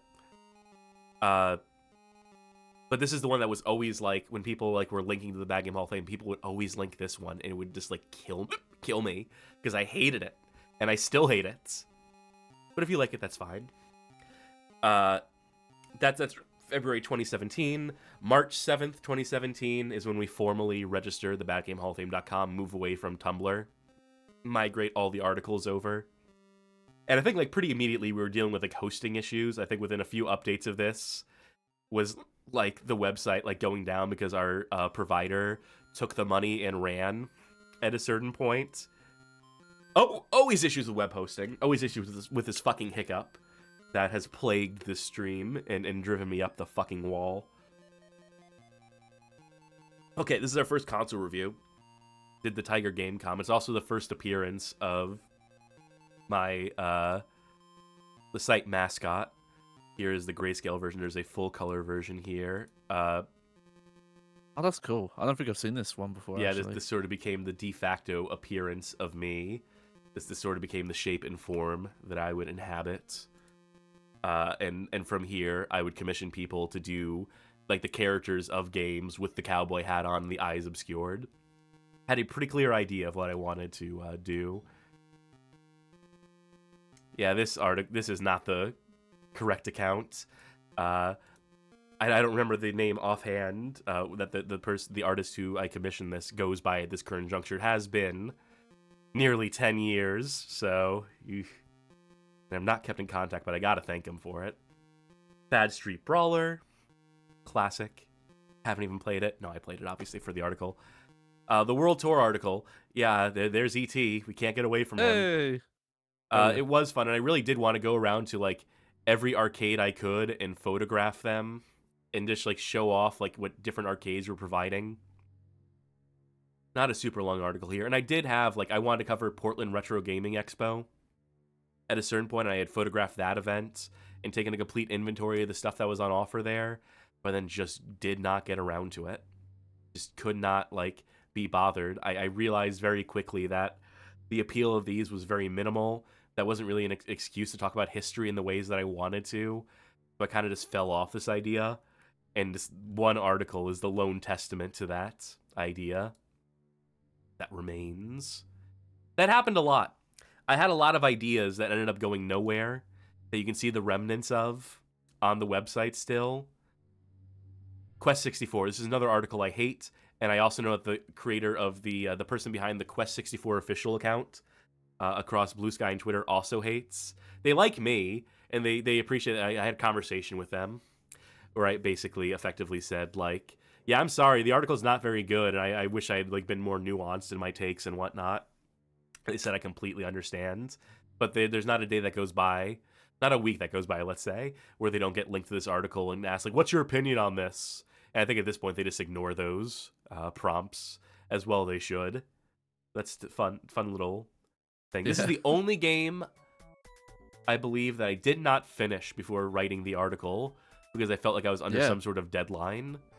So that was a game you managed to finish that we didn't finish on stream even somehow. We will have to finish this on stream at some point. Oh yeah, but elevator mission you even managed to beat. Yes. And that game might be unbeatable. Arthur's Quest Battle for the Kingdom. This is one that is long overdue to appear on a stream. It's a Lith Tech jank game as part of the Don't Play This Game series that I was fascinated by. GameSpot's series of reviews of games that they took a comedic slant on. And we'll come across a listicle later on that dives into that idea. WCW Backstage Assault with my WrestleSona Cactus Cass. And, Immensely. that's Vince Russo, isn't it? Well, of course it is. Who else would it be? Hell yeah. So that's a super fun piece of art that I'm really happy about. I'm happy with all the art I got for the most part. All these different versions of me, all these different like techniques and artists that I was able to help get paid. We were not making money at this point. We had not launched the Patreon. This was coming out of my pocket. I had a decent job in social work. 2017, I may have been doing... this may have been when I was working at a kids museum still. But I was still making decent enough money that I could afford to pay artists. And I always felt very strongly about paying artists, paying any sort of contributor. Anyone who does something for you, whether they're a friend or a stranger, should be fucking paid. I believe very strongly in paying people for their work. Fucking Sharky, Johnny, Sid, all get paid. Get paid more than me. I think that's important too, that until this thing really takes off, the streaming thing, that y'all should get the lion's share of it as incentive of some sort, as a motivation. I hope that works as a motivating technique. But again, just fucking pay people who put in work for you. It's the least you can do in a lot of cases. Clock Tower 2. Hell of a game. Yeah, I know there's one or two people really looking forward to us playing this one day, and we definitely will. But it's a handful. You take a lot of pre-planning. Yeah. And, like, saves and stuff. Super Mario Bros. Special, which was just an excuse to talk about the PC-88 and Sharp X1 Hudson games. We did a stream, ultimately, the Hudson NES to PC-88 conversions that does a fairly decent job of covering this article, of summating this article, more or less. And here's some art by Ant Cook. I think this was the beginning of our friendship with them. They of Gaming Hell. Transformers Mystery of Convoy. Very notable Kusoge. Again, one that needs to show up on stream at some point. Here we go. Listicle stuff. First, the top 5 worst games print ads. I get to get into the history of John Romero's About to Make You His Bitch, which was not John Romero's idea. It was the idea of the guy who ran Devolver Digital, who is a complete fucking asshole. Let's get his name here. Mike Wilson. Sounds like a real piece of fucking shit. And I relished in the opportunity to shit on him in the name of one of my idols, John Romero. One of the best guys in this stupid, stupid business. Anyhow, we move along. See, we're moving relatively quickly through this, right? Right? Hooters Road Trip. This article's lacking in a lot of ways. I should have covered the PC version of this. Should have covered the more about like the genericized version that this game was before it became Hooters Road Trip. A lot of angles I could have covered on this that I didn't. That if we do a stream, it would serve as an opportunity to really revamp and improve on the barely a foundation I have here, honestly. Carmen asked, how much did you consider getting artwork of your Sona in a Hooters outfit? Yes. Is the answer to that. Sonic Labyrinth, our first Sonic game covered here on the site. And what an auspicious choice for one. Indigo Prophecy. This is the first, like... Oh, okay, yeah, I didn't know you wrote an article on this one. This is the first real article in my mind. The first one that, like, really covers all the bases, leaves no stone unturned, gets really in the weeds about narrative and design in ways that I'm pretty proud of. And it's long, but it's a good one, in my opinion. One of the earliest ones that holds up. Does it mention, because this is something I heard and I want to confirm is real, that the side plot about the homeless people who are like secret society is like stolen from a comic book, The Orange? No, I don't believe I cover that. I don't know if that was known in 2017. I don't even know what you're talking about necessarily right now. I'll have to look into it again, but apparently some plot element of that game is stolen. Wouldn't shock me because David Cage is nothing if not fucking derivative of everything that yeah. We're gonna cover the whole oeuvre eventually. So all things in due time. Haunted Castle. I have this original watercolor as part of my collection, which I'm pretty happy to have on hand. It's very cool. This was done by Ann K. I'm pretty happy with that one. And Haunted Castle, bad game. Skipping over all the bad game music at this point. You already know the drill. Ooh. Star Wars Masters of Terras Kasai. Or Terras Kasi. Pardon our dust, this is, as I mentioned, our web host shutting down without any warning, and all the site stuff getting fucked over and having to re-migrate everything and reformat everything and fix everything because they left us without backups. Oh my god. I am alone. I forgot about that thumbnail. It's a good thumbnail, good art we had commissioned for it. The video is better than the article in this case. The video is the article plus. As far as the history covered, we do a better job covering it in this video than we do in the article. Spy Games Elevator Mission. Similar case with the history where I did not flesh out the history. I think the first thing you see in this article, and this is something I also thought was important, is that when I missed something obvious or fucked up severely, I put the corrections in big, bold text, pointed out, thanked the people who corrected me, who gave me the extra info. And yeah, we really didn't do our research on the whole Dreams Co. situation and Tomohiro Nishikado and so on and so forth. But that's all amended in the video. And yeah, this is a game that I beat, that I played through the entirety of, to the point where I captured the ending and credits because I had not seen those elsewhere. And then when we streamed it, we couldn't do it because we ran into a game-breaking bug in it. So, funny that. But still watch those videos rather than read that article, maybe. Do it for me. Our Virtual Boy article, where I had the idea to provide every GIF in red scale and in 3D with the red and blue, for whatever that's fucking worth. I can't see 3D. I don't know if that shit works or not. And we'll have more Virtual Boy content coming soon to the stream. Very soon. The Guy Game. Of course. Yep. This is the most viewed article on the website. Unfortunately. Now, obviously, I don't show the fucking thing that people come to the article for. You can see in the search, or you could, before WordPress fucking sucked, before WordPress, like, sabotaged itself, you could see what people were searching for, and people were, of course, searching The Guy Game, and then the name of the underage girl that's contained within it. So I kind of regret doing this article just for that, even though I don't show that, obviously. I still sort of regret just, like, being a beacon for those fucking freaks. Yeah, it's funny. I know a couple of people who do console challenges, like trying to beat all games on the console, and anyone who does PlayStation 2 stuff, it's the most. It ends up being the most talked about game usually, where people go like, "What are you gonna do about Guy Game? What do you do?" It's like it's illegal. You can't own that game. Stop asking people that. Sonic Jam. This is some art I commissioned from Spaloon Cooties. I'm always happy to see Tails. This was the first time I really got to indulge in Tails art on the website.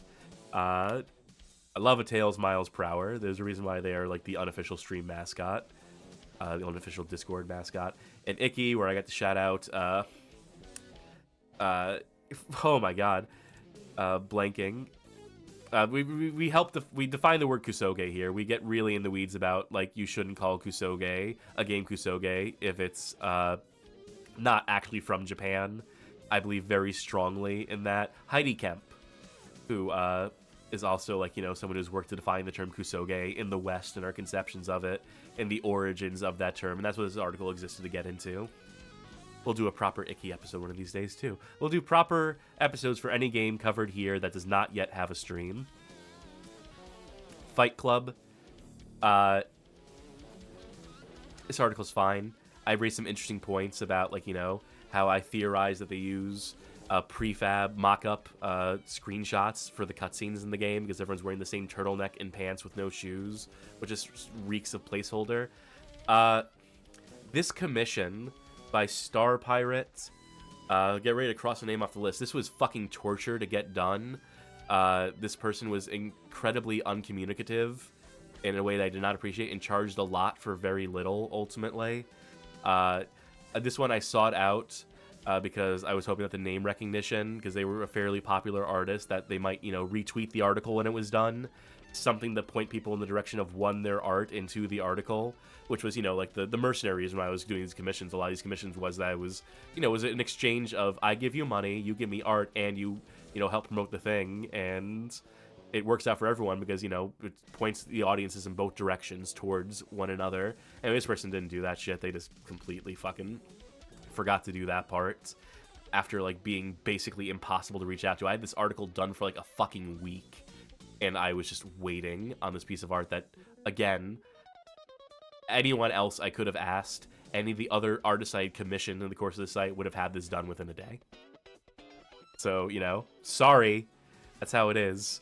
I'm this bitch of an Earth. Hong Kong 97, where I state my thesis that Kowloon Kurosawa is a piece of shit and an actual Nazi.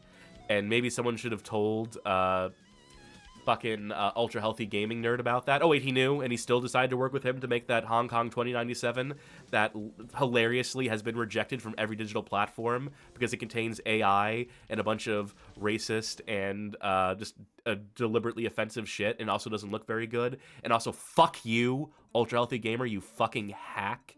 You fucking loser. What an absolute fucking cretin, that guy. He was nice enough when I asked if I could use this version of the box art, but it's everything that dude has done to associate with and to continue to sanitize the image of Kowloon Kurosawa has earned him a permanent spot on my fuck you list for being just a complete fucking hack who will bow down to the first fucking developer to talk to him. What a fucking embarrassing guy. What a fucking loser. And again, hilarious that your game isn't on Steam, that you're never going to get paid for, that you were loudly bemoaning and crying on Twitter, throwing a temper tantrum at the fact that these storefronts wouldn't accept your game.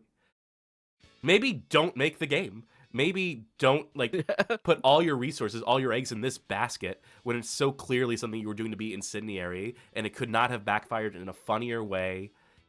Fuck you. You and Kowloon Kurosawa deserve each other. Anyway, bad game, as it turns out. Bad Rat's also a bad game, but we get into some really interesting history about the developers and some of the other stuff they were up to. Shouts out to Brazil. This was the beginning of the Brazilian connection with the Bad Game Hall of Fame, where one of the countries outside of North America that has supported us the most have been, I say country, the Brazilians. The Brazilian contingent always showing up, always supportive. Because we were apparently one of the few people willing to actually give them their due and acknowledge them, which we would pay off with the Zebo video for Stop Skeletons from Fighting, I think was probably maybe the peak of that. Drake of the 99 Dragons, obviously a very important article, establishes me as the president of the Drake of the 99 Dragons fan club. One of the first bad games I really just get to go to bat for and explain why it's not so bad. We interview one of the QA testers for it, which I thought was a neat angle to take and help provide some insight that had been previously unknown.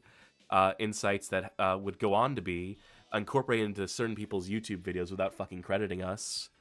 Just thinking it was enough to show the name of the article and a screenshot of the website, but not to link to it in the description. Very naughty. Mm-hmm.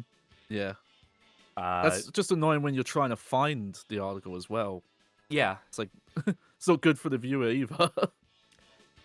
So we're in 2018 now at this point. So there's a couple... I also, by the way, just want to say, I'm not going to name names, but there have been people who I've, after my coming onto the website, I have reached out to about that, and they've been, either A, they've directly linked to us, and I very much appreciate those people, and B, people who have, like, owned up and said, oh, yep, sorry, my bad, and rectified the situation. So I very much appreciate when people... Yeah, do link to us or are receptive about it. Most people will be receptive. This person was receptive, but then kept making the same fucking quote-unquote mistake over and over again. And not just with me, but with lots of different similar artists and writers and peers. I do just want to say that we appreciate the people who are, do the due diligence of it. For sure. I want to take a quick moment here to acknowledge, because this is 2018, a couple other things we started doing in 2018. First of all, we started celebrating Bad Game Birthdays, which has become probably the biggest vector for bringing people into the websites and the streams and whatnot. These are the posts that are the most successful on social media. It began with this, a Simpsons Wrestling birthday celebration on March 23rd, 2018. It would take several years of reposting this Bad Game Birthday in particular until one of the Simpsons writers, in fact, the Simpsons writer who wrote this game, retweeted it and said, apparently I wrote a game where Lisa gets beaten to death with a board by groundskeeper Willie, and it just like was not aware of the game they had produced until they saw the GIF of it in action, which I found very funny. But yeah, the Bad Game Birthdays, we'll keep doing them because they keep bringing traffic in, and it's a good way to acknowledge games that traditionally get ignored by the on this day in gaming history accounts. Mm-hmm. That I usually found pretty tedious, so I wanted to provide an interesting angle and also provide descriptions and opinions on said games in the process, so it's not just on this day, to give at least a little bit of context. I thought was a step that anyone could take, anyone who would think to run an account of that sort.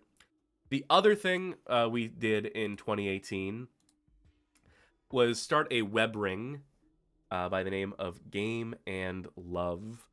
This was an attempt to foster some sense of community. By this point already on the Bad Game Hall of Fame, I was doing fairly well traffic-wise, better than a lot of our peers in the field. And I really wanted to create a space for queer writers to sort of congregate, throw back to the old like Web 1.0 and web ring days. It was a novel idea executed too early in the history of the site. I should have waited a little bit longer, and two ended up causing more problems than it was worth. Honestly, I think it goes on to last for like 2 years, maybe 2.5. We amassed quite a few people on the list, but so many of them, frankly, would not hold up their end by actually linking back to the web ring. And a lot of people just immediately gave up on content creation very shortly thereafter, joining the web ring, which was very discouraging. There was a lot of internal debate with the other person who I founded the web ring with, the person who we had the shared idea. And as soon as the site launched, they decided they didn't like the direction it was going, even though it was what I thought we agreed upon. There's some difference in opinion there that apparently left sour taste in some people's mouths, even though it was obviously not my intention.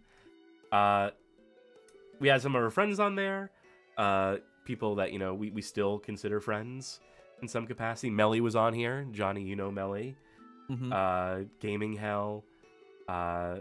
Hazel, the YouTuber Hazel, before they were called Hazel, they had a different channel. Before they became the Hazel that people know, was on this web ring. And Hazel has since very nicely, very kindly, like, referenced back to us and said, like, yeah, no, I remember reading Bad Game Hall of Fame and being, like, surprised and, like, you know, pleased to find that there was, like, a way to address bad games and things that are, like, are not necessarily, you know, beloved in a way that is respectful and well-researched and stuff, and certainly had some sort of impact on them, so I'm pretty proud of that.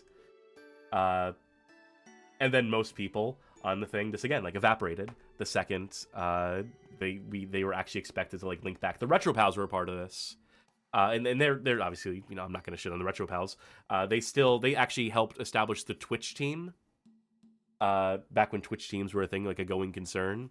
And so I think they're still part of, and we're still technically part of, the Game and Love web ring, or Twitch team. I'm kind of hoping to, at some point, become partner on Twitch would be nice, and establish our own Twitch team and sort of be able to curate that in a way that doesn't require constantly asking the Retro Pals. And also, like, you know, again, of the, like, 12 people we had on the Twitch team, 3 of them are still actively streaming, and 2 of them are us and the Retro Pals. So, again, just a lack of commitment led to a lack of interest. I will say that, you know, over in the Discord, discord.gg, which we were using as the hub for Game and Love at a point in time, and all the creators, all the people who were associated with the web ring were on there and promoting their stuff, and we're hanging out, and I thought I was making friends with a lot of them.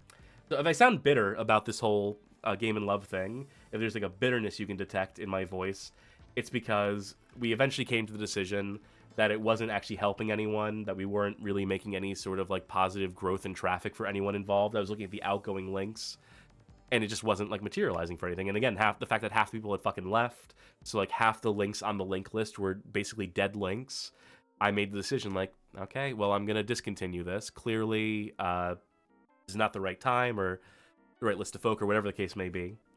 And I tried to like break that news as gently as I could to the people who were still associated with it, who were still associating with us, and how quickly those people severed ties. How on the drop of a hat, the second the transactional relationship they had in their mind with us ended, they just were fucking out of there. Did not say goodbye, did not acknowledge the end of the web ring. They just fucking left and never came back. It was disheartening to say the least. It definitely was a reminder that the relationships you form in a scene like this, where everyone is trying to get seen, and where everyone is, as much as you want them to be friends, is also competition at the same time. Just how little they apparently cared for me. Would have been nice to know, So yeah, there's definitely people whose exit at that moment has left a sour taste in my mouth. As I'm sure me shutting down the web ring in the first place maybe left a sour taste in their mouth. It's hard to say, except to say that I guess no love lost. And those are just the sort of things that happen when you decide to branch out and try to do community efforts. But again, that's my sour grapes about that. Now we can get back to the business of the website. Having done that brief intermission. Scrolling. Castlevania Judgment. Commissioning some art that is very much for me. This is one of those ones that is purely selfishly for me. But I'm glad I did it anyway.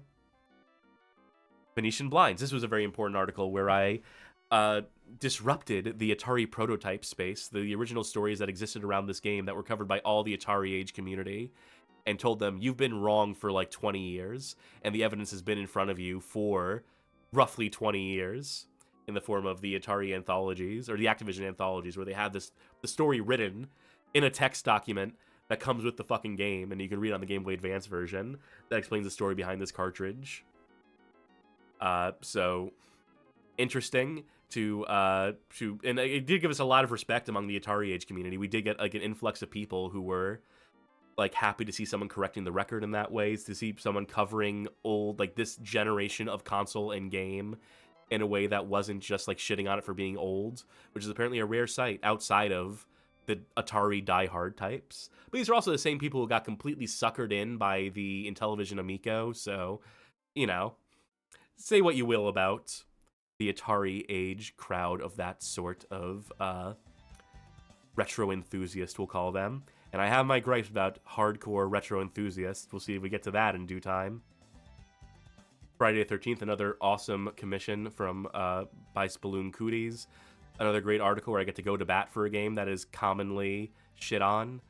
And yeah, I still genuinely like that game. I think this article might even hold up okay. The rare article that I'm going to shout out for holding up alright. I think Snake's Revenge holds up alright too, as a matter of fact. And again, another game that we desperately need to cover on the stream. Whoop. Shaq Fu, another important article in establishing us as people who would go the extra mile by covering every version of the game, pointing out that the Genesis version is oft ignored, is the superior version of the game, etc., etc., etc. Covering, the Destroy Shaq Fu campaign and the Save Shaq Fu campaign at the same time. All right. So this one here, top 5 best books about the history of video games. First of all, horrible article. Really shows how badly read I am, how poorly read I am, how little reading I actually do. So I really showed my ass with this one. Secondly, this article incurred the wrath of one John Scapenziak. Pictured here is John Scapenziak. I give an honorable mention to his book, The Untold History of Japanese Game Development, because these are important books and an important series of books. But John is such an unlikable piece of shit. Everyone who has ever associated with this man hates this man. I can tell you that. John, if you think you have any friends in this industry, if you're still under that illusion, you don't. Everyone you've ever interacted with hates your fucking guts, and I find that so funny. Real piece of shit, constantly in court for screwing people out of royalties and such. Sometime after this article was published, he sent me a threatening email saying that I need to take the section out of the article about it, or he would sue me. I just ignored that and kept it in and kept it up because I thought that was the funnier way to do it. In fact, what do you know? Here's the email. Correction to your article. Greetings, Cassidy. It's John Scapenziak, author of The Untold History of Japanese Game Developers. I saw your post regarding my books, and I'm very disappointed that you covered the Kaku family side of events without even acknowledging my own. I'd also like to correct a factual error. I did go to court 3 times. I won all court cases. Your skewed coverage is disappointing because throughout the ordeal, the Kaku family blatantly lied about me. Blah, blah, blah, blah, blah. The final line of this, I went to court and I won 3 times. Yeah, maybe keep going to court because you're a fucking asshole who has the respect of absolutely fucking no one, who literally harasses game developers until they agree to fucking sit down and do an interview with you, you contemptuous piece of fucking shit. It's hilarious to me that everyone in Hardcore Gaming 101, the site that you sort of cut your teeth on, absolutely hates your guts. You're not respected by anyone. The Gaming Alexandria community, as much as they tolerate you and won't like talk about you actively, no, everyone there hates your fucking guts. Everyone in the world hates your fucking guts except for people who just blindly read the books. There's not a single defender of this man, and that's the most fitting punishment I can think of for him, is to live in this purgatory of just being despised by everyone in the world. What a fucking loser. Suck my dick, you fucking hack. Anyhow, we also had another section here. We had a dishonorable mention. Oh, and, number 1, Masters of Doom. Big surprise. We had a dishonorable mention spot. It was a book published in 2011 that I wasn't particularly fond of. And the author of that book also came and reached out to me, sent me emails about it. And funnily enough, they were very polite and said, hey, read your article. I'd actually been reading your site for a while, but didn't notice the article until just now that covers my book. Yeah, I wrote that at a very different point in time in my life. They basically said, like, hey, can you do me a favor, cut me some slack? It's kind of embarrassing to have that book linked to. I've tried to remove it. And you know what? You know what I did? I fucking took it out of the article because they were nice about it, because they were kind and polite, and I felt bad for them. And they went on to be someone who was, like, has stuck around because they had, like, a shred of, like, social skills and decency that I, of course, immediately respected. If you're asking a polite way, yeah, fucking of course I'll accommodate for people. A lesson that John Skapenziak could fucking learn if he had any shred of humanity left in him, if he had any, like, residual humanity that would compel him to, like, form human connections. But I think that's lost on him at this stage. Anyway, funny article just for those stories. Here's where we finally launched the Patreon. Here's, shortly thereafter, I come up with a system where people could pay me money. If they paid me $50, I would write a feature-length article for them. And apparently I was giving people very good deals on that because one of the first people who took me up on the offer said, Jesus Christ, I didn't expect you to write that much and to do it so well. Here, have some extra money. This is closer to what you should be getting paid for this. And I found that very flattering. And it did make me think more about the value of my time in these articles. So, very happy to have that experience in the pocket. And to have the Patreon to this day and have people who've been supporting it since the very beginning is wild. We mentioned Stuart Ashens, who showed up earlier in the chat tonight, who has been one of our longest supporters on the Patreon, almost since its inception. Which, again, very funny to me.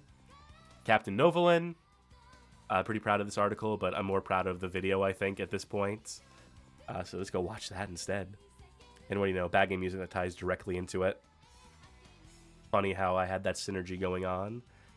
Here's our article trade with Ant Cook of Gaming Hell, where I wrote an article for them about Cutie Suzuki, Ringside Angel for the Sega Genesis, and I did a perfect job doing their style, writing it in their sort of voice with their sort of formatting. So I was really proud of that. And they did a pretty decent job of matching mine and covering this game. It's a little briefer than I would probably do if I were to write an article on said game myself. But, it was early going, so it was a fun little exchange. I'm not, like, sour grapes about it. It was just fun to do and to have that experience. And we'd toy around with guest articles a couple more times. And then eventually drop that for reasons we'll get into. Medal of Honor Underground, one that I think is the one that we have mentioned most, needs a stream that no one wants to be around for the streams of because it is so sickening to look at. But it's also my first chance to really dish on Rebellion development. No, actually, we had Rogue Warrior earlier, right? So that was my first chance. The Rebellion developments that I always like to have going because they're so fucking bad.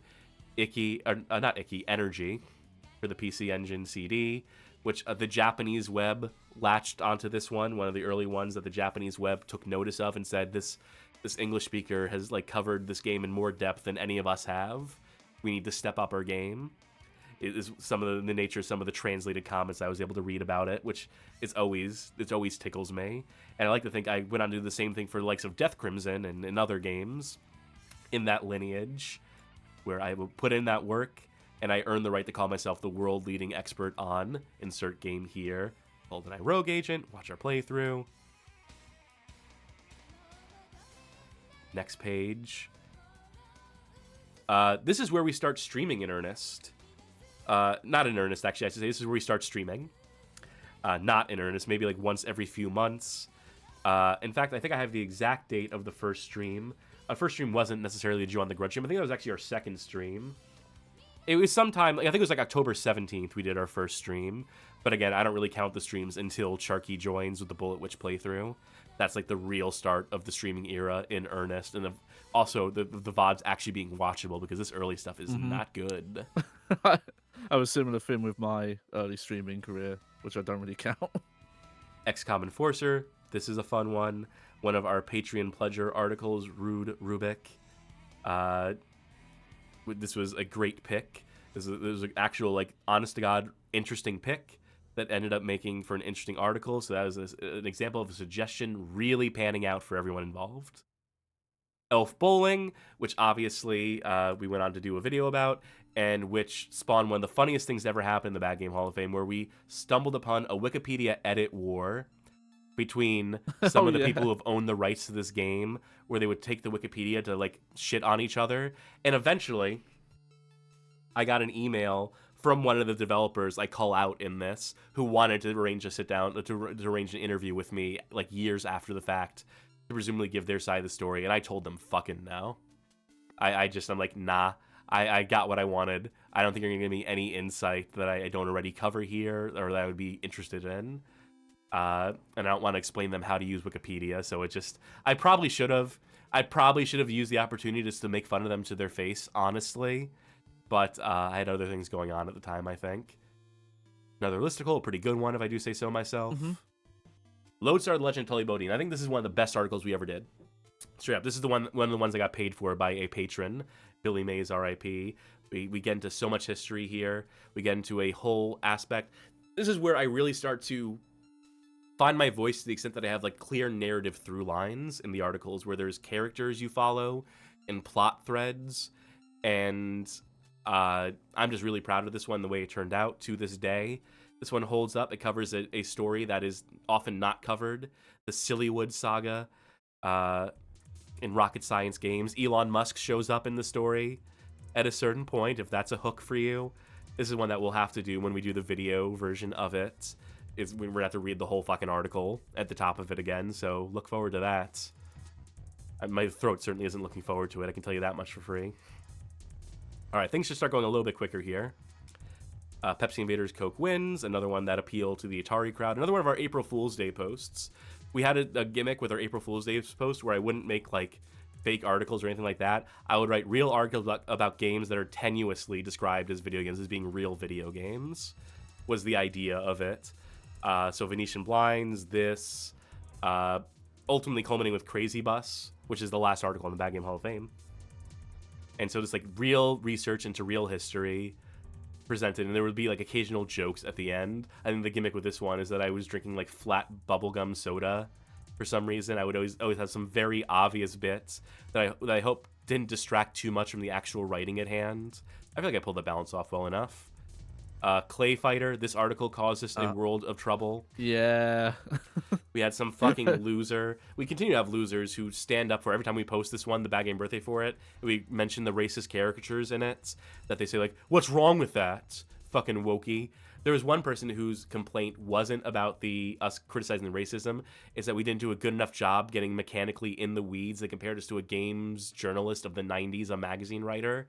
And I remember going back and forth with this stubborn fucking idiot who just refused to accept any, like, sort of, like, leeway or anything I would give them. And everyone in the FGC would come out at a certain point and be like, no, don't talk to this person. This person's a fucking moron. We all hate him. He's banned from every form and every community for being one of the most adversarial, impossible people to talk to. So that was fun. Eurose a day. This was my attempt to cover the Net Eurose, the PlayStation Net Eurose. By this point, they were discs, compilation discs that had all of the Net Eurose software compiled on them. And I wanted to play all of them that were available. And the idea was to do this weekly and then cover 7 games per article. And needless to say, that idea didn't pan out. That got exhausting way quicker. You can see I committed for a little bit here. And then very quickly fell off to pursue other things when I realized it was monopolizing my time. It was also not super interesting. We'll still do Eurose a day as a stream idea at some point and cover maybe not every Eurose game, but a fair bit of them. The Ouya article, this in my mind is the definitive article on the Ouya, on the history of the Ouya. This absolutely unequivocally holds up and has been held up as an example of like documenting a console's history. I think this has a crazy amount of sources. Let's scroll to the bottom. Oh, only 70. I've had more sources in this than an article.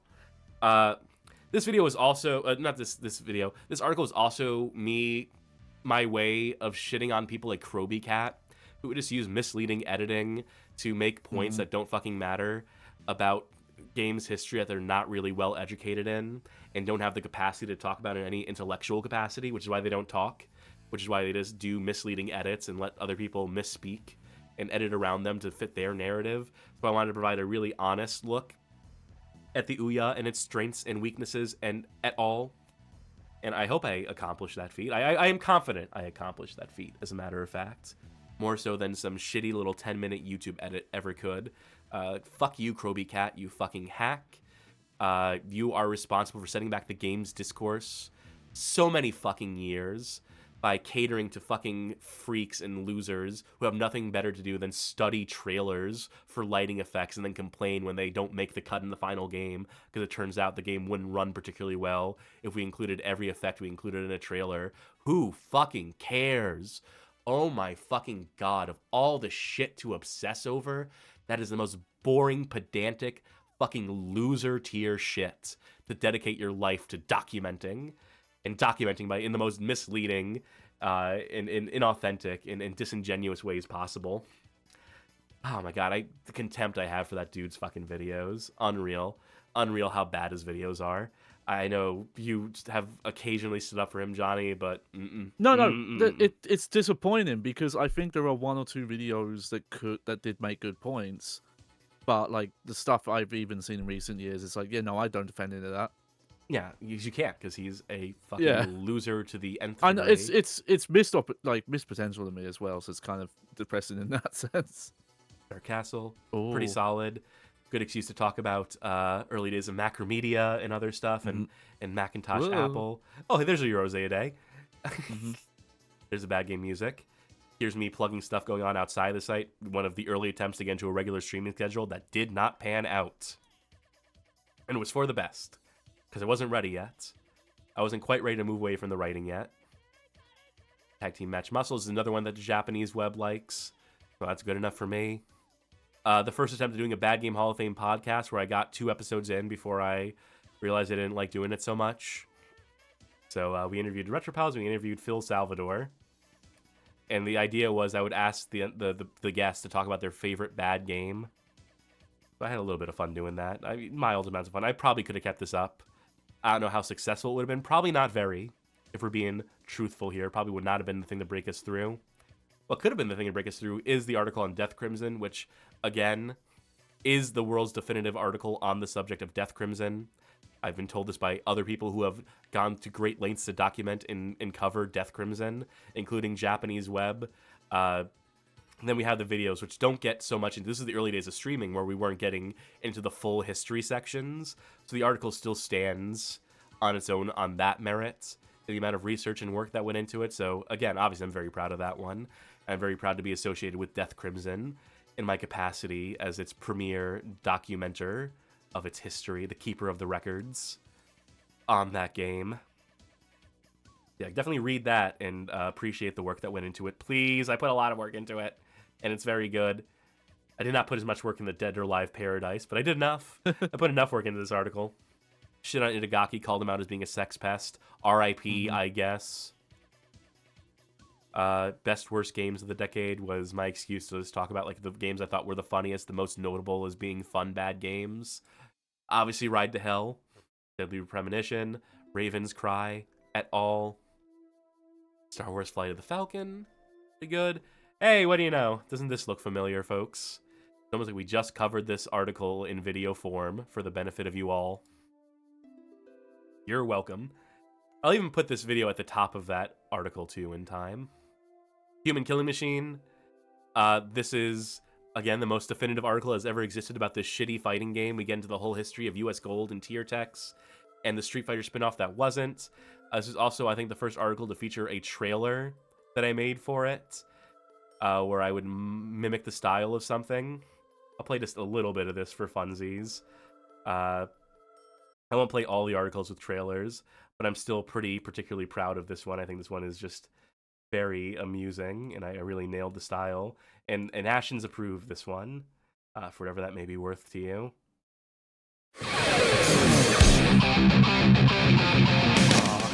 I know who I am. Will this get us copyright struck? I hope not. I'm assuming not. Yeah, change the words. I'll never know. This fucking game. I really enjoy doing these style parodies. I should fuck around with editing like this more often, because it is fun. It's very time consuming, obviously, but I had a lot of fun making these, and I have a lot of fun just watching them back sometimes. and this is, for the record, the worst game I ever suffered doing the website. This is the worst game I've ever played. It's just broken to the point of being non-functional. Dread the day we have to cover this on the website. Or not on the website, on the stream. Unfortunately. I'm just going to leave the music off for now. Trying to get through this. The Don't Play This Game Roundup, where I covered every game to get stamped with the Don't Play This Game label on GameSpot. And it's just a who's who of bad games here that all deserve their day in bad game court. Oh, yeah. We even covered the ones that were print only, that were only written into the article and not covered in video form. And we even interviewed Alex Navarro briefly.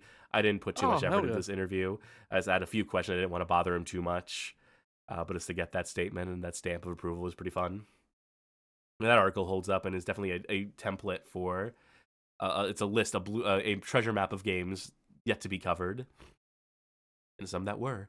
Advanced Lawnmower Simulator, another April Fool's article, which is about a real game, as real as a joke game, a game that was intended as an April Fool's Day joke in and of itself can be. Got to cover the history of a influential Specky mag, Your Sinclair, which I know popped some Europeans. Spyro Enter the Dragonfly, or the reason why we didn't do guest articles past a certain point. Now, we had someone reach out to us. There's no point in not saying their name. It's Defenestration, because it's written right there in the byline. Who offered to do this article for us? Who wanted to do as a guest spot? And I said, I can pay you very little, but I don't make much off of this website. I'm like, oh, I'm not even doing it for the money. But I'm like, I'm gonna pay you anyway. And so I expected them to try to mimic the style, maybe have some of the amount of depth that we had. At the very least, to record their gameplay of the game, so I can make GIFs from it, which is, the most time-consuming and tedious part, or was at a point in time of doing the articles. They didn't do any of that. I ended up just having to play the game myself on stream, on Twitch, and then use that footage to make all the GIFs in the article. And at that point, I might as well have just fucking written the article from scratch myself. But they did submit their version of the article. It was not good at all. I had to rewrite roughly 95% of this article to get it up to snuff where I felt it was acceptable to post on the website. I think this person just jumped in without a idea of the harsh taskmaster I could be, without thinking that I would very thoroughly vet what they submitted. And yeah, so it ended up just being I might as well have just written the fucking article myself. I might as well have done all the work myself because I don't know what they added to it. I guess they got the ball rolling on it. And again, this isn't fuck them. It's just that they didn't know. They got in over their heads, and that happens sometimes. And I hope they're doing well. but article writing was not their forte at this point in time. Maybe they focused on that. I think they had they're pursuing a few different hobbies, and I don't know. But anyway, the bad experience with this led to us canceling guest articles we had in the works. Dylan of Gaming Alexander was going to write an article about the Lion King for the Game Boy or NES, one of those versions. We had Liz Star, the speedrunner, doing an article on the Sega SG-1000. A few other rods in the fire that I just doused because I could not be bothered to deal with that ever again. The only time I was going to let it through, the only time I second guessed that was Rani, obviously, mentioned earlier, that she wanted to write about Hoshiwami or Hiro, and I was going to support that. But that obviously did not pan out for reasons very depressing to get into. But we move along. Mm-hmm. Oh, I want to say, if you ever want to see someone beat Spyro Enter the Dragonfly, ask Sharky. They'll do it every so often for you. If you ask nicely. Oh yeah, if very I got a nicely. couple spare minutes, so yeah. XDRX Dazzly Ray. This is just a fun one about a Genesis shmup, and I pursue a weird thread. I pull out a weird thread in the process of that. One of the worst rated games according to Beep Magazine, Sega Beep Magazine. One of the most infamous games alongside Death Crimson, but largely forgotten about. Spelunker. Love this article.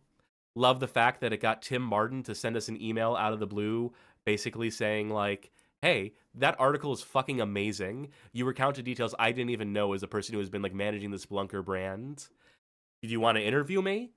Hell yeah, I want to interview you. Sent them a list of questions. They never got back to me. And I speculate it's because they're one of those free energy perpetual motion loons. And I totally make fun of them for that in the footnotes in the article. And I think they realized later down the line, after we had exchanged the fucking red pill reality, climate gates, all this stuff, I think they realized I was kind of poking fun at them at a certain point. And that blew me that interview. That blew me that opportunity to get exclusive scoops. But I have too much integrity to not put that stuff in. If I think a person that I'm covering in the course of an article is involved in some shady fucking stuff, I'm gonna bring it up. I'm never gonna fucking glad hand a developer. That's a rule. That's one of the unwritten rules of the Bad Game Hall of Fame, is that yes, while we respect developers and would love to talk with them and to respect them and understand the process that goes into it, I'm never going to suck up to a game developer. I'm never going to put all my integrity aside for a fucking scoop because someone mildly famous to some people has an interest in talking to me and sharing their perspective and maybe getting me a few clicks. Not fucking worth it. Bear that in the back of your mind. Don't fall for the celebrity of game developers, because honestly, it's not that big celebrity in the first place. Unless you're dealing with the upper echelon, I guess. But even then, don't fucking compromise. Never let them dictate the terms. Treat them respectfully, obviously, in that format. If you have tough questions, fucking ask them, obviously. But at the same time, don't be wowed. They're just people. At the end of the day, we're all fucking human beings. So maybe don't get taken in and let people take you for a ride and spin the narrative that they want you to spin for them. Don't dance to their fucking tune. That's what I gotta say about that. Hey, here's where I started writing for Stop Skeletons from Fighting. This was a great opportunity. Derek and at the time Grace were nothing but nice to me. Were nothing but professional and super cool. It was awesome of them to reach out to have been fans of the work and then to ask me on. And it took, definitely there were some growing pains in that I was writing at a level that they told me I had to dumb down for a YouTube audience. They didn't say dumb down. They said I was writing at a college professor level according to tools they were using online. At the YouTube audience generally needs it to be at like a 5th grade, 4th grade reading level at most. So dialing that part of the voice in definitely took some work. But in case you're wondering, in case you were ever curious, no, Derek, super cool. Super nice guy. Super just genuine guy who genuinely cares about video games. And is genuinely takes an interest, genuinely plays the games that they cover as much as they can. There were a few, I'll admit, that they had me play that I offered to play, honestly, and send them the footage and sort of these compilation style videos. If it was ever a single game video, I guarantee you Derek played through that shit, which is more than can be said for a lot of YouTubers out there who at this point in their careers don't play the games they talk about, don't write the scripts, don't even capture their own footage. They just rip fucking YouTube videos. They don't even have opinions on the game. They just rip, I don't know, maybe our opinions for their fucking shit and pass it off as their own. And in that way, you don't even have to engage with the video game at all that you're covering. You can just play a fucking shell game with who you're ripping off, who you're stealing and plagiarizing from, by plagiarizing from so many at the same time, and just making it impossible to track it back unless you're one of the people who got fucking ripped off. That's not about Derek, to be clear. I shouldn't have Derek's image on screen while I'm saying all that. Derek never, obviously. In fact, Derek was instrumental in helping me out with one such person who was using our content in that sort of way, who acted as a liaison, who said, cut this shit out. You're ripping off our writer. And that put the fear of God in a certain individual. Anyway, here's more Eurose a day. I think this was maybe a year since the last one. So things going well on that front. Hope to check in on that one again soon. Virtual Highlight, again, article I'm super proud of. I am the world's leading expert on Virtual Highlight, as per this article. T&E Soft, Tokihiro Naito. I was told a lot that this one sort of like is an example of like auteur theory in games, that I did a good job making a case for Tokihiro Naito in that way.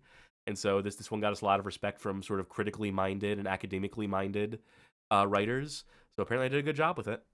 I just like the part where I had to cover a bunch of golf games, and for every GIF in the article of a golf game, it shows me like fouling the ball or hitting it into the bushes. I thought that was funny. Yeah, that one holds up, and we will cover Virtual Highlight one of these days, won't we? Squidge. This is another April Fool's one. This one got us in good with Kim Justice. Opened up a dialogue with her. Another content creator I respect a lot. And yeah, it's just I think this article probably holds up. This is probably fine. I get into all the details you would want to get into in something of this nature, in a game review of this type, of this kind of game. Indiepocalypse, this was another paid gig I had. Andrew Pizza Pranks liked my writing, brought me on to this indie zine where they would publish a zine and a bundle of games monthly on itch.io, and continue to this day to do so. And they wanted to have a written section for the zine, which I was happy to contribute. And so I would do either game reviews for games I hadn't covered on the website yet. I would do like original writing. They asked me for like a page. I would usually give them 2. And they seemed to like it. And I would also do sort of my advice to the indie industry. I would sort of give advice like, hey, you know, the lessons to be learned from these bad games is don't be afraid to pursue mechanics. I really had a message I wanted to get across. I really did want to communicate with the indie developers on some level and say like, hey, like, don't be afraid to try shit. Throw stuff against the wall and see what sticks. You know, it's better to be interesting than to be boring and bland. It's better to be an interesting failure than just something that, like, you know, blends in with the crowd. So, like, don't be afraid of failure. You can learn a lot from failure, so on and so forth. And I did have some indie devs that reached out to me in the wake of all this that were appreciative of the messaging and sent me some of their games and so on and so forth. So this was a cool gig. Apparently there was a printed bad game zine at some point where Andrew worked to compile all the articles I had written and sold it at a booth. Did not sell well, apparently, but they still paid me all the profits from it. Well, they probably ate cost on it because of the printing they did. So, again, very nice guy, as it turns out. I was good at picking people who were very professional and very respectful of the work, and so I respected them and their work. And it was mutually beneficial, I hope. I hope I was able to benefit them as much as they benefited me in that arrangement. And Indiepocalypse still going. Still support Indiepocalypse. Subscribe to Indiepocalypse. Pledge to it. Do what you got to do. Get hands on Indiepocalypse. And you can see at this point, it's a lot of videos I'm writing for Stop Skeletons from Fighting. It's a lot of articles I'm writing for Indiepocalypse. I'm letting this consume a lot of my time, which I was content to do, because at this point in 2021, I am getting a little bit sick of writing the articles long form. This is where the burnout is starting to set in. I'm having to work while at my day job, opening up my fucking Google Doc to like put any errant thoughts I have down in my Google Doc so I can pick it back up at home. And the articles are ballooning to be way too long. One article I'll never say was too long. one article I'll never talk shit on is my virtual lab article. Fucking obviously, probably the highlight moment for me in the Bad Game Hall of Fame. Honestly, probably my proudest fucking accomplishment was covering this game, giving it its due diligence, and becoming fucking friends with the developer of this game, with Megumitan, and giving them a chance to get their voice heard and to tell their fucking story. This is the sort of shit I created the Bad Game Hall of Fame really hoping to land on this kind of fucking story about a early trans developer and their self-inserts in the game and their history in the industry. And yeah, there's a tragic point in their story that is ultimately what pushed them out of the industry, but they've been holding on to that shit for a long time. And I was the first person, and this is something they told me, and I hope they don't mind me relaying these details, but they told me that I'm the only person they will ever deal with when it comes to recounting the story of Virtual Lab, because I was the only person who fucking treated them respectfully in reaching out about it. People had tried in the past, and they just fucking ignored them. I think I immediately disarmed them with the fact that I said, like, hey, you know, I'm a trans person. I have the sneaking suspicion. Before I had confirmed it with them, they had a lot of clues on their Twitter, and I sort of, like, you know, like, very nicely, like, tried to suss that out. I told them that it was not going to be a hit piece on their game, that I actually liked it more than fucking 3D Tetris. I said all the things that I genuinely meant, and they tried to run my site through Google Translate, and they said, you know, I tried reading your site. Some of the articles are very long, but I can tell you're not being a piece of shit. I can tell you're not being mean, that you're coming from a place of, like, genuinely, like, trying to understand these games and get to the, like, bottoms of the stories. And so that apparently stuck with them, and I got the best interview I could hope to fucking get. Covered what I think is an incredible untold story of game development. Got to cover this game and all the historical context surrounding it, and to make a friend for life in Megumi, who I've continued to advocate for in some capacity. There was a little bit of a mix-up, a little bit of an issue with one of the printings of Virtual Boy Works, one of Jeremy Parrish's printings, where they used the wrong verbiage to refer to Megutan. They didn't know about the article. They didn't know about the work I had done at that point before they'd published that revision. And so I got in contact with them. I said, hey, Megumi would, like, appreciate it if in future reprints you could, like, maybe change these details. And they were very swift about, like, sorry, I didn't know. And obviously it wasn't, like, you know, like, any, like, intentional slight. And it was just very easily resolved. But I was happy to do that for Megumi. I do anything for this lady. She's so fucking cool. Yeah, I best thing I ever did on the Bad Game Hall of Fame, hands down, in terms of just, like, pure article writing and getting into the weeds on a game that no one else would think to give the time of day. I fucking nailed it, if I do say so my fucking self. Urban Yeti. This is another really good article, in my opinion. And you know what? Tony Gold and the other staff at Cave Barn Studios also all told me personally that they thought this article is fucking great, to the point where, and this is a story, let me cough first real quick. Someone say something for like a minute. Yeah. I will mention, because it'll probably come up, that obviously people do miss the article write-in era of the site.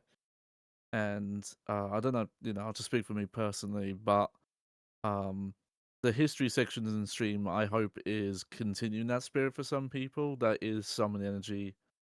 You know, I've done a little bit of the history stuff so far, and that's some of the energy I'm hoping to carry forward. That, hey, if you like that kind of in-depth, you know, the history of things, looking in behind the scenes, that we are still covering that for people. Yeah, that's obviously what the intentionality of those segments is. Mm-hmm. And because I think it is just interesting. I think it's really good to set up the games with context. I think it adds a lot to have that understanding. So, Urban Yeti nailed this article, nailed details, got to talk about Church of the Subgenius and all the weird esoteric stuff around that. And I did a really good job. And Tony Gold told me as much and emailed me to say that they, because of the article, wanted to do something like an Urban Yeti Dueling Fireman revival. They wanted to do some sort of project to highlight, a documentary project to highlight those works, which I thought was awesome. And they wanted me on board. And so this is the story of me briefly being involved in a documentary. So I got to talk to everyone who worked at Cave Barn all the developers of Urban Yeti and ask them questions and help. I had video editing chops. I had video production chops, so I was not just like completely out of my element, unlike someone else who was involved with the project. So basically, there had been another person, another games preservationist type, who I'm not saying this to slight them. They're a nice person. I hope they're doing well, but it was just a situation where they had been doing their own preservation efforts for across a lot of different spectrums and ideas and concepts. And they had reached out to Tony Gold at some point, interested in Dual and Fireman and Urban Yeti. And it sort of got the wheels turned to where they found our article, and it sort of became this game of telephone between them until they got me in the loop, and I got involved in this project. And so the idea was to do first a documentary for Dual and Fireman, covering the story of that game's production, why it didn't come out, so on and so forth, which was going to be like rehashing a lot of the details I had covered in the article. A lot of things I had speculated on, they were going to either confirm or have the real story behind. And based on the success of that, we would move on to do the Urban Yeti documentary in full. And I was vision boarding. I was writing all the interview questions that would be used for the talking head segments. And ultimately, they filmed those segments. All that stuff got filmed. It is sitting in the can somewhere, as they say. They flew out. I was busy with my day job. I did not want to take time off of my day job. So I said, hey, I don't need to fly out to do these interviews. Bring the other person along. Bring the other games preservationist person. And so they did. They flew out there, and they were present. And I expected them to take my interview questions and be the one to ask them. But they had a complex about talking to people in that sort of capacity. So what ended up happening was they got flown out there, and I stayed home, and I had to get on Zoom calls to conduct the interviews myself with the questions. And it turned out probably for the best, because I was able to do like back and forth. So I was able to ask for elaboration on things and have like actual conversations in a way that probably wouldn't have happened otherwise. And I think I did a pretty fucking good job of it, mind you, by the way, to the point where the people were all complimenting me on my interview skills at the end of the interviews and appreciating the thorough questions and research I did. So I thought it was pretty fucking neat. And at the same time this is happening, they're offering up all their prototype materials, dumps of their hard drives in the cave barn and run and gun days as developers. So we got a lot of prototypes on hand that have been preserved because of our efforts. There are games that I don't know if they've been released. I can tell you, like, Black Rodeo, for one, is one that I have full hands on. Wild Ride, the Game Boy Color version. All sorts of stuff that I don't know what the deal is about distribution, but just rest assured that I took the right steps to ensure that all that stuff is preserved, that entire hard drive, in addition to, like, being, like, thoroughly documented, is also, like, in the hands of someone who will keep that stuff fucking safe and distribute it when the time is right. So, if anyone ever wants to say I didn't do my fucking part for games preservation, that I just walked the walk and talked the talk, but didn't actually do the work, I didn't put in the work, fuck you, I absolutely fucking did. I've contributed fucking plenty with this alone. Now, here's how it all fucking fell apart. Documentary's coming along, I'm hyping it up to people in my private circles. Duel and Fireman famously featured Rudy Ray Moore, Dolomite himself, to the point where my dad will still ask me on the phone when I talk to him, like, you still working on that Rudy Ray Moore documentary? And I'm like, yeah, I wish. I fucking wish, Dad. Because what happened was, this person who had been brought on, who was doing work, this isn't to say discount, they were doing a lot of the work as far as, like, sifting through the prototype stuff in the hard drives to actually, like, document and detail that stuff. They were doing a lot of the clerical work that I had no interest in, or the capabilities to thoroughly go through, because I couldn't, like, I didn't understand code, and I still don't. So vital in that sense.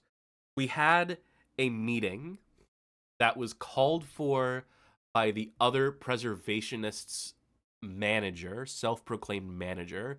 They appeared out of nowhere to represent this other person, and they kind of demanded a sit-down call with Tony Gold, who was heading all the efforts to do the documentary, get it off the ground, because he was creative director at these studios and was in charge of, like, Urban Yeti and whatnot.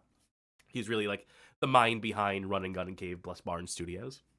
And he's like, all right, I've got like 15 minutes. We'll sit down, we'll hash out whatever it is you need to hash out. It was a strict 15-minute time limit. He had some fucking app that counted down 15 minutes because it was like a recording app, a local recording app, so he could keep the call in his records.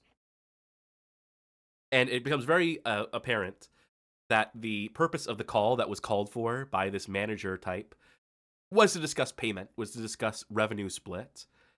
The project is barely like in its infancy. Yes, probably should have been getting paid for that work at some point. We were putting in a lot of work.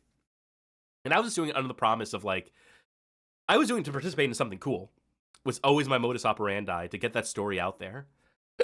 And so was the person, the other preservationists. That's what I firmly believe they were in it for, but they got some really bad advice in their ear. They had this person who showed up and said, you should be getting paid for this and now. And they proceeded to fucking embarrass themselves, and us by proxy, in this 15-minute call where they waste 12 minutes of it talking about like, oh, we're talking about what should be a fair revenue split. And Tony's like, oh yeah, sure, just tell me, what do you think a fair split is?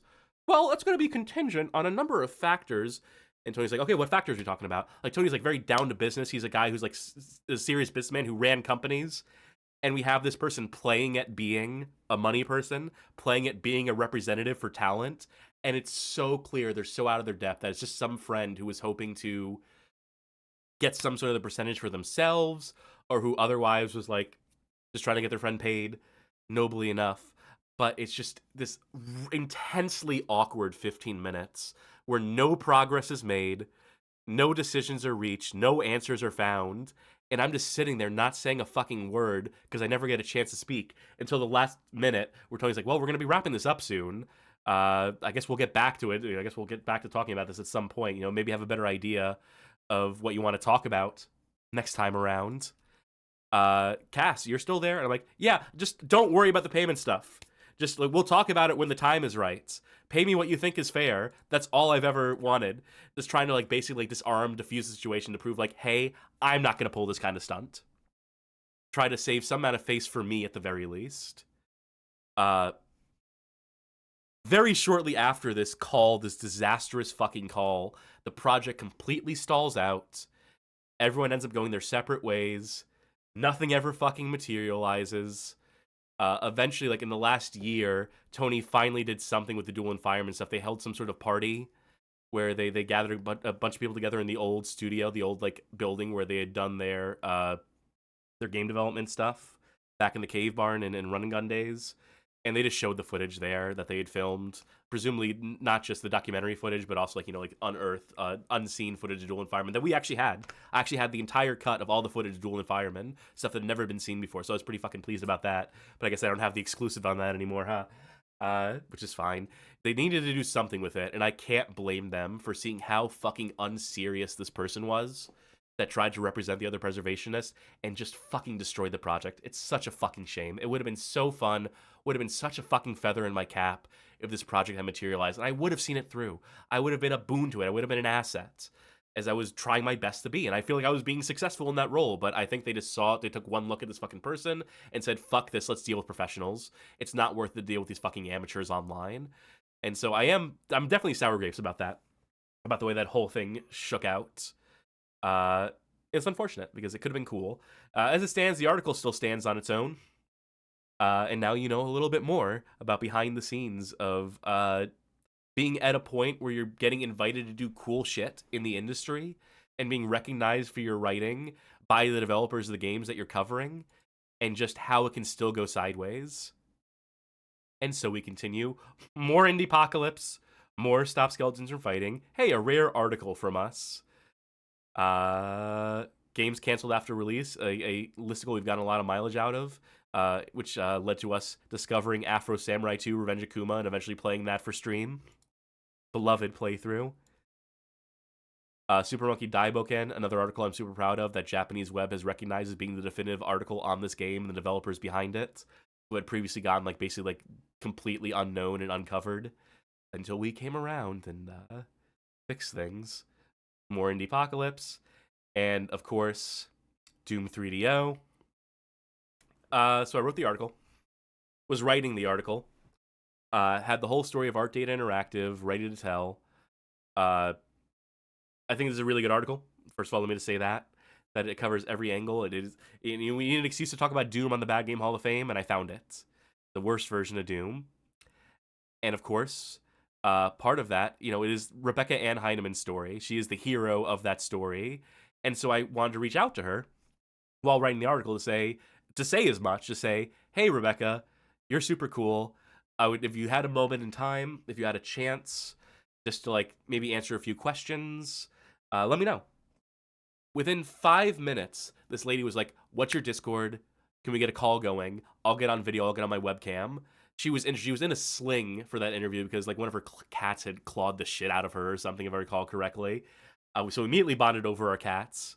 And then immediately bonded over the fact we were both trans, and that's a big part of her story if you don't already know. Immediately bonded over the fact that we were both petty bitches. That in particular, she took the interview as an opportunity. I think, if I can talk a bit about Rebecca Ann Heinemann, first of all, awesome lady, super cool, nothing but respect. So when I say the things I'm about to say, understand that I'm saying them with love, that I love these assets of her. I think she really wanted an excuse to talk about people she didn't like. I think she used the interview as an excuse to talk about Brian Fargo and Randy Scott of Art Data Interactive and to just talk mad shit on them. Talk about these people didn't fucking respect me, and by the way, fuck you. Here's the stuff I snuck into my games to prove who I was and that I've always been trans and so on and so forth.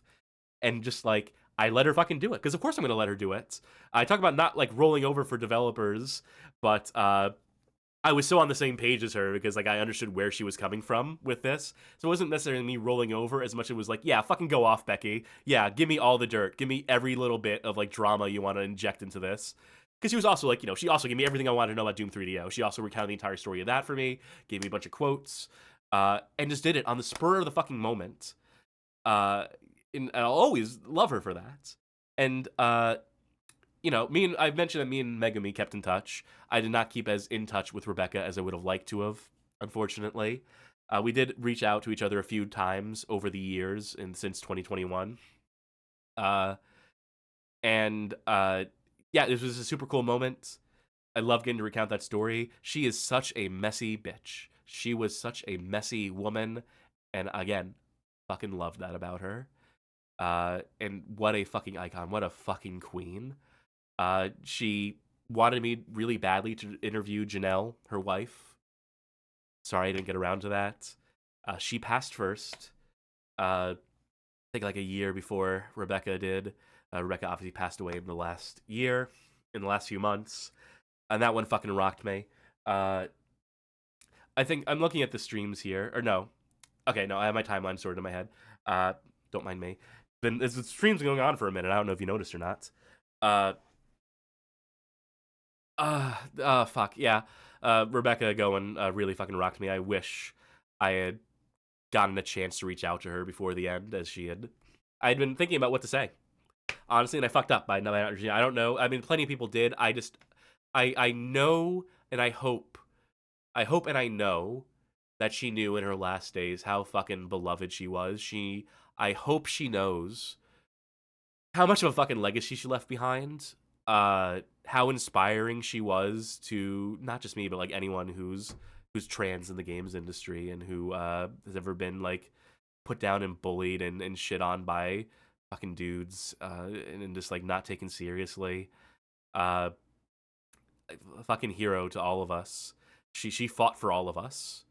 And she weathered the storm. She endured unimaginable shit from fucking losers that she dealt with in her time in the industry. And we're definitely a lesser industry without her toiling away, working on her projects, releasing source code, doing what she does, being ready to dish out on the history of whatever game that she was contributing to at a moment's notice and have all the details. I think she had hyperthymesia, like Romero did to some extent, where she just had incredible recall for these things. So yeah, I wish more people had gotten her to tell more of her stories. I wish I had gotten to interview her and get her to tell more of her stories. But at least I have the one. At least I have the proof here, for what it's worth, that I got to talk to a fucking legend, and that they respected me at the end of it. So again, I will fucking have that forever. That'll be a feather in my fucking cap till the day I die. That I was among greatness in that way. So, you know, I've always got that going for me. Mortal Kombat Trilogy. Let's segue. Let's keep going, right? Let's finish this out. Homie Rollers. Love doing this one. I still really stand by this one. I got to talk about the art scene and the artist behind Homie Rollers, and got to get into like a lot of like the subculture around homies and lowriders and all that stuff. I had a consultant on this article, my girlfriend at the time, who was like, I'm going to make sure you do this right. I'm going to make sure you don't fuck this up. First of all, don't use Lowrider for the article trailer. I'm like, I wasn't even thinking about that song. Why would you assume? She's like, I just had to double check. I had to be sure. And she approved of this article. And I hope that the guy behind Homies, whose name I forgot, even though I wrote a whole fucking article about him and about his life story here, David Gonzalez. Anyway, really good article. Probably one of the best. Probably one of the best we did. And it's, you know, it's barely even about the stuff about the game that is interesting about it. The Zebo video is what locked us in with the Brazilians, is I'm to understand it, and open up a lot of opportunities of its own. In addition to just being a very fun script and good video. I scrolled past the N-Gage episode we did with Derek. That's a big one. That was a big moment for us, obviously. Oh, Hardcore Gaming 101. This was our one and only contribution to Hardcore Gaming 101, even though they were courting us pretty heavy. We did a bunch of podcast appearances. And Kurt Collada, back in the early days of like the early 2000s, I followed a little site by the name of the Castlevania Dungeon, and I really wanted to write for it, and didn't get the opportunity to back in the day. So early site, and that inspired me like in my games writing. You'll notice that this article was posted March 27th, 2022. I finished writing these articles, the C64 version, the IBM PC version, the NES version. I did all this writing in 2019. In late 2019, early 2020, I submitted it. It was all the format, all the standard. I was told it would be like quickly greenlit because they wanted to get up on the site because they've been working to get in touch with me because they respected the work I was doing. They wanted me, I think, on some level to write for Hardcore Gaming 101. And sorry to Bob, who I know is a Hardcore Gaming 1 contributor, and if this is getting if I'm reeling a little too much, this is the night for it. Let me get it out of my system, and you won't hear me talk this shit ever again. Kurt, that motherfucker needs to stop publishing books that are just reposts of Hardcore Gaming 101 articles. I don't know what the business model, I guess it's the business model, I guess it's what's making money for the site at this point, but he just lost track of the ball so utterly and completely. The fact that they sat on this shit for 2 fucking years. It was meant to go up Christmas 2020, and I'm getting post March 2022. Duh! And like the changes they requested at the end were like nothing. There were like 2 lines they wanted me to change. And like I waited 2 fucking years for this. So that burnt me out on ever doing any writing for Hardcore Gaming 101. And I could have gotten paid. They paid good wages.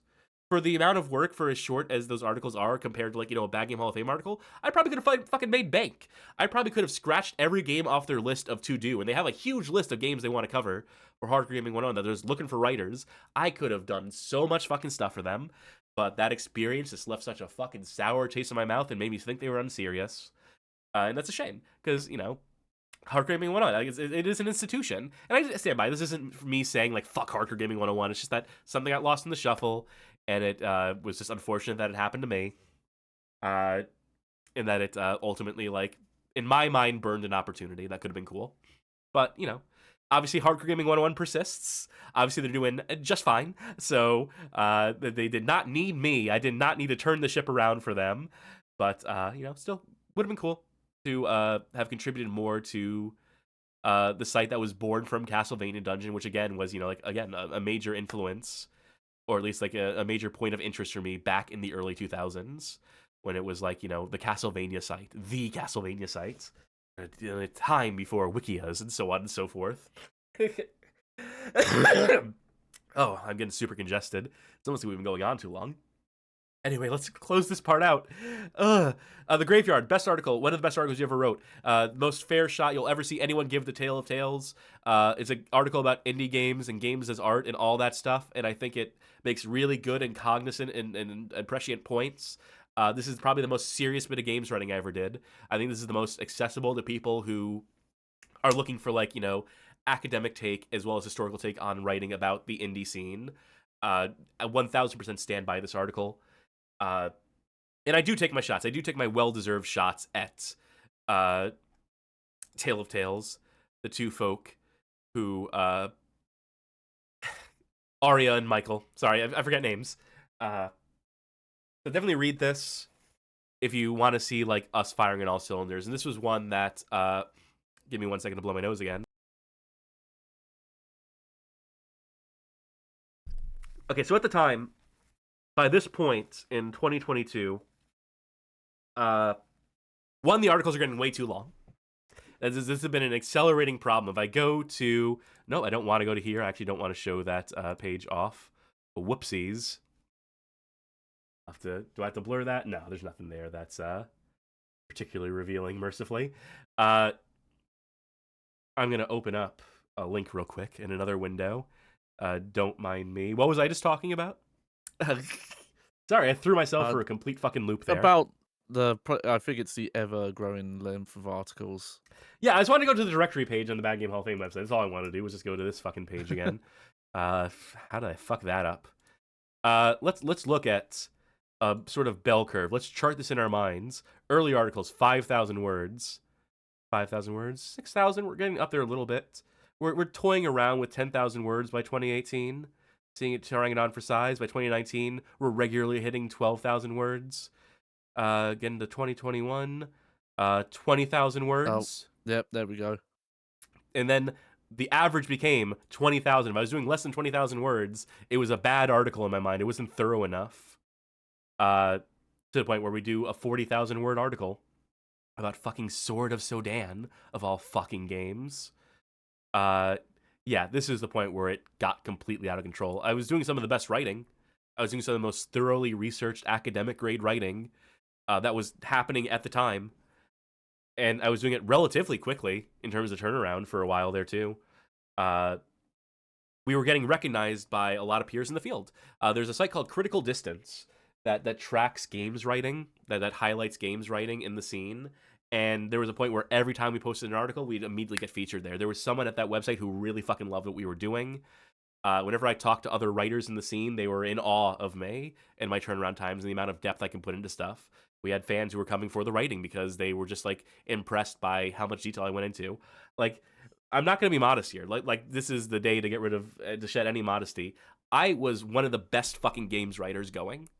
I'm firmly convinced of that. You can't convince me otherwise. That the work I was putting in was not equivalent to the best of the best. That I was in the absolute fucking upper echelon with the quality of what I was writing, the presentation of it, the thesis statement of it, the narrative through lines I was putting in. I could have written a fucking book. I should have written a fucking book. And the recognition we got from peers was incredibly validating. And let my head get this big, so it's their fault, really. This was the peak of this thing. We reached a point here where I was really firing on all cylinders. And it was burning me out. It was absolutely burning me out, but I could have done anything at this point. I really could have. I was getting offers to write for major games websites who I don't know if I can disclose because of whatever NDAs or whatever. I don't know how that stuff works. I don't want to chance it right now. I'll talk about it a lot, but I won't try to breach legalese. I don't understand legalese. It's a world outside of mine. We were getting offers to write scripts for more videos, for more YouTube channels. Very serious offers. And I said no. I said no to a lot of it because I didn't see a way to me being recognized for it, being the one who was front and center of it. If I had written for one of the major games websites, I would have ended up being a fucking beat writer who was not getting to write the kind of articles I wanted to write. I would have just been on fucking Newsbeat, and it was going to be fucking miserable. I would have hated it. It would have burnt me out, and I would have quit. Is probably what would have happened if I had pursued that. If I had gotten hired to do like writing of this caliber, I would have to do it on a regular schedule. And I probably wasn't fully prepared for that, if I'm being honest. If I had been able to like get paid enough to know that was a living wage, which, you know, I made the right call because it turns out you can't get a living wage as a games writer. It turns out that's fucking impossible. It turns out that's dead. That the avenue is dead. I was right to avoid this. I was right to get the fuck out and pivot when I did because I'd be fucking penniless and no idea what to do with myself at this point if I had followed the path of games writing. That's just the fucking truth. Maybe if I'd done the YouTube video route, but I also crave to be seen and heard. And I wasn't going to do that, being the voice for other people. And so I made the decision. This is around the time where I'm starting to make the decision, like, to exit this, to pivot more towards streaming, do something that's a bit easier to do in my mind, but is also like an excuse to get myself over to some extent, to put me out there. We'll see how that goes at a certain point here. Resident Evil Survivor, here's the link to the stream. Pretty good fucking stream, if you ask me. This is me getting to talk to Frank Cifaldi about the Zeebo. Derek brought me alongside, and I think I did all the talking for everyone in the room because I had so much I wanted to say. I always have a habit on podcasts of kind of dominating the conversation because I have so much I want to say, and because I love being the center of attention, because I love being seen and heard, baby. So I think I own this one. It's pretty good. It's a pretty good listen, I think. I think I did pretty fucking well for myself. And it wasn't even the first time I talked to Frank. I had to remind him of this photo I had him take at Portland Retro Gaming Expo. He did not remember this, but I reminded him that we talked shit about John Skapenziak. He's like, oh yeah, I remember that conversation. That was pretty fun. So that was pretty fun to have that opportunity to talk to the preeminent games preservationist and get to network in that way. So again, I have to thank Derek for that, for opening that door for me and graciously letting me walk through it with him. Spirit of Speed 1937, another fun one. My favorite photo I've ever taken. This is of my car that I flipped over, and this took the wind out of my sails, kind of put a pause to my writing for a little bit and everything else in my life for a little bit. I walked away completely unscathed. In fact, the first thing I did when I stepped out of the car was take the photo of the car and then send it as text messages to everyone on my address book with just the caption, "Whoops," which I thought was very funny, but people did not find it funny. They found it very concerning and were asking me if I was okay. And I'm like, yeah, I'm fine. I just fucked up my road trip, fucked up my travel across the country, and I'm kind of stranded in the middle of nowhere, but I'll figure it out. And I did. I fucking figured it out. I always figure stuff out. I don't worry about these things. Rolls off me like water off a duck's back, or like a car rolling down a hill at 80 miles per hour that I somehow walk away from. Deeply funny. Weird life I've lived. Eventful life in some capacity, but anyway, I don't know. That's all to say about that. Just amusing to me. Joe DeReal says the bit takes precedence. Absolutely, my life for the fucking bit. More Stop Skeletons. Lula 3D, another one of our best articles. Another one of those auteur articles where we talk about an artist, Karsten Whelan, and his career. And Lula 3D is kind of like, the centerpiece of it is the thing that is like the reason we're getting into the article. But the article is about him and his career in art, and his career in erotic art, and then walking away from that and rediscovering his love of actual art outside of game development and technology, returning to watercolors. If you love art, this is the article to read. This is an artist's journey. And again, fucking nailed it. You wouldn't expect no one else. I'm going to make a bold claim here. No one else in the fucking world would have written this article, would have gotten to the depth I did, would have found the narrative through line I did. I put in the work and I did it fucking right. And again, no one else would have done this article. It would have begun and ended with, haha, bad porn game. There's so many layers to this that I was able to peel away to find like the story within. So again, deeply proud of this article, but again, don't read it if you're not of age because it is a porn game at the end of the day. Ooh, is Firefox crashing? No, there we go. It was just hitching up a little bit. Almost like recording for 8 hours takes a toll on your PC. The Ring Terror's Realm.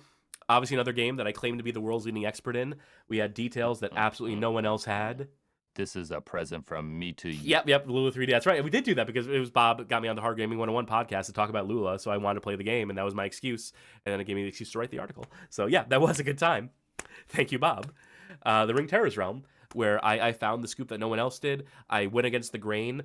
I rejected the narrative around this game that it was based on the third book in the Ring series and said that can't fucking be right. And it turns out it wasn't fucking right. That people have been just completely talking out their ass about this game for fucking 2 decades. And I got to the fucking bottom of it. And again, would anyone else do that? Apparently not. Until shortly after I did this and other people started doing it. Other people started like getting wise to the story after this article. So there's been some good YouTube videos interviewing the voice actress behind Meg, getting into the nitty gritty of the development and whatnot. So I'm glad to get the ball rolling on that, but I'm still the world's leading expert, baby. I'm still the fucking master. I am still the ring master, the ring keeper, the keeper of the ring. And watch your playthrough too while you're at it. It's an early one, but it's so good. That's my favorite trailer. Oh yeah, where I did the Silent Hill 4, The Room, shot for shot. Yeah, shocker. That's my favorite one, but yeah, no, it's great. Yeah, nailed the hell out of that. Sword of Sudan, longest article, most thorough article. R.I.P. to Julian LeFay, the father of the Elder Scrolls, who features dominantly in the story. But this is mostly a story about the demo scene. This is a story about the Amiga demo scene, Commodore 64 demo scene, and the people who came out of that to try and enter into the games industry, and the journey to making this game that is held up frequently as like an example, like a sterling example of the platform on the Amiga, and then its Genesis conversion, which was not received as warmly. It's long, but it needed to be long. This is one where I think the full story here deserved to be told. And so I fucking told it, and no one else would. Even like the most diehard Amiga enthusiasts. I saw like Amiga enthusiast boards being like, "Do you get a load of this shit? This guy wrote like a crazy amount about Sword of Sudan. No one's ever written this amount about Sword of Sudan. None of us collectively have written this much about Sword of Sudan." So to blow their minds was very funny to me. That was the first article of 2023. Then we go on to Mazer. I have a story about this one. Good article. It's about American Laser Games. They have like Mad Dog McCree and whatnot. This was their attempt to break out of the rail shooter mold and develop a isometric third-person shooter. Pretty fucking good article, if I do say so myself. This article would have been better if an interviewee had followed through. Can I name and shame this person? Let's find out. If I go to my business LinkedIn that I used for conducting some amount of like outreach and interviews. So there was a developer I reached out to that I had heard from other 3DO enthusiasts was someone who was receptive to interviews. I had done previous interviews, and so I wanted to get in on that and get some details about Mazer and other American Laser Games who've won. There were some points I wanted to disagree with him on. He made some assertions about like the girl games pivot that American Laser Games made, and said like, yeah, it killed the company. It was such a stupid idea. And it's like, no, that's actually what saved the company. And this historically, his accounts and his interpretation of the data just did not match up with the actual history and the insights I had. So I wanted to like sort of press him on that. And he agreed. He agreed to do an interview. Let me go to my messages on this fucking app. Darren Thorne. So he was very eager to do it at first. Then I think I sent the questions, and he sat on it for like a couple weeks. Article's nearing completion at this point. And so I check in like after those couple weeks to say, hey, just any update on getting back to me about those questions? And he gets back to me like a few days later, says, hi, I do plan on answering your questions, but I've been busy with guests here and haven't been able to get around to it yet. Thanks for the reminder. I wait a month between that message, that was February 13th, 2023, I wait till March 13th, 2023 to say, howdy, just checking in again to see if you're still interested in answering those questions I sent you. No worries if you're not. And he gets back to me a day later. Life is complicated. Sometimes we can't get around to everything we want to do. The dock is open on my laptop, and I have worked through much of it, but I haven't been able to spend time on it for several weeks. When it's done, I will let you know. Motherfucker never gets back to me. He had this fucking indignant tone about, like, stalling for a fucking month, and I give the most polite check-in imaginable, and he just never gets back. He just fucking ghosts me. So fuck him. What a fucking hack. All the shit he said, all the misogynist shit he said about girl games. Sorry, I wanted to give him an opportunity to, like, correct the record, maybe, like, you know, correct what he wanted to say about them. He's also some Neversoft dude, so sorry to any Tony Hawk fans out there, if you recognize the name Darren Thorne, but this guy, huge fucking loser in my mind for that. What a bitch move. What an absolute bitch-made fucking move on his part.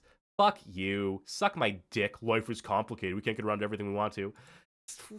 Just say you don't want to do it. Just say you don't want to do it, motherfucker. Just say, like, sorry, I changed my mind. I'd have respected that way more. That's what Ed Annunziata did. He said, like, I changed my mind about this. And I'm like, okay. Then it's dropped. But to give me that fucking act, what a fucking loser. Popeye, great article.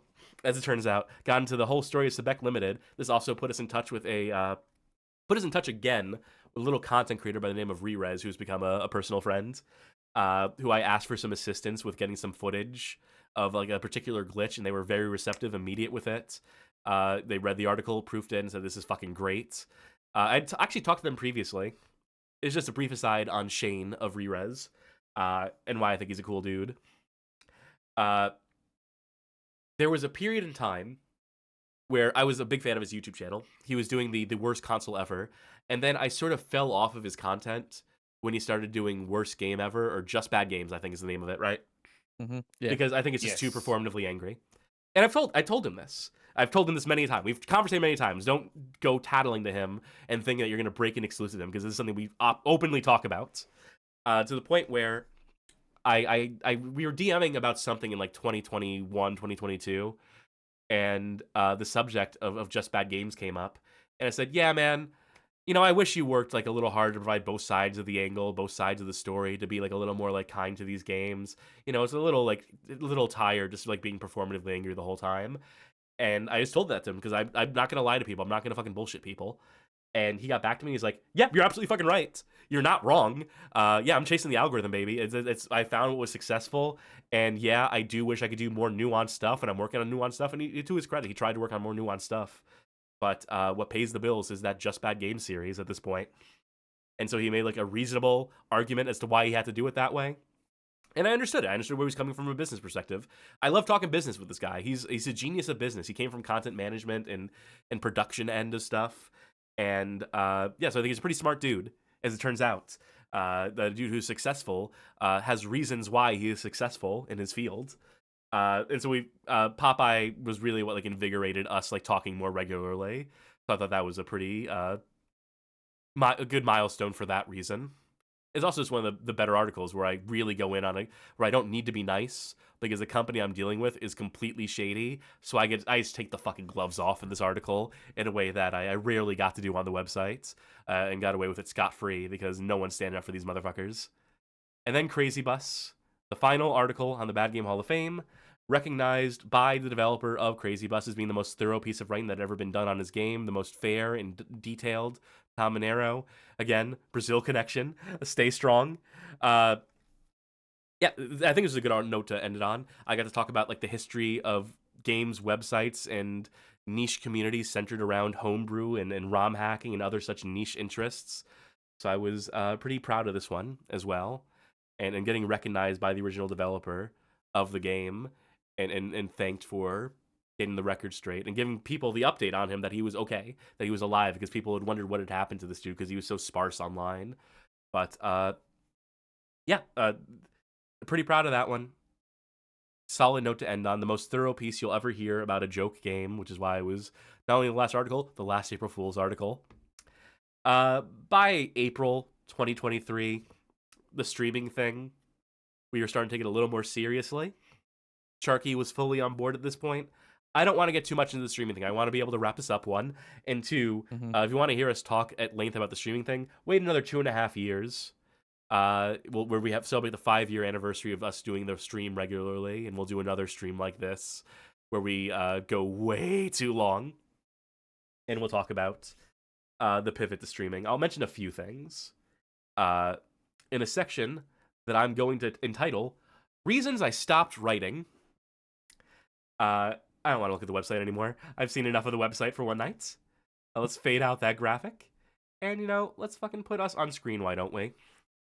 Hello there. It's been a minute.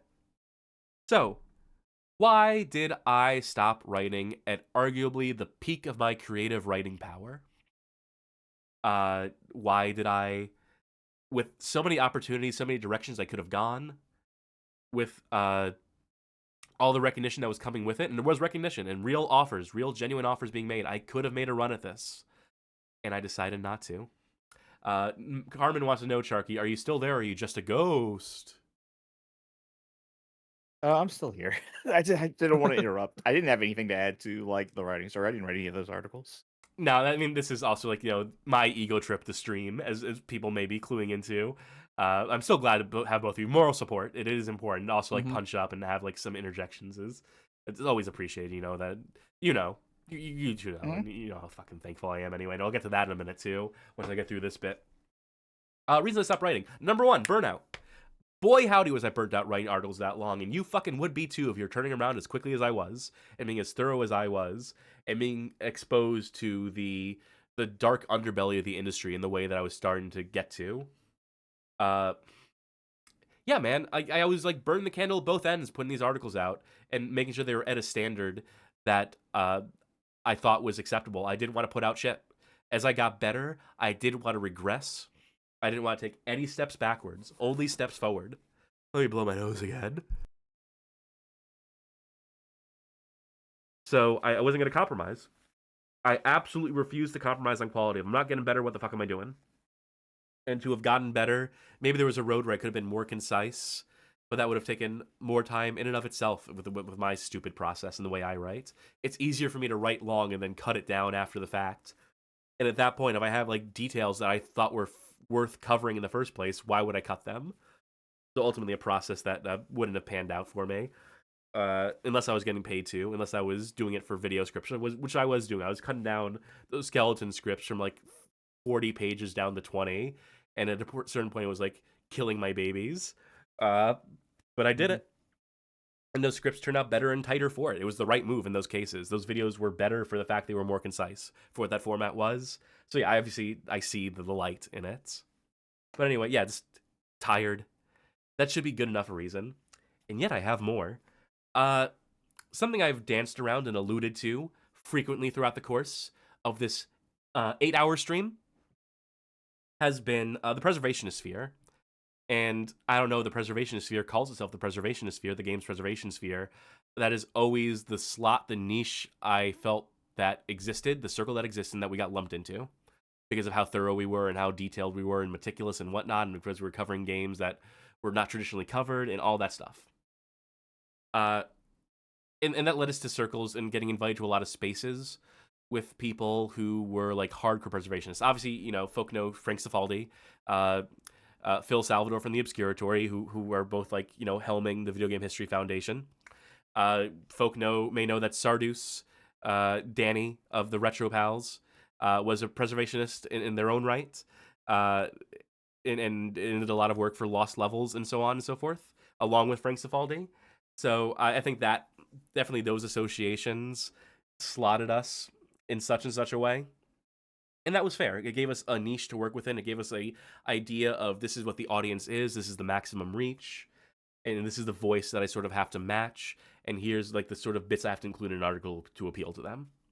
And we did a fairly good job, I think, appealing to that audience. But I never felt the love from the people who were ostensibly my peers. There were obviously exceptions to that. Obviously people who respected the work and would stay in contact. And we would trade like ideas back and forth and concepts and just talk shop.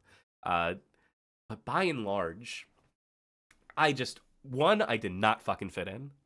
It was a bad fit for me.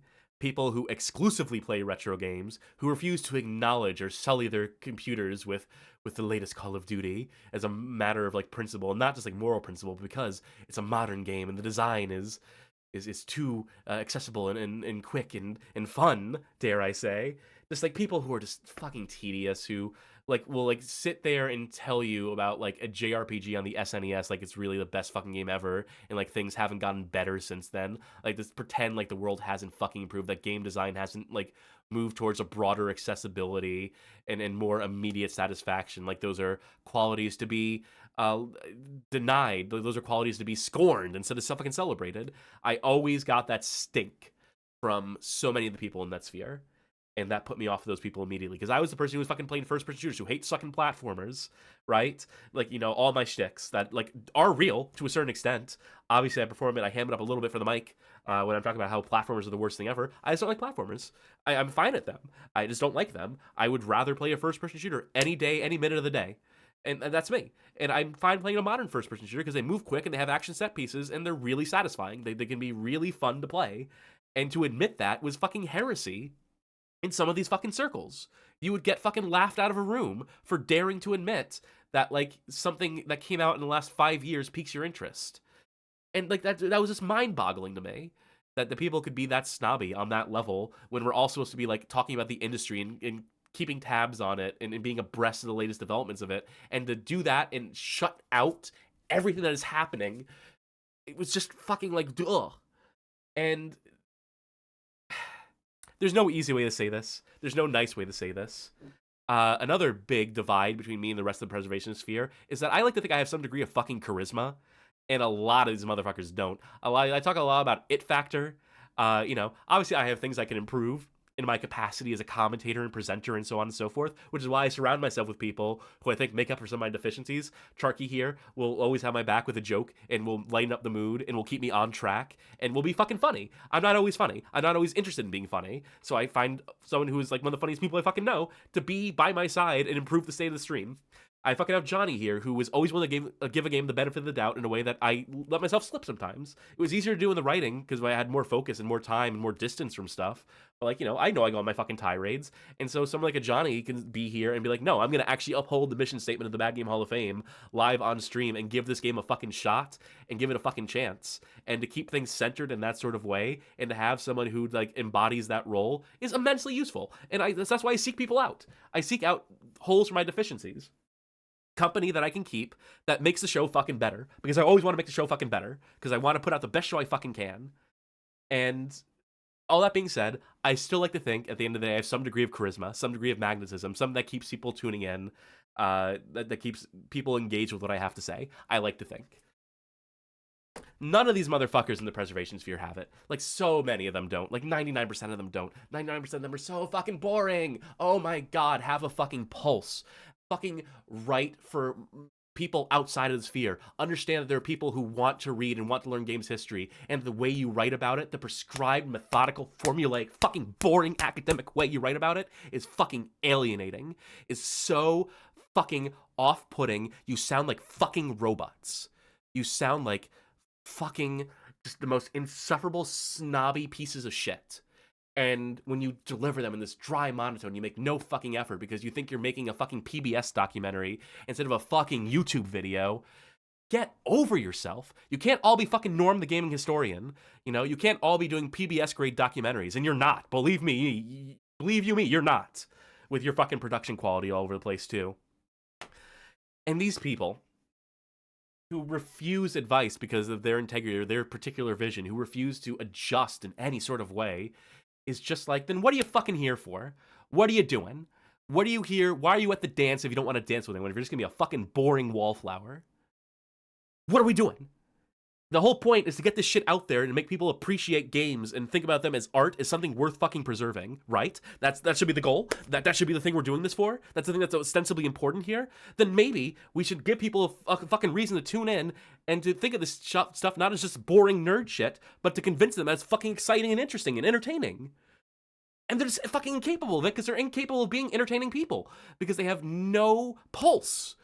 And it was just so fucking upsetting to watch some of these people just like complaining, bemoaning, like, no one watches my stuff. Well, I can give you a million fucking reasons why, but are you ready to hear it? And the answer in a lot of cases was no. When I did give people advice and would get people angry at me, even though I was being very even-handed and even-keeled, people just were not ready to hear that shit. And I burnt some bridges doing that, and I don't regret it because if those people couldn't take that fucking criticism, they're not people who are ever going to grow. They're not people who are ever going to grow up or mature. And they're worth. I don't want to hang around with people like that. I have no time for people who are not interested in growing their shit and getting better at what they're doing. It strikes me as uncuriosity, like coming back to the full circle to the beginning of the stream. And I will also say this, that a lot of these people are some of the cattiest motherfuckers. I'm catty, but I do it in a way that is, one, transparent. You will always hear what I have to say, what I am thinking. I don't hide that shit behind closed doors. I don't talk about people behind their backs. If I have something I want to say to someone, I will say it in a public setting, and I will often address the person in question. So many of these people would, and I've talked to Shane about this before too, would talk about Re-Res Shane behind his back and say really mean things. Would do the same thing to Derek too, by the way. If you think that everyone loves Derek, they should. There are people who refuse to work on or to participate in the Faceball documentary that Derek put together because he was too normie. Because he was too mainstream. People who refuse to dignify their to watch a Re-Res video because it's so lowbrow, because it's so basic. And I had my issues with Re-Res, with those videos, with that format, and I talked to Shane about it. And, it's not for me, those videos, and that's fine.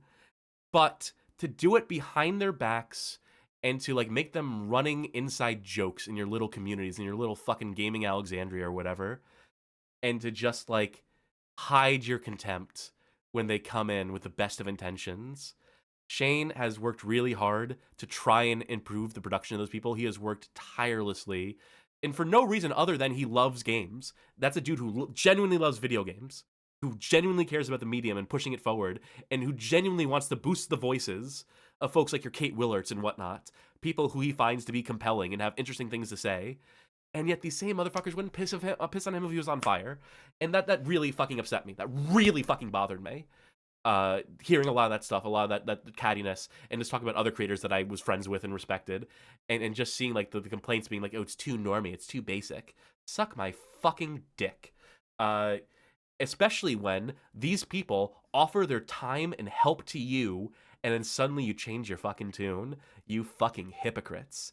You fucking losers. The second he's directly offering to help you, suddenly your tune changes. I hope you motherfuckers, you disingenuous, two-faced pieces of shit, fucking own up to what you've said and done. Talk to Shane and say, hey, just so you know, I feel bad about this, but I talked behind your back. I said unkind things about you. I was wrong. Shane will understand. Believe you me, he will understand. And believe you me, he knows as well. Because, again, me and him are friends. So I tell him about things and tell him about things I've heard. But they won't. Because, again, they all have their little, like, clubhouse, their little, like, secret hidey holes and cliques that they have within that little community where they all stand up for each other and make absolutely no progress in their shitty little YouTube channels. They get, like, fucking no views because they're fucking boring people without fucking pulses or anything interesting to say. Besides reading, like, technical manuals in the driest tone possible and expecting people to fucking tune into that.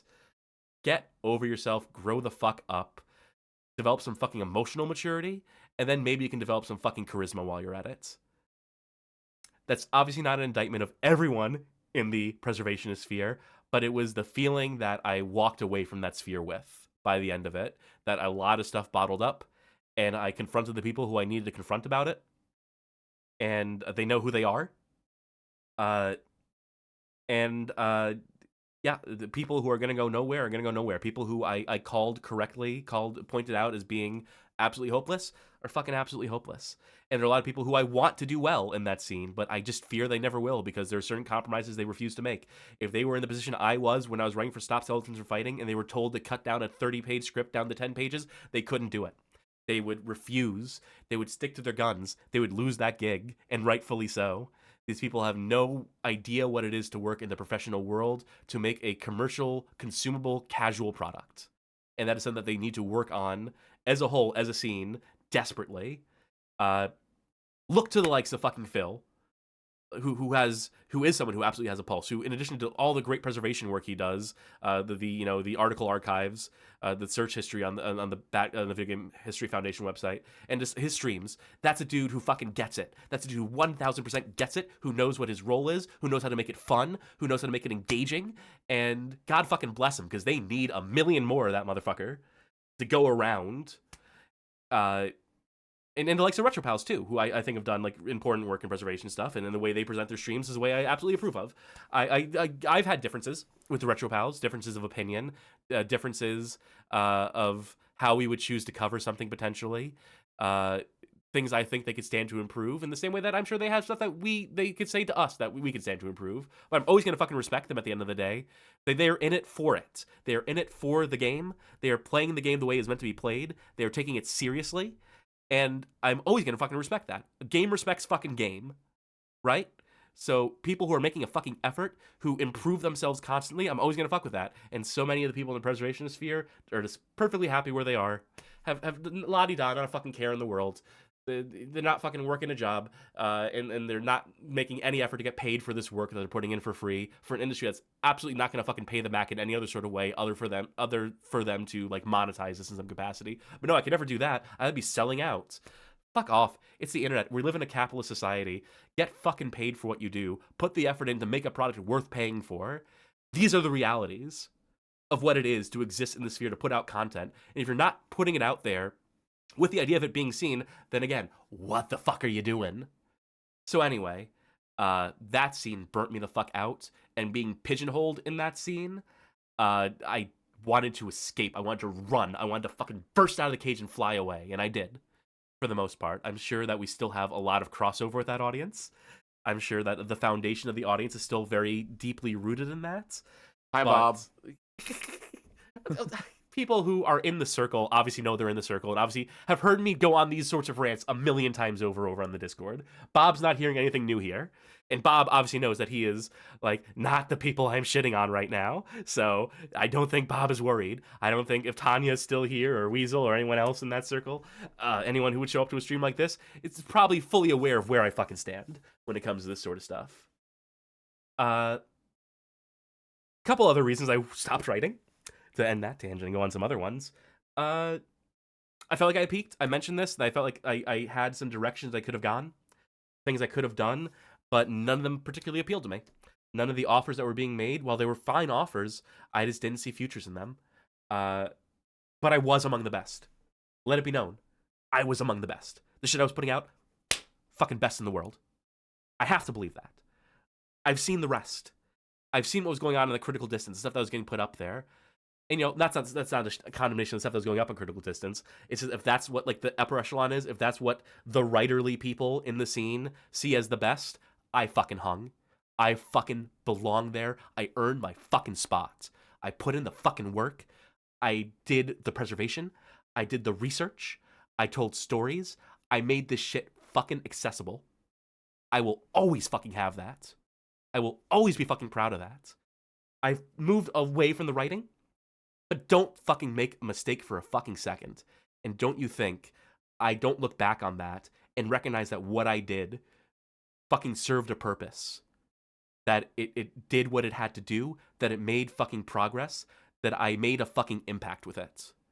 And I understand why people want the writing to come back, because I did a fucking good job at it. There wouldn't be this much passion for it if it was fucking slop. I put that work in, and I fucking earned my accolades. And then, you know what? I moved on. And, I might get the writerly bug again one of these days in the future, but I'm definitely never going to get back to the sort of routine I was in there. I'm perfectly content writing history sections for stream videos. To be honest, that's more than enough for me to turn that shit around in an hour and still have as much to say as it took me to write in an hour, to have an hour's worth of stuff to say on stream. That's a pretty big fucking accomplishment. I think that's a pretty good continuation of the lineage and the legacy, if you ask me. So, again, that's just me saying that I know I was fucking good. Thank you very much. Don't gotta tell me twice. But that's all good things must come to an end. Nothing gold can stay, and there are only so many opportunities that were available as a result of pursuing that path. And I had to make the decision that, for me, gave me more of a challenge in pivoting to the streaming thing. I'll come back to that point. I'll come back to, like, pivoting to streaming, why I chose streaming. Because there's one more big factor in why I stopped writing. And it was just the fucking rampant theft. The amount of fucking stealing and conniving from fucking YouTube channels that were selling my opinions fucking back to me.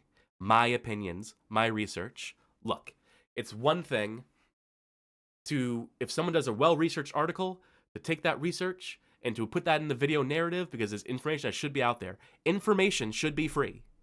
Information should be freely accessible. It should be referenced for the people who clearly were the ones who put in the work of unearthing those documents, deserve some fucking credit. I don't think it's a particularly big ask, but at the same time, if you're doing enough to transform that content, then yeah, if you're consulting those firsthand sources yourself, if you're landing on the same conclusions, I can see a road to, maybe not getting that acknowledgement. It happens. What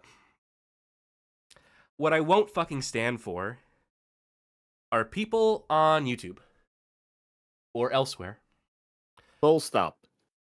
Who read an article like mine, or like many other peers who I witnessed this happen to firsthand, who had their stuff fucking completely lifted and plagiarized. So that's going beyond whatever research. That is their personal opinions on the games and insights that only they could have, experiences that they personally experienced, being regurgitated by people who obviously did not play the games themselves that they're covering ostensibly, that they did not play it for themselves. It never was a part in their process. Whether they have a team that does it for them or a team that fucking steals it for them, as the case turned out to be in several cases. Deeply frustrating, especially when those people have an audience, let's say 600,000 times bigger than yours. Just a snowball number, just to throw a completely arbitrary number out there. I know Sharky is tense as fuck right now behind their keyboard. The question has long been, who is it, Cass? You're willing to talk shit on anyone at the drop of a hat. Why have you kept the identity of a fucking plagiarist secret? Of one in particular. Like, it was only one. Like, it was only one person fucking stealing my shit. No, it was countless people. It was at least several dozen people that I was able to track down. I'm sure more that were doing it on a scale or on a level that was probably big, but not on my radar. But there's one who looms large in my mind. Whenever I talk about this subject and get heated about it, there is one person in mind. And I'm not going to say it. I'm going to be the bigger person and not say it and not ruin their fucking life over it. What I'll tell you is that this person has been told multiple times by multiple different people that they are someone who is well-liked, that they are a nice enough guy, that they are a nice enough person, that by all accounts, from people who personally know them and have hung out with them, they are a nice dude. They are a friend in need, and they did their time in the industry, and there's someone that I did follow for years, for decades, before I was doing the Bad Game Hall of Fame thing. And then they went in some directions that that sort of shook me off of their trail, and they thrived doing that other type of content. And that was great for them. And they did their own original stuff for a long time. You could tell it was authentically them. And then a point came in their fucking career where they fucking gave up or got tired and just decided to fucking phone it in. And as a part of that process of phoning it in, I was one of many people they stole from who, in the course of covering some obscure fighting game, let's say, would you could watch their video and tell that all of the footage is cobbled together from YouTube videos and even some animated GIFs from a particular website, a Bad Game Hall of Fame, if you will. And so very easily track that. And to hear them talk about the game and the experience that I had with it, which they obviously did not experience for themselves, is a pretty big fucking tell. Because let's say that, you know, in the case of a particular game that I may have covered, that I had some very singular and unique experiences with it and getting it to run into play. And so to hear those experiences alluded to by someone who clearly did not go through the work to get the game up and running because they just stole fucking YouTube videos, right? And fucking animated GIFs. And then at some point, you're stealing your fucking opinion on the game too. And so it's great because you never have to play the bad game. That reads as really fucking lazy to me.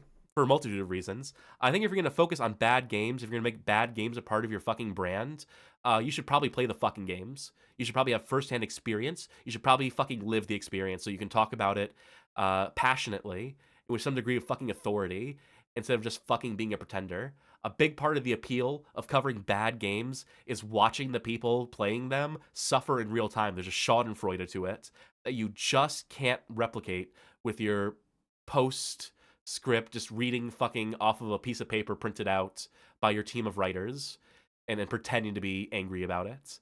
You need to live that shit. And preferably, you need to show it off. You need to show the process. You need to show how the sausage gets fucking made on something like that, which is why we do these streams. Funny that. It's almost like it's indisputable who is experiencing the shit in real time and what we are experiencing. They're a nice enough person, I'm sure. And I've been told things about them, that the parts of the process. I will say that an excuse they gave to mutual friends is that their workload was really tough. They had to get this video out before a sponsor spot. I don't know, man. Slow down the sponsor roles if you can't meet deadlines without stealing. And then they had some, like, you know, one of the people on their team, I will say, had a tragedy occur. So maybe that was weighing on their mind. I don't know. I don't pretend to know. I don't pretend to know the whole story. I'd be just as content to drop it if I felt I got any satisfaction out of the steps they had to take to accommodate me and to give me some sort of fucking credit. The badgering I had to fucking do to get them to fucking acknowledge, one, my existence, and two, to have to go through intermediaries, to go through people who were more popular than me, to actually get on their radar and be fucking heard, to have my complaints heard and recognized, and to get that promise that they wouldn't do it again, only to still be fucking concerned and worried that they would do it again and again if they could get away with it. Like, it's only for the fear that they knew I was watching at that point. And by the way, I wasn't watching because your videos fucking suck, dude. Your videos are fucking bad. You're a lazy fucking hack who, again, doesn't play the fucking games you talk about. So why the fuck would I watch? What's the impetus to watch? What am I watching for, motherfucker? The last I heard, there was a little video by a guy named H-Bomber Guy, who, funny enough, as I alluded to earlier in the show, someone I have known for 15 plus years on a personal level, who, when that video, that plagiarism video came out, I messaged to be like, good video, we should talk again. And so we did. So I have that in my back pocket too, another card I don't play. But I was very pleased as punch to hear them shout out Derek at the end of that video. Stop Skeletons from fighting for the work they did. They didn't even realize I was writing for it. By the way, when they shouted out Stop Skeletons from fighting at the end of that video, that's just something they organically landed on because they believed in that channel, because they enjoyed the work that Derek and I did without even recognizing it was me. So that was pretty cool of H-Bomb, if I do say so myself. But let me tell you, the shockwaves that video clearly sent through the content thieves of YouTube, the gaming content thieves, and the one in particular where their production slowed down to a fucking crawl because they were deathly afraid of getting caught. You can tell. You can watch it in their numbers, you can watch it in their energy level and the way they present themselves, and in the frequency of videos. They had to completely rethink everything because they're afraid of getting called out by me. So, I don't know. I'm plenty content for them to live in that constant fucking fear and know that if I wanted to drop the hammer, I could. But ultimately, I fucking won't. Because I'm proud of the work I did, and they did a bad job reselling it to people. And just because more people have seen it than I could potentially get out there, I should feel a way about it. And I do. I admit I do. But at least I know that what I made. You can't take that shit away from me. I could take it away from you, motherfucker. I can't imagine what it is to live in that headspace, the headspace of a plagiarist, to that degree and extent. To make a living, a veritable living, to be in, like, you know, some of the higher tier of content creator in this sphere, in this gaming space, and to know that it's all built on a bedrock of fucking bullshit and stealing and lies. Has to be like waiting for that deck of cards to collapse. Has got to be like, they got to be in fucking flop sweat mode 24/7. How could they fucking not be? So they get to live in that hell. I get to know that what I'm doing is, you see every step of the process here on the stream, and when I was doing the writing, you saw every fucking step of the process there too. I'll own all that stuff in perpetuity. People can do with it what they will. People in time will eventually trace it back to the source and will recognize who did the fucking work and who the fuck phoned it in. And if there's one thing I have never fucking done at any fucking point, it was phone shit in. Not across my writing, not across these fucking streams. So suck on that, motherfucker. But yeah, still discouraging. Still frustrating to a point where it made me not want to pursue the writing if all that was going to happen with the writing is that I was going to get perpetually stolen by people with YouTube audiences. And so ultimately, why did I turn to streaming? Because it's harder to rip videos that are being talked over with talking heads in front of them. That's a big fucking reason. That it's harder to steal this shit. That it's more, it's transparently us, and it's really hard to edit around this stuff. Plus, you know, I enjoy the challenge of it. We're in late on the streaming game. We had the benefit of a built-in audience when we started this thing from the writing. So that was good. It gave us advantages that a lot of people don't have. But I worked for those advantages. It's not like I cheated. I put in the work doing the writing thing, and that paid off in that we got a head start on the streaming stuff. And this isn't my first rodeo. This isn't my first time being in front of people. I have gotten close to the summit, I'm going to say generously, twice before. There were 2 opportunities in previous phases of my life, in previous projects I have worked on, where I could have taken it to the big time, where I could have rode that success and been a known name. And I walked away from those opportunities for a multitude of reasons, for real life taking over, or for getting bored of the material I was making, or for whatever reason. I'm not gonna blow this third shot. I'm in this for the long fucking haul. I want it. As much as I sometimes admit I can pretend I don't, as much as I can say, like, you know, like, oh, I've had my taste. It's not for the fame. It's good for the love of the game, and it's to boost you two. And it is to boost you two. I mean, at the end of the day, you know for a fact it's to boost you two. That I believe in you two in particular, and that I want you to be seen and heard. But it's not 1,000% altruism. There's also, I want to be seen and heard. I enjoy it. I enjoy being in the spotlight. I enjoy getting to talk and having a captive audience. Who wouldn't? It's intoxicating being that center of attention and being the person that people come to hear what they have to fucking say. And so, yeah, of course I want that. Of course I enjoy that. And it might get tiresome at a certain point. I might want to walk away from it again. But at least when I do this time, I'm going to achieve what I want to fucking achieve. I'm going to have my goddamn stage show. I'm going to have my goddamn panel. I'm going to address a live fucking crowd. And I'm going to bask in that fucking applause that I fucking earned between this writing and the streaming. So yeah, I'm doing it for my fucking friends, but I'm also doing it for myself. There's nothing fucking wrong with that. There's nothing wrong with having ambition. There's nothing wrong with wanting more. There's nothing wrong with wanting to improve and wanting to be the fucking best. And I am the fucking best at what I do. At the very particular specific thing I do, I am among the fucking best. And I want to get even better. There's always room to improve. I'm always working to fucking improve. I think that's fucking important in anything you do. We'll get more into the streaming in particular. Like I said, 2.5 years from now, join us for the 5-year anniversary of the streaming, where I really get into the mindset of being a streamer and what I'm hoping to accomplish and whatnot. But, you know, everything I said there is just as applicable to streaming as it is to writing. I wanted to be the fucking best. I was among the fucking best. I wanted it, so I fucking did it. And I earned it. All this stuff you saw here tonight, 10 years of work, 10 years of fucking writing and streaming, of maintaining this Bad Game Hall of Fame brand. This is the longest I've committed to a singular brand online. As I've said, I've walked away from ones. I think the longest before this, I maintained something for like 6 years. A singular running persona with, like, you know, different types of output that came with it. So 10 years is a long fucking time. A decade's a long fucking time to be consistent for me. But if it's what it takes, if that's what it takes to get to the point I want to get to, 10 more years, 100 more years, I'll do what it fucking takes. I'll do whatever. And not out of some desperation, but because it's fun. I enjoy the challenge. I like being fucking challenged. I like fucking working. I like thinking about this stuff. It's as much as it can be a fucking drain, as much as it can be, like, tiresome at the end of the day, as exhausted as I'm sure you two are right now, I'm still fucking wired because I have an audience in front of me.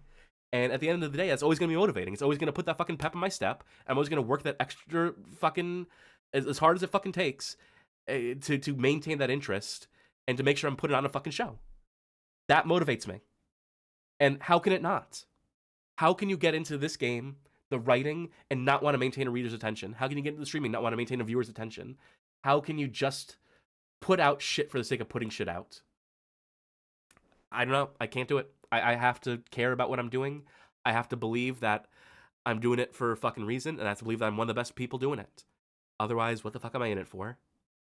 I was one of the best games writers of all time. The numbers may not have necessarily reflected that. I could have done more if I had so chosen to, but I quit while I was ahead, and I made the right choice. Because I'm doing this now. And I think it's pretty fucking good. If you're watching this 8.5 going on 9 hours in, then clearly I've done my fucking job right. So, never let it be said that I don't have an ego, but I'm not also fucking right all the time, which I am.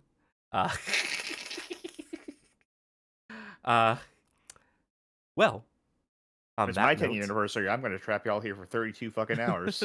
Marathon. Oh, yeah. Looking forward to it. Say something nice. Well, funny you should mention that, because there is one more section. There is one more segment. And this is just a shout-out segment. And humble, too, says Leon. Yeah, I'm done being humble. It's a new day. It's a new year. It's a new turn where I'm going to be more authentically me. And this is authentically me, for better or for worse. You know? I like to think it's entertaining. Some of it's still performative, some of the stuff I say, but I also believe it. And I believe I can back up what I fucking say. And if I can back it up, then why not say it? That's my belief. And if it inspires people, as people have told me it has, that people see the confidence I can exude, and it makes them want to be more confident, makes them want to work harder on their stuff. People who told me that my writing inspired them, Oh, that's great. That's fucking awesome. And by the way, I got published in fucking hardcover books, cited in research papers, mentioned in documentaries, was almost got to be a part of a documentary. I think I did pretty fucking well for myself. I think I cleaned up pretty fucking nice after all that. Made some sick-ass YouTube videos with collectively millions of views. So I got my bit. I got my little moments of fame for the writing. And now it's time to get it for being in front of the mic. Now it's time to get it for being pixelated on camera in this capacity. It's time to get it for this new venture. And I'm happy to fucking do it. And I'm excited to fucking do it. And I love the challenge, like I said. So yeah, expect this for 10 more fucking years. Tune in for the 20-year celebration of the Bad Game Hall of Fame. But before that, with this finally coming to a fucking close, I do want to give some shout-outs. I do want to shout out some names that were probably already mentioned during the stream during the course of this 8.5 hours. I don't know, it's all a blur to me. But some people who helped out along the way, and just some people I want to personally appreciate real quick. First of all, I have to thank the likes of Derek, Shane, the Retro Pals, Andrew Pizza Pranks, Kurt Collada, who did give me opportunities, who paid me for my fucking work, or at least made offers to. We ended up not doing that video for re-res, but I know that if I needed to in a pinch, that Shane would have my fucking back. That any of those dudes would probably have my fucking back. That Derek would absolutely have my fucking back. So, you know, it's good to have that, to know in the back of my mind that if I ever needed to, I could go back.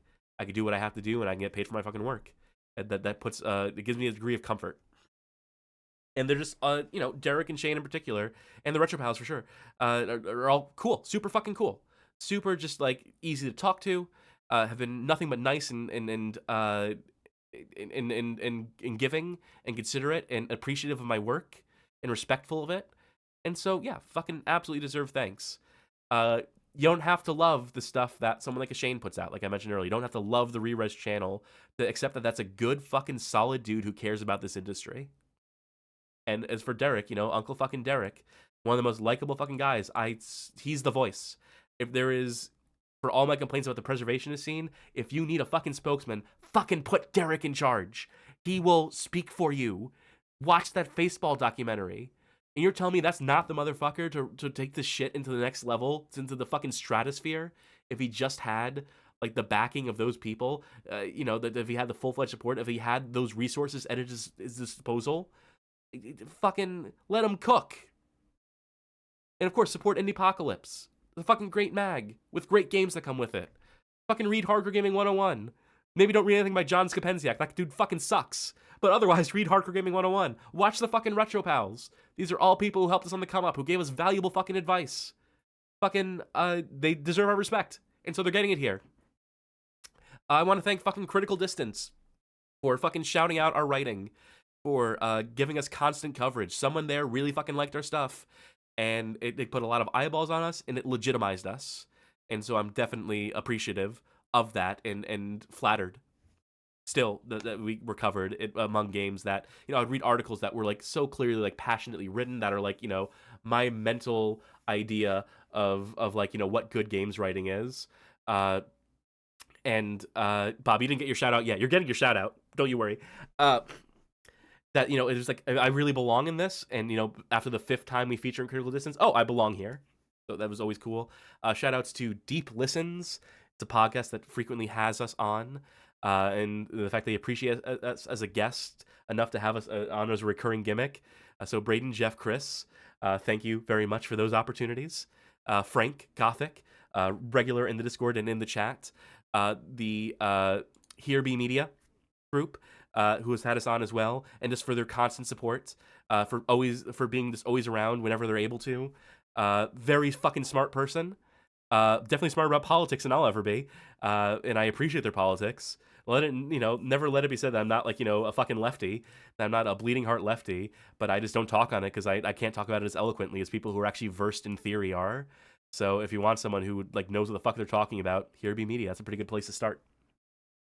Fucking gotta thank Ashens, who showed up in chat earlier and continues to demonstrate that they actually like the stupid thing we do and that their support of it, their financial support through the years, is deeply appreciated, as well as them being someone who was, like, there in the early internet that I was growing up with, that definitely shaped my content and the way I produce it. So fucking thank you, Stuart. Phil Salvador and Frank Cifaldi of the Video Game History Foundation, who have graciously given me their time, have lent me an ear, have given me a platform, have shown up as well for the Bad Game Hall of Fame, who have affiliated with us and fucking taken us seriously and let me speak and let me talk and let me demonstrate that I belong in the fucking room. It takes a good host to step aside and let someone like me dominate the conversation, knowing that at least what I'm putting out like matters and is good, and to let that fucking hang and let me like do my bits. It takes someone who knows what the fuck they're doing, as it turns out. And Phil and Frank definitely know what the fuck they're doing. Jeremy Parrish for being gracious and for being very communicative, and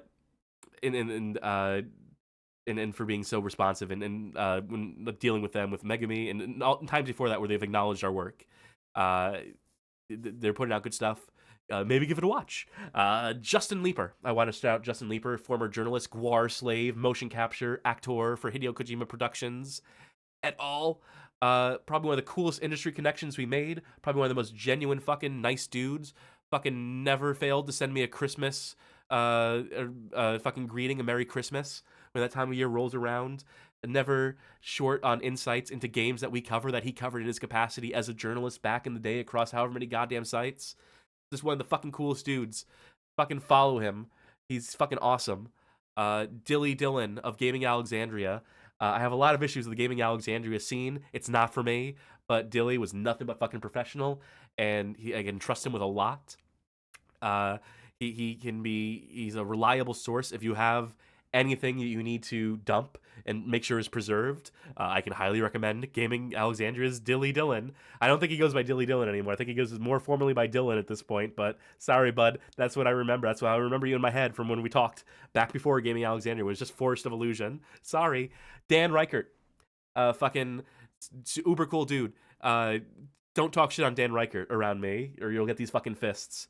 Genuinely love Dan, super nice dude, has supported the Bad Game Hall of Fame, has referred to us as connoisseurs, so you know they're fucking in, you know they're in the fucking circle, you know they actually fucking pay attention and know who the fuck we are. That's not just fucking lip service to promote their Blight Club and whatnot, which often covers the same ground as us, but it's okay, I'll give it a fucking pass, because there's only so many goddamn bad games, so that's my way of saying, like, don't fucking worry about, like, I don't feel any sort of way about us covering the same ground. Of course it's gonna happen, we're in the fucking bad game space, there's only so many of these fucking things, it's not an issue. And Dan's just a super fucking cool dude who's super nice. Fucking get to know him. Give him a shot. Read his fucking books. He worked so hard to get where he is. It may not seem like it sometimes. I know it's the persona he puts on, but a lot of it is persona, as it turns out. And he's a smart enough dude to curate that persona very, like, concertedly. So, yeah. Love my Dan. Love my Reichert. Kim Justice. Super fucking cool. Would love to do more with them. Would love to talk with them about fucking pro resu or whatever else, or just about like fucking bad microcomputer games and how much they fucking suck. Super cool person, super person who's worked hard to like promote visibility, who has worked hard to get the UK game space to be recognized outside of the UK in the same ways that Ashen does, where they're not just completely insular, where they're not just European exclusive. And I hope that more European voices get exposed to the broader, wider world in the ways that they are working to. Gotta thank my girls. Megami, you're the fucking best. Virtual Lab forever. Fuck 3D Tetris. That shit sucks. Virtual Lab a billion times better than 3D Tetris could never sniff of being. And again, you're one of the innovators. You're one of the fucking originals. You are one of the coolest fucking people that I've been able to fucking interact with in my time in this fucking scene. And I really do hope we continue talking forever, that you continue to keep me in your circle and your thoughts, and that you continue to fucking trust me. I will continue to do what I can to earn that respect. Fucking in memoriam segments, just to make things nice and depressing. Fucking Rebecca Ann Heineman, Rani Baker, two women who had major influences on me, who was fucking gutted by their losses. Rani, girl, God, you just so you know, your death fucking rocked me, girl. Oh boy. And Rebecca too. That happened so fucking fast. Fuck this world. It sucks dick sometimes. But look to these women. Look to these people who fucking carved out their niche, who carved out their space, who fucking stood up for all of us, who put in the work so that people like us can follow in their fucking footsteps, who could make our own little niche, carve out our own little space, and hope to do half as much as they accomplished in their time on this earth, and their all too fucking short time here. There's more people to thank. Gotta thank Ant, Bob, Tonya, Weasel. You folk have always been around. In particular, Bob, who's here right now. You've always been super gracious and super tolerant of my whiny bullshit, of my fucking little rants and whatnot. God bless you for sticking around, folks. Gotta thank Taizo Hori, they of the Handheld Underground, preserver of all things bootleg handheld. Fucking Hazel, who fucking cares enough to shout us out, even though they've reached the point where they definitely don't have to. But if game respect game, then fucking game respect game. God bless you, girl. Fucking Mavica, who has worked sure to make sure the fucking website runs. Hey, there's Tonya. Fucking, you found a secret area. Go fucking read it.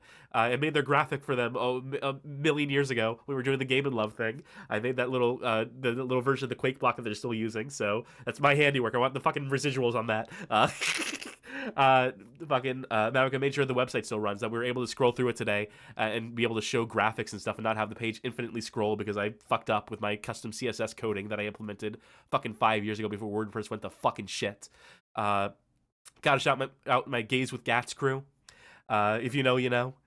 Gotta shout out some fucking Patreon backers, people who've been here since nearly fucking day one, holding it down and giving us fucking money to continue doing this stupid bullshit that we do. We gotta fucking thank Sib, Steven, Tim, Dustin, Frumple, Gamequoter, Mark, Jenna, Evan, Chorp, Chwoka, Shiny, Proton, all the rest who have been here for fucking years. Fucking Nab knows, you know what I'm fucking talking about. Thank you so much for keeping our coffers not empty, is the best I can put it. I mean, we make as much as we make. I'm hoping to make more sometime soon, take some of the financial burden off of y'all, because y'all have been supporting for so fucking long. Someone should take some of that burden off you. She saves the money up a little bit more. I obviously gotta thank every fan, people who follow the stupid thing long enough to stick around to the end of this fucking video. Anyone who supported us by pledging, commenting, retweeting during that writing era, enough to help perpetuate it, to help get it fucking seen by people. And now I got to thank the fucking team, obviously. First, I'm going to thank Sid for being a great voice, who put in fucking work, who believes in this fucking project. Got to thank Tag for being a super producer in the background, helping keep the wheels, the cogs turning. Got to thank fucking my roommate Carmen, who fucking 17 years ago saved my fucking life. So gotta thank him for that one. I would not be here without them. So that's pretty fucking important, I would say. And then for being a stalwart mod in these trying fucking times, for putting in that work. I wish I could pay you in due time. Keep on. They're literally in bed right now, so I'll fucking hug them when I get off the fucking mic, maybe.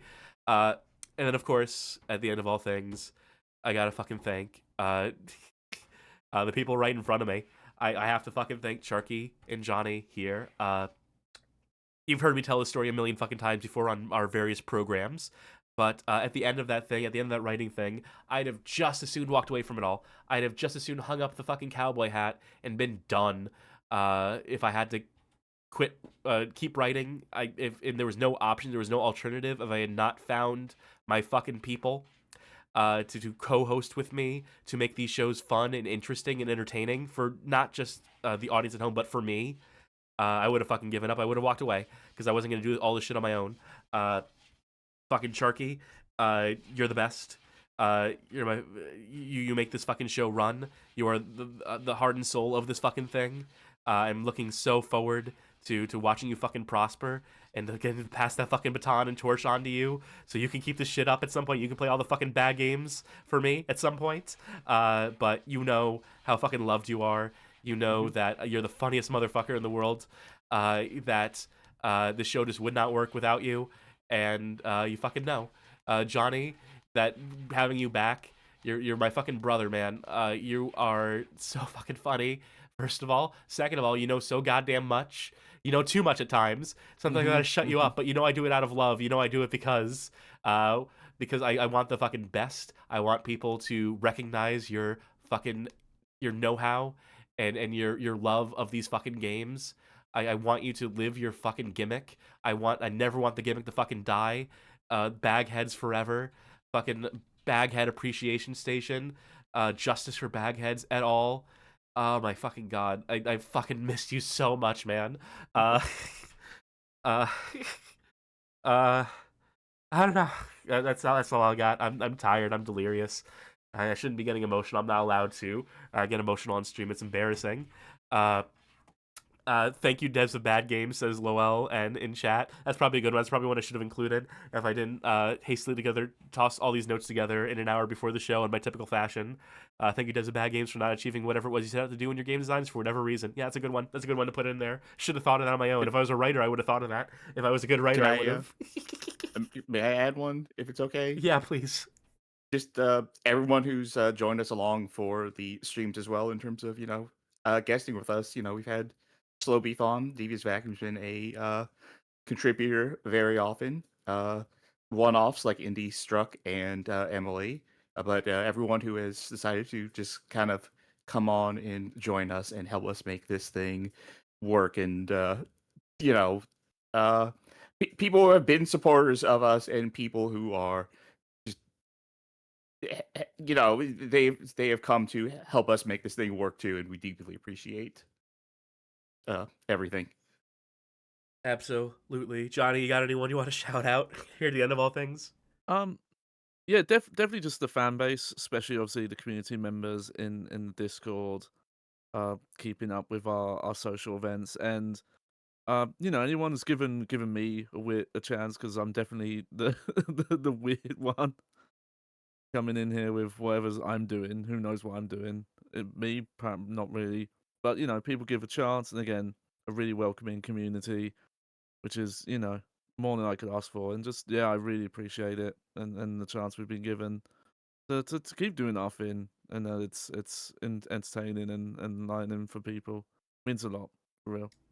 If you didn't get thanked, you know who you are. And I'm sorry I missed you. And believe you me, we're gonna do this again in 2.5 years. I keep making the joke, but it's gonna happen. We're gonna have to celebrate the 5-year milestone of the streaming thing. So look forward to that when I have people to thank specifically for the streaming era of things, who have shown up more recently with their support and so on and so forth. But 10 fucking years, huh? That's the longest I've ever committed to anything in my life. I should probably take some sort of measure in that. I should probably take some sort of pride in that, shouldn't I? I don't know. I just saw it as an excuse to talk to people for 9 hours straight and maintain some degree of attention. If I can accomplish that, that's all I need. That's my satisfaction out of this thing, is that you suck around for this fucking long, our longest stream to date. Let's not do this again anytime soon. Let's get back to 3 hours. Well, on that note, folks.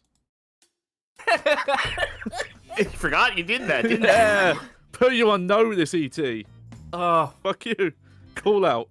I forgot this was an E.T. stream.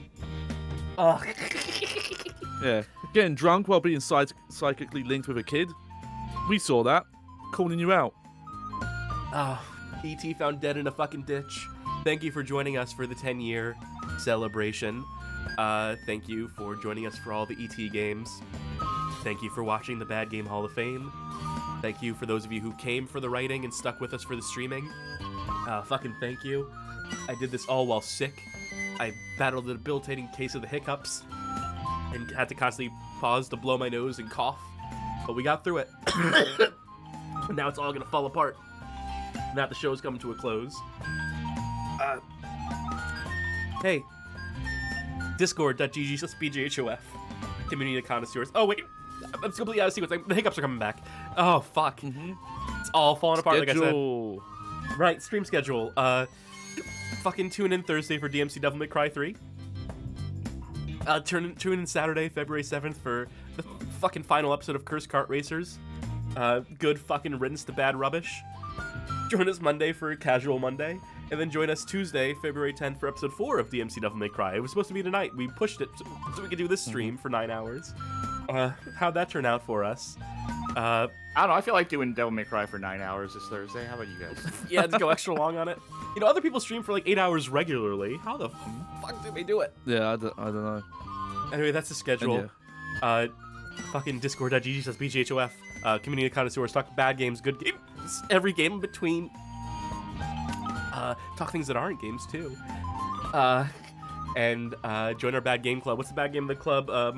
Bad game of club It's of the Duke month. Nukem, Land of the Babes. Oh my god, dude, this sucks. Oh my god. After Danger Girl decided we needed more babes, didn't have enough. Come check that out and see. Maybe it's even worse. I think it actually is, probably from what I've seen. Hey, if you really like what you saw, join the Patreon, pledge on Patreon, subscribe on Twitch, become a member on YouTube, get access to that Patreon Saints channel, get fucking affiliated, vote in those polls. Yep, we have a new one of We're those. gonna have another real poll coming up soon. Yep. YouTube. That's a cool website. You check it out. There's some cool vids on there. You ever seen Septic 5? I sure have. Suggested viewing playlist. Share it with people you know. Maybe don't share this one. It's really inside baseball. All right, let's see who's streaming right now. You know, I'll check. Just for fun, I'll check. Probably a bunch of Europeans. All things considered. Oh, yeah, you don't say. That's okay. I think we'll let that sleeping dog lie, and I will go to sleep. Carmen says Cass is also becoming delirious. Yeah, yep. Guilty as charged. So that does it. I, of course, have been your fucking queen. Bow down to me, peasants, Cassidy. I've been still good to go for another couple hours, Turkey. Yeah, and I've been BH, the extra baggy-headed member of the Bag Hall of Fame, Johnny Baghead. Very good. Boy, howdy. Uploading this one to YouTube's gonna be fun, huh? Well, nothing to it but to do it, baby. Yeah. Oh, fuck. Bye. Good night, everybody. Toodles.